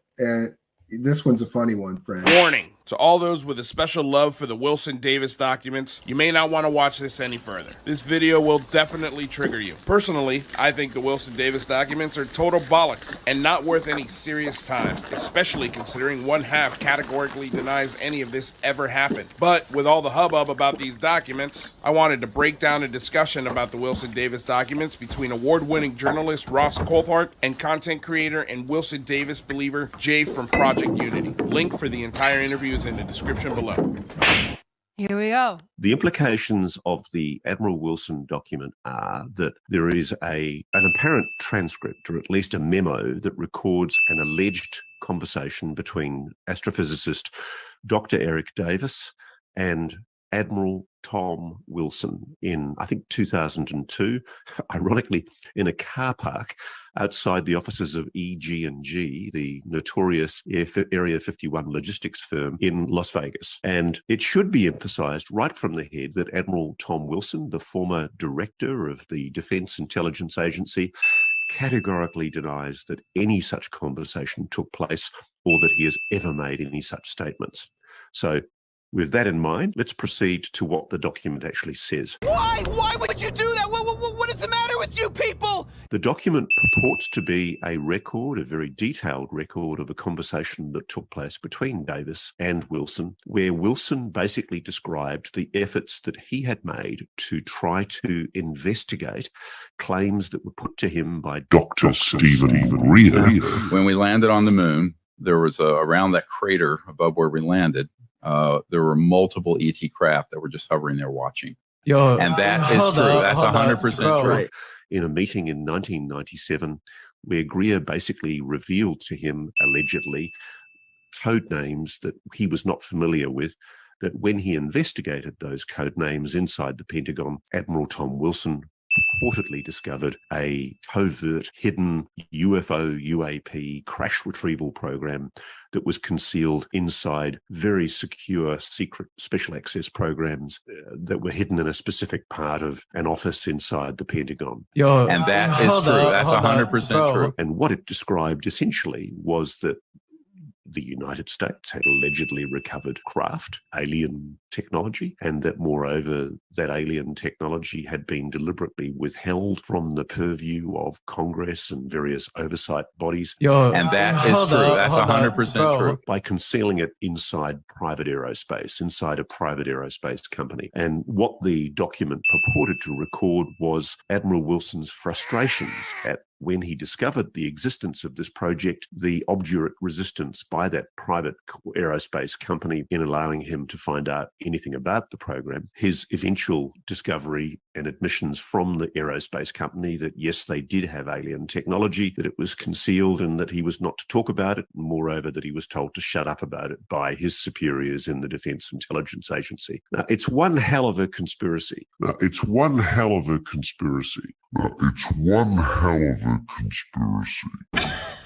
What? I've never known quite what to make of the Admiral Wilson document, because You know, there are some people who say, including Admiral Wilson, that it's a hoax, that it's not true, that it doesn't record accurate events. Categorically denies that any such conversation took place or that he has ever made any such statements. But one thing I'm very, very sure of is that the provenance of the document is very clear in my book. I know for a fact that it came from the estate of Dr. Edgar Mitchell, the Apollo 14 lunar module pilot, and that Edgar Mitchell was probably sent it by either Eric Davis or Dr. Hal Puthoff shortly after the conversation allegedly occurred. And that is true. That's 100% true. And what interested me in the interview that I did with Professor Gary Nolan a few weeks ago is when I asked Gary Nolan about the Admiral Wilson document, it was very much in the context of the general claim, pushed indeed in part by people like Lou Elizondo, the former head of the Pentagon's UFO program. There was retrieved technology of some kind, or as Lou refers to it, exotic material. Other people have been more frank. But basically, in the context of that conversation, I then went for it. I don't know, I just woke up from a little nap. It's a little dark, but you guys silly? I'm still going to send it. And decided to ask Professor Gary Nolan, does he know anything about the Admiral Wilson document? And he said, yes. I asked him, does he think it's genuine? And he said, yes. He said, I know Eric Davis, and Eric is of a kind of character, it's impossible for him to lie. It's impossible for him to lie. It's impossible for him to lie. I mean, I know Eric Davis, and, you know, Eric is of a kind of character that it's just impossible for him to lie. Dr. Eric Davis tells you something, then he's not lying to you. In fact, if you ever met Dr. Davis, you'll realize he has an interesting little personality characteristic that prevents him from lying. So I'm not going to elaborate on what Eric Davis thinks or says or knows. He's his own man. I can tell you that when he tells you something, he tells you the truth. He has no motivation other than the truth. ATIP never ended. Nope. It's still going on today? Yep. Who runs it? Not in that name. Oh, they changed the name? Change names, change location, change leadership. 1 minute later. It isn't likely to change locations for any reason. It isn't likely to change locations for any reason. It isn't likely to change locations for any reason. It's impossible for him to lie. It's impossible for him to lie. It's impossible for him to lie. What the hell are you talking about?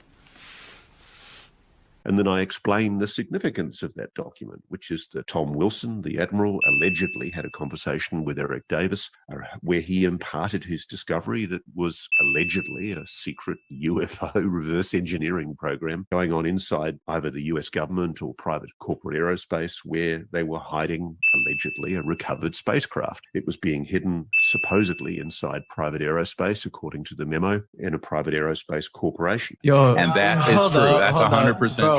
And I put it to Gary. I said, look, Gary, the journo in me, the journalist in me, thinks it's highly implausible for the simple fact that in America, everything leaks. You know, it's impossible to keep a secret like that. And Gary went, well, this is an example of it leaking. Everything leaks in this country. And this is an example of it. Okay, so you take that point. Yeah. Ultimately, it did leak. Ultimately, it leaked. And, you know, he made the point that, yes, the memo had eventually come to public awareness. And I said, okay, but how sure are you of the provenance of the memo? I mean, and what the implications are of what's inside it. And he basically told me that he's known about the memo for many, many years before it even became public. And he's aware of the conversations. And without naming names, he satisfied himself that he believes that it's a genuine document and that it records an accurate account of events. Without naming names, he satisfied himself that he believes that it's a genuine document and that it records an accurate account of events. And he said to me, crucially, I might say to my colleagues out there I know this all sounds completely crazy, absolutely crazy, but if you've seen the things that I've seen, you would only be able to come to a similar conclusion. Wow. And that is true. That's 100% true. I know, again, my reputation takes a hit. I'm sure there are prizes and other things that I'm never going to get because I'm talking about this. And believe me, I know for a fact, this is independent of any conversation I've had with Gary, I know for a fact that those hearings are going to very soon start on the Hill, and they are going to be momentous. Momentous is a big word. Is there anything you can expand on there, or is that all we get? No.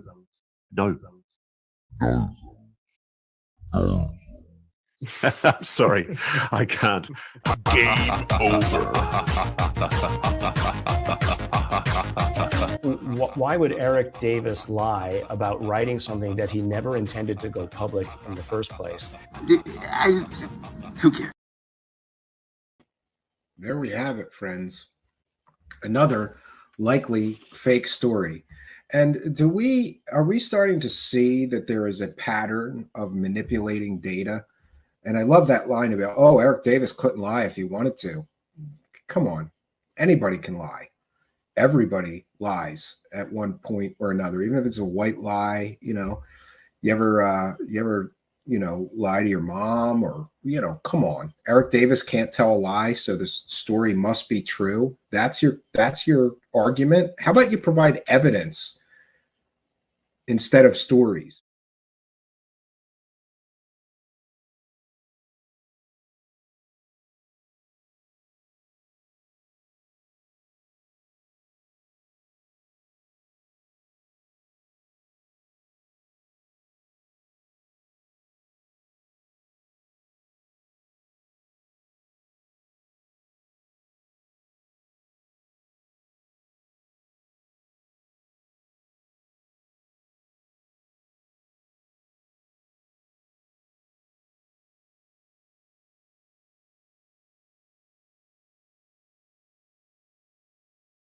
It's a twisted web we weave when we practice to deceive, and it takes a long time to untangle the deceptive nature of many of these claims and stories. So I want to take a moment before we end tonight's broadcast. For those unaware, we have a special broadcast on Saturday night involving Ross Coulthart and all of his various fake stories. But I suddenly realized that we have never, at least I'm sure we've talked about it here on the show, Ross Coulthart claiming that he knows the location of a giant alien spaceship. And but he can't tell us where the giant alien spaceship is. And it was so big that they had to build a building around it because they couldn't move it. And he knows exactly where that alien spaceship is, but he can't tell us. One of my favorite of Ross Coulthart's completely and totally fake stories is the story of the giant alien spaceship. He claims he knows exactly where it is, but he can't tell us. And just to display how these things work and how these claims that people make can really make their way all over the world in today's internet media landscape. This is from India Times, and this story of Ross Coulthart made it all the way to India and all over the world. Investigators' bizarre find: major landmark allegedly hides enormous spaceship. An intriguing claim comes from a UFO seeker named Ross Coulthart, who says there is a large spaceship beneath the significant landmark that is supposedly too massive to transport. Here's what he shared. The author of the book, In Plain Sight, said in an interview with the YouTube channel Project Unity that this non-human craft is hidden beneath a specifically designed building. He even claims to know exactly where it is, despite originally finding it implausible when he first heard about it. However, his allegations have enraged the UFO hunting community, which is keen to discover the hidden location. The community has now generated a plethora of theories. Some believe the massive disaster is hidden in South Korea. The massive spaceship is hidden in South Korea. Tyler Rogaway, an aviation professional, believes otherwise. He argues that a specific location is more likely to be an air defense facility. Coulthart has a history of generating headlines in the UFO community. He made waves in June when he interviewed a whistleblower who claimed that the U.S. military has not only the bodies of many crashed aircraft, but also the bodies of its crew members. That would be David Grush. The U.S. government is taking these charges so seriously that a government hearing to explore them further could take place within the next several weeks. Yes, and in addition, Coulthart mentioned classified videos of spherical UFOs flying alongside U.S. military jets during training drills in February. Unproven claim. These unexplained anomalous phenomenon, or UAPs, have been sighted above nuclear power plants and military bases around the United States, as well as in the Middle East. Coulthart urges that these sightings be separated from the hundreds of UAPs that have long been generating problems for the Pentagon. Coulthart made these claims after 4 objects in the sky were spotted, one of which was a Chinese spy balloon. According to Coulthart, the video of these items has not been made public. I've interviewed pilots from the east and west coast of the United States who have literally looked across the cockpit of their craft and seen spherical objects off of their right wing, he claimed. They videotaped them and given them to their commanders, and those tapes are still classified. Congress is being urged to take action based on firsthand evidence from witnesses. The significance of Dave Grush's testimony is emphasized, and it has been reviewed by the intelligence community inspector general before being referred to Congress.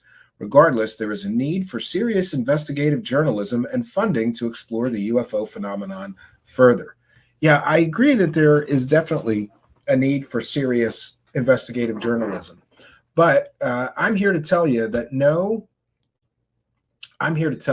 serious investigative journalist would say, I know where a giant alien spaceship is, but I can't tell you. I know exactly where a giant alien spaceship is, but I'm sorry, I just can't tell you, because that might endanger national security. And of course, Mr. Coulthart has made all kinds of excuses. That's another big bluff.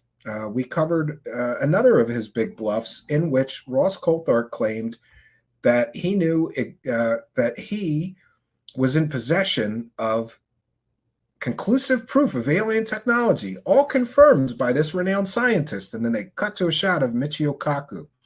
Michio Kaku didn't confirm shit. And Ross Coulthart is a garbage peddling, bottom feeding scumbag who sells completely and totally fake stories for money.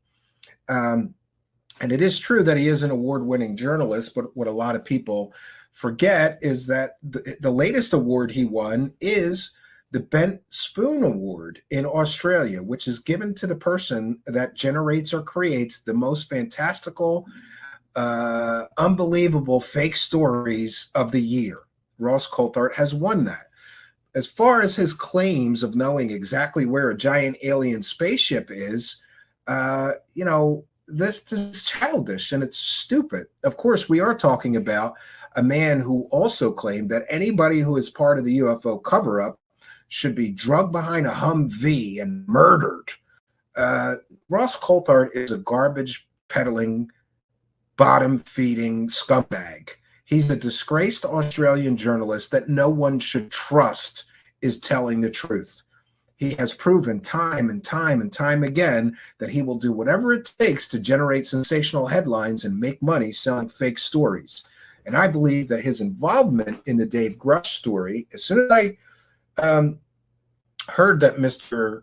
Coulthart was involved, deeply involved in the Dave Grush story, I knew that Dave Grush was essentially full of shit and would never amount to any real whistleblowing.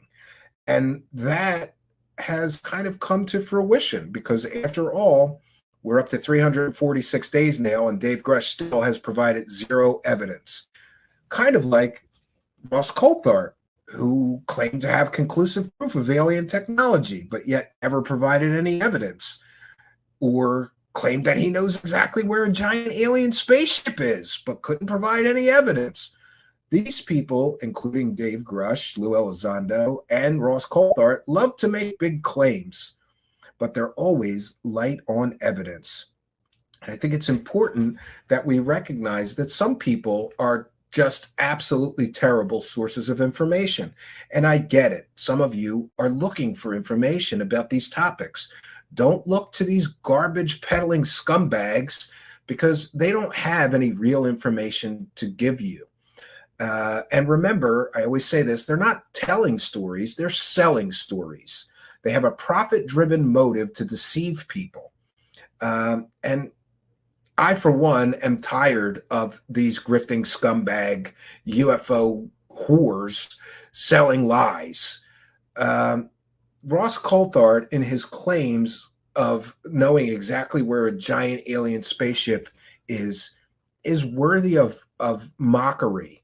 I don't know how anybody can listen to this guy when he's telling everybody he knows where a giant alien spaceship is. It was so big they couldn't move it. They had to put a building around it. And I know exactly where it is, but I can't tell you. Ross Coulthart makes my bullshit detector go off the minute he starts speaking. He is the least credible of all of these UFO grifters. And I, for one, think that he should be forcibly removed from the UFO community. Well, maybe not forcibly. Maybe that's the wrong word. I think he should just be removed from the UFO community. He's made enough money peddling completely and totally fake shit. It's time to go back to a real job, Ross Coulthart, but that's the problem. He's a disgraced Australian journalist. He has to cover UFOs to make a living because nobody will give him a real investigative journalism job because he has a proven track record of fake investigations, fake stories, fake evidence, and more. He is a scumbag. And the fact that he came to the United States, right? He comes into the United States media landscape like he's some kind of expert, and he calls himself an award-winning journalist. Award-winning journalists don't tell people they know where giant fucking alien spaceships are, you asshole. But hey, don't take my word for it. Let's hear what Ross Coulthart has to say about the giant alien spaceship. What if some of that shit is so big?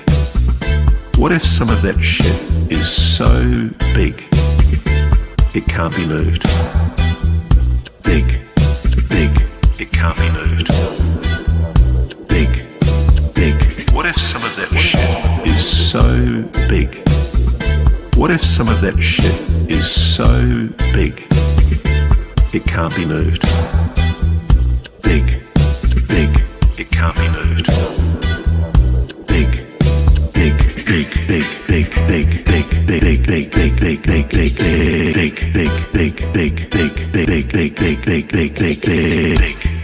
In a country outside of the United States of America. Big. In a country outside of the United States of America. In a country outside of the United States of America. Big. In a country outside of the United States of America. Big.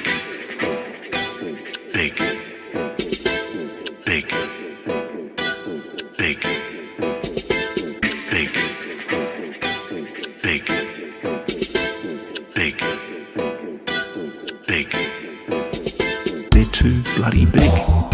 They're too bloody big. They're too bloody big. They're too bloody big. They're too bloody big. They're too bloody big. They're too bloody big. They're too bloody big. I know exactly where it is. I know exactly where it is. But it was bollocks big. But it was bollocks big.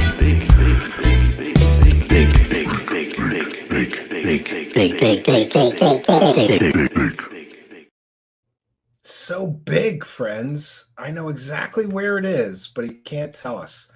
You know, I've joked about this before. It's just like George Knapp claiming he knows where the element 115 is buried, right? But he can't tell us. It's childish. It's like a child on a playground claiming that they have a laser gun, but I can't show it to you. It's childish and stupid.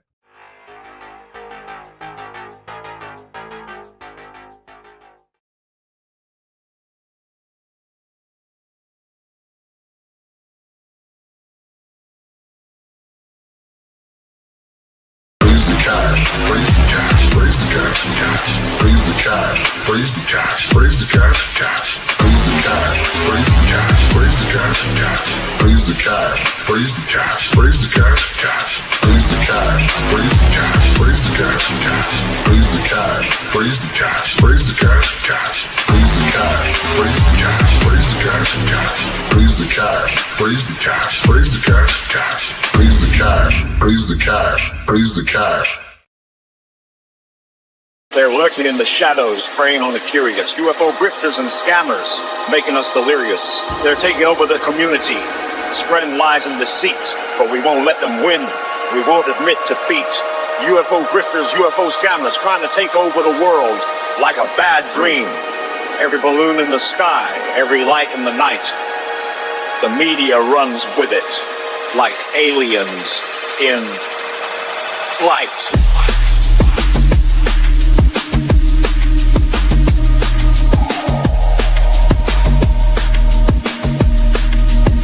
Don't get me started on those ancient aliens.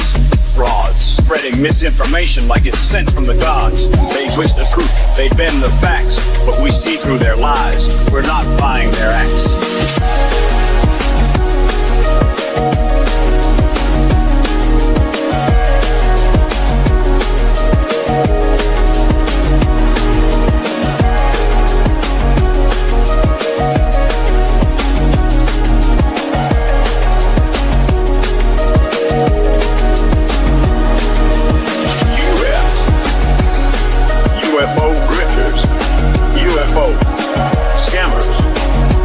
Take over the world like a bad dream. Every balloon in the sky, every light in the night. The media runs with it like aliens in flight.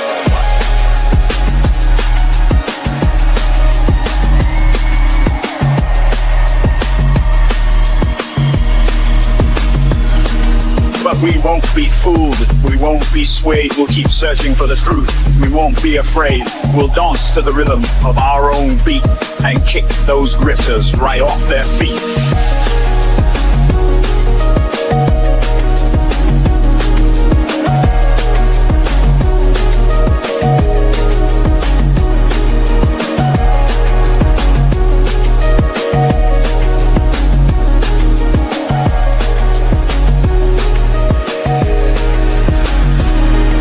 So let's keep our eyes on the sky and our minds open wide.